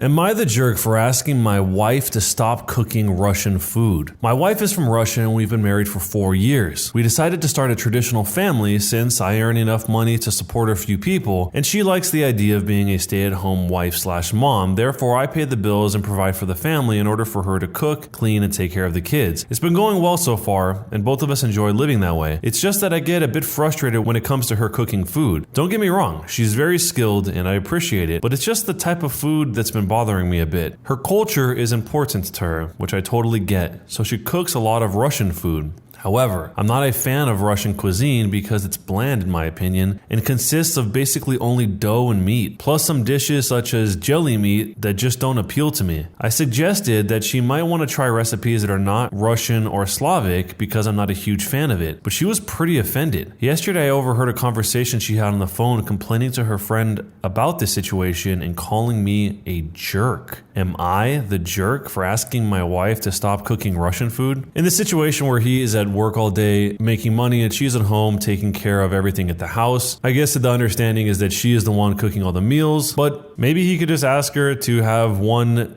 meal a week that's not Russian food. I mean, even if it's bland, every single meal doesn't need to be this crazily exciting meal unless he truly does hate the food, but it doesn't sound like he hates the food. It sounds like he's just kind of tired of it and it's kind of bland. So maybe starting with that conversation of one day a week and seeing if she's up for that, as opposed to totally just making her stop cooking Russian food in general when he even says himself that her Russian culture is very important to her. The actual top suggestion in response to this whole thing is that what if you cook a meal yourself? To which somebody quickly followed up and said, if my other half is at home all day and I'm the one putting the money on the table, while I have to cook for myself, I might as well be single. With the swap situation, it would be terrible too if the woman is a breadwinner and the man would be the stay-at-home spouse. Heck, the man would be lynched if he didn't do anything while the girlfriend/wife works. So let me know what you guys would do if you were in this situation, and do you think he is the jerk for asking his wife to stop cooking Russian food? My pregnant wife was killed in a workplace accident. I moved back to my hometown and connected with a woman who, after moving in with me, cheated on me with a close friend. I set him up to take the fall for a drug possession charge, and after sending her away on a spa retreat, I rented out my house and left town for a promotion while exposing her as a cheater. So here's the backstory. My wife Rachel and I grew up in a largish town of close to 30,000 people. We knew each other at an early age, roughly 6 or 7 years old, I can't specifically remember, and we were practically inseparable. At 16 years old, we started dating each other. When we turned 18, we moved away for work in a city just a few hours drive away. By 20 years old, we were married and bought our first house. At 22, we discovered that she was pregnant with a boy. It was then that disaster struck. About 5 weeks before she was due to go on maternity leave, a large shelving unit collapsed and crushed her. I was told that both her and our child were killed instantly.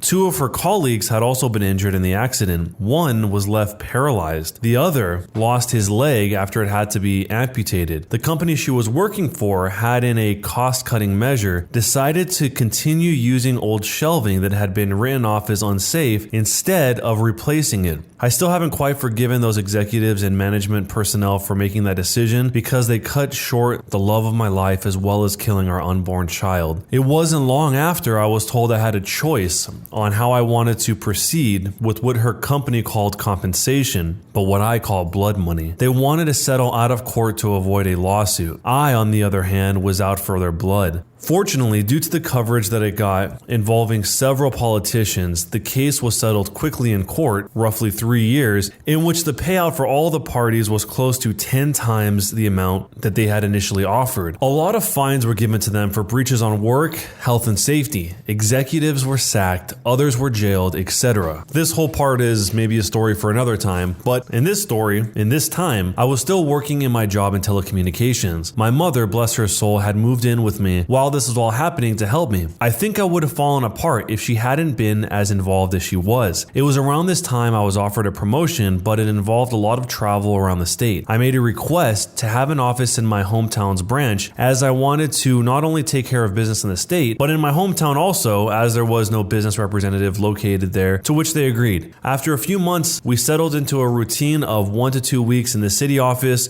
1 week in my hometown and 1 to 2 weeks visiting the rest of the state. After a year, I decided to buy a house in my hometown, so I wasn't having to stay at my parents' place every week, or so that I was home and that I could come and go as I pleased. This is important for later on in the story. It's about 4 years later that our story begins. I had just returned home from one of my trips on Friday and was checking in some stuff at my office when Harry, the branch's managing director, walked in. We had grown up together also, but had gone to different schools, but since coming back had developed a very close friendship. He asked how things were and asked me if I wanted to come to a house party that he was having that evening. Short notice and all, but I said yes. I felt like a few drinks with friends were in order. It was there that Harry introduced me to Catherine. She was a new hire at the branch where my hometown office was and was getting to know everyone being new in town. We hit it off immediately. As much of a cliche as it sounds, it was almost as if Rachel was in front of me instead of Catherine. I won't bore you too much with the details, but after 2 years of dating, we decided to take the next step and she moved into my hometown's house. Everything up to this point had been going really well. Catherine and my parents got along and Rachel's parents had also approved, and we were happy that someone could make me just as happy as Rachel had done. All was going well for close to a year when things began to change. Skype sessions were cut short suddenly. Neighbors would tell me about how a car described to me like it was Harry's always seemed parked in the back alley near my house whenever I was away. Some clothes that weren't mine were in my wardrobe. All signs pointed to her cheating, but she said that nothing was happening. She said that Harry would come over occasionally to discuss business, etc., but he never stayed the night. I chalked it up to me being paranoid and continued on as if nothing was wrong, but there was always this feeling that something wasn't right. It was close to 6 months after that I discovered she had been lying to me. I had just finished closing a rather large contract with a new company and negotiations had wrapped up earlier than I had anticipated. So instead of sticking around for the next few days, I decided to pay for an early flight home and surprise everyone. Fast forward a few hours and I drive into my hometown and down the alley behind my house so that I could get into the house without being seen and surprise Catherine. Some part of me was curious, however, as to whether or not this mystery car was there. Sure enough, there was a car that was blocking the back entrance gates. I was confused for a moment, wondering if it had just been a neglectful neighbor parking, only to realize that it was actually indeed Harry's car. If it hadn't been for the high hedge line that I put in a few years back for privacy, I may have well driven past my own place. Pulling up behind his car, I got out and thought it was strange that he was there so late, as she claimed that he always had left by now. As I approached the back of the house, I saw something that made my stomach drop. In my kitchen, Catherine and Harry were going at it hammer and tong. I froze. Time stopped. There was my close friend doing it on my kitchen bench with my girlfriend. I didn't know what to do. So many questions were running through my head. Was this real or was I dreaming? Why were they doing it in my house? Feeling defeated, I turned and left without them seeing me. I sat in my car for what felt like an eternity. I was crying hard, but the sadness quickly turned into anger. The same kind of anger I felt towards those that were responsible for Rachel's death. I wanted to hurt them badly. As a pacifist, I don't believe in violence. It was then I knew I was going to punish them and destroy their lives. And what a better time to start than now. I moved my car back up the alley far enough from the driveway that I could still see Harry's car, and then walked back to the gate where I could see into the house and called her phone. They were still going for it when it rang. They both looked at the caller ID and did a double take when my name came up. I could see that she was considering answering it, and they let it ring out. After a few moments, they were back into it again, and I dialed once again. This time she did answer. As she was answering, I hung up and made my way back to my car. As soon as I did, she called me back. She asked why I was calling as late as I was, and I told her I was about 10 minutes from home and I didn't want to scare her coming in. She, obviously, was shocked and acted happy that I was coming, and the call ended very quickly after she said she was going to get up and get changed into something. I said goodbye and hung up. A few moments later, Harry came peeling through the gate, still half naked, jumped into his car and took off like a bat out of hell. I smiled a little, knowing the fear from being so close to being caught. I waited a few moments before turning my car into the same place Harry had just been moments earlier. The night was fairly uneventful afterwards, and it wasn't until after that she was asleep that I got up and went to my office down the hall. I couldn't sleep. I needed to plan, and plan I did. The revenge. My mother always taught me to be a pacifist and to allow cosmic karma to take its course, but on this occasion I decided that karma could use a helping hand. I decided to punish them separately but destroy destroy both of them. I knew that Harry had a drug habit. Nothing major, but he kept it very private. I only knew about it accidentally after seeing some drugs left out at his place, but I pretended I hadn't seen it when he made attempts to cover it up. I began calling some of my more unsavory clientele and made a few discreet inquiries into obtaining some samples that they were willing to part with. A few days later, I had a decent enough stash for my plan to work out. About a month later, I had friends, including Harry, around for barbecue night. After making sure I had sufficiently liquored up Harry, I told him to stay the night and sleep it off. In the early hours of that morning, I took the drugs and an assortment of my personal belongings and placed them at various places around his car, with the biggest stash in his tire well. Confident that he wouldn't find them over the few months as the rest of my plan took effect, I locked the car up and went inside to sleep. I also placed some more drugs and personal items in his house after driving him home because he was still too sloshed to drive. A few days later, I staged a break-in by smashing the back pane of my back door into my kitchen and leaving it open before heading back to the city for a flight. I had several messages the moment I landed. One from my clearly panicked mom, who had found the back door smashed open and had called the police. One from Catherine in tears, and one from the local police asking me to call. After returning all the calls, I informed the police that I was away on business and that I would be back the following week to talk with them. While away, I got Catherine to stay with my parents until I got back and asked my dad to organize one of the local security companies to install cameras and an alarm system after getting the go-ahead from the police as to not ruin the scene of the crime. After getting home, I did the usual, my God, I can't believe this happened, and why would anyone do this routine? After doing a thorough check of everywhere, finding that the items I had taken were missing, and filing a police report, I had the security company's rep talk Catherine and I through how the cameras and alarm system work. Then came the question I had been waiting for. The question of what happens if we are doing some business and don't want it recorded. She acted a bit shy asking this question, but I knew exactly the reason she was asking. He assured us this was a question he got asked a lot, and we were shown on the home computer if we wanted to be doing things without it being recorded, how to stop the recording for certain cameras so that we could protect her modesty. As I was walking him out, I asked if the cameras were turned off, could a notification be sent out just as a security precaution. He came back in and helped me through how to set up email notifications and left shortly after. Fantastic. All I had to do was wait. At this stage, I approached the legal advice subreddit for some help in relation to couples law in my country. I needed to make sure that my upcoming plan could legally be done and that I would not be forced to pay out any money or equity to Catherine, as I didn't know if we were classified as a de facto couple or not. Being the sole benefactor of Rachel's estate, I didn't want to be left with any nasty surprises where Catherine could take any of the estate away from me. Shout out to those guys and gals as they helped me get in contact with a great lawyer who assured me, due to the fact that although we had been dating for close to 4 years, we had not been living together long enough to be classified as de facto, and because I was paying all the utilities on the property that she was living in and didn't pay rent, it showed that she had no legal standing to make a financial claim against me. Just to be sure though, he drew up what I felt was a pretty ironclad document just in case there was any legal trouble. The following week, my work had approached me and offered me a promotion to move back to the city and run the team that I was a part of, meaning I wouldn't need to travel as often and I would be in one location due to the success of being located in my hometown, that they were considering having 3 to 5 representatives spend 1 to 2 weeks in the larger surrounding towns, including my hometown, as part of my team. I said yes, and I began the process of beginning my transfer, which would take about 6 weeks. Perfect. More than enough time to gather all my evidence. Upon getting back to my hometown the following week, I began to start in motion the rest of my plan. I asked Harry to approve 1 week's worth of vacation for Catherine for 2 weeks' time. I wanted to send her and a friend or two away on a retreat before I made the biggest decision of my life for a second time. He jumped up and gave me a huge hug, congratulating me on being prepared to take the leap again. I hugged him back tight, but not the way I think he imagined it at the time. He agreed and blocked out the week for me.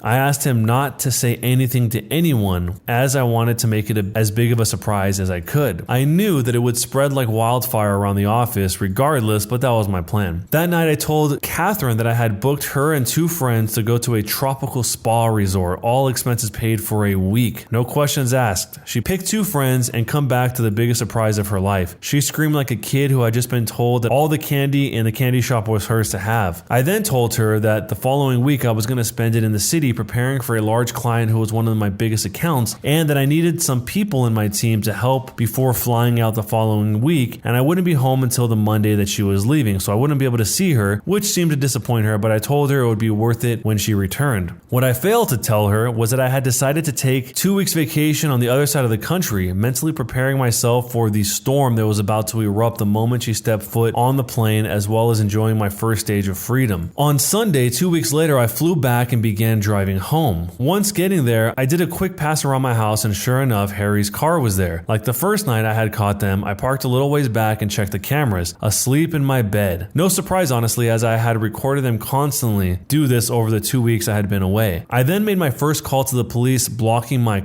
caller ID. I told them that I was one of my neighbors and saw someone hanging around in their car in the alley behind my house and occasionally passing something through the window to passing cars while also looking into my yard, and I was concerned they were dealing drugs or going to break into someone's property. I gave them his license plate and description. They said they would have somebody there in a few minutes, so I thanked them and hung up. I then called Catherine and told her that I was about 10 minutes from home and that I knew that she was flying out tomorrow, but desperately wanted to surprise her. Looking back at the footage now, I laugh at the commotion that I am surprised I didn't hear. In a few short seconds, Harry was half dressed and flying out the back door to his car. At that point, I couldn't have asked for a more perfect scene. As Harry was peeling away, one of the police cars rounded the corner behind me, saw Harry driving away fast, and gave chase. After pulling in, greeting an excited Catherine, and doing all the couple things, she fell asleep again. I, on the other hand, couldn't sleep a wink. The next day, her and her friends were bundled into a car. After they drove away, I had to wait a few hours, but I began to execute my plan. I called my friend, who was a removalist, and apologized for the late notice, but needed my place packed and moved on Friday. After agreeing on a time, I told him that he would need to take certain boxes to a storage facility, which he said wasn't an issue. Then I began packing Catherine's belongings. Later that day, I got a call from the police for me to come and identify some property that they had apprehended from a suspect the previous night that fit the description of property I had reported stolen. I grinned to myself, happy that my plan for Harry had grown to fruition, and replied that I would be there shortly to collect it. Of course, when I got there, some of the items were still unaccounted for due to the fact they must have been still in his house and they hadn't searched there yet. By this stage, the town was buzzing with the news. Events in my hometown don't stay secret for long. Harry was disgraced and promptly fired for his possession of drugs and stolen property, and our respective bosses on behalf of the company had extended a formal apology towards me during the week. That night, I went to my parents' house and told both mine and Rachel's parents what had happened, omitting certain details, and that I was moving back to the city after being promoted, but Catherine wouldn't be a part of it. They were pretty upset initially that I hadn't let them know what was going on, but were happy that I was handling everything maturely and hadn't sunk to their level. Though they didn't agree with ghosting Catherine. But after some drinks, some laughs, and tears, I went home. On Friday afternoon, after a busy week of organizing cleaners for the following week, the real estate to put my house on the rental market, and various other tasks in my hometown office, I packed some things into my car and I drove to my parents' place and said goodbye before the drive. Before leaving, I went to Becky's house. Becky had been one of Rachel's closest friends growing up. She was the only person who knew what was happening, minus the details about Harry. Without her help, I wouldn't have been able to organize everything as quickly as I had. I gave Becky a large manila folder with my gathered evidence of her cheating, as well as a letter and a few other legal documents from my attorney stating that she was ordered not to contact me, and the details of how to access her belongings located at the storage unit that I had rented out. After a quick goodbye, I left and I drove back to the city. On Sunday, I woke up to several missed calls, voice messages, and text messages. Turns out Catherine had come home early after being alerted to something being afoot in town, only to find an empty house with a for rent sign out in the front. Freaking out, she had gone to my parents, who closed the door on her the moment they answered, forcing her to call everyone until she managed to somehow be contacted by Becky and told that she had a package for her. I was told she didn't take well to that, as I fully well knew at that point from the numerous angry texts and voice messages from her accusing me of setting up Harry, of being deceitful, etc. I was worried that she might show up at my front door, but nothing ever happened. 5 weeks later, after leaving and being promoted, I write this out for you, dear reader. So, am I the jerk? Before we jump into the jerk or not a jerk in this nuclear revenge story, there are a bunch of questions that people had. So I'm going to try and go through some of the answers that he responded to people that were asking him questions. The biggest part when he addresses most of this is a section where he says, so one of the questions I keep getting asked is what happened to Harry? Why was I so hard coming down on him, and why would I incriminate myself, especially on the internet? After making some inquiries back home to friends, a short answer is Harry is looking at a few months in prison as it's his first offense, but he could be out sooner. And I felt that it was necessary to the story. No one other than myself knew what I had planned to do with Harry, which is why I omitted quite a few crucial details that had the potential to truly identify me, as well as change up some of the descriptive language about the locations to potentially put this story anywhere in the world. Just for clarification, there was already more than enough evidence in his own home. I just provided the means for police to further investigate his activity in his home. That being said, I don't regret what I did to him, as he knew both Rachel and I growing up and knew how hard it was for me to pick up my life after she died. For those also asking if I'm worried about Harry finding out and pointing the authorities in my direction, I know that he doesn't use Reddit. I know Catherine has an account, but I haven't seen any recent activity to state that she has been on in some time. As for other Reddit users, who knows? Most of the people I'm friends with on my main account may recognize the story if they come across it, but as for browsing preferences outside of the subreddits we frequent in, I can't say. So when it comes to Catherine, because that's all the Harry stuff, he says that people have questioned why I didn't do more to her, or why I stuck around for as long as I did. Honestly, I almost did kick her out after a few days, but I wanted to gather evidence and show proof of her cheating so that everyone knew what she had done. She is a major socialite. These are her own words. And I knew by exposing her it would kill her reputation. As for what happened to her, I have been told that she moved to another state recently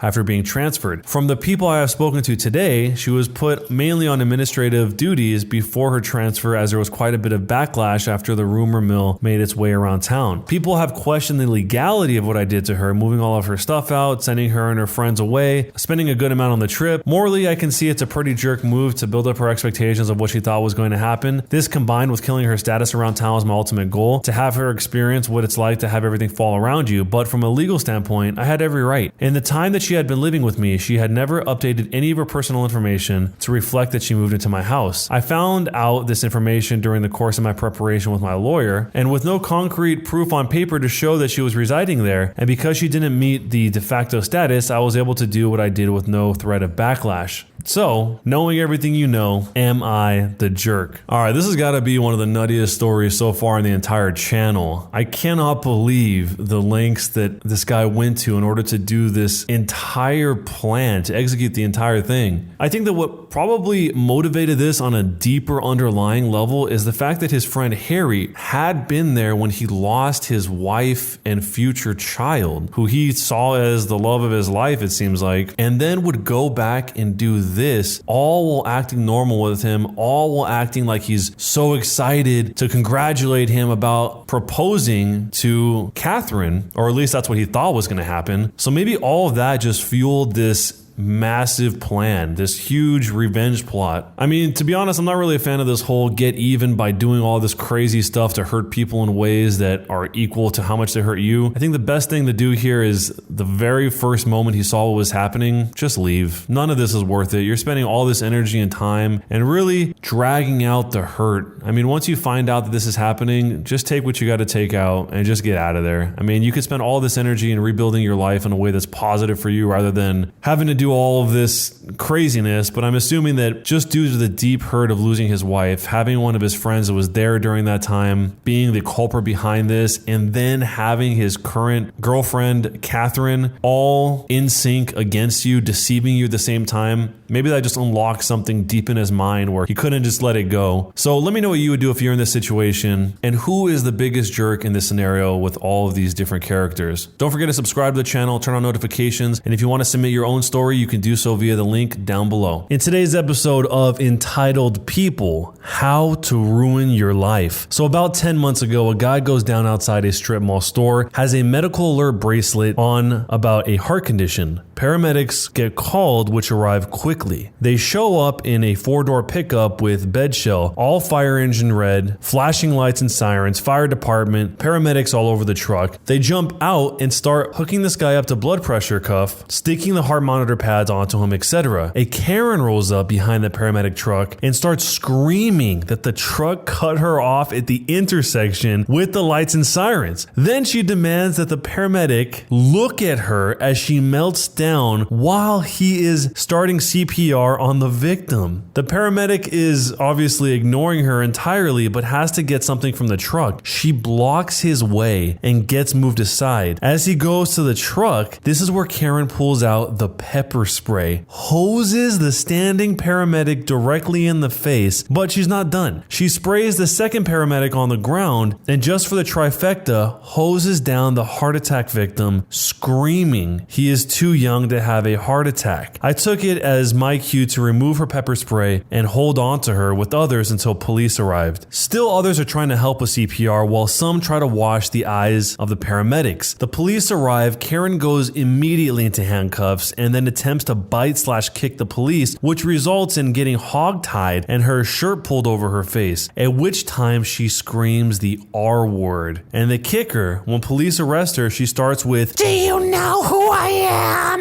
The results of this whole situation are 2 counts of aggravated assault with a weapon on the paramedics and 2 counts of assault on the police. 1 count of aggravated assault with a weapon on the heart attack victim, which thankfully survived, and resisting arrest with violence. She is also being sued by the heart attack victim for $10 million, which she apparently has. Her criminal trial is coming up. I bought a new suit for it, and my old self will be there with bells on. Since the entire event is on video from 2 cameras and who knows how many cell phones, it will be interesting to see what her high-powered legal team is going to cook up. But ultimately, I hope she will be convicted. She will be facing a possible 65 years, but practically will only get about 10 years maximum, if any prison time at all. As a side note, her husband is a bank vice president and refused to make her bail. It took her 13 days to get her family to bail her out. Who was the jerk here? Even if she thought that the heart attack victim was too young to have a heart attack, why does she think that they would be faking having a heart attack? Who in their right mind would call the paramedics and then lie on the ground and pretend to be having a heart attack? Even if for some reason it wasn't a heart attack, it was something else, how could you possibly interfere in that? The paramedic is trying to go back to the truck to get something and she blocks him. That's a pretty serious thing to do, because this could be a life or death situation, and obviously it was, because he was having a heart attack. But man, I don't know how she has $10 million and if that's even possible for them to know that that's true, but he probably is going to successfully sue her for something, because he could have lost his life there if she was interrupting the flow of the paramedics try to get the help that he needs while he's on the ground having a heart attack. Let me know what you would do if you were a bystander in this situation, and is she the jerk or not? A jerkish bridesmaid meets the unmovable force, my mother. Some quick background. My baby brother was born terminally ill, and the long hospital stays and the expensive meds kicked in around 6 months old. To cope with this huge medical bill that was ongoing, my mom worked a lot of odd jobs over the years, and one of those odd jobs was custom making wedding and bridesmaid gowns. My mom had a few die-hard rules. Number 1, she did all of your measurements. I heard the lecture of vanity fibbing only results in poorly fitting dresses more times than I can count. And rule number 2, all final fittings must be completed at least 3 weeks before the wedding. That way, if Dewey, her son, had an emergency hospital stay, she'd have time to arrange for someone to sit with him while she went home to finish a job. He was nonverbal and needed a constant companion. This particular bride wanted all of her bridesmaids in pastel organza dresses. Organza is a gauzy fabric. The base dresses were white covered with these colors. Unfortunately, the bride had more bridesmaids than pastel shades the fabric came in, meaning one lucky bridesmaid wore tan. The bride refused to start a fight by assigning color, so it was first come first serve. When you came for your measurements, you got to pick from the remaining colors. One bridesmaid lived 3 hours away and flat out refused to come to town to be measured. She insisted that telling us she was a size 8 was good enough. Bridal sizes are very different and didn't cleanly convert, so that really meant nothing. My mom finally reached the compromise that a local seamstress could measure her and send in the measurements. 1 month before this wedding, Dewey, her son, was admitted into the ICU to be placed on a ventilator. My mom now had to find enough coverage to get 8 dresses finished in the next 2 weeks or so. She pulled it off off thanks to amazing friends, but it was tight. My dad was busy working overtime to pay the bills and dealing with the other two kids, us. Well, this jerkish bridesmaid still refused to have a final fitting more than 2 days before the wedding. She, quote, didn't want to waste a trip because my mom was a horrible seamstress who didn't understand proper sizing. I was cleaning up seed pearls during that lovely conversation. My mom begged a friend to sit with Dewey for an entire day so she could do the fitting and the adjustments all at once. The bridesmaid was 2 hours late. When she arrived, she saw the hideous tan dress and began literally screaming about how it wasn't fair and how my mom must have picked that color. She demanded another bridesmaid return their dress and both dresses get swapped colors. That would have been an additional 20 hours of work, so my mom laughed and told her no. The bride herself arrived and told her friend, the bridesmaid, that color was the only option left and that she was sorry, but it was that or drop out of the wedding and pay for the dress anyway. So the bridesmaid finally agreed to put it on, and yeah, she lied about her size. When the zipper didn't go all the way up, mom whipped out the measuring tape only to discover that this jerk lady had shaved 1 to 2 inches off of every measurement except her height. Her defense was that she wasn't going to let a jealous seamstress lie about her, so she fixed the numbers before passing them on. By this point, my mom was breathing fire. Her son's life hung in the balance and this lunatic was making her life hell. My mom demanded double for the dress because she was going to have to add strips to the base white dress to make it big enough and then make a whole new overdress from organza. It was doubling the time it would take to make this and adding substantially to the fabric costs. The bridesmaid fought over it and my mom finally told her, fine,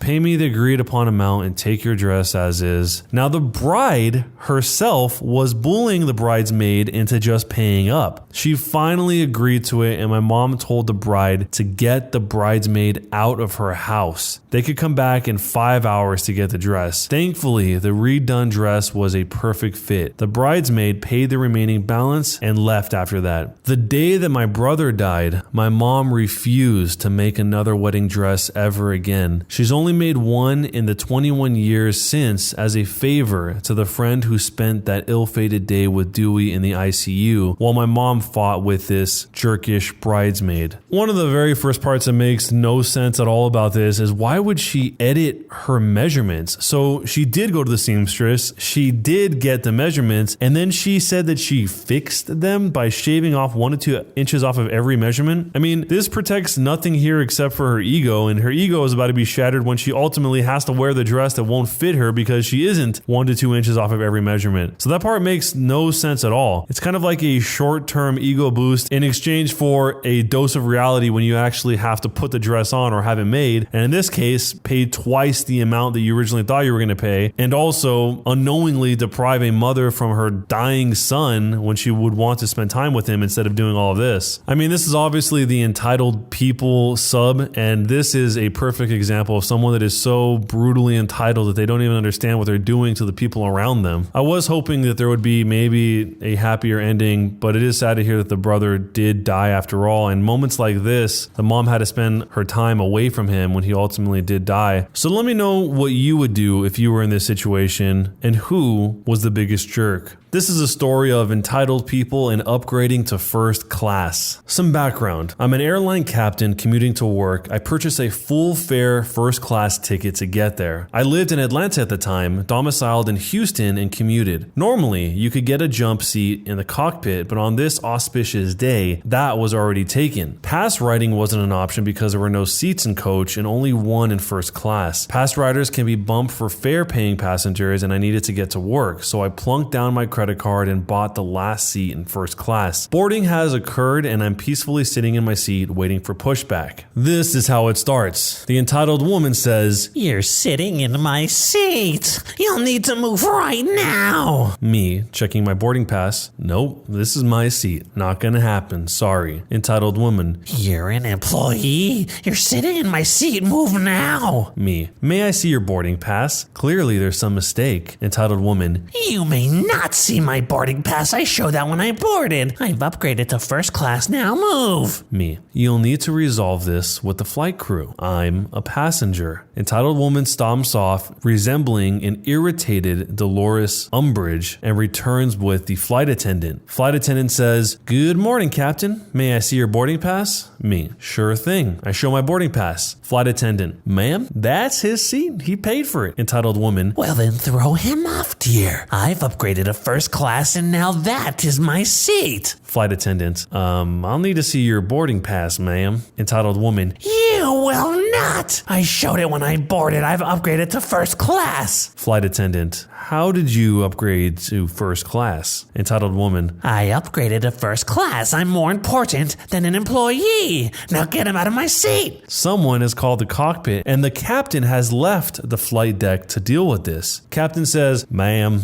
I'm Captain Wallaby. I've just spoken with the gate agent. We certainly apologize for this awkward situation. The agent has corrected your paperwork and has a voucher for future travel for you as well. Please go fetch your new boarding pass and your voucher and we'll be on our way." The entitled woman departs up the jetway, a triumphant smile on her face. The captain returns to the flight attendant and says, "Prepare the doors for departure." The doors close. The captain returns to the cockpit as we push back from the gate, and I can see the entitled woman pounding on the glass next to the jetway. It was a nice ride to Houston. The coffee was wonderful. Somehow, this sounds like a lawsuit waiting to happen. Maybe not a successful lawsuit, but a lawsuit nonetheless, because what if this woman was trying to get to something that was extremely important and the captain basically just tricked her into getting off the plane so he could take off without her? One of the comments basically summarized what this was, and it was a tactic where you say, "You win, just go get what you want," and then psych. So they voluntarily get off thinking they're getting whatever they want, and then they just leave. Someone else said that apparently it is much easier and less disruptive to flight schedules just to kick them off using this tactic than to bring airport security aboard the plane. So maybe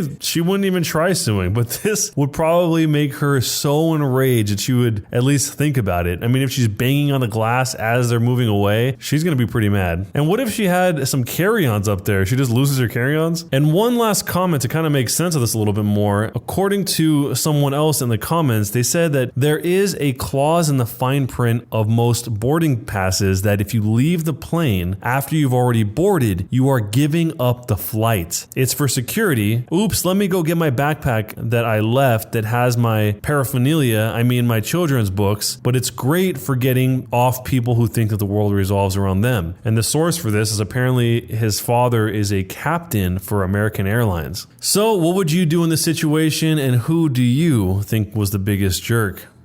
This next story has to do with a guy who found out someone he knows was scammed by a CSGO scammer, and then he tries to take justice into his own hands. And this is how it starts off. I'm not inherently violent or anything along those lines. The last physical fight I was involved in was like 10 years ago when I was 16. I like to chill out, smoke with my mates, and generally mind my own business. I met a girl online at the beginning of this year. I've never met her in real life. We don't even game together, we just talked. And somehow I just fell for this girl. She didn't feel the same way. Pity. So I cooled my interest in her, but she was still a friend whom I deeply care for. We still talked, but daily messages became weekly messages. A few weeks back, she messaged me on Steam asking for a small favor. Because I was dumb like a tree, I decided to dig a little deeper. It turns out someone scammed her for about $800 USD in CSGO. $800 isn't a fortune, I know, but it was how he did it.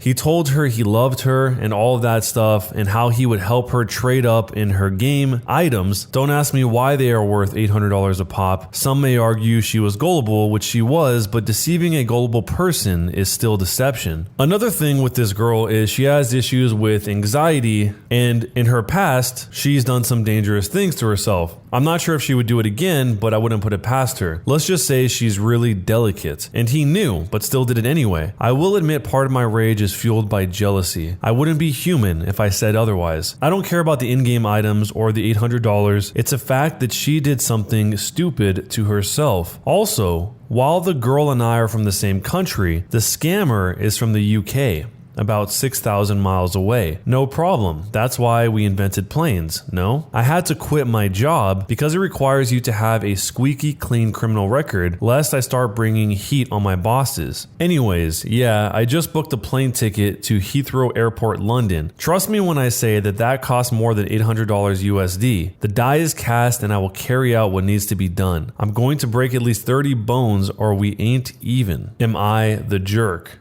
This is an absolutely horrible idea. I would tell this person if they were listening, do not do this. But since this post is from such a long time ago, hopefully nothing bad actually happened. The part that seems so insane is that they only talk weekly and he's gonna buy a plane ticket to go 6,000 miles to do something that it sounds like she didn't even ask him to do. And some of the top responses to this said the obvious thing, just give her the $800 instead of spending your own time flying all the way out there and getting a criminal record for no reason. I mean, you're spending money, you're spending time, and you're giving up what he later calls his non-taxed high-paying job, because in the TLDR he describes it as, I quit a non-taxed high-paying job. I prepared to go to jail in a foreign country, all for a girl I never met. At least that was what I used to think. Now I'm doing it for myself. So anyway, the top comment that mentions a lot of this stuff basically ends by saying your best bet is to cancel this trip, beg for your job back, and give the girl $800, be a hero, and move on. But in one of his edits, he actually said he offered to cover her losses, but she doesn't want the money. She ain't no gold digger, is what he wrote. So I'm curious to see what the message was asking for a small favor. What was a small favor that she was asking? Because if it wasn't for money, it probably wasn't asking him to go fly 6,000 miles and exact vengeance in this very elaborate way, because that wouldn't exactly be a small favor. But let me know what you guys think. What would you do in this situation? And is he the jerk for doing this? Am I the jerk for getting my friend banned in CSGO and him losing $400 worth of skins because of it? So about a year ago, I had a group of friends who played CSGO. I decided to find a wall hack that wasn't detectable, and we three used it until we ranked out of Silver 3 and got to Silver 4. We told my friend not to test it in bot games because he would get caught, and he did it anyway. But I was the one that pressured him into getting the hack though, and that's what got him banned. He lost about $400 worth of skins in CSGO. Am I the jerk? I mean, all of them use the wall hack from the sounds of it, and anyone who's hacking in the game should probably be banned no matter what. Just because it's a lower rank, I'm guessing that's his argument he's trying to make, that because it's a lower rank it doesn't matter. It still matters. There are people that they play as good as they can and they're less than that or about the same as Silver 3 to Silver 4, and that ruins the game for everyone. It probably should have been all three of them when they were banned and not just this one guy, but I really can't believe how common it seems that people are using cheats all over the place in all different types of games. But let me know what you guys think. Jerk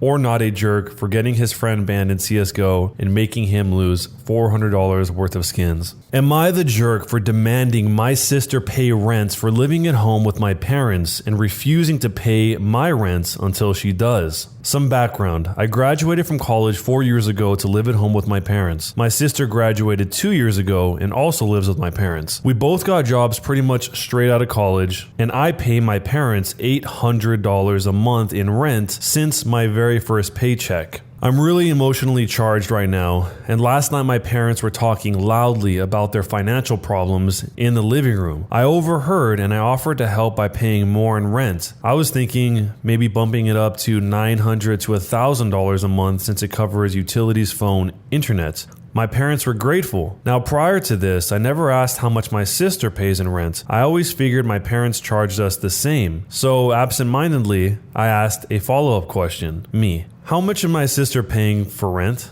My mom. Nothing. A long pause. Me. What do you mean she doesn't pay rent? My dad, visibly angry. Your sister doesn't pay a thing! My dad explained how my sister recently bought a brand new car and she hasn't paid insurance on it, so my dad had to pay for it. Since she doesn't pay rent, she doesn't pay utilities, phone, anything. So for the past 2 years, she's been living rent-free while I've been paying my parents. So later that night, we had a family sit-down talk. My sister didn't want to pay rent, especially at how much I was paying. She offered to pay $100 a month. My parents suggested she pay $300 and I pay $800, which my sister and I both rejected. The conversation ended with this.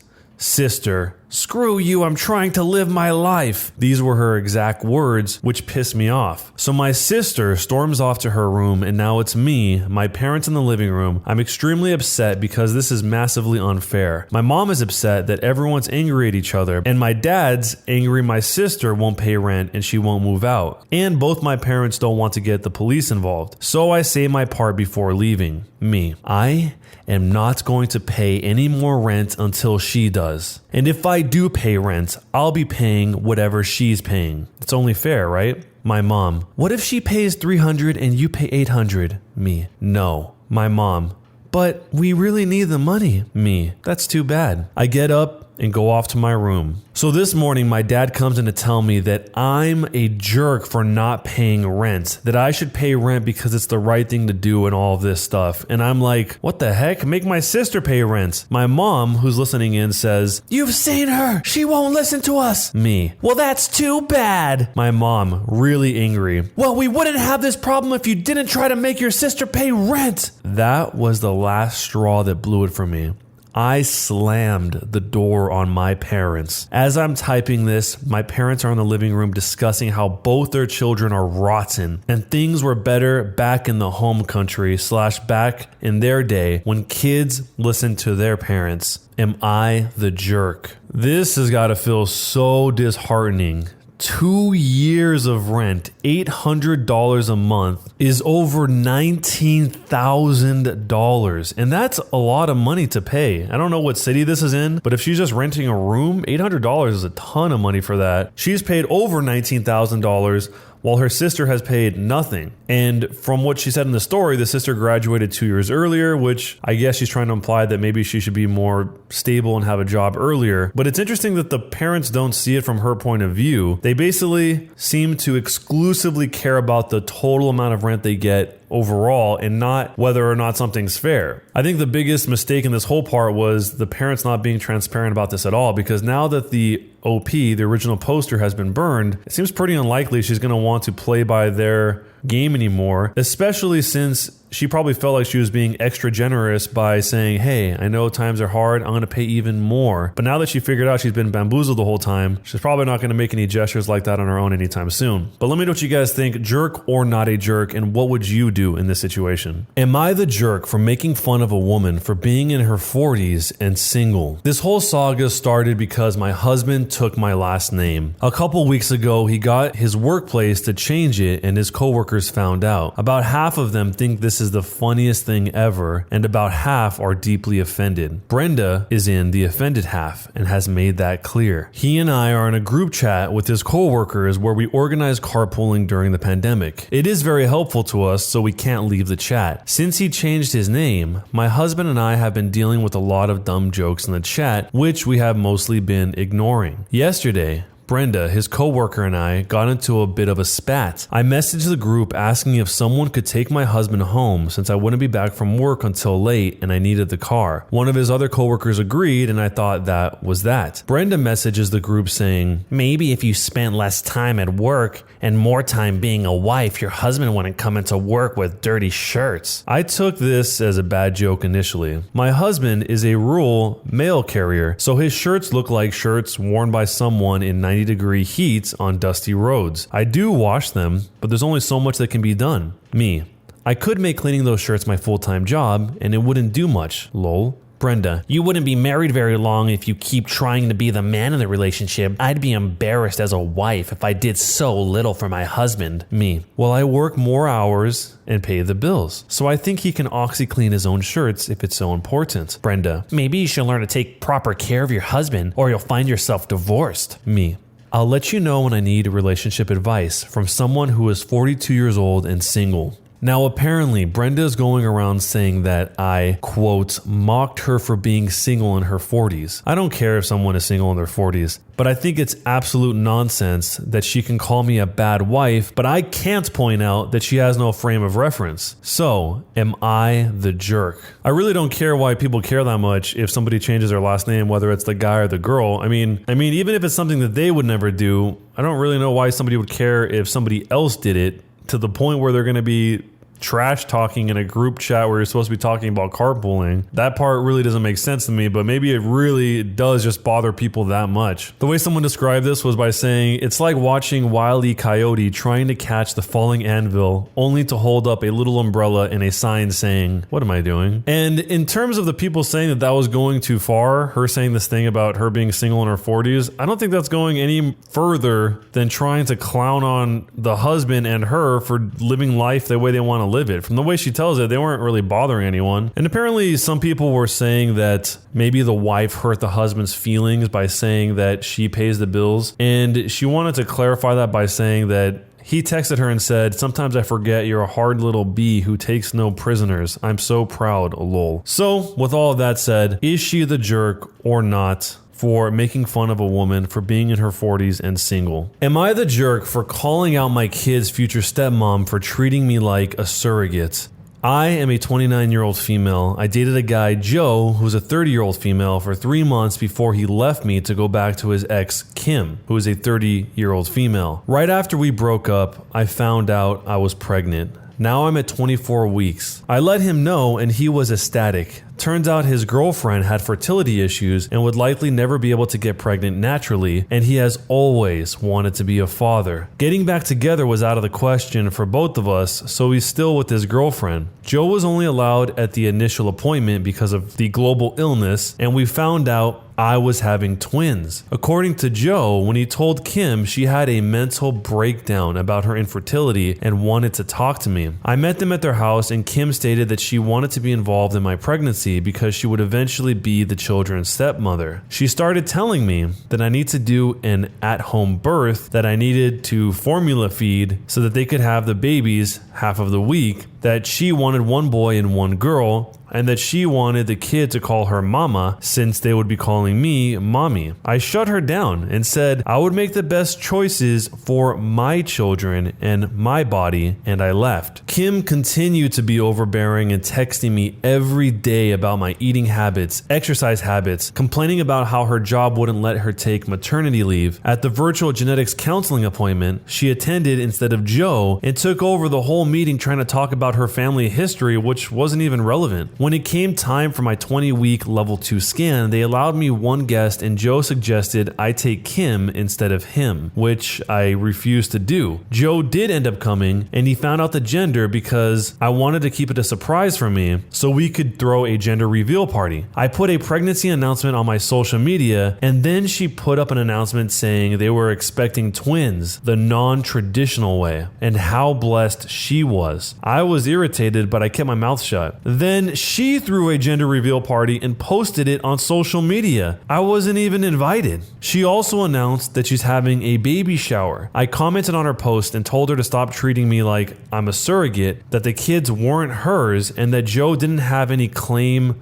or custody of the kids until they are born. I then called Joe and reiterated all of this and stated that I would not be seeing either of them until we went to family court and that my mother would be my birthing partner. He and Kim and some of her friends and family are saying that I'm a jerk, and her mother even called and insisted I give her one of my babies. Like this is the Parent Trap. So, am I the jerk? I can't believe that she threw a gender reveal party and didn't invite the person who's going to give birth to the children. That is pretty wild. I think the way that she describes it is spot on. They're treating her like she's some sort of surrogate, that she doesn't have any role in this at all. She's just delivering a baby like she's straight out of Handmaid's Tale. I mean, it almost sounds like Kim and Joe, mostly Kim, want to take her out of the picture entirely. Like she has these babies and then, oh, I wonder where the mother went. She just disappeared. That's the kind of level that Kim seems like she's on right now. But a lot of people were suggesting that she should get a lawyer because with this type of enthusiasm, there's probably going to be a bunch of custody law issues and restraining orders that may be necessary. Honestly, this kind of sounds like the start to a horror movie where this is how it starts and then everything goes horribly wrong from this point. It's pretty much the perfect setup. There was a few updates in this whole situation. She said that she is going to get a lawyer as soon as possible. And then a lot of people suggested that maybe Joe did this on purpose, that there was some sort of plan all along. But then the last update in this whole situation is that she has orders of protection against Kim and Joe, that she left the States and Kim and Joe are harassing her because there's no legal jurisdiction once you leave the States. She says that she has enough evidence and she will be pressing charges in her current state and pursuing a restraining order. I'm not sure exactly how that works out since Joe is actually the father, but this whole situation is very complicated as it is. But let me know what you guys think, jerk or not a jerk, and what would you do?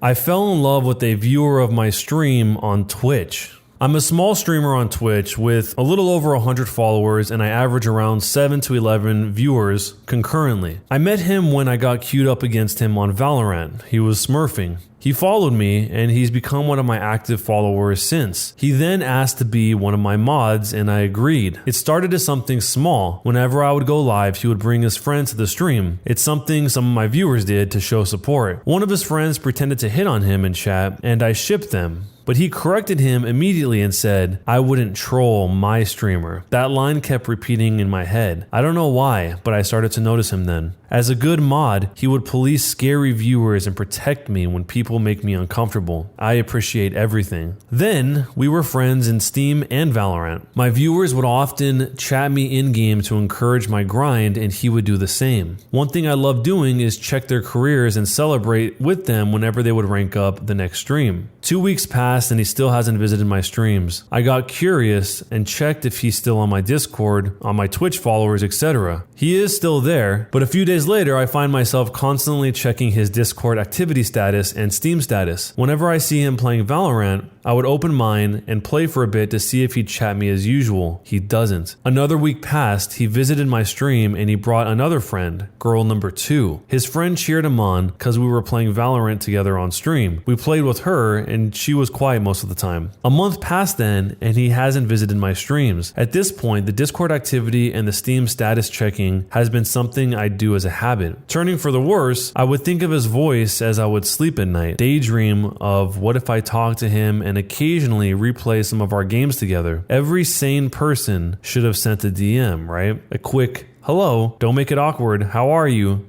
But nah, I was too shy for that. Ridiculously waiting for his move because I was too chicken to do so. He's probably busy with a lot of things or just wasn't interested to watch anymore, I guess. I stalked, lol. Checked his stream profile and saw he's friends with 2 familiar names. The 2 ladies he brought on stream and I got to play with once. Then I checked his previous Valorant matches and saw one consistent name on every single one of them. Girl number 2. I felt stupid. Viewers watch a lot of streamers. I'm nobody special to him, and I don't know him at all apart from he's a mod and he loves games as I do. While I'm here wasting my time thinking of him, he could be stressed with his own life. I would never know because we're not really friends and I'm too cooped up in my shell to approach him. I don't understand why and how this came to be, but yeah, that lady could be his girlfriend or best friend and I wouldn't know either. Even typing this whole thing out feels absurd. There it is. I'm ending this, and does this whole thing make me the jerk or not? I don't know if I would call this love, but the streamer and the viewer clearly had very different expectations for each other. I don't even really know how the streamer knows that she likes the viewer, since it sounds like even though he's a mod, he doesn't really show up to the stream like he used to. So she's going off of, I guess, just the short amount of times they played together and the times that he was a mod in the stream, and that's really it. I think that the only thing that makes sense here is to actually just DM the guy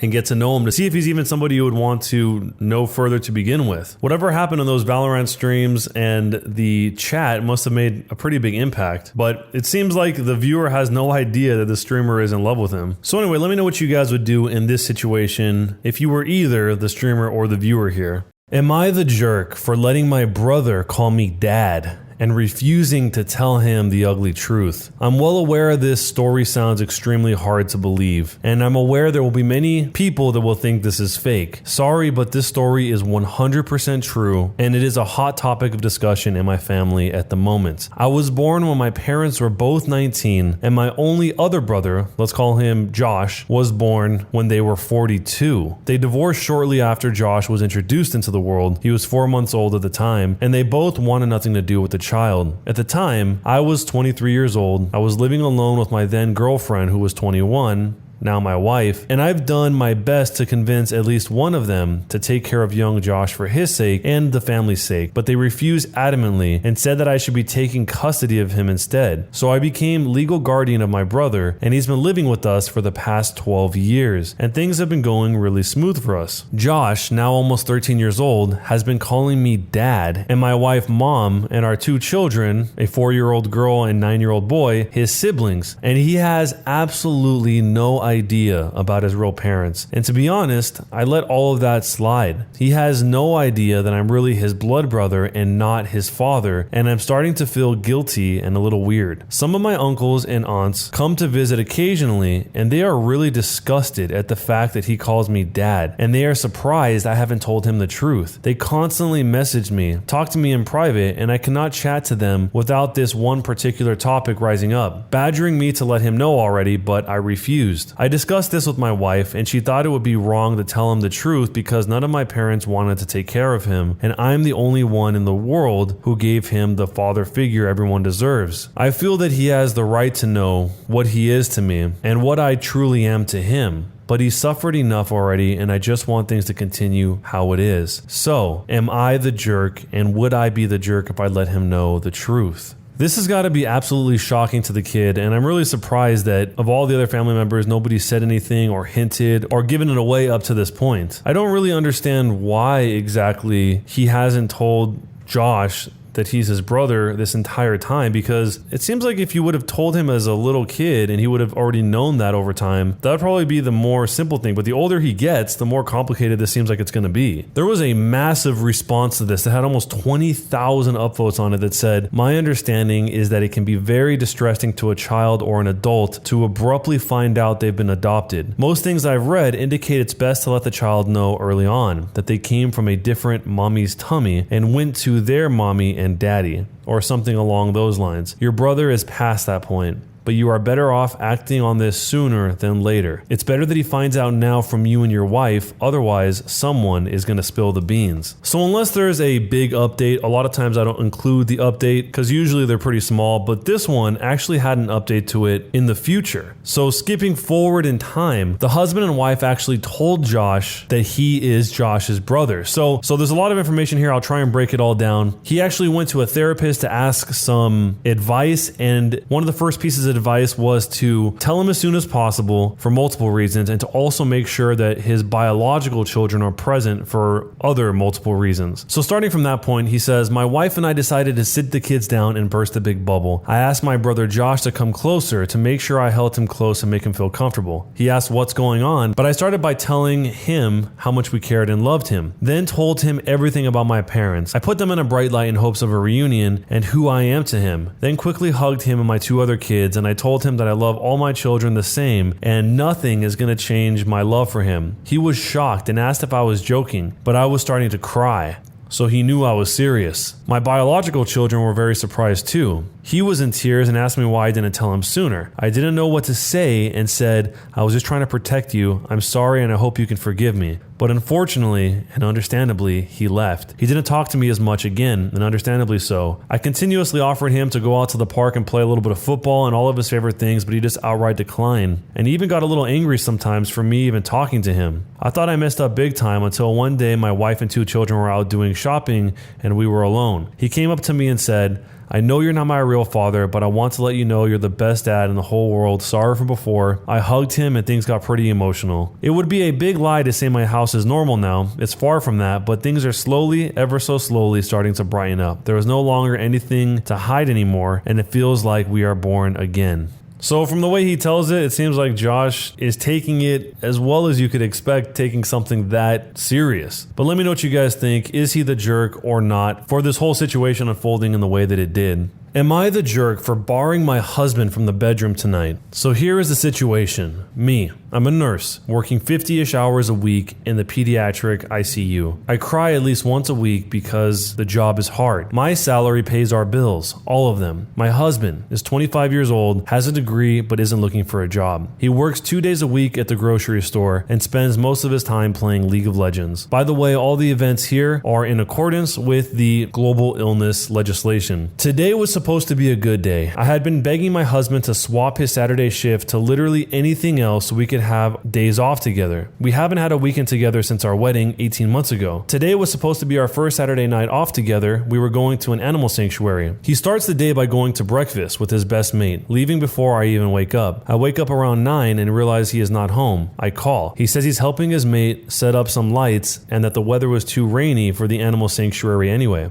He gets home at 1-ish, lies around, plays some League of Legends, promising we would cook dinner tonight together. He leaves again at 5 to help the same mate with something else. I go grocery shopping. I don't drive because of medical issues, but I walk there and back in the rain. I get home and realize I've left my keys inside. I call my husband knowing he's 5 minutes away. He says he'll leave in a minute. I sit in the rain and cold in the southern hemisphere, and 45 minutes later I call again. He still hasn't left yet. He finally agrees to come let me in the house, so he drives up, presses the clicker to let me in the garage, and leaves again. At 10 p.m. I called to see where he is. His friend answers, says he's out driving to do something an hour away. It's 10:30. I'm going to bed. I have sent him a text that I'm upset and I don't want to speak to him tonight and would rather he left me alone. As far as I'm concerned, if he can't value me more than his best mate, on the first day off he and I have shared in a year and a half, he can go sleep in his bed instead. By the way, his friend doesn't work, so they hang out all the time when I'm at work. He is going to be upset, and he is going to tell his mate, and his mate is going to tell him I'm being a jerk. So, am I the jerk?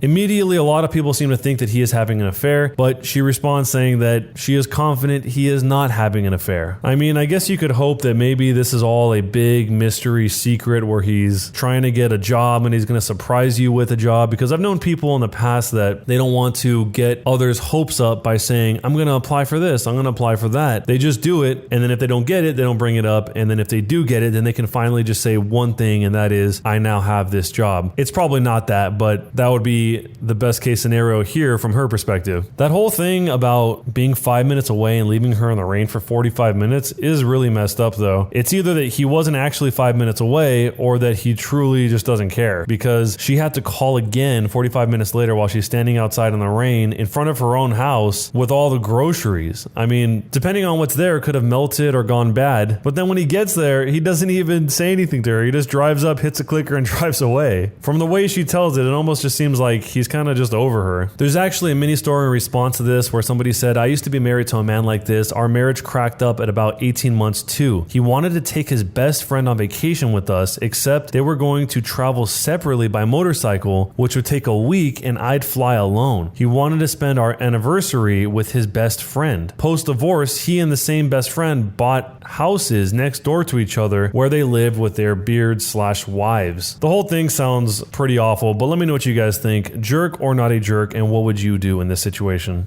Am I the jerk if I cancel Christmas because I can't afford it this year? The title says it all. I'm a sole provider for a family. All my credit cards are maxed out. Negative bank balance. Upcoming missed payments until my next check. Basically destitute for the foreseeable future. My wife and I usually decorate on Black Friday, but this year I don't want to. The thought of putting up our fake tree, knowing I'll have nothing to put under it, fills me with such a mix of shame, anger, and pain. I would prefer just to let December pass and cut out as many things as I can until I can get my finances under control. Plus, my daughter is 2 years old. She won't know, care, or even remember one missed Christmas. So, am I the jerk? I'm already a failure as a husband and a father. What say you here? I'm assuming the wife wants the tree to go up, or at least to have a little bit of Christmas spirit. That at least seems to be the implication here. And if they already own the Christmas tree, I don't see what the hurt could be from just putting it up, even if there's nothing that goes under it. But there's actually a lot more info that came out after this. A lot of people asked questions about the specifics of his situation, and he clarified saying, our mortgage and utilities are paid. There is food in our fridge, and my paychecks are secure, even though it too will all go to bills and none left over for gifts. I pretended not to notice that we weren't keeping up our pre-child lifestyle without credit cards, and I got in over my head, and now I have to dig myself out of a relatively deep hole, meaning I won't have money for gifts and meals out and holiday gatherings and whatnot for a good bit of time to come. But I have a great job, an outstanding family support system who all live close by and know what debt feels like and will understand if we can't chip in this year with anything but our presence. But it just felt shameful to have the advantages I have, and I still managed to screw it up as bad as I did without asking for help. So of course there are a lot more details to every story, but based on what you know so far, jerk or not a jerk for canceling Christmas because he can't afford it this year?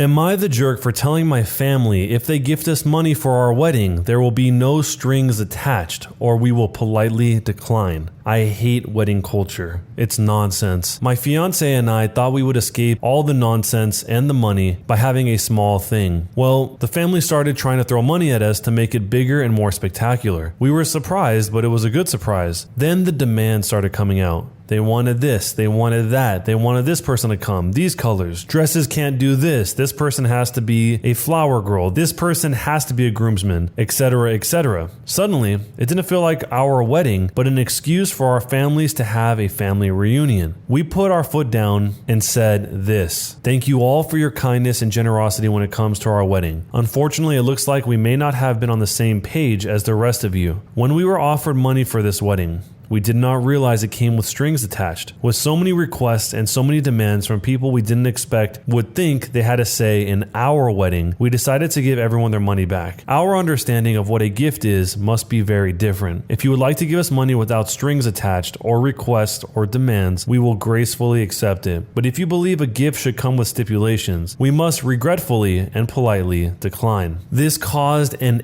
epic fiasco, such to the point where I have people saying they will never come to our wedding. Honestly, not the worst thing in the world. That we are spoiled, that we're jerks, etc., etc., etc. My parents are rather upset about it, but hers, who never made any demands and gave us a small cash gift, said we did the right thing. We are halfway to canceling the whole party and just absconding into the wilderness to do the wedding the way we want. Are we the jerks? This is probably the best way it could have been handled. Just give back everyone the money and let everyone know what page the bride and groom are on. I'm guessing that what happened here was one family member probably gave money and then thought nobody else will be making any requests, so it wouldn't be a big deal if they made a request, and then another family member thought the exact same thing, and then another family member thought the exact same thing, not realizing that the bride and groom were bombarded with requests from everyone, or at least a huge majority of people besides the wife's parents, it sounds like. And if they wanted a family reunion, as you put it here, they should just have a family reunion. They could do it before or after the wedding, but then make the wedding be exactly what the bride and the groom want. But let me know what you guys think.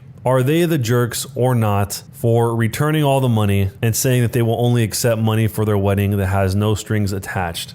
I scammed people for over $10,000 in CSGO and then lost most of it when I was 13. So basically, I was 13 years old and I was a gamer back then. I was a CSGO player at the time, a normal kid who played the game since he was 6 years old. By this, I mean that I played Counter-Strike since I was 6. So I had like 7 years experience in the game. One night I remember playing and there was a guy that told me I'm great at this game and he wants to play more. I remember that after I talked to him for the first time into the mic, he heard that I was just a kid and he added me, and after a quick chat, I got scammed. I lost 12 cents worth of cases, which are in-game items. Really nothing, but this is how it began. After this, I learned from the internet how to perform a scam in this game. Basically searched on Google how not to get scammed on Steam and took some ideas from there. And how salesmen are more convincing while trading so I can look more experienced when I was talking to people. Not even 2 days passes and I already got a knife in this game. An M9 Bayo Vanilla for people that know the game, and for those that don't, it's worth about $100. This was the first time I really felt guilty about something, but I also wanted the skins, potentially the money, so I went on going. After I got in-game items worth about $300 in less than a week, I went on and got level 100 on Steam. Now it is really nothing, but back then it was wow. After getting this level on Steam, everything went really smooth. People were adding me from forums, from Steam groups, from CSGO Lounge, everyone wanting to sell their items to me because I looked like the most reputable buyer around. I remember that I was always asked why do they need to sell their items. I felt really guilty and I promised myself that I won't scam people that need money for medical problems / people from my country. Some people were pretty scared. Someone told me that, quote, I had their lives in my hands and that if I scam them, they will check out permanently.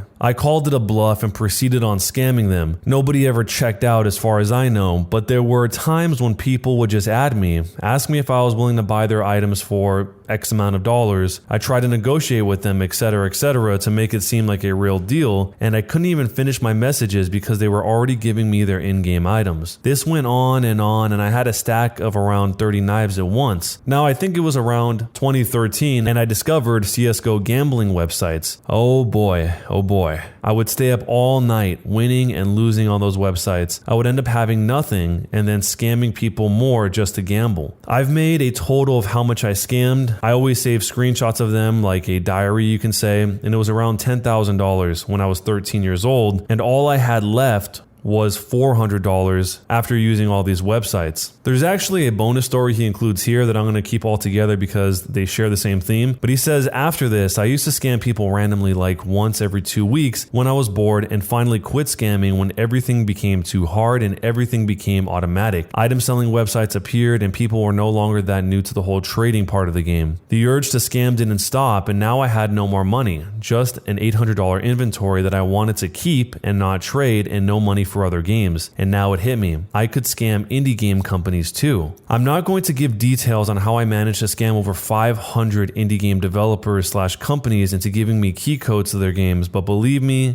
it is not really worth it. The best games I could take for free were Rocket League, Goat Simulator, Insurgency, and other ones that I don't remember. And Rocket League, by the way, is free to play now anyway. I'm getting emails with new key codes even to this day when some of them make another game. I don't know why, but if I'd had to guess, I'd say they got an automatic list with ex business partners. This was a fun part of my childhood because it developed my business ability. I learned how to talk to people and how to make really nice business emails, and it was overall a good learning method. At least that's how I see it. No, I'm not scamming people anymore, and I sometimes feel bad when I look back at those memories. But I guess that a 13-year-old wouldn't think that much, and there was even pressure to scam more because my friends saw me as sort of a god of scamming or an evil genius, and I liked being appreciated, even when it wasn't because of something good. So, am I the jerk for scamming people out of $10,000 in CSGO items? This is pretty nuts. So this guy would probably still have all of these items if it weren't for the CSGO gambling sites. So basically, some of these CSGO gambling sites ended up inheriting or having all the items trickle down into them because, as it turns out, a lot of those sites appeared to be rigged anyway. But this is crazy. It's kind of funny that he learned how to scam by looking up how to not scam. It makes me think of the whole thing where some people believe that viruses are created by the antivirus software companies because they want to have something to be able to defend against, something to sell you, so they make a problem so they could sell you this thing to keep you from getting that virus. In this case, he's just trying not to get scammed and learn how to scam along the process. But it does seem like this stuff is a lot harder to do these days because the way Valve changed everything. And like he says here, a lot of stuff is automated, so there was probably just a small window where a lot of people were able to do this, and it sucks for everyone that did get scammed. But let me know what you guys think. Jerk or not a jerk, and what would you do?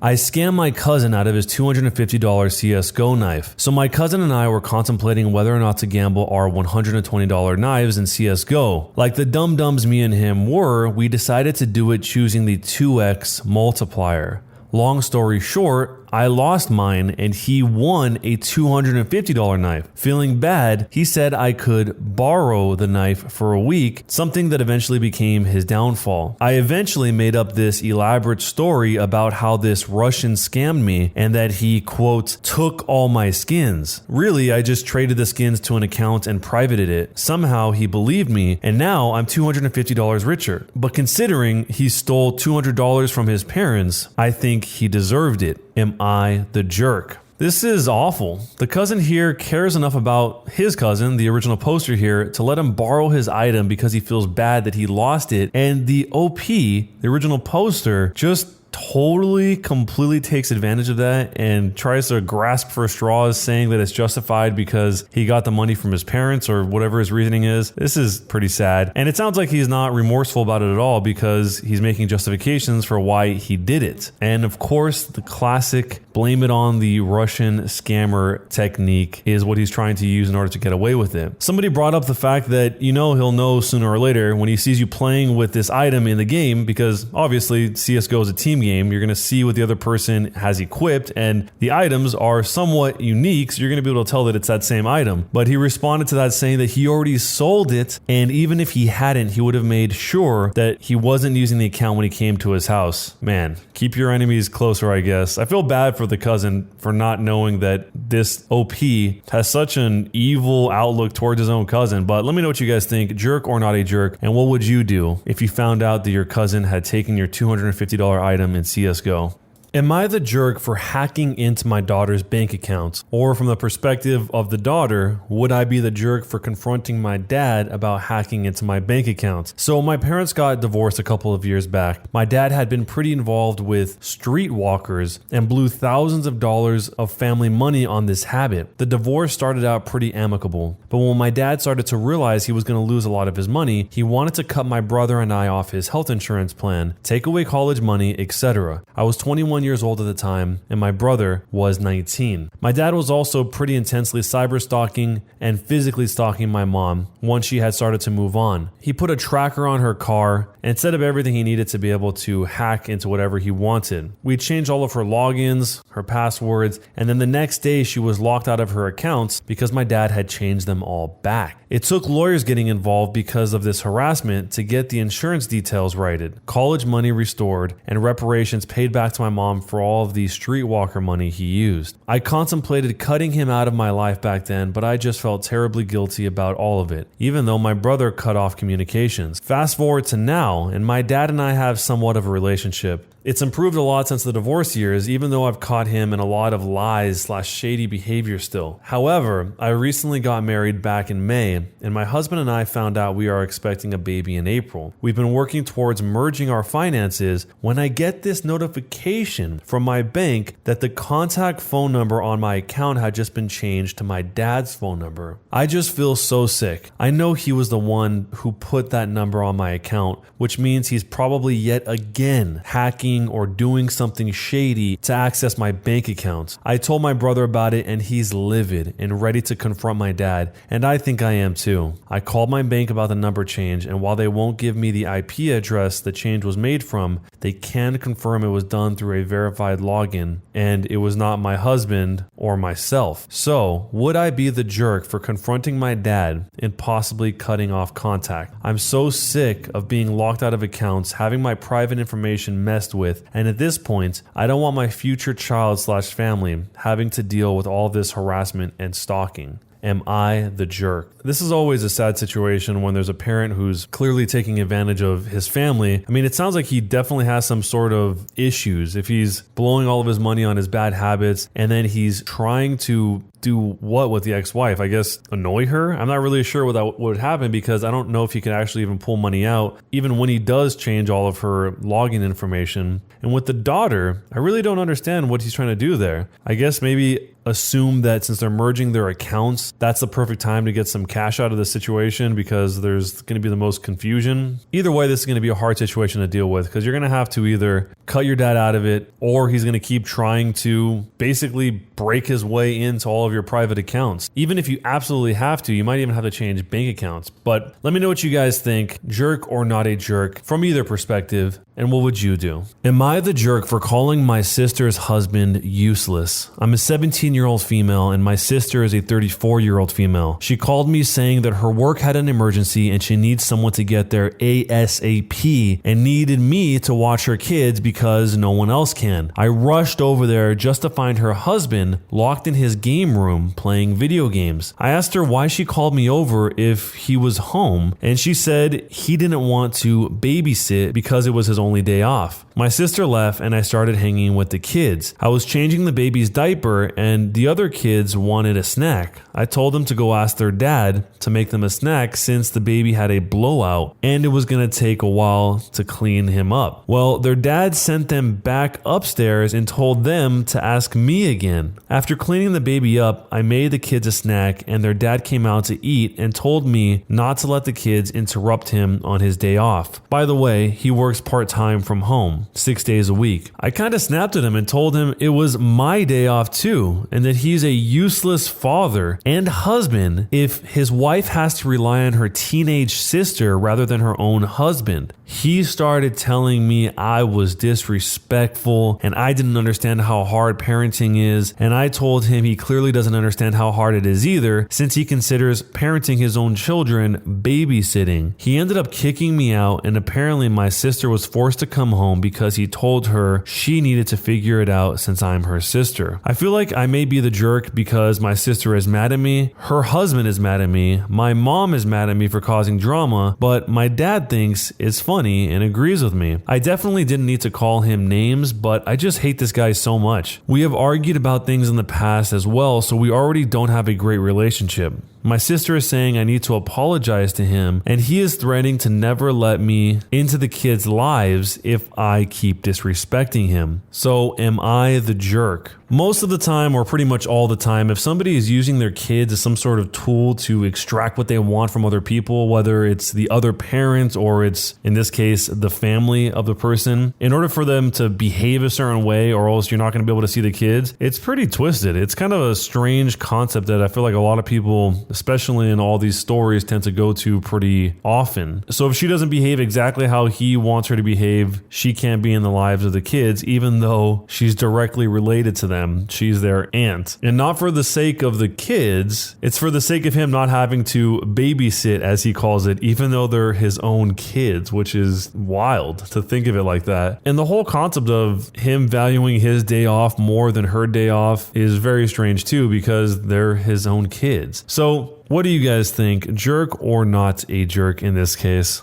Am I the jerk for making fun of a white girl for being poor because she was being racist? I'm Asian, more specifically one of the only Chinese people in my grade, which has been absolutely fun these days. So the girl in question has been racially harassing me since the beginning of lockdown. When she DM'd and said, "Did the bat taste good? Thanks a lot, you freak," I reported her to my school, and they literally just dropped it because they said tensions were high and she couldn't be blamed because her uncle had corona or something like that. Then I got repeated messages like that from fake/newly created accounts that I suspect were from her, but I just kept blocking them until I guess she gave up because I wasn't reacting. My school district has chosen to do in person, massively dumb in my opinion, but whatever. On the literal second day of school, she walks up to me while I'm in the lunch line and says in a thick Asian accent, "Are you eating bat dumpling or dog noodle?" Other people around me laughed. And I'm sure I don't have to explain this, but I felt humiliated. It finally felt like I got her off my back for a little while, and she comes back as soon as school starts. And I already know my school administration isn't going to go to bat for me. I don't know a lot about this girl since I obviously tried to avoid her, but I did know that she had bad teeth, lived in a trailer, and was very poor. I'm ashamed to have stooped to this, but I just wanted to show her how it felt for once, so I said, "I'd be less concerned with what I'm eating if I were you, and more worried about your diet, since you're the one who needs to figure out how to brush her teeth in a trailer with no running water. Stop trying to get sent to a hospital when you can't afford health care." Other students nearby told me I went too far because it wasn't her fault she was poor. Like it was my fault I was Asian. She literally cried. Like I didn't cry every time she called me her names. She's left me alone ever since though, which doesn't matter since I plan on transferring anyways. Am I the jerk? I think in this case, if she didn't do something to abruptly put a stop to this, it probably would have kept on going forever. And it sucks that it had to be in this way, but I mean, really, what else is there? If nobody else is there to help her, she feels alone. The school isn't even helping when she's trying her best to report and do things the right way. I mean, she's not really left with many options. It's either she does something to totally shut it down, or she has to continue enduring this nonsense forever. But let me know what you guys think on this. Jerk or not a jerk, and what would you do? Being a female on Twitch TV is the easiest money I've ever made. I'm a young female, and my friend said that if you're pretty and you're a girl, you can make money on Twitch by literally doing nothing. At first, I thought this was complete nonsense, of course, because how can you make money doing literally nothing? That sounds like one of those too good to be true sort of things. Well, fast forward a week, I made a Twitch account, a cool sounding name, and started streaming. It was a bit weird at first trying to figure out how the site worked, but I got the hang of it pretty quickly. My first week streaming, all I did was turn my webcam on and wear a very revealing shirt, and I had 400 viewers on day 1. And by the end of the week, I had 900 viewers. About 3 weeks later, I got an email from Twitch saying I was partnered, and I finally got my donate button. Yay. I was now on my way to making money from just sitting at my PC and talking to people. I was in the just chatting section of Twitch. I never had to touch a single game. About 2 days later, I got my donation set up where I can finally accept money, and on my first day streaming with the donation button enabled, I made $300 in one night. It was unbelievable that guys were just throwing money at me just because I was on webcam talking about anything. The next day was even better. I made $800 in the span of 5 hours, and I broke down after the stream was over, crying as I couldn't believe that I just made that much money from literally sitting in front of my PC on some random website I barely knew anything about. Are guys really this generous to pay some girls on Twitch ridiculous amounts of money in hopes they'll get a date or something? I almost feel bad, but I really don't. Other people have it easy in life, so why can't I have this chance at making easy money? I stream almost daily now, and I make an average of about $1,000 a day, and I cannot believe how easy it is. I just literally switch on my stream, wear a raunchy shirt, and I get money thrown at me. Haters are gonna hate, but I love it. I'm literally drowning in money. I'm confessing this because I'm ecstatic on how easy this is. It's like there's a million guys out there with their wallets lined up just to pay someone like me to talk on camera. In a lot of ways, I do feel bad. There is a part of me that legit feels like I'm taking advantage of people, but this is what Twitch allows. They encourage it and give us female streamers the upper hand on the site. Like it or hate it, it's not going anywhere soon. I will continue to make loads of money every day as long as there's some dudes wanting to throw money at me. $1,000 a day is bonkers. That's $360,000 a year. So a third of $1,000,000 a year by showing up and, as she described it, just talking there. I mean, there must be something that this girl has that maybe she doesn't realize, because there are tons of girls that are streaming on Twitch and don't have 400 viewers on the very first day that they're on there. It seems like, if this really even is a girl, that she's really leaning into the whole attraction aspect of it as opposed to actually doing anything beyond that, but it seems like she's happy with that, and she's making a ton of money. And it seems like most people in response to this support it. One of the top responses says, "I don't see anything wrong with this, OP. As a straight dude, if I had a way of making money just by streaming on Twitch and not playing a single video game, you can bet that I would too." Someone else said it would be different if you were scamming them out of money, but all you did was just set up a stream and they came to you. I'm actually jealous. I'm a guy and I wouldn't be able to do this. There are also some people out there that are telling her to be careful with creeps and weirdos, and also to invest this money well, because this is a lot of money to invest. I'm assuming she applied for a partnership and that's why they accepted her as a partner, but I wonder if she even knew that you can just have a PayPal link. You don't have to wait until you can accept bits in order to make money. But either way, this is pretty nuts. I don't think this is at all representative of everyone who streams on Twitch. Clearly, you can just go on the site right now and see that there are tons of 0 viewer streams. But in this case, if this was you, what would you do? Am I the jerk for telling my wife's friend she is too old and ugly after she repeatedly asked my 19-year-old son to take off his shirt? He was getting uncomfortable. My family had a small get-together at my house. One of my wife's friends was over. She is unmarried. I think she is between 45 and 47 years old. We aren't too close to her since she lives pretty far away. She was over at our house and she started complimenting my son. My son is 19. It starts off as innocent, but as time goes on, it gets more and more close to crossing the line. When we were out on my deck, she starts telling my son to take his shirt off. And what's the point of going to the gym if no one will see it? My son is visibly uncomfortable and tries to shut her down. She repeatedly is asking and getting more aggressive with it. I interject and I'm like, "Hey, Kathy, I think you're a bit too old and ugly for my son." This got her upset quickly, and she excuses herself to the bathroom and starts crying. My wife goes to comfort her, and then she later leaves. At the end of it, my wife is super angry with me for saying that I should have said, "Hey, Kathy, it looks like you had too much to drink." I told my wife that Kathy works a corporate job, she has training on this, and that she knows better. And our son was uncomfortable. He is over 18, but he doesn't know how to deal with an adult, let alone someone that is staying staying in our house. I told my wife flat out that if I was to invite a guy and he was to ask to see our daughter in a bikini, my wife would have called the police. She says it's different. I tell her that I was way more kind to Kathy than I would have been had a guy said something like that to our daughter. And I told my wife Kathy needs to apologize to my son before she can ever come into our house again. Overall, I think I was fair. If Kathy just said it once and I said that, I think I would be the jerk. But the fact that she kept repeating is why I said what I said. And I wanted her to get the message that yes, I am upset. That's why I included the ugly part. So, am I the jerk?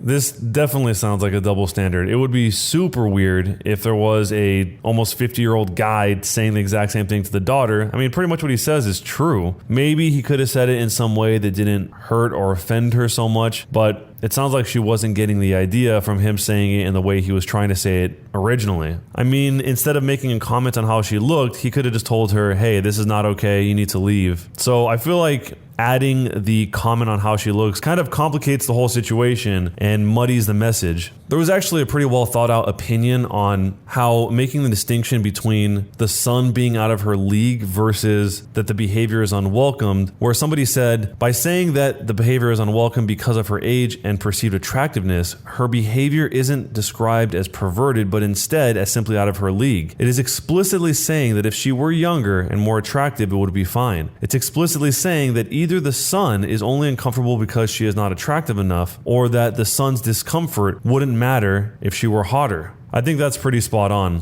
But let me know what you guys think. What would you do if you were the dad in this situation? And is he the jerk or not? Am I the jerk for not waking up my girlfriend for her exam after I overheard her calling me a little bee? My girlfriend has online summer courses and she had an exam for one of them this morning. I usually wake her up for pretty much everything because she sleeps through her phone alarm no matter how long it buzzes or how many she sets. She has joked that I'm her butler before within the context of a relationship. It's okay, so I don't mind obviously. I want to love my partner and try and make her life easy. However, last night she was chatting with her friends and she thought that I couldn't hear. She was bragging that I'm her little bee and I do everything for her when she tells me to, etc. It really hurt my feelings because they were making comments like, good, put him in his place, and she was agreeing. She specifically said, quote, yeah, I'm not worried about tomorrow because the little bee will make sure I'm up and he'll probably have breakfast ready for me too. I went to bed pretty hurt by it. And come morning, I didn't bother to wake her up when her alarm started to go. She usually only gets up when someone physically shakes her, but I let her turn off her alarm and she slipped back into sleep, and I turned around and went back to sleep too. When she woke up, she was yelling at me, saying I am a jerk and I've costed her an exam and I'm a piece of trash for what I did. So, am I the jerk? This girl is the red flag. I mean, how twisted do you have to be to take pride in the way that she is treating him and then to punish him when he doesn't want to be known as that thing? He probably should have communicated that to her right then and there, but there might not even be a hope in this case. Later on, he added a little more information where he said that he thinks that they're breaking up, and he eventually did tell her that he knows that she called him a little bee, but she says that she's not done with him, whatever that means. And then he also talks about how someone calling him that word makes him feel very small. So in this case, is he the jerk or not, and what would you do? Would I be the jerk if I asked my pregnant wife to move out because she and her best friend decided to test my loyalty? My wife is pregnant with our daughter. Initially, we were really happy and excited about it, but then she starts acting like a nut job. She gets angry, irrational for small things, insults me when she doesn't like the food I make, starts acting insecure, and accusing me of losing attraction for her. For example, she wanted to eat chicken sandwiches for dinner last week. Well, I made chicken sandwiches. So she eats all the sandwiches, leaves me nothing, and told me they tasted like crap. I wasn't pissed because she left me nothing, but if she didn't like them, why did she have to eat everything? When I asked her this, she told me that she was hungry. Okay, fine. She does this every time. Eats everything I make and then calls it crap. I don't argue with her because I work for more than 80 hours a week and I really want to have some peace when I'm home. So yesterday, a random girl starts flirting with me at the gym and then asked me if I wanted to meet up with her for some drinks. I rejected her and told her that I was married. When I got home, my wife started to hug me and apologize. When I asked her what happened, she told me that her best friend suggested a test for my loyalty. So they asked a mutual friend to flirt with me and asked me out, and I passed. Yay. I'm really pissed. I am done with her antics. Would I be the jerk if I asked her to move out? I don't think that having your wife who's pregnant with your child move out during her pregnancy is the best idea in any circumstance. But that doesn't take away from the fact that that is weird that she is setting up fake scenarios for people to come flirt with you at the gym to see if you're loyal or not. I mean, even if there's more to this story, like he's done something that would make her feel like he's bound to cheat or something that just wasn't included in the story, it's still a really weird thing to do this, to have some girl go up to your husband and try and get him to go to drinks with you while he's at the gym. It's just a strange situation overall. About the food thing, I don't think there's anything wrong at all with her eating all the food. I mean, she's pregnant, she's very hungry, much more than she would normally be, but it is very off-putting that she would say this is trash food, or I think she called it crap food, when it sounds like he's trying his best to make everything as good as it possibly can be for her. Maybe he took that as an insult, and what she meant it as was a way to try and get him to learn to make food more along the way that she likes it, but obviously he doesn't see it that way. So let me know what you guys think. Would he be the jerk or not if he asked his pregnant wife to move out because she and her best friend decided to test his loyalty at the gym? Am I the jerk for kicking my sister-in-law out after she threw away most of my single-use baby products and even formula? I'm a 19-year-old female. I have a 3-week-old baby girl. I do still live with my parents, but since I pay rent equally, they say I can have just as much of a say who comes and goes from the house as they do. I've never actually taken advantage of this rule until recently, though. I have a brother who's 26 years old and his wife is 24. They are crunchy parents to an 8-month-old. Basically, what that is stupid. They use reusable wipes/nappies. Think formula is the epitome of evil, baby wearing, the list goes on. I'm the complete opposite. Pacifiers, supplementing the formula due to low supply, disposable wipes, and nappies. They are completely against the products I use and often give me things like the sister-in-law's breast milk in bags, disposable nappies their little one has grown out of, etc. I've used some, but it's not really my cup of tea. On Monday night, my brother and sister-in-law were minding my baby for me since it was my birthday, and my baby's father, not together, but very close friends and co-parents, took me to get some dinner in one of my favorite fast food places. It was great and really relaxing. When I got home that evening, my sister-in-law said that she did some cleaning and threw out anything I don't need. This immediately gave me red flags because they were in a hurry to get out the door and left almost immediately. When I went into the nursery, every disposable nappy and wipe pack was gone and replaced with some reusable cloth ones. Same with my formula. There were 8 tubs and all of it was gone.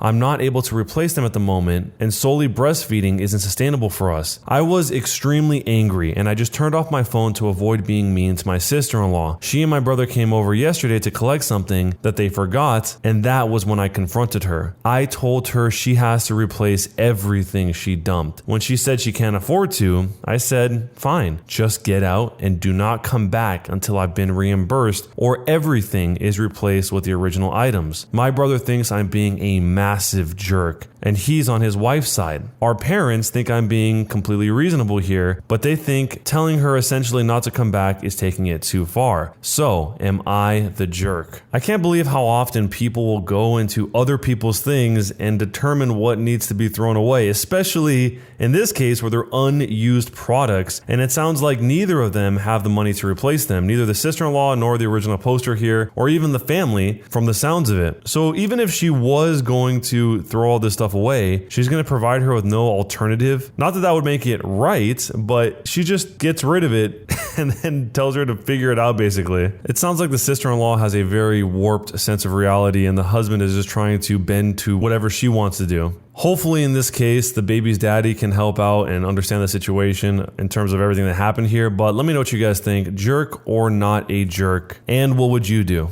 I view bought my Twitch streams. After over half a decade of being in the content creator scene, I'm so tired of having every single thing I put hundreds of hours of effort into being swept under the rug. I feel like I'm a classic case of the social media snowball bandwagon disease. I'm not being seen because I'm not already being seen. I am just so very lonely, even more so when I view bot, because I know that none of my viewers are real. I'm not even doing it so I can get sponsorships or anything else. In fact, I'd actively avoid that. I literally just want to pretend people care about the stuff that I make. My friends have agreed that I'm not particularly funny or interesting. I hated pretending to be happy for them over the years, as every single one of them skyrocketed over me with what feels like less effort. It might not be. I fully acknowledge that I'm selfish and I'm nasty. It seems like on Twitch and a lot of places that have live viewership, there are a lot of people that are doing this whole viewbot thing, but it doesn't actually seem to fix any fundamental problem. I mean, there's even people that fake viewbot during their live streams to have people chatting, and they just have chatter messages going the whole time. But it sounds like this guy is kind of acting out of desperation. Instead of continuously changing what he's doing to see if he finds something else that works, he's trying to go down the viewbotting pathway, and then even that doesn't work. So he's probably very frustrated. But let me know what you guys would do in this situation, and we actually have a few more viewbot related stories, starting with this next one. Despite averaging 100 plus viewers, I did not get partnered on Twitch until recently. Here's why. I was eligible for partnership applications since January of 2020 on Twitch. I even had good socials, such as a Discord server with over 1,000 members and a YouTube channel with 30,000 subscribers. On top of this, I have 300 Twitch subs. However, I did not get accepted until 16 applications later. What happened? Viewbots. Before you accuse me of using them, I never used them. On every single application from Twitch, they said they could not partner my channel because viewbots existed. When I followed up the email, they acknowledged that it wasn't me that used them. However, they would not partner me until either A, their engineers removed the viewbots permanently, or B, the viewbotters stopped. They said, per policy, we must make sure channels are bot free. Basically, never unless either one happens. I even reported this to Twitch's support, and yet the bots were never removed. Did I ever average 75 plus organic viewers? Unfortunately, Twitch refused to tell me how many organic viewers I had because it would help viewbot services. Looking at my chat list counts, not fully accurate but gives a general idea, I did indeed surpass the requirements almost every month since June of 2020. In fact, I hit 120 organic viewers in at least 2 months. Just by the response on Twitch's partnership email, it looks like they wouldn't have partnered me even if I averaged 200 real viewers. This was extremely unfair because anyone viewbotting out of your control could sabotage your chances. While there are several factors, they only responded with this exact same copy-paste email about viewbots. I mean, other streamers within my primary category are getting their applications accepted on the first or second try despite not having good socials and barely maintaining the 75 viewer mark. In late February 2021, the viewer bot finally confessed anonymously. I was ready to ban him on site, but I wanted to get more information. He joined my Discord and stated that he was trying to help my channel grow, but he didn't want to confess originally because I would have worried about channel bans. I really should have made a public announcement on my partnership status, but I was scared it would attract trolls, so I only kept it to my moderators and trusted friends. He later confirmed that he was a once a week viewer. He ran the bots in September of 2019, and I did not notice this until my first application. This was because he gave me 25 viewers then and slowly increased it to 60 viewers. How did he keep it running for so long? Because the viewbot service he claims was able to automatically start no matter what time I streamed, and the cost was cheap. This is why it was so anonymous. I guess he viewbotted very smartly because I rarely got complaints/accusations from anyone about viewbots. Finally, when I told him that it prevented me from partnership, he agreed to stop using it for good. From then on, my channel was bot free. It took me 4 more applications, but I am finally relieved to get accepted. The response was the viewbot issue, then they said I was on the right track, and I finally got it this past week. Over the last 3 months, I averaged 80 to 90 viewers. I guess Twitch wants to keep people's record clean, but it's unfair that somebody could do this without asking. I know people tend to laugh at others for complaining about partnership, but this one was most certainly unfair. I'm 90% sure Twitch would have given it to me on the 3rd application at the latest if the viewbots never existed. This is kind of a crazy concept that anyone at any point in time can viewbot your channel, even if you don't want them to. Even if you scream out into the void, please, nobody viewbot my channel, you're messing things up for me. People can still do it without you even knowing who they are. But I get what he's saying though when he didn't want to make an announcement because that might attract other people to viewbot him and make the situation worse so he can never get partnered at all. And the guy who was viewbotting him sounded like he wasn't even doing it for a malicious reason. It sounds like he was doing it because because he thought he would help him. I mean, he was only watching the stream 1 day a week, but for whatever reason, he wanted to help his channel grow, and he thought that by slowly increasing the amount of view bots on the page, it would make the channel rise up the ranks, I guess. It's pretty likely that he didn't even account that there could be a negative consequence to doing that, when ultimately there was, because he was denied partnership, what did he say, 16 times? So let me know if any of you guys have had any experiences like this, or know somebody that has any experiences like this, or have any stories you want to leave in the comments. But there are actually more stories that exist like this, where people are view botting streamers that don't know anything about it. And that's where this next story starts.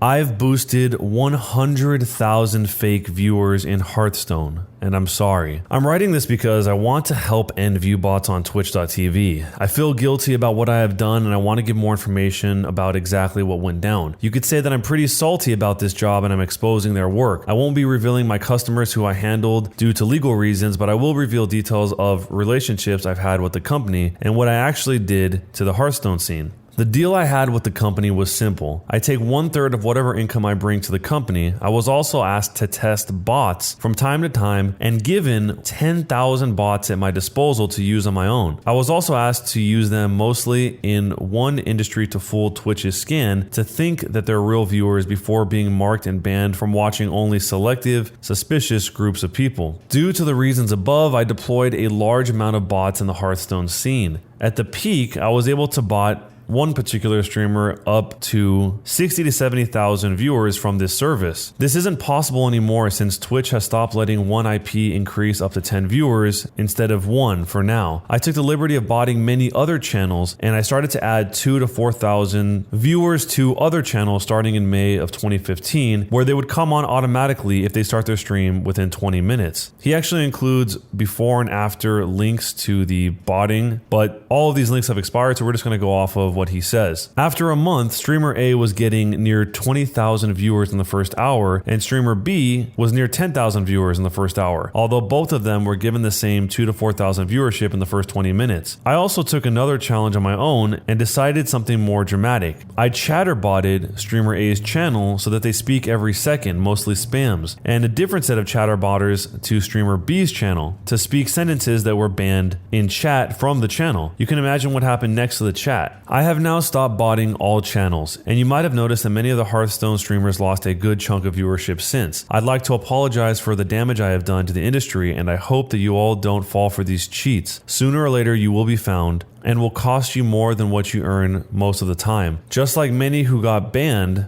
in the past, like Sticky Rice and Eggy. From what I can tell you, my previous customer bots more than 50 don't help since you're not in the dark sea anymore. You don't get watched because you're in the top 10, and people will leave if you're not entertaining to watch. To clarify some information on bots, the number of chatters has almost no relationship with the streamer botting their channel. They can simply add more chatters with most services. Our service created 500 bots per day for 2 months before launching to make sure they are not obvious. Chat lines to viewer ratio can help unless a channel is heavily moderated. Streamer A's chatters are more than 50 times more active than other channels at 3,000 viewers from the data I have as an example. However, do report the channel and move on when you suspect bots. Twitch is doing a fine job at banning them, and there's not much you or the streamer can do about it except letting Twitch know. The bot industry took a huge hit since Twitch decided to take action against botting at the cost of keeping them because more and more became unreasonable in large quantity. Twitch can easily ban IPs if suspected of bots, and they're mostly from servers. IPs from servers work differently from your daily PC/phones. They have a squad of programmers checking on these activities and will do whatever it takes to ban them if they have enough suspicion. I was the stress tester for my service to test which Twitch ability to detect bots and fool them, since they track where the IPs tend to go. And we have had 10,000 of them to not look suspicious but human. Am I the jerk? I wonder what he thought it was that was okay at first but is not okay now, and the reason why he stopped doing it. I assume he probably just realizes the damage that it can do, at least psychologically, to other streamers streaming that exact same thing that are not view botting, and that no matter how hard they stream or how hard they try to improve their stream, they're not going to get more people, because the way Twitch has worked for a long time is whoever has the most viewers tends to go towards the top. Now it's a little bit different, but for a long time that was pretty much strictly exactly how it was. After looking through this a little bit more, it seems like the moderators of the Hearthstone subreddit have sticky to comment saying that this may not be the person he says he is, because apparently they asked for proof and this guy was unable to provide it. So take that with a grain of salt and let me know, jerk or not a jerk. Am I the jerk for telling my friend her parents bought her house, not her? The title sounds bad, but hear me out. Backstory. I'm a 28-year-old female. I have a friend who's also a 28-year-old female who purchased a house late last year. It's an awesome 2-story townhouse, and I've been over there plenty of times to help out with the moving/decorating and for hanging out. As mentioned in the title, her parents purchased the house for her and her partner. I truly have no issue with this, as the housing market is terrible for buyers, so more power to them for being homeowners. I recently, unfortunately, inherited my parents' house, which is a 3-bedroom out in the sticks. The issue: we went plan to shopping because most of the stuff in the house was 10 to 15 years old. We were standing with an employee who I had asked to recommend some smaller items like toasters and kettles when the employee asked if I was moving out as general chit-chat. I told him I was moving, and he asked whether I bought or rented. I told him I bought because it was just easier and less awkward than telling him I inherited the house. He told me that was cool and began talking about toasters again when my friend cut in that I had inherited the house, not purchased it. The employee went quiet and gave her a "what was that" face. I was taken aback. She continued on saying, "Yeah, I purchased my house." I asked, "Does that really matter? I'm just here to buy some kitchen appliances, not tell this guy my personal issues." She grinned and said, "It's just for the record," which made me more confused and annoyed. You can probably see where this is going. I replied, "Oh, okay. If it's just for the record, your parents purchased your house for you." The employee quickly retreated and she walked outside of the shop. I caught up with her and she said I was a massive jerk for pointing out that she couldn't afford to own without her parents' help. I returned with a very similar, "My parents also helped me with getting a house too, just in a really terrible way." My partner agrees with me, saying she's the one that opened that door, but our other friends are split almost 50-50. So, am I the jerk? How can she bring this up as some sort of diss, putting it on the record or whatever she calls it, when she has done the exact same thing? Her parents helped her just like the original poster's parents helped her as well. Both people had their parents help them. It sounds like there's some sort of resentment at play, and just from the story alone, clearly we don't know the entire story or what their history is, but people tend not to say those type of things unless they have some sort of resentment for whatever reason, because otherwise it's pointless to point that out. Why do you care if the employee of the store knows that she inherited the house or she didn't, when you didn't even buy your own house just the same? But let me know what you guys think. What would you do in this situation, and is she the jerk or not? Am I the jerk for asking my boyfriend to charge his family member for fraud? Backstory. I'm a 27-year-old female and my boyfriend is a 34-year-old male, and we have been together for 5 years and have worked really hard to save for a house. 2 weeks ago, we fell in love with the house and we put down an initial deposit to hold the property. The house won't be built until the end of 2022. We have been in talks with a mortgage broker and the builder's finance people. Last week, we received some shocking news when my boyfriend's credit score came back as being bad. There was activity on the statement that was 100% not his, and a credit card that has gone into default over the last 6 months. This credit card was originally my boyfriend's, but he swears he closed the account and canceled the card in mid-2019. Long story short, we discovered that a family member that was living with him a few years ago had gotten a hold of the card at some point and has been using the card on and off since 2019. They defaulted on payments in early 2020 but paid this off, and then they defaulted again in December of last year. The account is still in default and over $5,000 owed in charges and late fees. Charges for shopping, news agency, takeaway food, and pubs. My boyfriend has zero knowledge of this and hasn't had access to the account after he closed it and hasn't been receiving statements or notices from the bank. The family member has diverted these into their address. We're now unable to successfully apply for a bank loan for our house as they won't lend to my boyfriend with his credit the way it is. Our options are to either, number one, proceed with fraud investigations and charges in the family member, allowing us to prove this is no fault of my boyfriend's and successfully secure the the loan. Or number 2, my boyfriend pays the debt and we wait at least 2 years from the payoff date for his credit to regain some loss. Option 2 sets us back at least 3 years in starting a family and our lives as homeowners. This will also not allow my boyfriend to secure a bank loan to start up his own business he's been dreaming of starting for a few years. This was the year he planned on doing that. This has us devastated and put a massive delay in our plans. Because my boyfriend doesn't like conflict, he's going with option number 2. He isn't even planning on mentioning anything to the family member. He wants it all to go away and thinks this family member is going through a rough time. I want my boyfriend to proceed with fraud charges and an investigation. We have worked too hard not to have our dream house and him owning his own business. So, am I the jerk for pushing my opinion on my boyfriend about charging his family member with fraud? First off, why would he just pay off this debt and not even talk to the person in his family that charged all this? That makes 0 sense. That makes me start thinking of all different types of conspiracies, like maybe he's living a double life and he's doing things on the side, or as some others have pointed out, maybe he did give permission to this family member and doesn't want to admit it, because why else would he just try and sweep it under the rug and say, oh, I'll just pay this $5,000 plus interest, no big deal, we'll just wait 3 years to start a business and wait 3 years to get into a house. There's definitely something weird going on with that, but I can't really tell what it is. I mean, I guess it's possible that he's just that conflict averse, but that seems a lot less likely than there's something bigger at play here. And also, if he doesn't talk to the family member that's charging all of this, what happens when they do it again? They think that they haven't been caught yet, so they think, I'll just use this money when I gotta go to the pub next, or whatever the case is, and then he won't know when that's being charged, and then there's gonna be more late fees. I mean, what if they wait 2 years after he pays off the debt, waiting for the credit score to normalize, and then this family member swipes the card again, and he doesn't even know about it, so the whole process starts over and over and over eternally. I'm sure some of you guys have some theories on what you think is really behind this, so let me know what those are, and also, jerk or not a jerk. Am I the jerk for pouring my husband's sweet tea down the drain and marching out? I lost my part-time job due to the global illness, and I've basically become a little housewife. I'm fine with that, as that's always been my role in the relationship anyways. It's just less hard to keep up with now.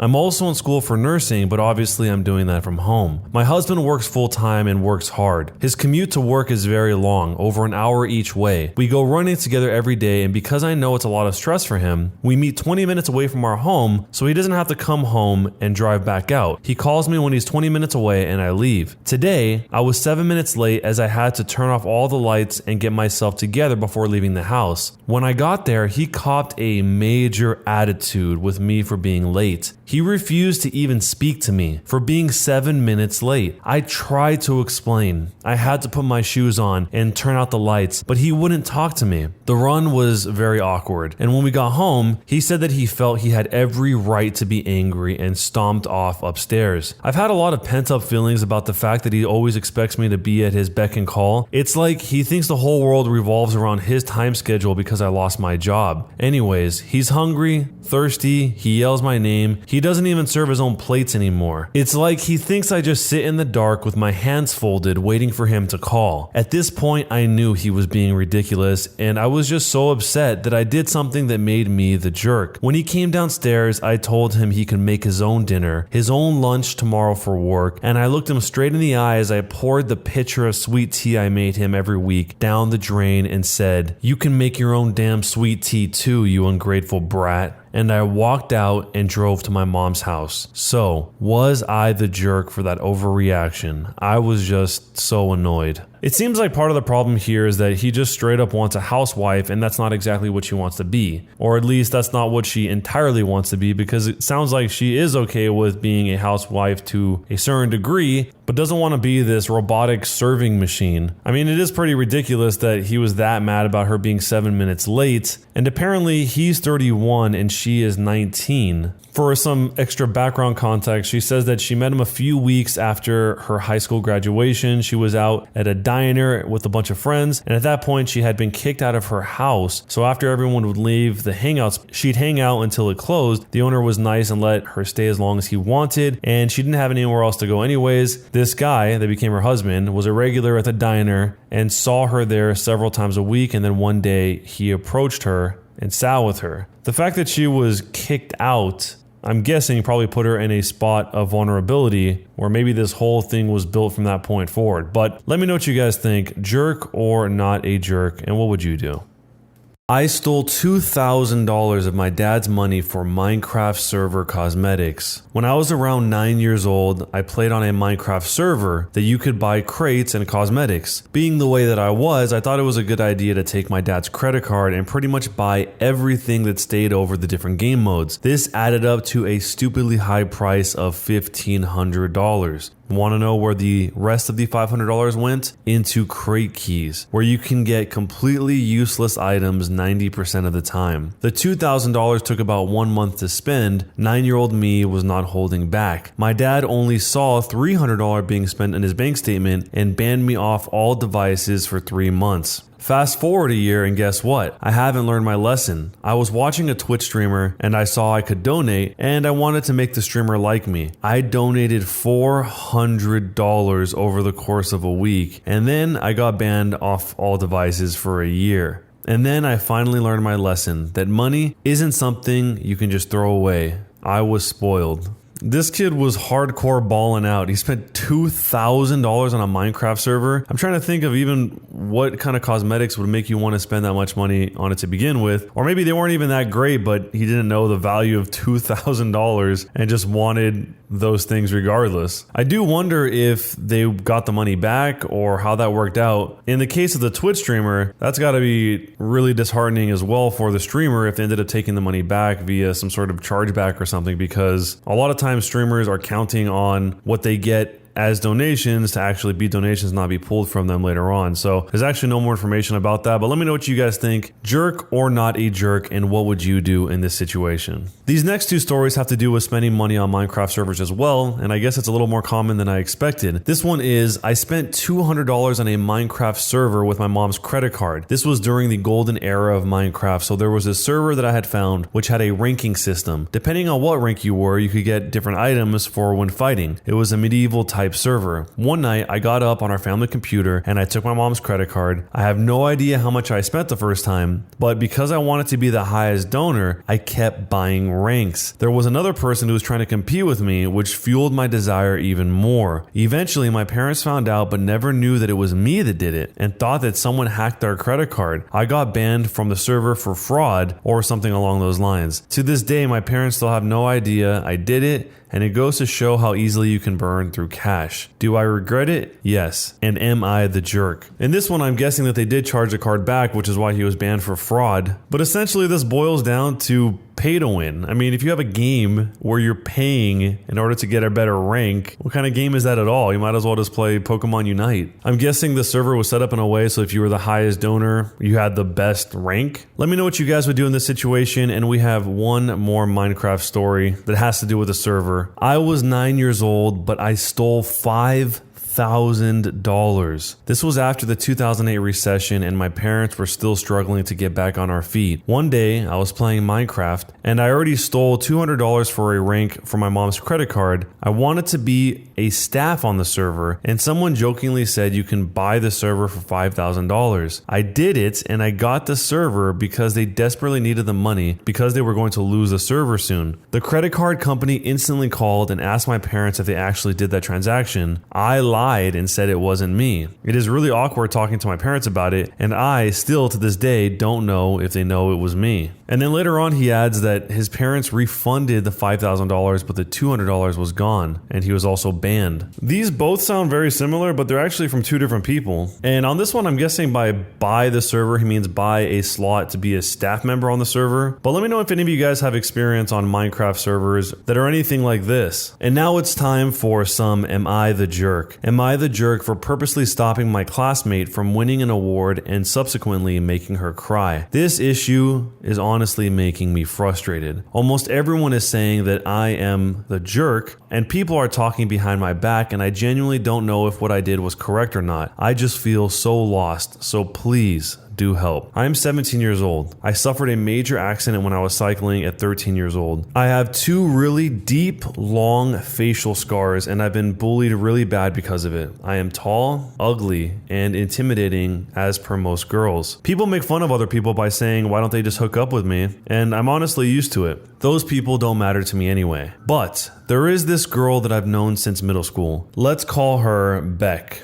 I had a really big crush on her until a few days ago. I thought she was genuinely sweet and amazing. My family is incredibly supportive, so they urged me to ask her out. I can play a guitar, so I made this whole song for her. I went to the neighboring city to get her favorite chocolate and stuff like that. This was the first time I felt like really going and asking someone out in my life. And I felt that regardless of what I do, she shall see me for who I am and at least accept me as a friend. I was over the moon when she ended up accepting. We went to a fancy restaurant and had a fun time together and walked for 30 minutes. She was really sweet to me. The next week or so was honestly heaven. People started noticing me, even her friends seemed friendly with me. I honestly cried every day because I felt so fortunate to get so much love. It all broke down when a friend of hers who was on Instagram and followed Beck sent screenshots to me. I honestly felt betrayed and disgusted. She had posts saying, fulfilled his lifelong wish by being his Valentine's, making his day by helping him interact with my friends. He is ugly, but beautiful people accept ugly people. Hashtag ugly people matter, etc. Beck's friend then explained to me that she apparently wanted a good social media image and had thus asked all of her friends to be kind to me and tolerate me in the first week of March, and then distance themselves from me. She apparently wanted to win some stupid positive role model award for her college application because she was lagging behind in community service and thought playing with my feelings for a few days wouldn't hurt. And apparently, since I was ugly, she was the one to give me attention anyway. I was in tears, and honestly, I felt disgusted. My blood was boiling. I researched about this award, found a Facebook page online about it. I went to the authorities to confirm if her name was on the nominations list, and then I had my friends at work and family as an alibi. She is apparently crying a lot because she received a message from the committee saying her nomination was withdrawn. I feel even more ostracized now in school, but honestly I have no remorse whatsoever and I feel far more satisfied. So the question is, am I the jerk for purposely stopping my classmate from winning this award and subsequently making her cry? This is unbelievable. I can't even imagine how sad that is to go through and think that you're living a normal experience, all to find out that she's looking at it as sort of a charity, that she's using you as the thing to give charity to in order to get what she ultimately wants, when I'm guessing she didn't actually care about him. I mean, maybe this is all one massive understanding, like some sort of romantic comedy where that's where that's why she started doing it, but in the end she ended up falling for him on her own. But it sounds like that's probably not the case this time. I mean, luckily the friend was kind enough to at least let him know that he was being played in this whole situation by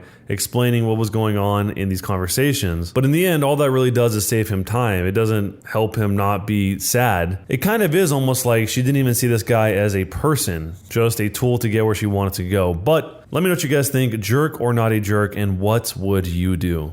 Am I the jerk for donating my daughter's college fund instead of giving it to my stepdaughter to help buy a house? So, I have a 16-year-old daughter that passed away in a car accident October 19th. I've been collecting a college fund for her since she was young. My ex-husband and I both put money into it, as well as she put some of her paychecks from work into it, and it's about $25,000 in full. I recently got remarried to a man who has a 30-year-old daughter. My stepdaughter doesn't like me because I'm only 3 years older than her, and my husband is significantly older than I am. My daughter was very passionate about the environment, and my ex-husband and I discussed what we would do with the college fund. My husband said it was my daughter and I can do what I feel is right to honor her. We decided to divide it and we would each donate to charities we felt would make our daughter proud. My stepdaughter, however, thinks we should split it evenly recently, and she should get some cushion for buying a house since I'm married to her father, and that makes my contribution his money too. She thinks donating essentially $13,000 wouldn't mean anything to a big charity, and I could help someone I know in real life. My husband has since joined her side and thinks $13,000 would help her buy a house, and we can honor my daughter in another way. Am I the jerk for not wanting to change my plans? And for clarification, she says, my ex-husband and I, and a little bit from the daughter, are the sole people that put money into this fund. Her current husband has not put any money into this fund from his personal finances. The stepdaughter and her biological daughter didn't have a relationship. The stepdaughter is almost twice her age. And the poster, the woman telling the story, is 33 years old and her husband is 58. So first off, if the whole point is to honor the daughter, I don't really know what giving the stepdaughter money would have to do with that at all, unless they just decide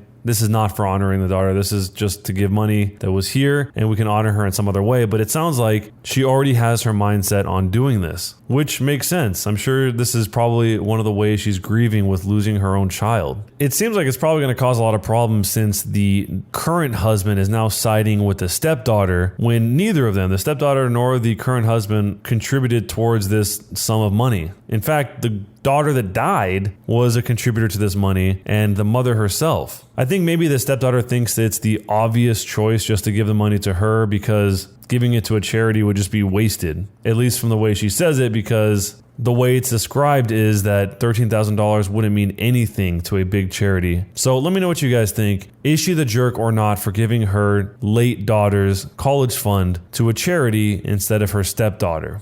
Am I the jerk for telling my stepdaughter to stop using female hygiene products in the bathroom she shares with my teenage sons? I've been living with my new wife and stepdaughter for about 6 months now. She is 19 years old, almost 20 years old. I have 3 sons aged 18, 16, and 15. She's a really good kid and she's a good influence on my sons. I really enjoy having her around. My wife and her daughter moved into my house and sold theirs. My stepdaughter's father isn't present in her life, nor is my son's mother. All 4 children share a bathroom. My sons have never lived for a long period of time with a woman, nor have any of them had long-term girlfriends. They had short visitation periods when they were younger, but never longer than an hour, so living with 2 women has been unusual for them. My eldest son, 18 years old, came to me last week and told me that his stepsister disposes of her used sanitary products in the trash can they share, but doesn't use toilet roll or sandwich bags to disguise what they are, and it makes him uncomfortable, which I think is reasonable. My sons are teenage boys and don't want to see their stepsister's feminine hygiene products on full display. A few nights ago, I went into the kitchen to grab a snack, and she was there doing some work for university. My wife had mentioned she knew she was during that time of the month, so I took it as an opportunity to have a word with her. I told her my sons were uncomfortable and asked her if she'd mind putting her used products in diaper bags or flushing them down the toilet. She laughed and told me it was rich coming from a man who sheds like a gorilla and has produced 3 skid-marking sons, which I thought was just an unnecessary attack. I've been nothing but nice to the girl, and it's hardly a comparison. My sons shouldn't be subject to her unhygienic products if it makes them uncomfortable. She went on to lecture me about how tampons can't be flushed and it's bad for the environment if she uses a diaper bag for every one, which I think is just an excuse. I called her a scruff and told her this was my house and what I say goes. I later asked my wife if she could have a word with her, and she told me I was being ridiculous and that her daughter has had her period for 10 years and knows what she's doing. When I told her what was making my sons uncomfortable, she said my sons need to get a grip and turned over and went to sleep. This is a genuine issue to me, and she didn't care enough to have a discussion about it. I asked my stepdaughter again in the morning,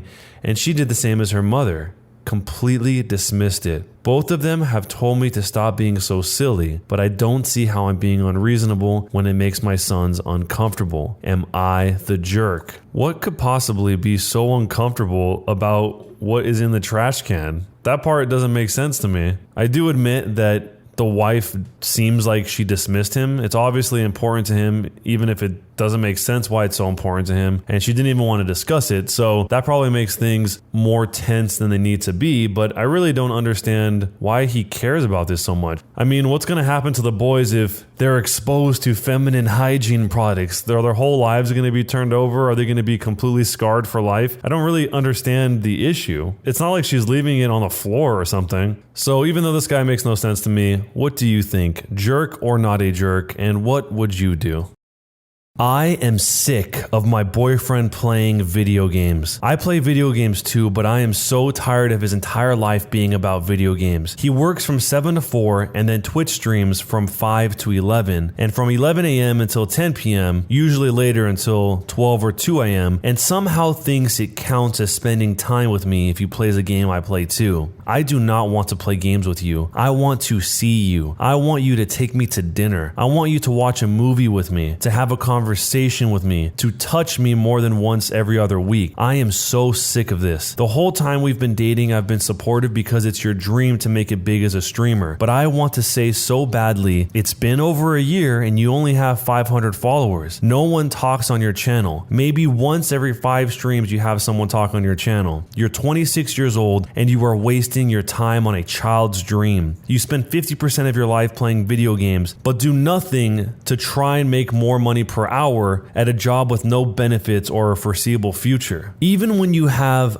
off time, Tuesday and Thursday night, you watch YouTube videos and Twitch the whole time we're together. I hate to break it to you, but sleeping next to me 2 or 3 times a week does not count as spending time with me. This is so ridiculous and I'm tired of it. I'm sick of coming second to video games and people online who don't care about you at all just because you have the BS excuse of it's my dream. No, you just don't want to put any real effort to better your life, so you hope that you'll win the lottery and get famous or something and never have to actually work for your money. Well, I hate to break it to you, but that takes work too, which is why you'll never make it, because you think putting a bunch of hours in is how you'll get followers. Nah, you actually have to do work and actually have to be good at it instead of just sitting there with a blank expression, expecting people to literally just watch you play a game. Maybe I'm just controlling, but seriously, screw this. Am I the jerk? Am I the jerk for yelling at my parents that their polyamory screwed up my childhood?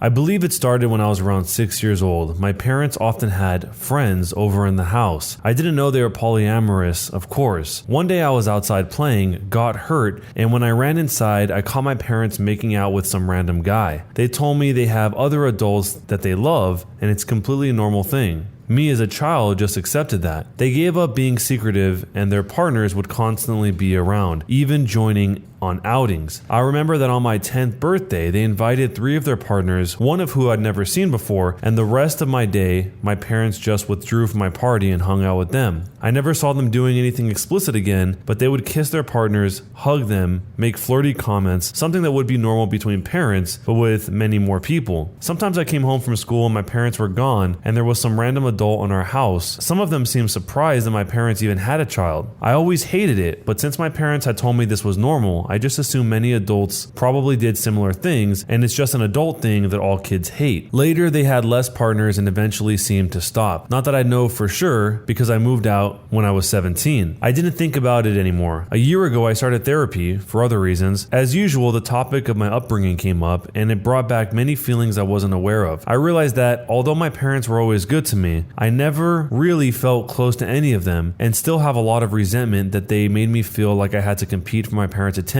with random strangers. A while ago, I visited them and they told me they were going to take part in a documentary about polyamorous families and that the producers would like to include interviews with the children. So they would love if I could agree and tell everyone that polyamory doesn't mess kids up. All my resentment bubbled up and I said I cannot agree because I would not be able to say anything positive. My parents looked shocked. I had never brought this up before, and they asked why, and I unloaded it all. That I always felt pushed aside. We barely had any family time without strangers intruding. It turned into an argument, and I became loud and yelled that the truth is it did screw me up, and that they shouldn't have had a child if their number one priority was pleasing themselves with the entire world. My mother cried, and my father said I should probably leave. So I left and was shaken up for the rest of the week, but also felt regret, because I've never made my mom cry before. Later, my father sent me a message that was like, "We are sorry you feel that way. Can we have a calm discussion about this soon? Even though I've tried to, it's like I can't reply. This argument brought up something very emotional in me. Am I the jerk for hurting my parents over this, especially since I've never brought it up before? Right away, one of the weirdest things in this entire story is the part where he describes where he would come home from school and his parents were gone, but there was a random adult in the house, and even that some of them were surprised they had a child. I mean, that's got to be pretty creepy if you come home and there's just a strange dude just standing there that you have no idea why he's there. You don't know if he's a burglar or if your parents actually know him, but either way, if that happens enough, that doesn't seem very safe for a kid because anything could go wrong in that situation. The kid getting scared or something even worse. It sounds like part of this is him blaming himself for not speaking up about it sooner, but it also sounds like it's something that's hard to process and took a really long time to really work out in his mind how he felt about it. So I think there's a lot of misplaced stress on the not having brought it up aspect of it. There was a whole lot of opinions on this whole thing, and one of the ones that was the most popular was pointing out the fact that when the dad texted him, he basically said, "We're sorry you feel this way," and not that we're sorry for doing X, Y, and Z. But I'm guessing that's because he wants to go through the whole conversation in person rather than apologizing over text. But the root of the whole problem seems like they prioritize having their own hobby doing this over the kid, at least from how the kid tells it here. It seems like he felt like he was left out. I think the way he describes it is that he was competing for the attention of his parents against completely random strangers for his whole life. So it's strange that these people would have kids if they're going to prioritize their own lifestyle over spending time with the kid. I'm guessing that they probably thought what they did was enough, but clearly the kid doesn't think so. So the question is, what do you think? Is he the jerk or not for yelling at his parents, saying that their polyamory messed up his childhood? Am I the jerk for making a scene of my adult son and sticking my nose in his marriage? I'm 60 years old and bad with the whole text thing on mobile phones, so I'm hoping I won't be judged on my grammar. Here's the important background. My daughter-in-law, who is 32 years old, and son, who's 33, have 3 children, aged 3 years old, 2 years old, and 4 months old. He convinced her to be a stay-at-home mom and sell her business by telling her how good of a childhood he had and how happy my marriage was without telling her, which I found out today, that our arrangement was everything before 9 a.m. and after 5 p.m. was split 50-50. Sunday was my day off, and I was brought out twice a week. On to the story. On my last visit, I noticed my daughter-in-law was struggling mentally. So I, my sister, who's 55, and her girlfriend, who's 53, pulled our money together and paid for a spa weekend for them while we'd babysit the kids for her birthday last weekend. I was prepared on Thursday evening for the kids to arrive when my daughter-in-law rang me, holding back tears, saying they won't be going because my son's friend came to town, and he said he wanted to spend the weekend with his friend catching up. I pressed her a little, and I'm talking a little bit about her situation. She came clean about him doing no chores, no date nights, and her basically doing all the childcare because, quote, that's what stay-at-home moms do. I was honestly disgusted. I convinced her to drop me off the kids and bring a friend to the spa. I even dipped into my savings to give her 500 euros to buy herself something nice. When she dropped off the kids, I begged her to tell me where her son was, and after 5 minutes, she told me the bar. She left for the spa while I left for the bar. She knew I was going there and knew my sister/sister-in-law were taking care of the kids. Here's where I might be the jerk. When I went to the bar where he and his friends were, I sat down next to the group and asked my son, did I fail you as a mother, or was it your father, because we both thought your partner comes before your silly drunk friends.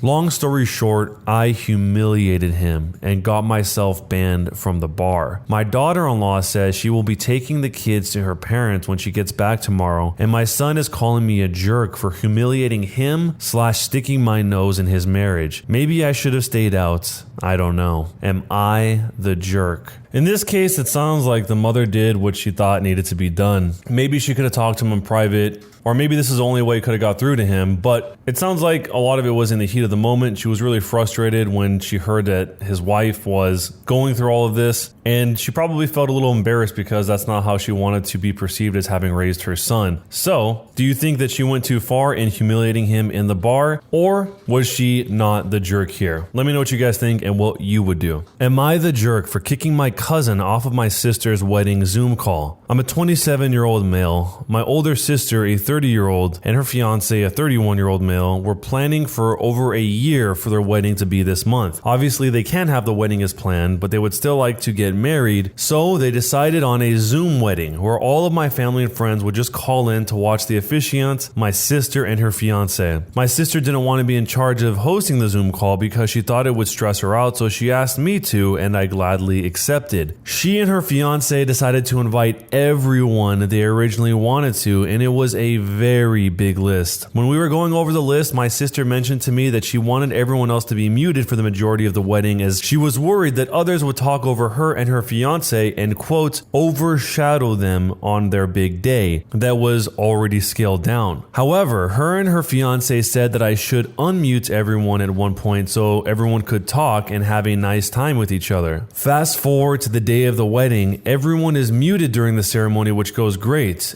And so I then unmute everyone and ask to please raise a hand if they'd like to talk so it doesn't get confusing. My cousin, around my age, starts waving his hand crazily, and he's with his longtime girlfriend, also a similar age, I guess. He's a very gregarious guy, so I was not surprised. Then he says stuff like, my sister and her husband are such an inspiration. It's given me the courage to do this. Then he turns to his girlfriend and pulls out a box that is the size of an engagement ring box. I immediately saw this as him trying to steal the spotlight, something that he's done since we were kids. For example, he would secretly mess up my sister and I's drawings if the adults would praise ours. So because of this, I booted him off the call. Then I quickly announced that my cousin had technical difficulties and would not be joining again. Everyone else accepted this and went about talking, and my sister and her husband did too. The rest of the wedding went smoothly, except for the fact that my cousin kept texting me angrily, saying that he finally wanted to propose as a surprise with family all around, and I ruined it. My aunt and uncle texted me the same. So, am I the jerk? This is one thing that people seem to be continually divided on, whether or not it's the right time to do some sort of proposal or some sort of big announcement at a family event that someone else has scheduled. If you guys remember a long time ago, we talked about that story where they actually had really bad news, and during this announcement of their bad news, which had something to do with the fact that one of their children was really sick, someone else in the family used that as an opportunity in order to announce their pregnancy. I'll try and find the link to that video if you want to check it out in the description. But those type of things people seem to be really split on. A lot of times people think, well, why shouldn't they? They're all together. And then other times people think that if the family is pulled together for a reason, it should only be for that reason. And this seems like exactly that divide. The OP here wanted to make this all about the wedding couple, and that was it. And clearly, the guy who proposed thought he could use it as a way to have a lot of people together for his proposal. I think that if this happened during a non-critical time of the wedding, maybe way after the fact or after all the ceremony's done, sometime when something else had finished, it probably wouldn't be that big of a deal, but I know for sure this would still bother a lot of people. So the question is, would it bother you? And do you think he was a jerk for kicking him off the Zoom call when he proposed in front of everyone? Would I be the jerk if I stopped baking cookies for the retreats that have come to expect them? I work for a quilt shop part-time, and once a month we have quilting retreats. Over time, I've started to work more at the retreats, and it's come to the point where I cook cookies for the retreats and the owners reimburse me for ingredients, with the exception of the batch of chocolate chip cookies that I usually make for free. Not to brag, but I make some pretty good chocolate chip cookies. The recipe is secret, and it took me years to get it the way I want it. The cookies have become a staple of the retreats, and the owners have started telling people about the cookies to convince them to buy a retreat spot. I don't get paid for baking these cookies, and I don't even get reimbursed for the ingredients to make them. I just started doing it because I like baking and giving them to people. It was fun at first, but now when I walk into the shop on retreat times, I get bombarded with, "Oh, did you bring cookies? Where are the cookies?" I can't tell you the last time I got a "Hi, how are you?" from any of the retreaters or other staff that work solely on the retreats. Half the people who come to the retreats don't even know my name. They call me Cookie Lady, despite being reminded of my name several times. This month, I've got a friend in town, and I told the owners I couldn't cook for this month's retreat. When one of the other retreat staffers heard this, they said, "We will miss your cookies. cookies. Not, we will miss you, or even a, have a good time with your friend. I feel like at this point, my entire worth to them is placed in the damn cookies, and I don't even want to bake them for them anymore. I love baking, but part of that love is experimenting with other stuff, and the one time I brought brownies instead of my cookies, I got complaints. I feel forced into making these cookies, and it's not fun anymore. I don't even get paid to make them, but suddenly it's expected of me, and it gets me nothing but stress and hurt feelings. So, would I be the jerk if I stopped baking them and just told people to deal with it? I can definitely see how this would be very hurtful. People are not even looking at her as a person they want to be at the retreat. They're just looking at her as some sort of utility, the cookie maker, the person who just shows up just to have cookies, and not even for a paid service, because she repeated that several times in this post that she doesn't get paid for them, because I'm assuming she might look at this a little bit differently if that were the case, as a justification why it doesn't matter if she's there as long as the cookies are there, because at least she's getting money out of it, but she's not. So I think that this was a really nice gesture to offer to everyone there, but she is under no obligation whatsoever to continue doing this. It was just a really nice thing to do when she wanted to do it, and now it seems like it's taking a toll on her, not the cookie baking itself, but everything that comes as a part of it. It's almost like the cookies were too successful. But let me know what you guys think. Is she the jerk here or not? And what would you do if you created cookies so good that all people wanted you for were your cookies? I pretended to be a girl on Xbox for a year.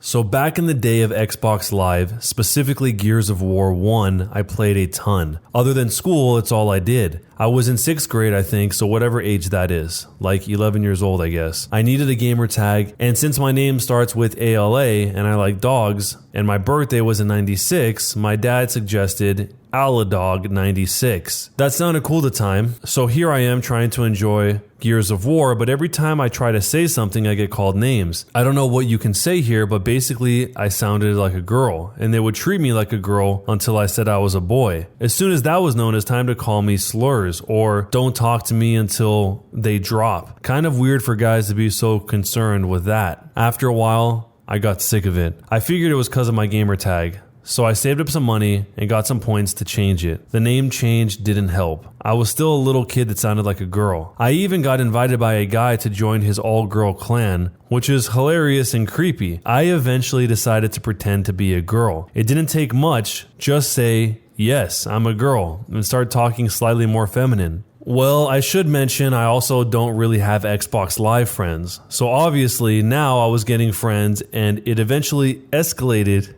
to me having an Xbox boyfriend. He was like a couple years older than me, I think. Well, I was bad about doing homework, so eventually I was grounded and my Xbox got taken. In that time, I had gotten my Xbox back, and the first thing I did was put Heart Savannah Heart as my motto. Literally within the hour, my Xbox man messages me saying, "Who is that?" I'm like, "Oh, she's my best friend," which is super awful and funny that I lied about it. It gets a little blurry after that for me, but it wasn't long after that I eventually stopped playing Gears and stopped talking to him and stopped being a girl. So no sugar daddy, no free games, just a kid that wanted to be able to talk to people that wouldn't crap on him for being a kid. Was I the jerk? I cannot believe that he ended up having an Xbox boyfriend because he was trying to go along with this whole pretending to be a girl thing for that long. This is in some ways kind of sad, and I'm wondering if he were to elaborate on this further, if he was using it for a, as he puts it, a sugar daddy thing with free games. He added that at the very end of this, but it doesn't even sound like that was the reason why he started doing this to begin with. It sounded like everyone just thought he was a girl for a long time, and he just gave in to being a girl so he could be accepted without being made fun of. So maybe there's some other part to the story that he's not saying where he did get free games or whatever else he tried to do here. I mean, he got so deep in this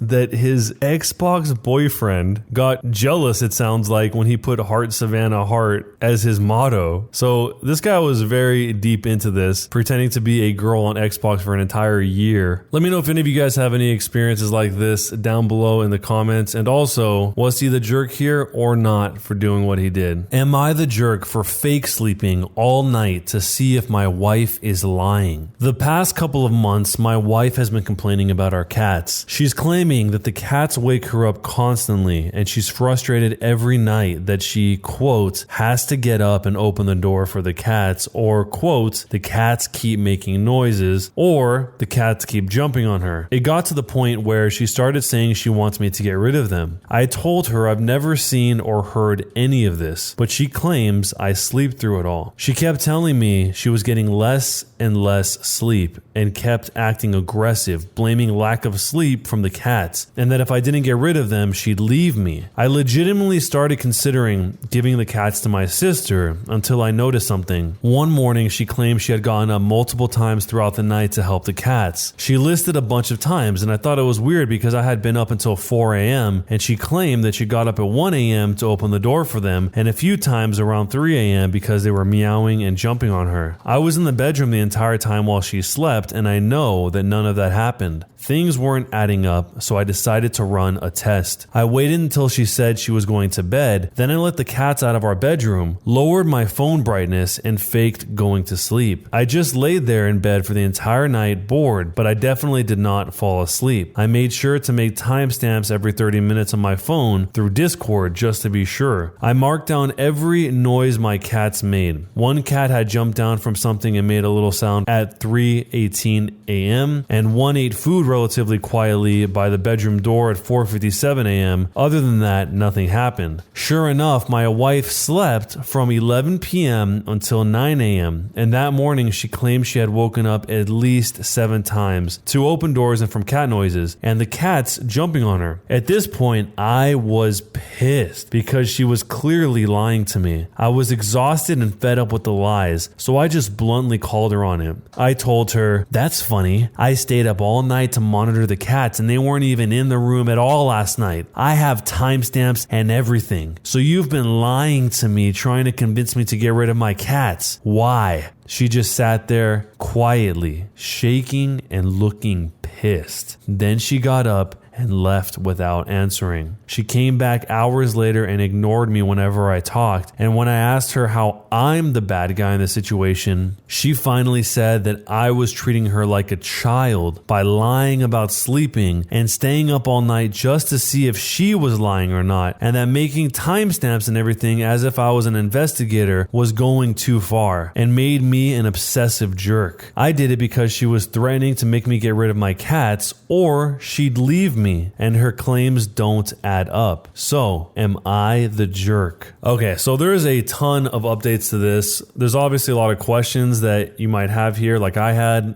Like, for example, why does she hate the cat so much? It doesn't even make sense. Why would she go to such great lengths to get rid of them? Why is she lying about it and not just saying what the reason is? And we have some of those answers now because after all of this, there was some more information, which all starts with an update where the original poster says that his wife had been Baker acted. I actually didn't know what this meant, so I had to look it up, and apparently Baker acted is a Florida Mental Health Act of 1971, which allows the involuntary institutionalization and examination of an individual, which obviously sounds very extreme, and it didn't seem like that aspect of her was in question during this story, so something must have happened along the way after that. And he doesn't really say what it is, he just says that she said something concerning in public, so that could really mean anything. But he got a call from the hospital, they asked him to come in for family therapy, and very long story short, he found out why she hates the cat so much, and he says the reason is absolutely asinine. And some of the reasons people thought that she probably hated the cats was that maybe she's cheating, or she's physically sick, or she's just trying to get out of the relationship and she thought this would be an easy way to get out of the relationship, but it's none of that. According to her, one of the cats stepped on her laptop and ruined a story she was writing. She's hated both cats ever since then. So because of that, she's been trying everything she can to get rid of them instead of just telling him about this or knowing that the cat didn't mean to ruin her story on purpose. But I guess her reason for not telling him was because she thought that if she told him, then he definitely wouldn't have gotten rid of the cats otherwise. So her only out was to have him pick her over them, which is pretty terrible. There are a whole lot of opinions on this, and most of them seem to be pretty much in favor of the original poster here, the guy. Not very many people at all seem to be pointing out the fact that it is kind of strange that he stayed awake all night in order to observe to see if she's telling the truth about this thing that I don't really know why he would think she would be lying about, but that probably comes down to previous history, and it turns out in this case he was right. Whether it was previous history or it was just a hunch or whatever, in this case he just happened to get it right. One of the points on this that I hadn't considered is somebody actually saying that maybe she wasn't exactly lying. Maybe she really did think she heard these sounds, and there's some sort of severe sleeping disorder or some sort of medical condition that makes her think that she's waking up and hearing cats. I mean, that's possible unless she just straight up says, I am lying. I mean, she has a reason to want to get rid of the cats, but maybe she did hear that in this case. But let me know what you would do if someone you were married to was trying to get rid of your cats by making up something like this, for whatever the reason might be. And do you think that he was the jerk or not for staying awake all night to disprove it? Am I the jerk for not telling my wife that I picked up her daughter sloshed from a house party? I'm going to try and keep this short and simple. I always tell my daughter and my stepdaughter that if they're ever in a situation that they need to get out of, just call me and I'll drop whatever I'm doing and I will pick them up. No questions asked, no judgments made. I let them know that I used to be a teenager once before. I told them everyone is entitled to make bad decisions every now and then. We're only human and it's part of life. Last week I got a call from my stepdaughter who's 17 years old. She told me she snuck out of the house and went to a party and got too sloshed. She was scared of passing out at the party because there was people there she didn't know. I got there just in time. She was so sloshed she couldn't even walk. I had to pick her up and carry her to the car. I told her I was disappointed that she snuck out, but I also told her I was glad she made the right choice, the safe choice, to have me pick her up. I haven't told my wife about it because I don't want to violate the deal I made with her. I want her to know that she can trust me. I just hope I'm making the right choice. Am I the jerk for not telling my wife I picked up her daughter from the house party? I think his main issue here is probably that the stepdaughter is going to think that this is okay or normal and keep doing it again and again, knowing that he's not going to talk to her mom. And I think the other fear he probably has is that the mom is going to find out and he's going to get in trouble for hiding this thing from her that it sounds like she would probably want to know. I'm not sure exactly why he couldn't tell the wife and have them be on the same page, because ultimately that should be the best choice so that both parents in the situation have all the information they need rather than keeping one in the dark. But it sounds like for some reason he doesn't want her to know about this. I'm guessing because he doesn't trust that she'll have a good reaction to it, and that beyond that, as he states here, he wants the stepdaughter to know that she can trust him, because if she doesn't, she might end up sneaking out again, and then something much worse can happen if she doesn't think she can call him because she can't trust him. So there are definitely two sides to this. Let me know what side you are on down below. Is he the jerk or not? Before we jump into the next story, if you guys haven't subscribed on YouTube yet with notifications turned on, make sure to do so you don't miss the next video as soon as it comes out. Am I the jerk for throwing my sister out of my house after she billed me? My sister is a train wreck. She needed a place to stay, and I have a large enough home for an extra person. She has no job or income. I told her she has a few months to get her life together and leave. I give her about $100 a week to keep my house clean, so she has some cash. I gave my sister her $100, and she said I owed her more. I was confused. She said she did other work for me. I asked her what more did she do. She said she walks my dog in the afternoon. I walk my dog every morning and evening, but she takes him with her on her afternoon walks. She said that the going rate for a dog walker is $25 per walk. So 5 days a week times $25 per walk is $125 on top of the $100. Then she mentioned she put together a scrapbook of personal letters and papers, and according to her and Etsy, that job is easily worth another $75. I told her I never gave her permission to do those things. Her argument is that those jobs fell under the umbrella of keeping the house clean, and I was ripping her off. So I threw her out. The money isn't an issue. I have plenty of disposable income, but I was disgusted how she came at me. Am I the jerk for throwing out my sister? So the sister here just started doing random things and expecting to be paid market rate for them, but yet she's not counting the fact that she's living there for free. This really is a strange position to take. I mean, the sister, the OP here, could easily come back and say, oh, great, the going rate for walking a dog is $25 per walk. Well, the going rate for renting a room in someone's house is $500 per month. So we'll subtract that from the $500 per month. She could easily go down that route, and it sounds like she didn't even want to engage in this entire conversation because of how ridiculous it seemed. So she got rid of her. The part that's really weird is this really specific choice to mention charging her for putting together a scrapbook of personal letters and papers. That's something that is so odd to include in this when clearly there was no conversation beforehand about whether it's a job or it's just something she's doing on her own. It sounds like both sisters are not communicating clearly to the other sister, or at least in a way that the other sister understands about what their expectations in this scenario are. The OP expects her to do all this stuff in exchange for living there, and the one that's living there, the one that's charging her, expects her to pay market rate for all of these things and not pay for the rent at all for her room. So let me know what you guys think. Is she the jerk or not? And what would you do if you were in this situation? Am I the jerk for being visibly shocked/dumbfounded that my girlfriend, a 21-year-old American, could not point out Florida on a map? While sitting next to my girlfriend on a plane, I was bored and looking at the maps that are found in the back of the airline magazines. A conversation led to her revealing that she did not know where Florida was on the map. Keep in mind, she had graduated from a private high school and is currently going into her senior year of college. The conversation progressed further into me finding out that she could not point out Australia either. I was visibly astonished at this revelation and essentially said, "Are you kidding?" She immediately got defensive, calling me a jerk for making her feel stupid. I do feel bad for making her feel stupid, although I feel as if my reaction to her not being educated on such elementary stuff was warranted and maybe even be a wake-up call for her to learn some basic geography.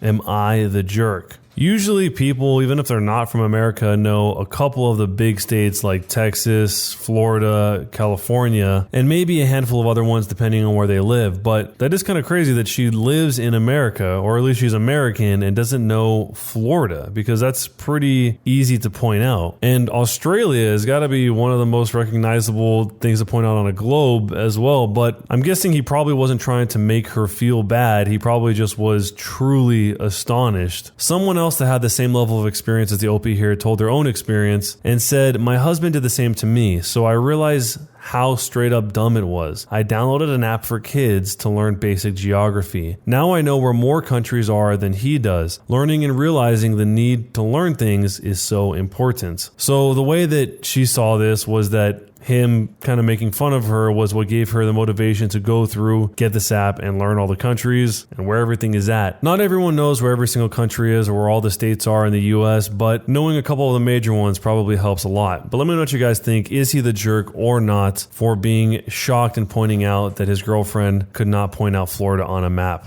I want to do dirty things for a new Nintendo 3DS. I'm 19 years old and currently going to college, but I live at home with my parents because they don't want me to move out. Over winter break, my mother confiscated my Nintendo 3DS and the only 3DS game I owned over an argument about homework. I didn't have any homework because it was winter break, but she thought that I was lying. Anyway, she ended up selling my games and my 3DS. Fire Emblem Fates came out in February and I really want to play it. Unfortunately, I'm not allowed to get a part-time job to pay for a new Nintendo 3DS because a part-time job will distract you from your homework. That's what my mom tells me. While I was in class, I expressed my frustration about this to a male classmate, and he offered to buy me a new Nintendo 3DS as well as buying me Fire Emblem Fates if I did dirty things for him. Without specifying exactly, I'm sure you guys can guess. Honestly, this seems like an amazing deal to me. I really like Fire Emblem. However, I have a wonderful boyfriend who I love very much. I can't cheat on him just for a game, but at the same time, I really want a new Nintendo 3DS. I feel guilty that I would consider ruining our relationship over a game. I wish I had a better way of obtaining the game, but I really want to play Fire Emblem Fates. I just need to get this off my chest because I didn't tell my boyfriend about what happened yet, and secretly, I think this is a great deal. Should I do it? This is horrible. Do not do this. It doesn't sound like she even wants to do this for any reason other than just getting this game. And she's going to break the heart of her boyfriend, who she seems like she cares a lot about. It seems more likely than not that she's going to deeply, deeply regret this. And who's to say if this guy will even get her the game? I mean, regardless if he does or not, still don't do it. But even if you do this, what reason does he have to just say, okay, thanks, bye? I mean, what are you going to do? You're going to call the police and tell them about this arrangement? He's probably counting on you that you won't do that. I mean, there's a chance if she really wants this that bad, she can talk to her boyfriend and maybe together they can come up with some sort of plan in order to save and be able to get Fire Emblem Fates, because I'm assuming the boyfriend is probably interested in this game as well if they have common interests, and maybe they can have an actual plan to get a 3DS in this game. I mean, in this, she said nothing at all about liking this classmate or having any sort of affection towards him. But if that's really what this is underneath it for some reason, which it doesn't seem like it is, then it's better to break up with the boyfriend and pursue whatever it is you want with this classmate rather than having these things overlap. But again, not for a physical object. The reason she's doing this is a roundabout way in order to be with the classmate because she likes him, which we don't know. Some of the opinions in response to this are kind of strange. People are suggesting that maybe she counters and offers different dirty things instead of what he's requesting from her. And then some people are saying that his offer is too good to be true. Like in this response where they said, likely too good to be true, there are lots of people out there looking to take advantage of others. There's no reason this person can't refuse to buy you the 3DS once you complete your part of the deal. I mean, even if he does, he's still taking advantage of someone who he knows has no other option other than to go through with this. But maybe you have a completely different take on this. What would you do in this situation if you were the boyfriend or the girlfriend? And what advice would you tell her? Am I the jerk for not wanting my son to literally be named John Doe? So my last name is Doe. It hasn't affected my life much apart from occasionally being called Dodo while growing up, or friends spelling it D-O, like in The Simpsons, as a joke, and I'm generally pretty neutral about it. My wife is 6 months pregnant, and she wants to name our future son after her grandfather who died of cancer in September. His name was John. I liked her grandfather, and I know he and my wife were very close, but I won't even consider it, not even for our son's middle name. I feel that's just setting up to a world of problems, especially when he grows up and has to apply for jobs. Nobody's going to believe John Doe is his real name. My wife thinks I'm being a jerk for vetoing a name with a strong family connection and says I'm exaggerating the issues he would face. Am I the jerk? The wife says that this name has a strong family connection and it's the name John. There's probably some other name that they can use that isn't just John that also has a family connection. Maybe the grandfather has a middle name. Maybe there's something else they can do, but I totally understand why he wouldn't want the son to be named John Doe. If he ends up going with the name John Doe, it's going to definitely draw a lot of attention, and people are probably not going to believe that's his real name. He's going to have to explain this probably for the majority of his life and say, no, my name is actually John Doe. I think the mother might not understand how long this is going to follow him around. I mean, it's going to be for the rest of his life, but people are probably always going to be doubting him even when he's 6 years old if he says, hey, I'm John Doe, or writes it down on an application somewhere. Someone also pointed out that on top of all of that, job applications and passports and IDs and everything, he might even have an issue with anything medical related because of how the name John Doe is used in the medical world. So if he's a person with the name John Doe and he has to go to the hospital, that could become very confusing. So they should probably change that name to anything else besides John Doe. Maybe Juan Doe. What would you do in this situation if you were the husband trying not to have the name be John Doe and your wife wanted you to because of the strong family connection to the name John? And is he the jerk or not? Am I the jerk for telling my wife it's not cute for her to encourage our teenage daughter to expect her boyfriend to pay for everything in their relationship? My wife and I have been married for 18 years. We have our 16-year-old daughter who has been dating a slightly shy/awkward young man for around 3 to 4 months now. He seems very nervous around my daughter and has admitted in passing comment here and there to my wife and I that he can't believe she agreed to date him and he thinks she's way out of his league. He seems very respectful, just shy. My wife is usually an independent, awesome woman, and her ideals align closely with mine, particularly in terms of feminism and equality. We have both striven to raise our daughter to be as independent and capable as possible. Since my daughter has been dating this kid, my wife has changed considerably and has given our daughter advice that has left me with raised eyebrows more than once. Some of the advice I've heard my wife give is, "Oh, it's cute for boys to pay for everything, especially in your first relationship," or, "Oh, honey, don't worry about that. He can pay for you. If he really liked you, he would," and similar. I've tried to balance this out by telling my daughter straight away that two people in a partnership should be contributing equally, and my personal favorite is if someone asks you if they can take you out to dinner, it's reasonable to expect them to pay. But if somebody asks you to grab dinner with them, it's reasonable to split the payment. I figured that would be an easy way for a young person to understand the difference. However, I noticed my daughter becoming more and more entitled with her boyfriend's money. They haven't been anywhere obviously since we're home, but the way she talks about him, "Oh, I'll just ask him to pay for X,"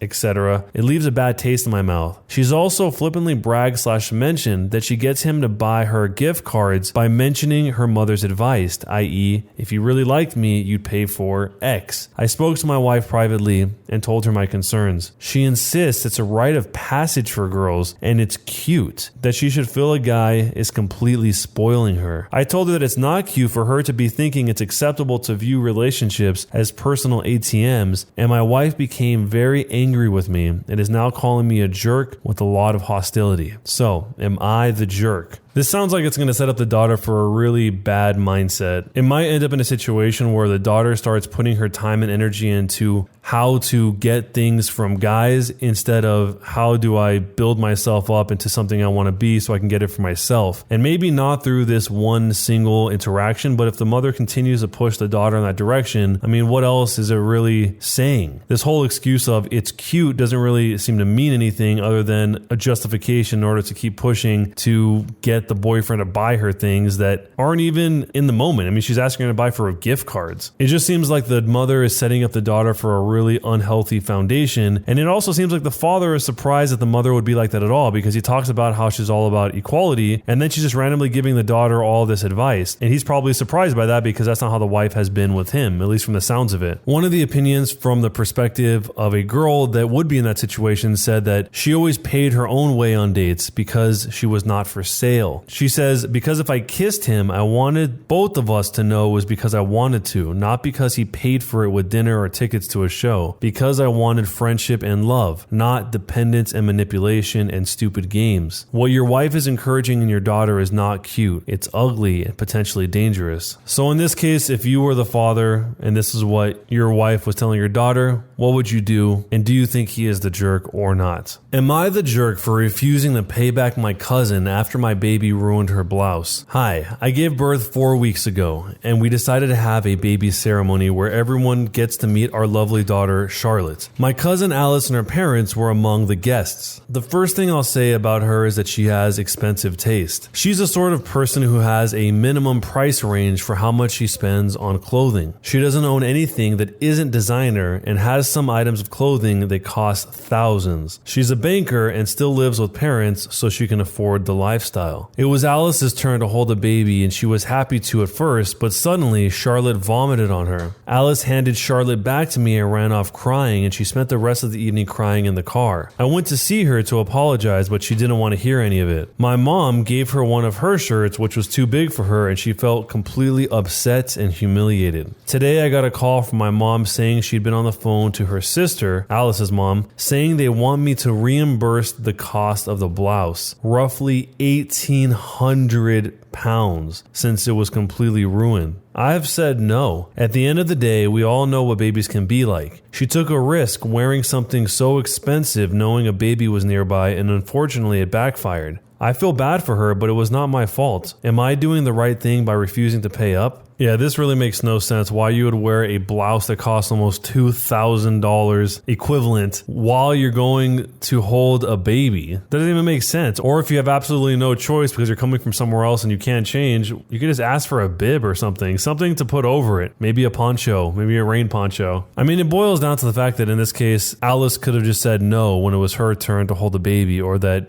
she didn't want to, but that's not what happened here. I'll quote a line from one of the responses to this, which said, "Holding a baby with a 1.8K top is like locking an untrained Great Dane in the back of your Ferrari and then going all surprise Pikachu when you see what's left of your interior." I think that describes it perfectly. So let me know what you guys would do if you were in this situation and you got the bill for this 1,800 pound blouse. And do you think the OP is a jerk or not? Am I the jerk for kissing my friend's brother without his consent during a truth or dare? Yesterday, I was supposed to spend the night at my friend's house with some of my classmates and we were playing truth or dare. There really is no reason for us to choose truth since we already know a lot about each other, so we mostly just went with dares. It was pretty fun and we had some weird challenges. I was standing next to my friend's brother, and when it was my turn, another classmate challenged me to kiss my friend's brother. His sister immediately told my friend, the other classmate, to change the dare, and so she did. To be clear, her brother did not say anything when he heard the dare and just laughed, so he definitely looked like he was okay with it, right? Well, wrong. Because after I kissed him, he told me, "WTF am I doing?" and looked like he was really grossed out by it. I was honestly a bit offended and asked him, why is he so grossed out by me kissing him? I am actually a pretty okay looking girl, and even if I wasn't, there was no reason for him to act like this. He ended up leaving the game, and my friend told me that what I did was wrong on so many levels and to get out of her house. My other classmate didn't say anything, so I think they were on my side but didn't want to participate in this argument. I will ask them when they go back home. Anyways, I did end up leaving. Do you guys think I was the jerk here? Yeah, the brother clearly didn't want to kiss this girl and she did it anyway. Him not saying anything or smirking or laughing or whatever it was is not his way of saying, yes, this is okay, but somehow that's how she took it and thought that because she's an okay looking girl it would be okay. That has literally nothing to do with it. It doesn't matter what you look like. If he's not okay with it, he's not okay with it, no matter how pretty you think you are yourself. Maybe the sister, her friend, told the friend who made the challenge to change the challenge because she knew that the brother didn't want to do that, or that she knew how the brother felt about the situation. But even if she didn't, even if it was just the brother and the OP alone, that still wouldn't be right. So maybe you guys have some other take on this, on whether or not she is the jerk or not. But let me know what you would do in this situation if it was you. Am I the jerk for admitting that I regret having children?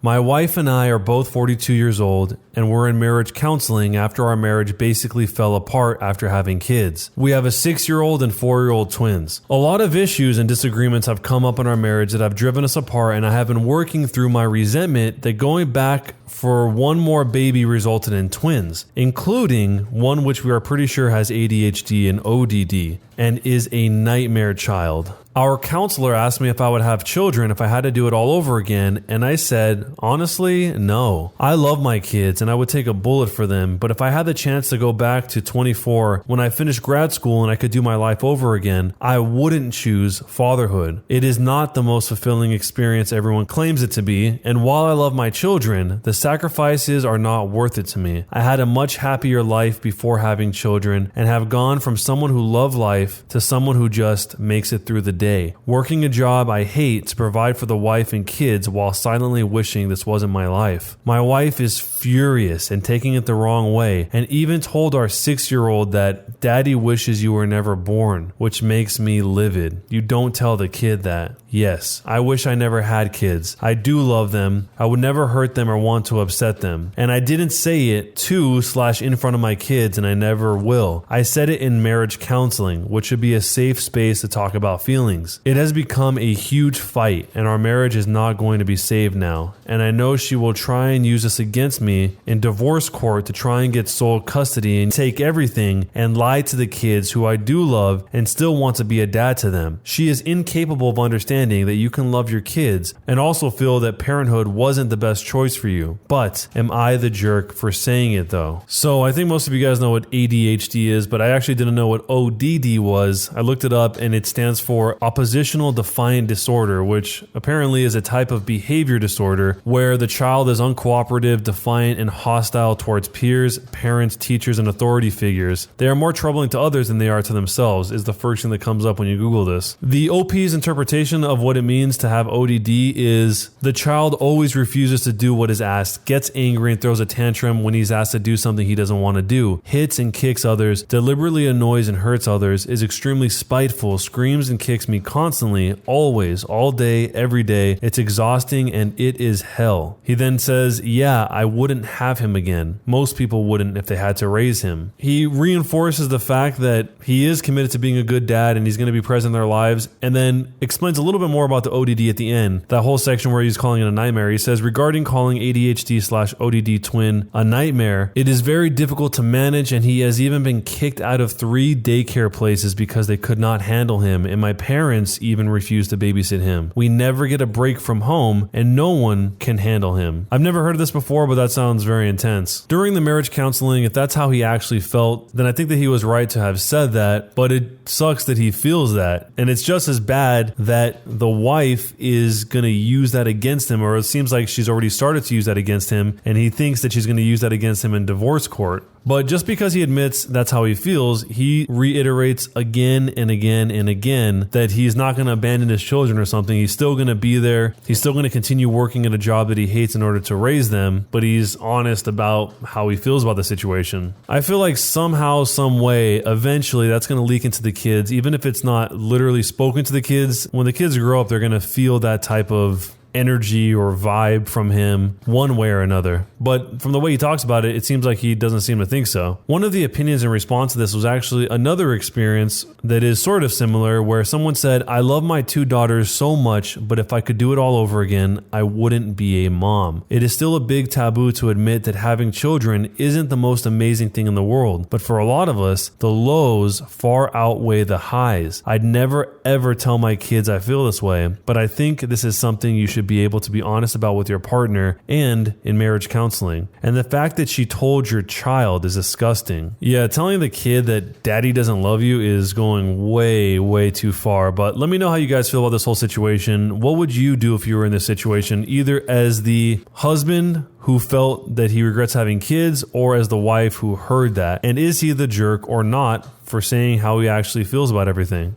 Why I donate a lot of money to Twitch streamers. It's 11:30 a.m. and I'm writing this out because I need to tell someone. I'm the person who donates hundreds and even thousands of dollars to Twitch streamers, mostly women. I just like seeing their reactions to a big donation. My parents have money, so therefore I have money, and these girls who are just so cute on Twitch, who actually interact with their audience, makes me want to donate even more. I won't list the streamers, but one of my donations made it onto that YouTube video of the highest Twitch donations. Like, I've actually played a game with a few of these girls, and they actually seem like generally cool people who have amazing bodies. So what's a little harm if someone like me donates $700 or even $1,000? Maybe those girls are streaming because life is tough and they have no direction in life, so streaming pays their bills. Maybe they wouldn't need to show their bodies if guys respected them as a serious stream instead of spamming them. So what if they're not good at the game? It's a game no one needs to play, like some people play all the time and just like trolling around in League of Legends, and their bodies bounce around when they get excited. You're probably thinking, oh, why not just donate to a cam girl or watch more extreme things? You know why I don't? Because those cam girls are so fake. They can't even bother to do anything, and also I like gaming and I like League of Legends, so when I see a hot or cute streamer really trying hard to put up with all the bad people in chat, it makes me want to donate 100 just to show her she's doing a bang up job. Also, I've watched enough extreme content to be bored. I'm going through the motions at this point. It's not as entertaining as you think. Do people not like when girl streamers take over Twitch? Maybe. But you know what?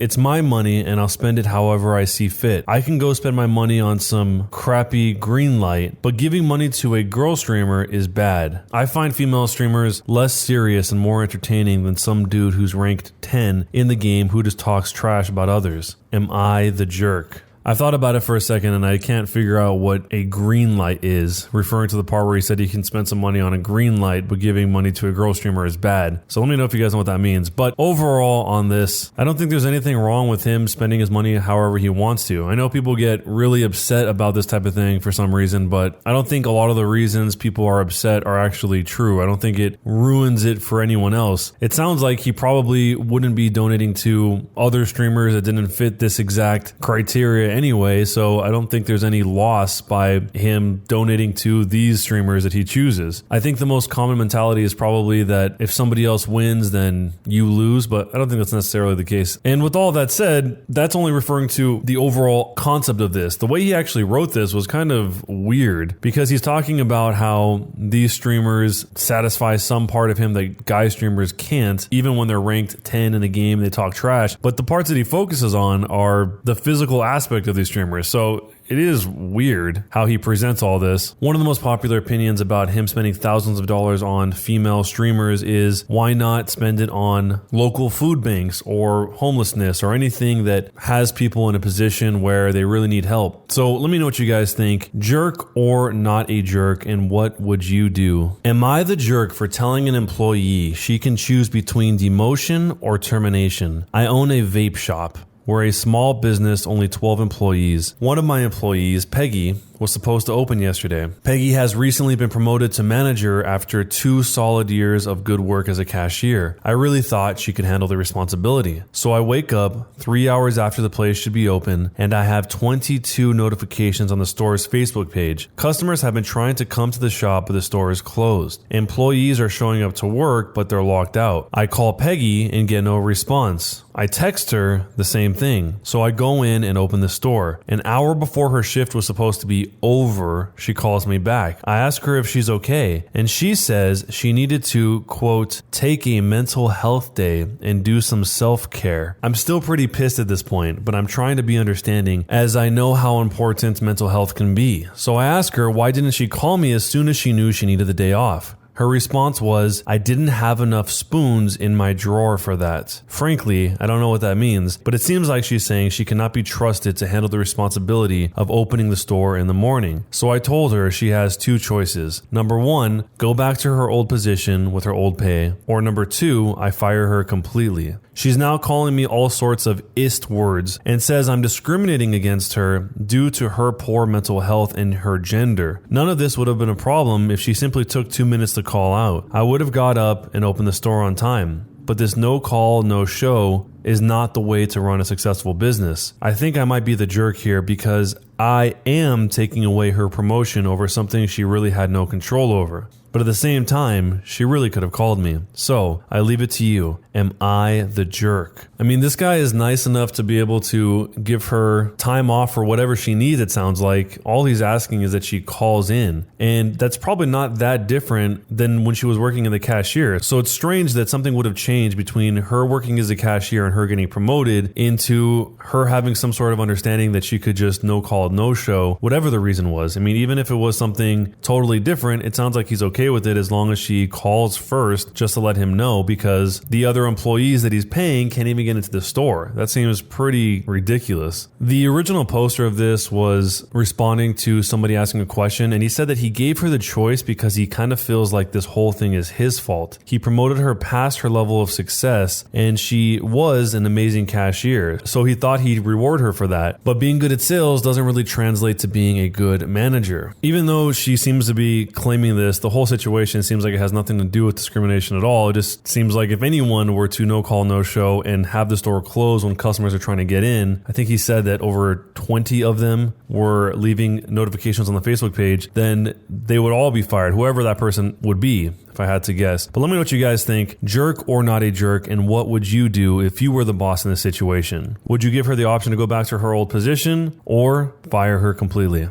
Am I the jerk for telling my classmate who saved a goldfish by releasing them into the ocean that they are dumb? My classmate recently made a TikTok and she showed a group of people at lunchtime it. They were next to our table, so I overheard the girl say, "Hey, look at my TikTok I made, come check it out." And in it, she explains how she rescued a goldfish from the pet store and released them into the ocean so they can live free. I was horrified upon hearing this. I love fish and have several aquariums, so I'm fairly knowledgeable on them. I walk over and I ask her to show me the video and I facepalmed. She asked me why and I said, "You realize you're actually dumb, right? This is one of the dumbest things I've ever seen." Her friend says, "Well, that's just rude. Why would you say that? Because she cares?" To which I had to explain that goldfish are freshwater fish. They can't survive in the ocean because it's salt water, so all of those goldfish were dead in minutes. They basically choked to death as salt filled up their gills. Lastly, you never release animals into the wild. There are goldfish that are destroying our rivers and lakes because of dum-dum heads like her. They say I'm a bully and walk away. I later get called into the principal's office, who told me I was expected to apologize, and I said no. I stand by what I said. Screw ignorant people who destroy the environment. My parents were called over and I got sent home, and my parents are pissed and I refuse to apologize. I might get suspended. So, am I the jerk? The other kids here must have told the principal something much more extreme than what the OP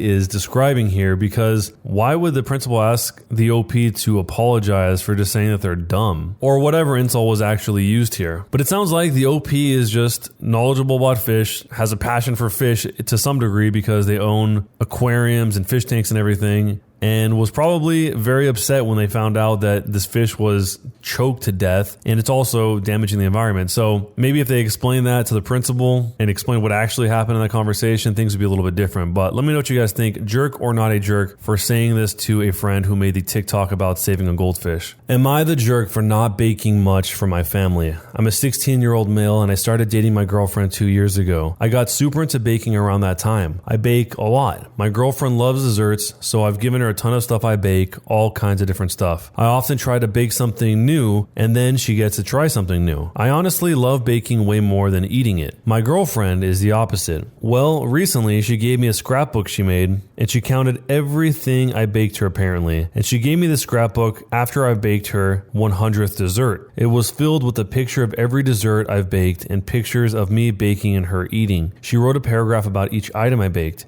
Each item was dated too. She had been working on this for 2 years. She also wrote a long letter of how proud she is of my baking hobby and thanked me for the sweets, telling me how much she loves me. It was the sweetest gift I've ever gotten and I honestly cried. I showed my mom and sister expecting them to think it's cute, but they were pissed. They were angry I've spent so much time baking for my girlfriend and not them. I just got into this habit and I love making my girlfriend happy as well since she loves desserts. So am I the jerk for not baking much for my family? In this case, it could just be that the mom and the sister want to feel included and the way they're expressing that is through being angry, but there's nothing wrong with baking for who you want to bake for. I think that the mom and the sister were probably just surprised at how much she had baked over the last 2 years and maybe just wanted to be involved with it or be a part of it. Or it could just be just as it is here and they just want to eat more treats that they didn't have a chance to get. One of the opinions on this says that the mom and sisters sound bitter, but they're happy the girlfriend cares so much and gave him something so meaningful that took a lot of time and effort. And that time is the most expensive thing in the entire world. It's impossible to get more of it. So every hour you spend baking for someone is worth more than anything you can buy with money. And I guess that would apply to the scrapbook she made as well. But let me know what you guys think. What would you do in this situation? And is he the jerk for not baking much for his family and mostly for his girlfriend? Am I the jerk for leaving significant facial scarring uncovered on a plane and being confrontational when a father asked me to cover it because it was scaring his son? I sustained very bad injuries to my face this month. I'm in the stage of healing where the scar tissue has formed, but it's still very tender new skin. I'm going to have very obvious facial scarring for the rest of my life. The injury starts about an inch above my hairline and goes down over my brow, so that on that part, hair will not grow. It continues down my cheek where it is the deepest. I'll probably always have an indentation in the fullest part of my cheek, and then it continues to my jawline. In some ways, it's okay.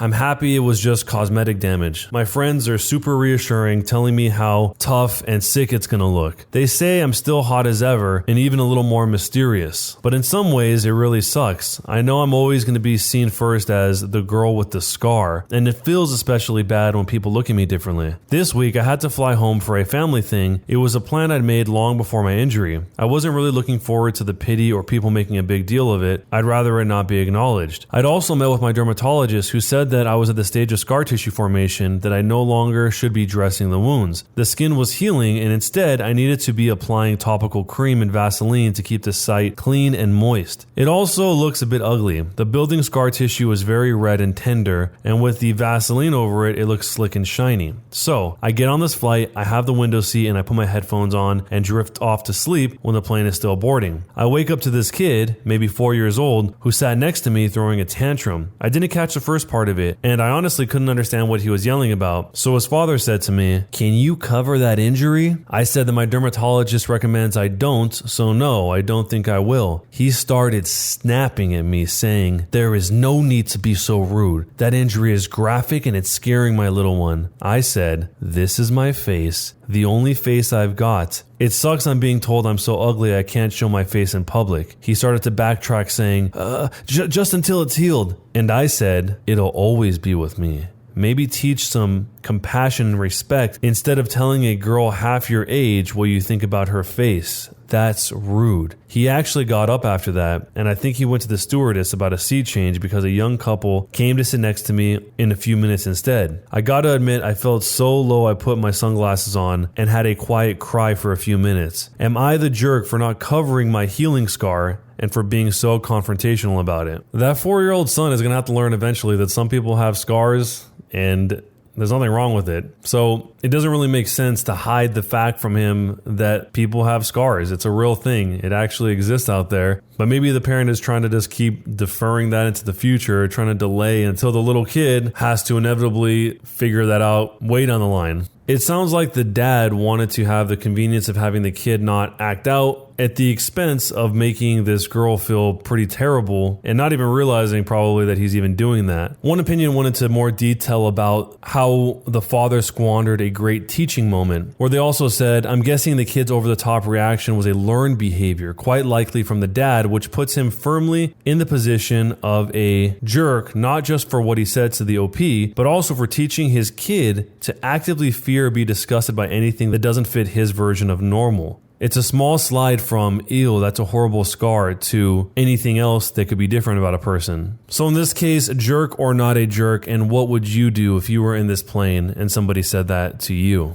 I was my sister's boyfriend in RuneScape, and she had no idea. My sister and I used to play this game called RuneScape. I knew she played it, but she didn't know I used to play it. We had a family computer in the living room. When my sister would do her chores and homework, our parents would let us use the computer. One day, when I woke up, I realized she was playing RuneScape, which is also a game I was playing at the time. When she went to use the bathroom, I ran to the computer, found her username, went back to my room, and added her from my account. One day, I was in her world and I realized she was online and trying to sell some cooked lobsters. I bought all of her cooked lobsters and told her to add me since I would buy them all. She did. After that, we became closer friends online. I would always buy her food and items at a good rate. We would kill lessers at Karamjot together and fish and cook together. It was really fun. One day, she began to ask me weird questions. She asked how old I was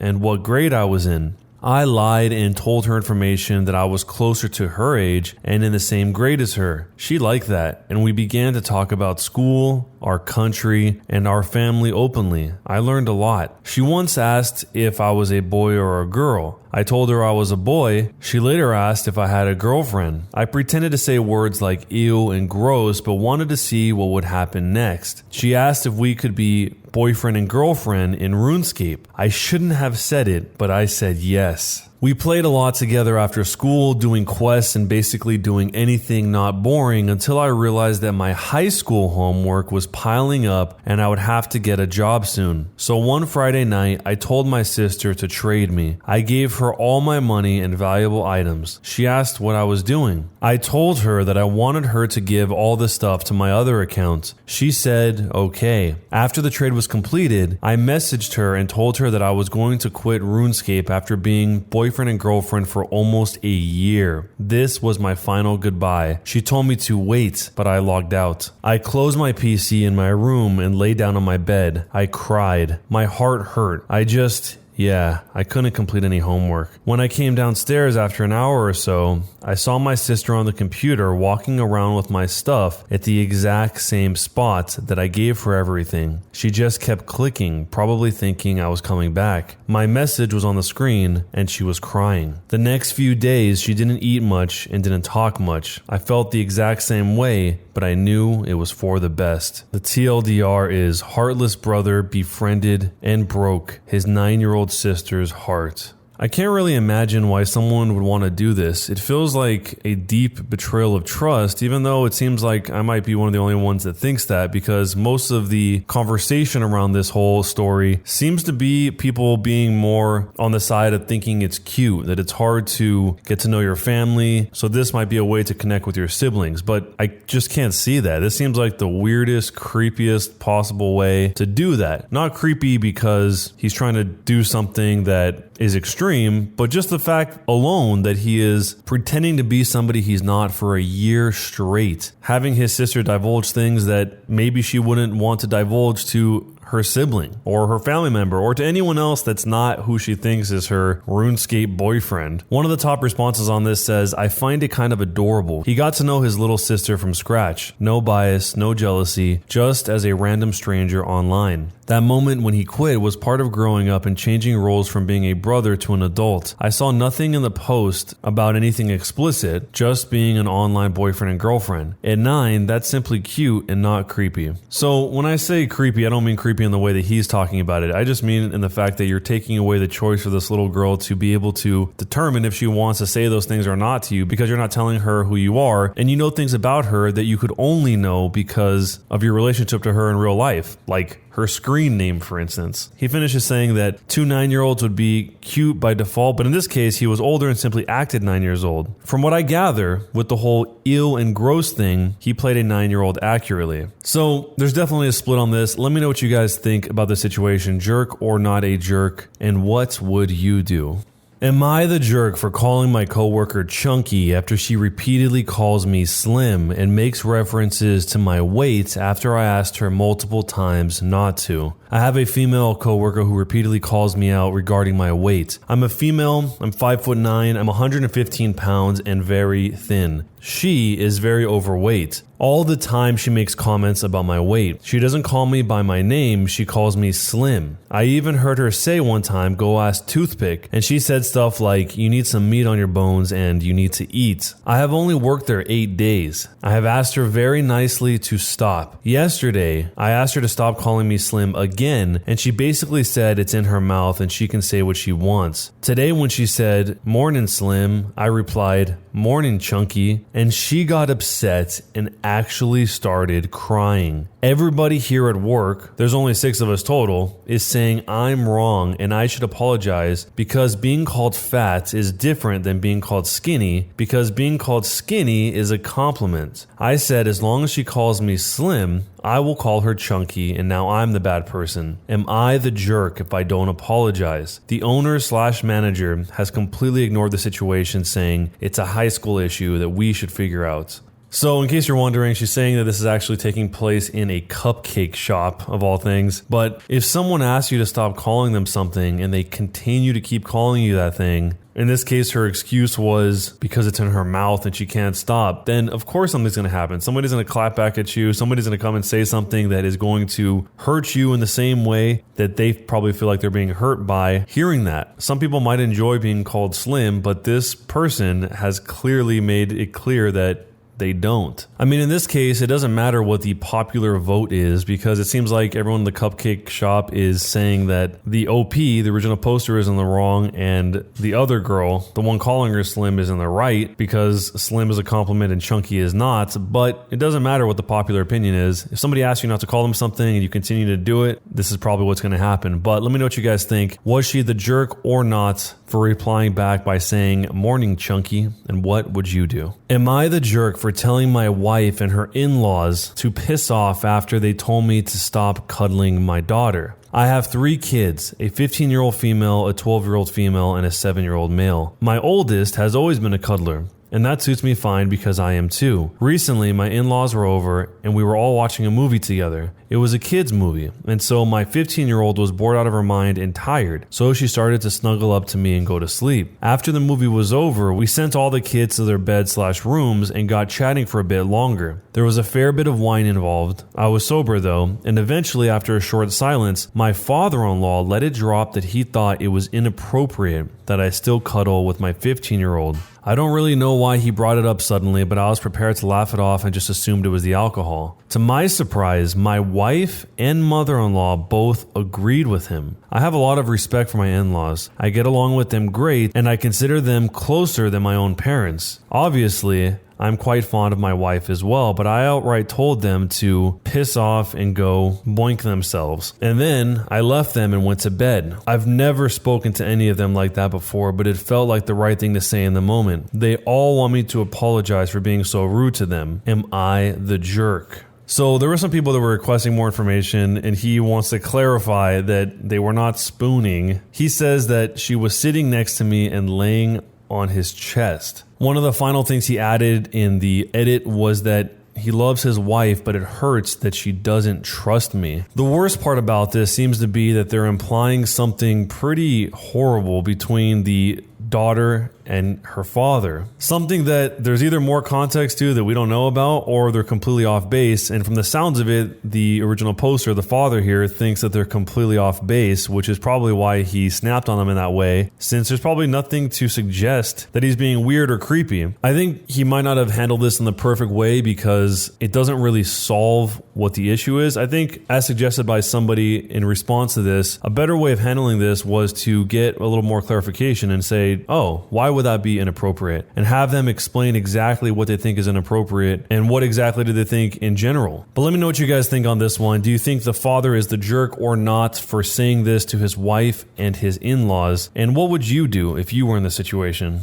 Am I the jerk for pointing out to my friends that they are not famous? My friends are dating. They're also actors who have had small roles on a few TV shows. I'm talking 2 lines or less. I say this not to be a hater. I truly am rooting for them, but to give you a scope of their reach. Neither one of them have a following in real life or on social media. They've got under 1,500 followers combined. Anyway, last week I posted a group picture on Instagram of people celebrating a friend's birthday. Everyone in the photo has got their arms around each other's shoulders. Very platonic. Anyways, yesterday in a group chat between the 3 of us, they asked me to take the photo down because they don't want the public to know they are dating. I would consider it if they looked bad / too sloppy / sloshed, but they don't. Also, everyone has their arms around each other, not just them. Anyways, I asked what they meant and they said they didn't want to end up in gossip magazines. I pointed out that they are not famous and they don't even have functioning IMDb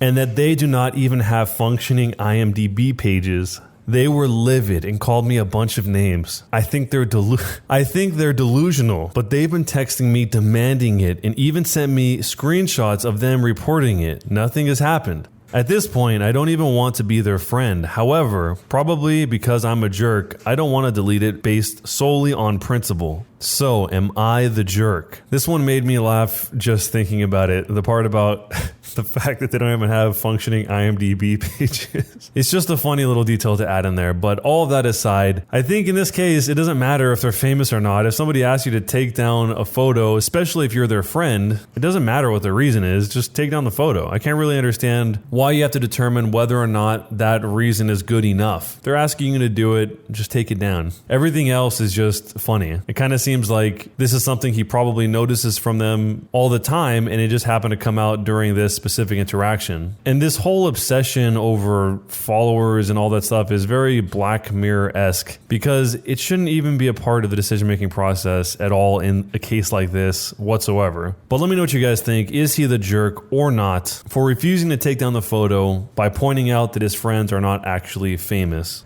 Am I the jerk for picking out the peas from my dinner in front of my mom's boss? Hello, I'm 20 years old and I live with my mom, 48 years old in the UK. I am autistic and don't like peas because of the texture that makes me feel bad. I am dependent on my mom because I'm not able to live on my own yet, but I'm learning. My mom hosted a mini dinner for some colleagues. Her husband has a big house and a garden where we sat. I don't like dinners and eating with strangers, but I had to sit with them, which was a little bit stupid. They made food I don't like. It had peas in it and I don't like peas. My mom knows this, but I wasn't allowed to eat other stuff because it would be making a fuss and there was no time to make other things. I was not allowed to make something myself either. I picked out the peas for my dinner to feed ducks at the pond close to my stepdad's house because I know ducks like peas. They shouldn't eat bread because that's bad for them. I put all the peas in a little cup with my spoon. My mom's boss was sitting opposite of me and asked what I was doing, so I told him. He was silent for a while and said, "Okay." We didn't talk a lot, but sometimes he asked me a question and I answered. At the end, he gave me some more peas that he had removed from his own food. I asked if he also didn't like peas, and he said, "I do like peas, but I also like ducks, so they can have my peas," which I think was nice of him. He also gave me £5 to buy ice cream for myself when I feed the ducks, which was also very nice of him. We didn't talk much, but I think he was a nice man and I liked him. But when he left, I talked to my mom and she came to me and was angry or upset. She asked me if I spent all dinner picking out peas and I said no. I also ate the pasta bits, but there were a lot of peas to pick out. She asked me why I did that in front of everyone because that's very rude to do during a dinner. It shows that you do not like the food and you have no interest in the guests. This is exactly what I thought, so that's true. My mom said that she understands that it's not nice, but if she says it's important, like she did before dinner, then it really is important and I should keep that in mind. They were people who deserve respect, who feel put off by others touching their food strangely and not engaging with them. My mom's boss told her before he left that maybe next time I should eat something else because I didn't eat much. I'm not a big eater, so it's kind of normal for me,